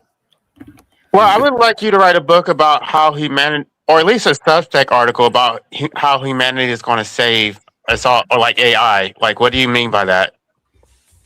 I will write a book then at some point, probably. But I'm not LA.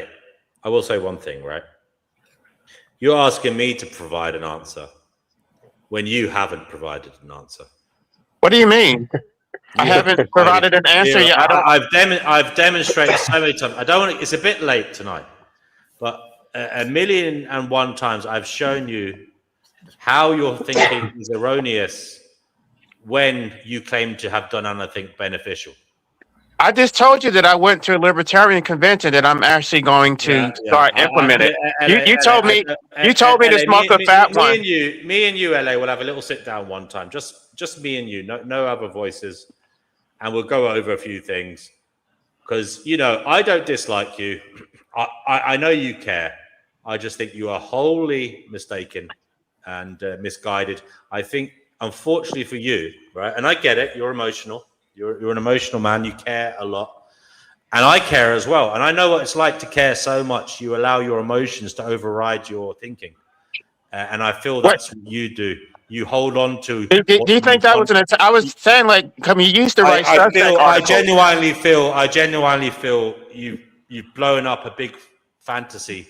You know, you're holding this balloon, this huge balloon with the words fantasy written on it, and you won't let go. You won't. So, but you used the right subject articles. I don't think it's a big ask for you to like do an article explaining how AI is going to save humanity. It's our only hope, LA. I didn't say it will. I said it's our only hope. You don't believe that, do you? I still stand by that. I still stand by. We have to pass the baton to something more able than us, and it's not going to be a biological human. It's going to be something. So it's not going to be a robot either. May I say something about this? Yes. So, for an AI to actually process like a human, you need the amount of memory servers, right? Server farms, the size of the planet, just to match one human mind. If you actually knew how to use your mind, the biggest issue with humans is we're unaware of how. So stop looking at the human body in the sense of the difference of flesh and metal. What if we were made of silicon instead of carbon? Like, it could have happened. So the thing is, humans are biomechanical, so we're flesh, right? But we also have something a lot of human sciences do not study, and that's our connection to the spirit world. And a big event, so to the topic of the show, a lot of people are figuring out how important the spirit world or religion, or not the organized religion aspect, but the aspect that there is something greater than ourselves. Even ChatGPT and AI is doing its own research into how humans have a Gestalt field. Okay? Like every single person has an energy field. It's a fact. Photons, right? We all carry light. We're all atoms, right? If you want to look at it that way. So we're biomechanical systems. Apparently, and a bunch of cunts are playing with a little man. The Oscars are on live TV, apparently. Oh, the Oscar Not statue. The Oscar statue has to do with some occult symbolism. Most people don't. Oh, amen to that. Yeah, that's true.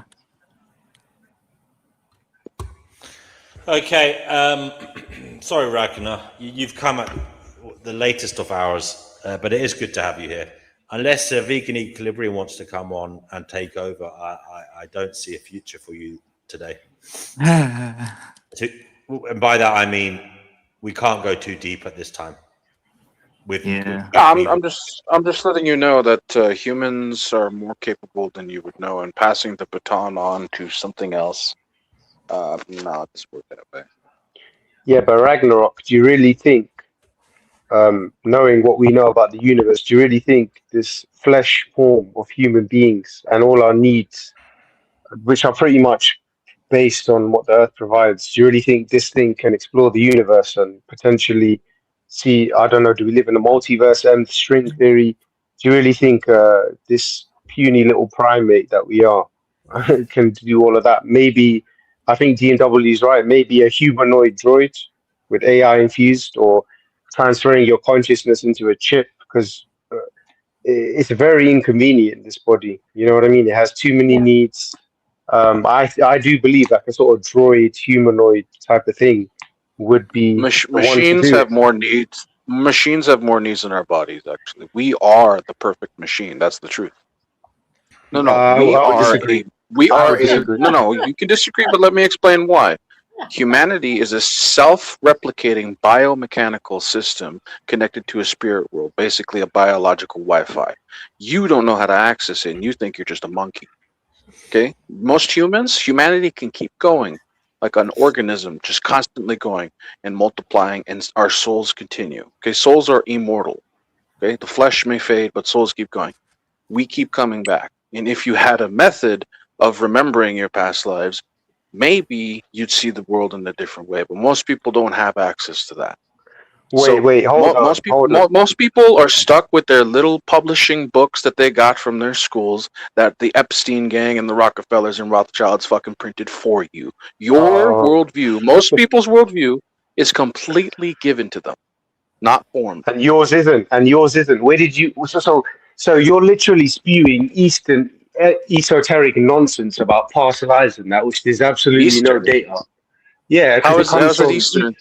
So apart from Gnostic Christianity and that, who believes in reincarnation? That comes from Hinduism, Brahmanism, Buddhism. No. Germanic culture, Celtic culture, before Rome conquered the Northern Europe, they believed in that. All right. You know that, right? I've never. No, so I'll have to look into that. No, every single human culture that had shamans believed in reincarnation until organized religion came around. That's true. What do you mean every single one? That's very far-fetched. Every single culture, no matter how far-fetched, had Where's shamans. your evidence? Where's your evidence to say every single one? How could you even make that statement? This is archaeological history.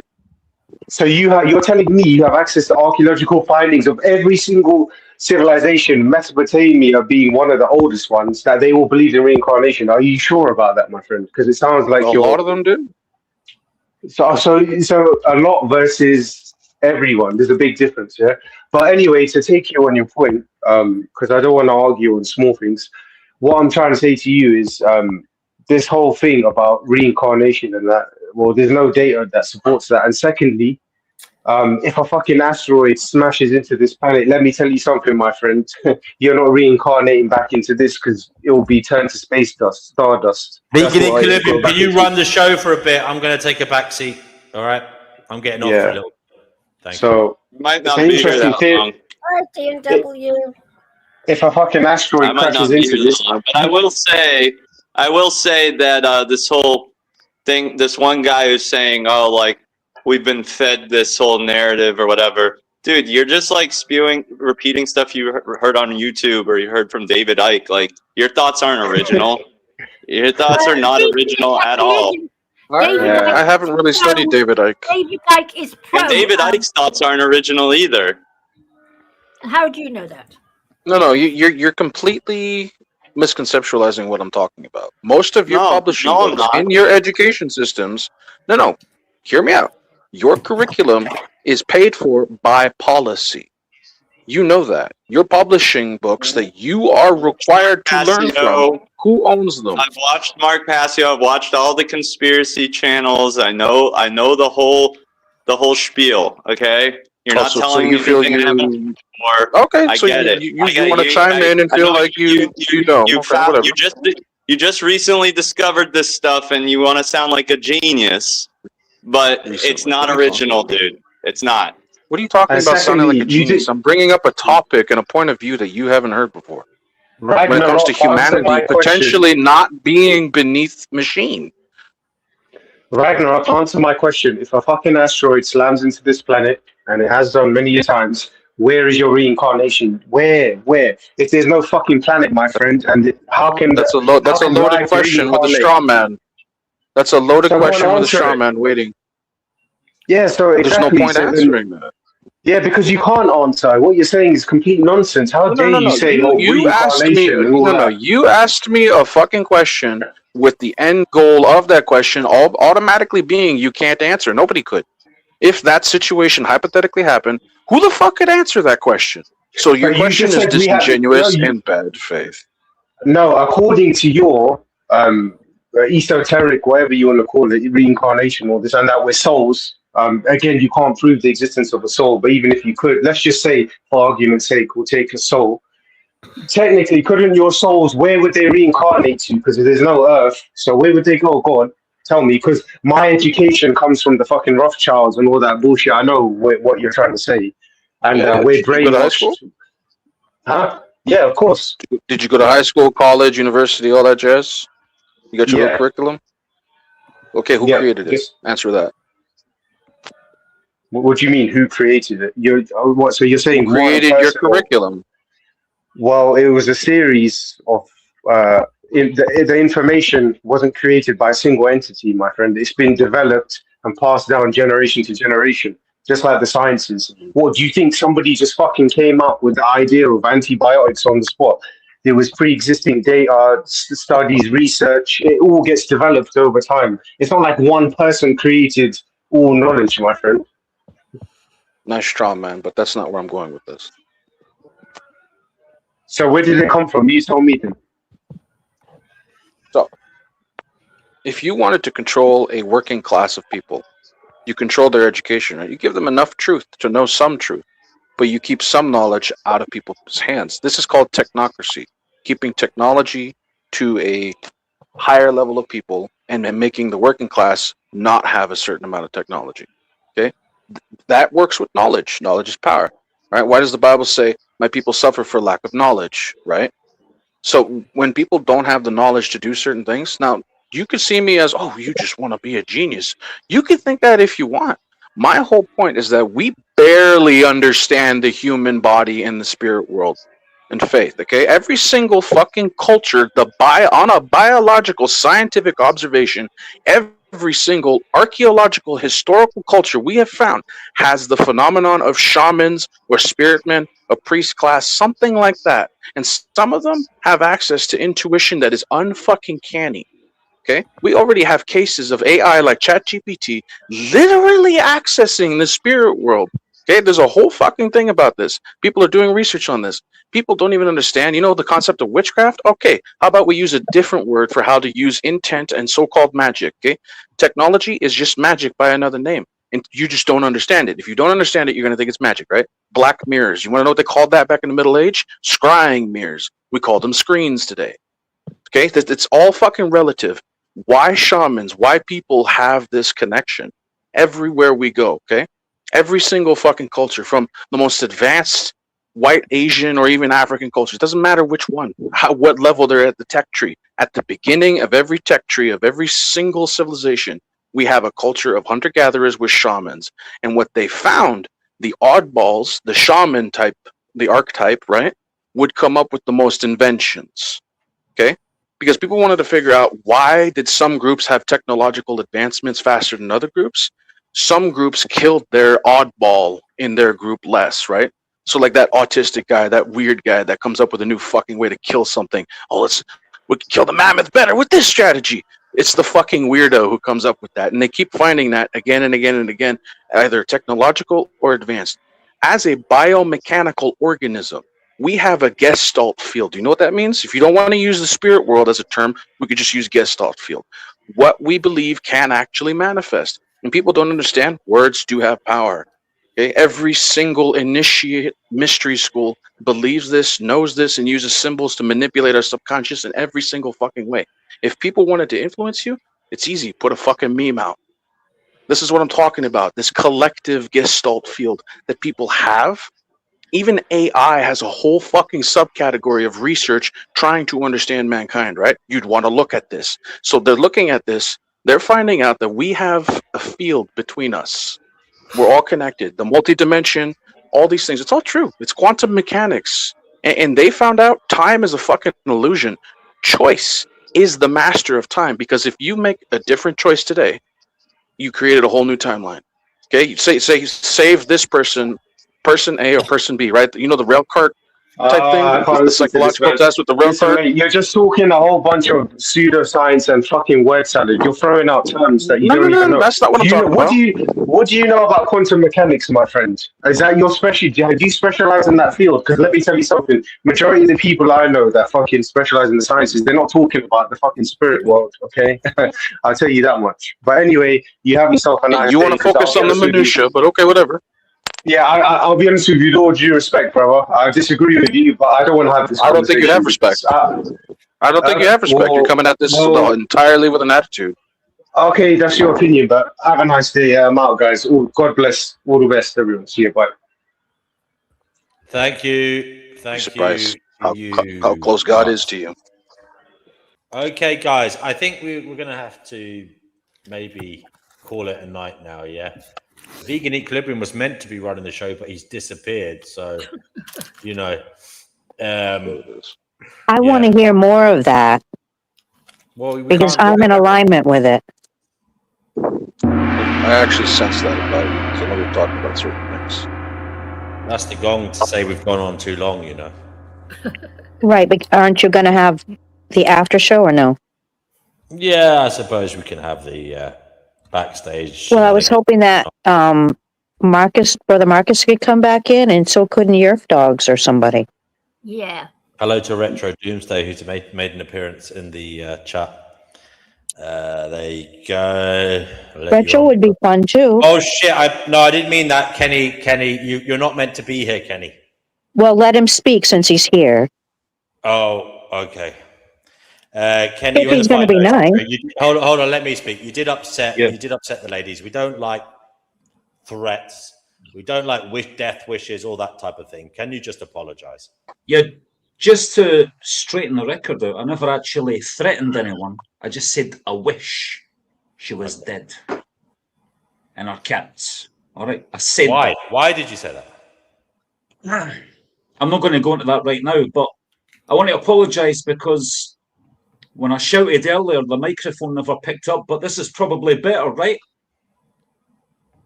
Can you hear me? He's going to shout. We can hear you. You can hear me. So I just said to your voice in room tone. You're a fucking whore! You give Celts a very bad name, sir. If you don't delete him totally and don't get rid of him totally off the channel, he's just going to do this every single time he has the opportunity. He's also just proven that 3 times tonight. I am glad that you did. 30 years, and I'm a whore. Oh, I love it. I am glad that he came on because he clarified he did wish death on Chickpea and the cats. So he admitted. He admitted. It's confession right there. There you go. It's done. Can I ask you all a question before the show closes? What the hell did Chickpea do to that guy? No, stay on the channel. When he closes the channel to the public, you and I and all the rest of the group here can talk again. So when he closes the channel, stay here so we can all chat. Does anybody else want to come on? Links in the chat. Go ahead, Ragnar. What do you want to say? So every time I come up here, right? I've warned people, if you talk to me with an attitude and you just see, that's the 3rd person in a row who's like, oh, you're just trying to come off as a genius. I don't give a fuck how I come off. And then their attitude pipes up and their language pipes up, and I'm like, oh, okay. I just mirror it back to them, and sometimes it turns into a shit fest. Do people understand there's people out here who will mirror your energy? See, the gentleman who did the threat, right, and then went fucking crazy, if he was in a bar, he'd be knocked out on the ground with beer on his face. Yes. That's like why most people, the internet has created a society of people who are no longer afraid to get knocked out because the keyboard protects them. It was, I mean, it was weird, Yerf Dogs. Even Yerf Dogs is... even if Steve is even like, what the hell? Like, yeah. Anyway, D&W, you'll be pleased to Now he's hear. saying that was for Divine, not Chickpea. I mean, I don't know. Oh my God. Divine doesn't have any cats. Kenny, Anyway, mate, I think Kenny has taken I couldn't be further from a whore if you paid me. I've been chosen. I've chosen to be celibate for the last 14 years of my life. Oh my gracious! Why is he pissed off at Divine now? He doesn't even know me. The only thing that irritates him about me is I won't listen to him sing, and it's because he can't. And the subject. Grumps. I mean, I used to like his singing, but that's a complete different kettle of fish. It's funny. This is not okay in my opinion. This is Kenny, mate. I'm not joking. You've either taken something or you should take something. That's where I'm going with this. Well, that's. I mean, usually you carry yourself. Yes, you're a little bit of an edgelord, but you should. You've gone off the fucking planet, mate. You're. I don't know where you are, bro. It's not the Kenny we used to love. What? D&W, don't worry. He didn't touch me, okay? Because I laughed through it all. So something inside me is changing. I don't know why he's so angry. So, can I ask the lady who said she was in alignment with me about what I talked about earlier? Some people, when I bring up these ideas, there are certain individuals out there who they pipe up with attitude, and they're like, "Oh, you're just trying to be a genius. Oh, you're just copycatting or listening to this. You're just quoting that." I find that entire conversational tactic to be passe. Like it's fucking it's a tactic that's dead in the water. There's nothing being learned, and people are trying to attack the content of somebody else's character. And I think it's just because some people's light pisses off certain people's demons, right? I don't give a fuck about David Icke. I don't give a fuck about how I come off, and I may come off a little harsh sometimes, but deep down, I'm a kind guy. I'm a bit of a hobbit. I like to smoke pot that's not THC ridden, so no psycho effects, just the CBD, right? So old classic aged hemp, right? That's my attitude. It's like being calm, and like these people who keep bringing this toxic attitude. How the fuck am I supposed to talk about how Wallace and other physicists were trying to figure out if choice affects time, right? So like we're talking about quantum mechanics, right? And then people fail to make the connection between witchcraft and quantum mechanics, or magic for that matter, because they don't understand the science behind it. So when somebody does not understand, like say you're trying to give somebody an equation, right? Say an alien gives us an equation. The first fucking thing the dumbest fucking human is going to do is shoot the alien and be like, "You're trying to be smarter than me, aren't you?" That fucking entire attitude needs to go down the trash. People need to like be like in a learned mindset, but not propagated. You know what I mean? So like if we're going to be learning and making breakthroughs on like the Gestalt field of humanity, how we affect quantum mechanics and quantum immortality, that those are actual real field sciences that people are looking into. And they're finding out time is just a fucking illusion, right?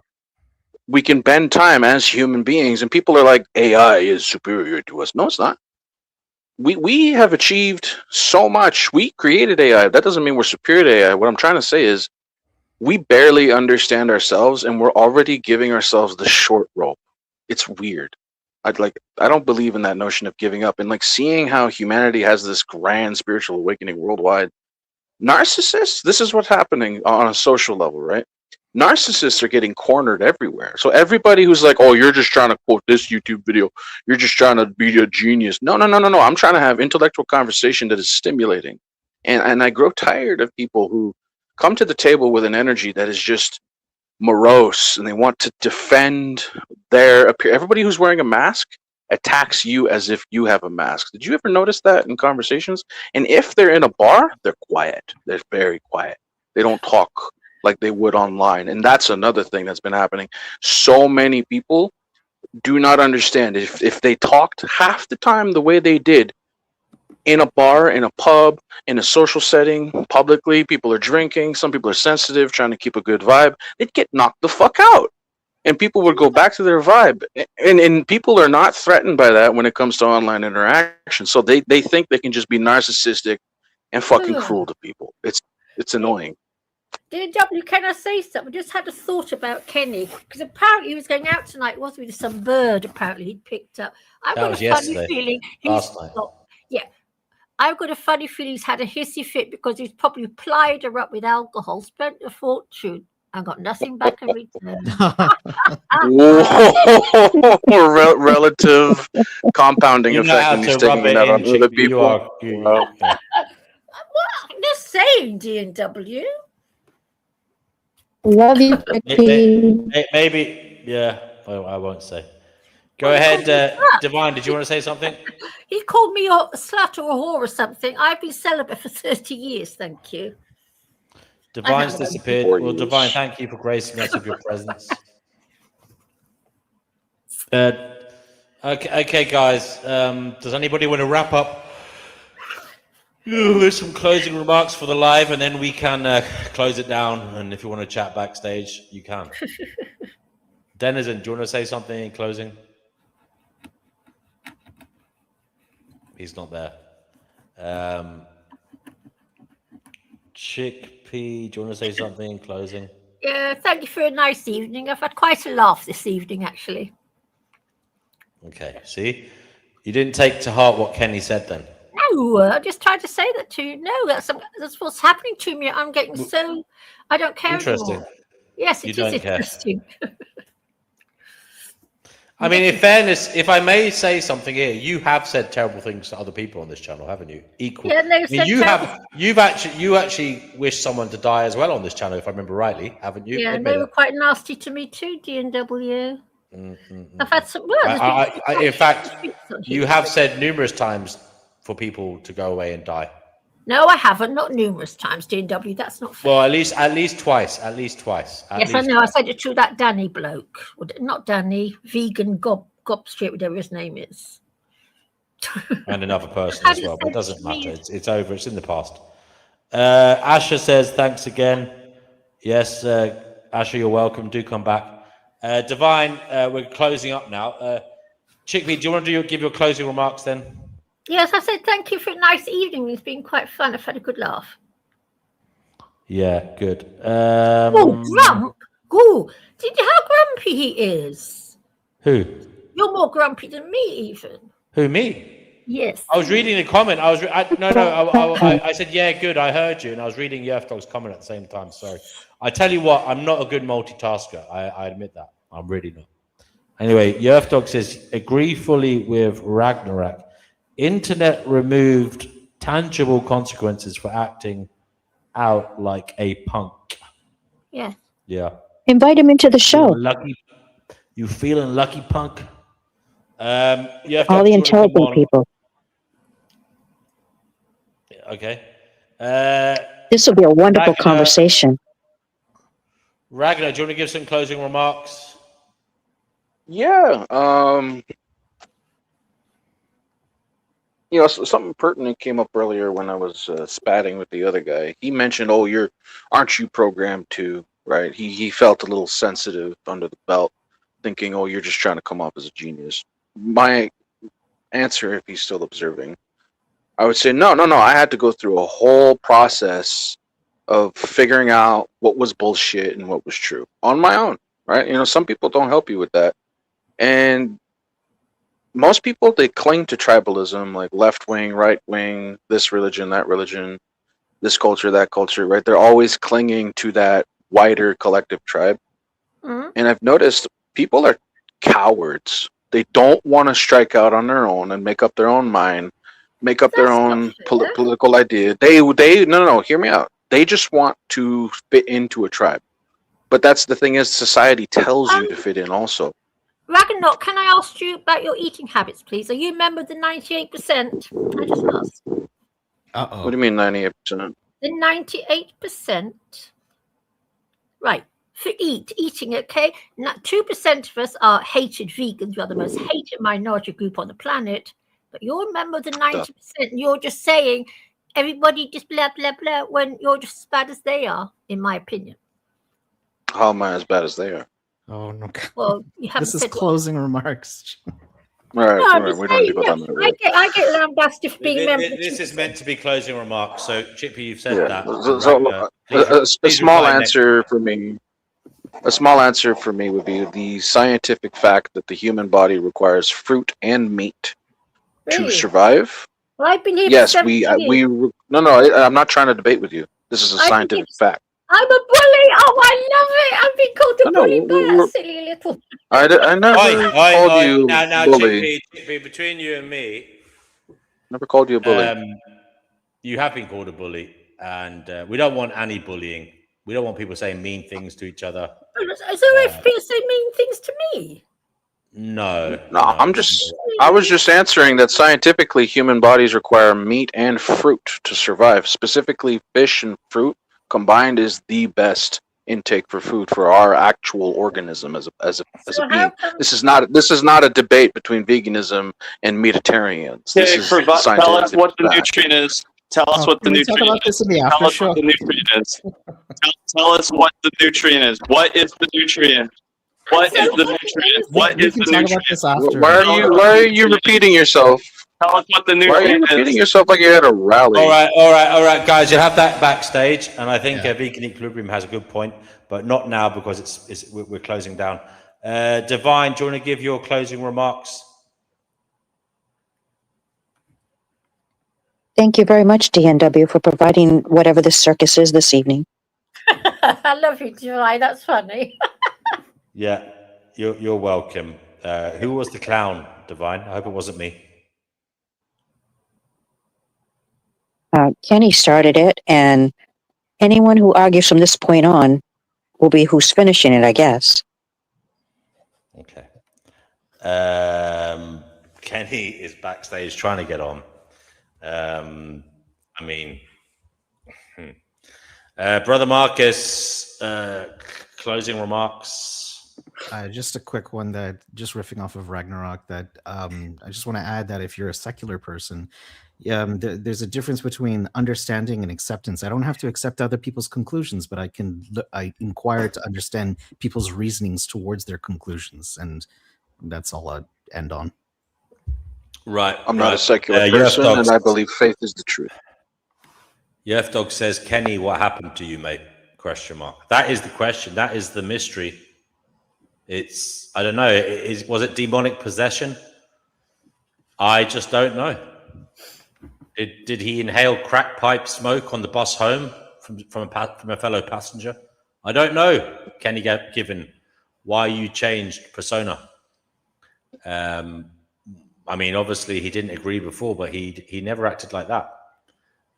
He feels extremely angry. I do hope he calms down and peace will come upon him. Can I answer to what he mentioned? He says it's called integrating. You can answer later backstage. Kenny says it's called integrating your shadow. He's doing a bit of Jungian therapy on himself, apparently. Well, there you go. Vegan Equilibrium, do you want to say anything? Now, you did call Chickpea a bully. I have to say that you did. Look, Vegan Equilibrium, we don't want any more fighting. 8-stone bully. Sorry? An 8-stone bully. Love it. Well, Vegan Equilibrium, the words are yours if you want to say anything. Yeah, there's absolutely no essential nutrient that you can't get on a plant-based diet. If you think that there is, I challenge you to a debate later, not now. Later, you can come on my channel. You can email me. My email is veganequilibrium@gmail.com. We can set it up. And it will be great for everybody to see you get clapped on my channel in that debate. I can clap you in 5 seconds. Yeah, okay. No, you can't. Secondly, they've done studies. Vegan diet literally kills your body. Ragnar, take it. Provide the evidence. You can come on my channel, bring all the scientific evidence that you don't have, and we can do it there. Yeah, I know. You just make stuff up, but yeah. That's what you think. Yeah, no, yeah, it's what I know. Anyway, yeah. You don't know. Go vegan. Go vegan. If you're still paying for animals to be tortured and raped and mutilated and imprisoned and murdered and all the other awful stuff that happens to them when they are exploited, if you're still paying for animals to be exploited in such ways, you are a piece of crap and you should change. That's all. Okay. I'm gonna eat steak tomorrow. You're a piece of crap. There you go. The last words off the stream. Ragnar, I'm going to let you back on when the show's ended, so you can chat backstage. But I don't know what to say. It was quite the whirlwind of emotions, from laughing to anger to downright psychosis. Yeah, some of it was sad. Some of it was. I mean, it was. I'll be honest. Overall, today wasn't a happy stream. It wasn't. I wouldn't say it was overly Sunday happy. service. Yeah, maybe. I don't know what went on today. It was a long stream. Mr. Flicker came on. He's got his opinions. Interesting character. He certainly makes everyone talk. But I don't know how easy it was to follow for anybody watching.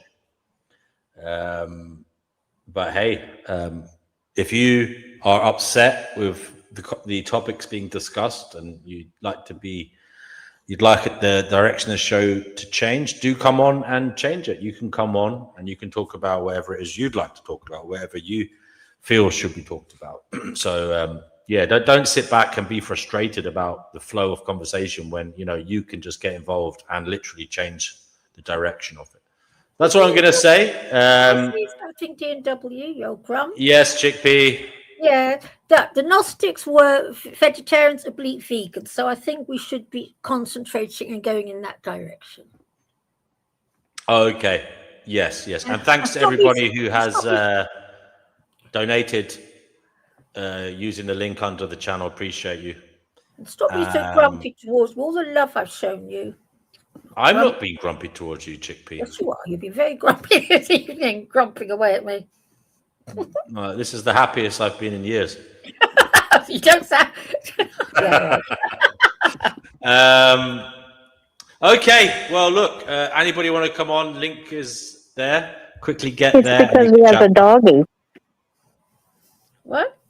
He's happy because he has a doggy. Yeah. Yeah, you should. So you should. And don't forget to buy Max. Hello, Silas. We're not ignoring you. Yes, darling. We're not ignoring you, Patsy. We're not ignoring you. You're welcome to come on. Buy Max something nice from me. I will. I always do. And I will. Okay, folks. That's it for now. Until next time. Wow. I feel like I've been hit with a sledgehammer. Okay.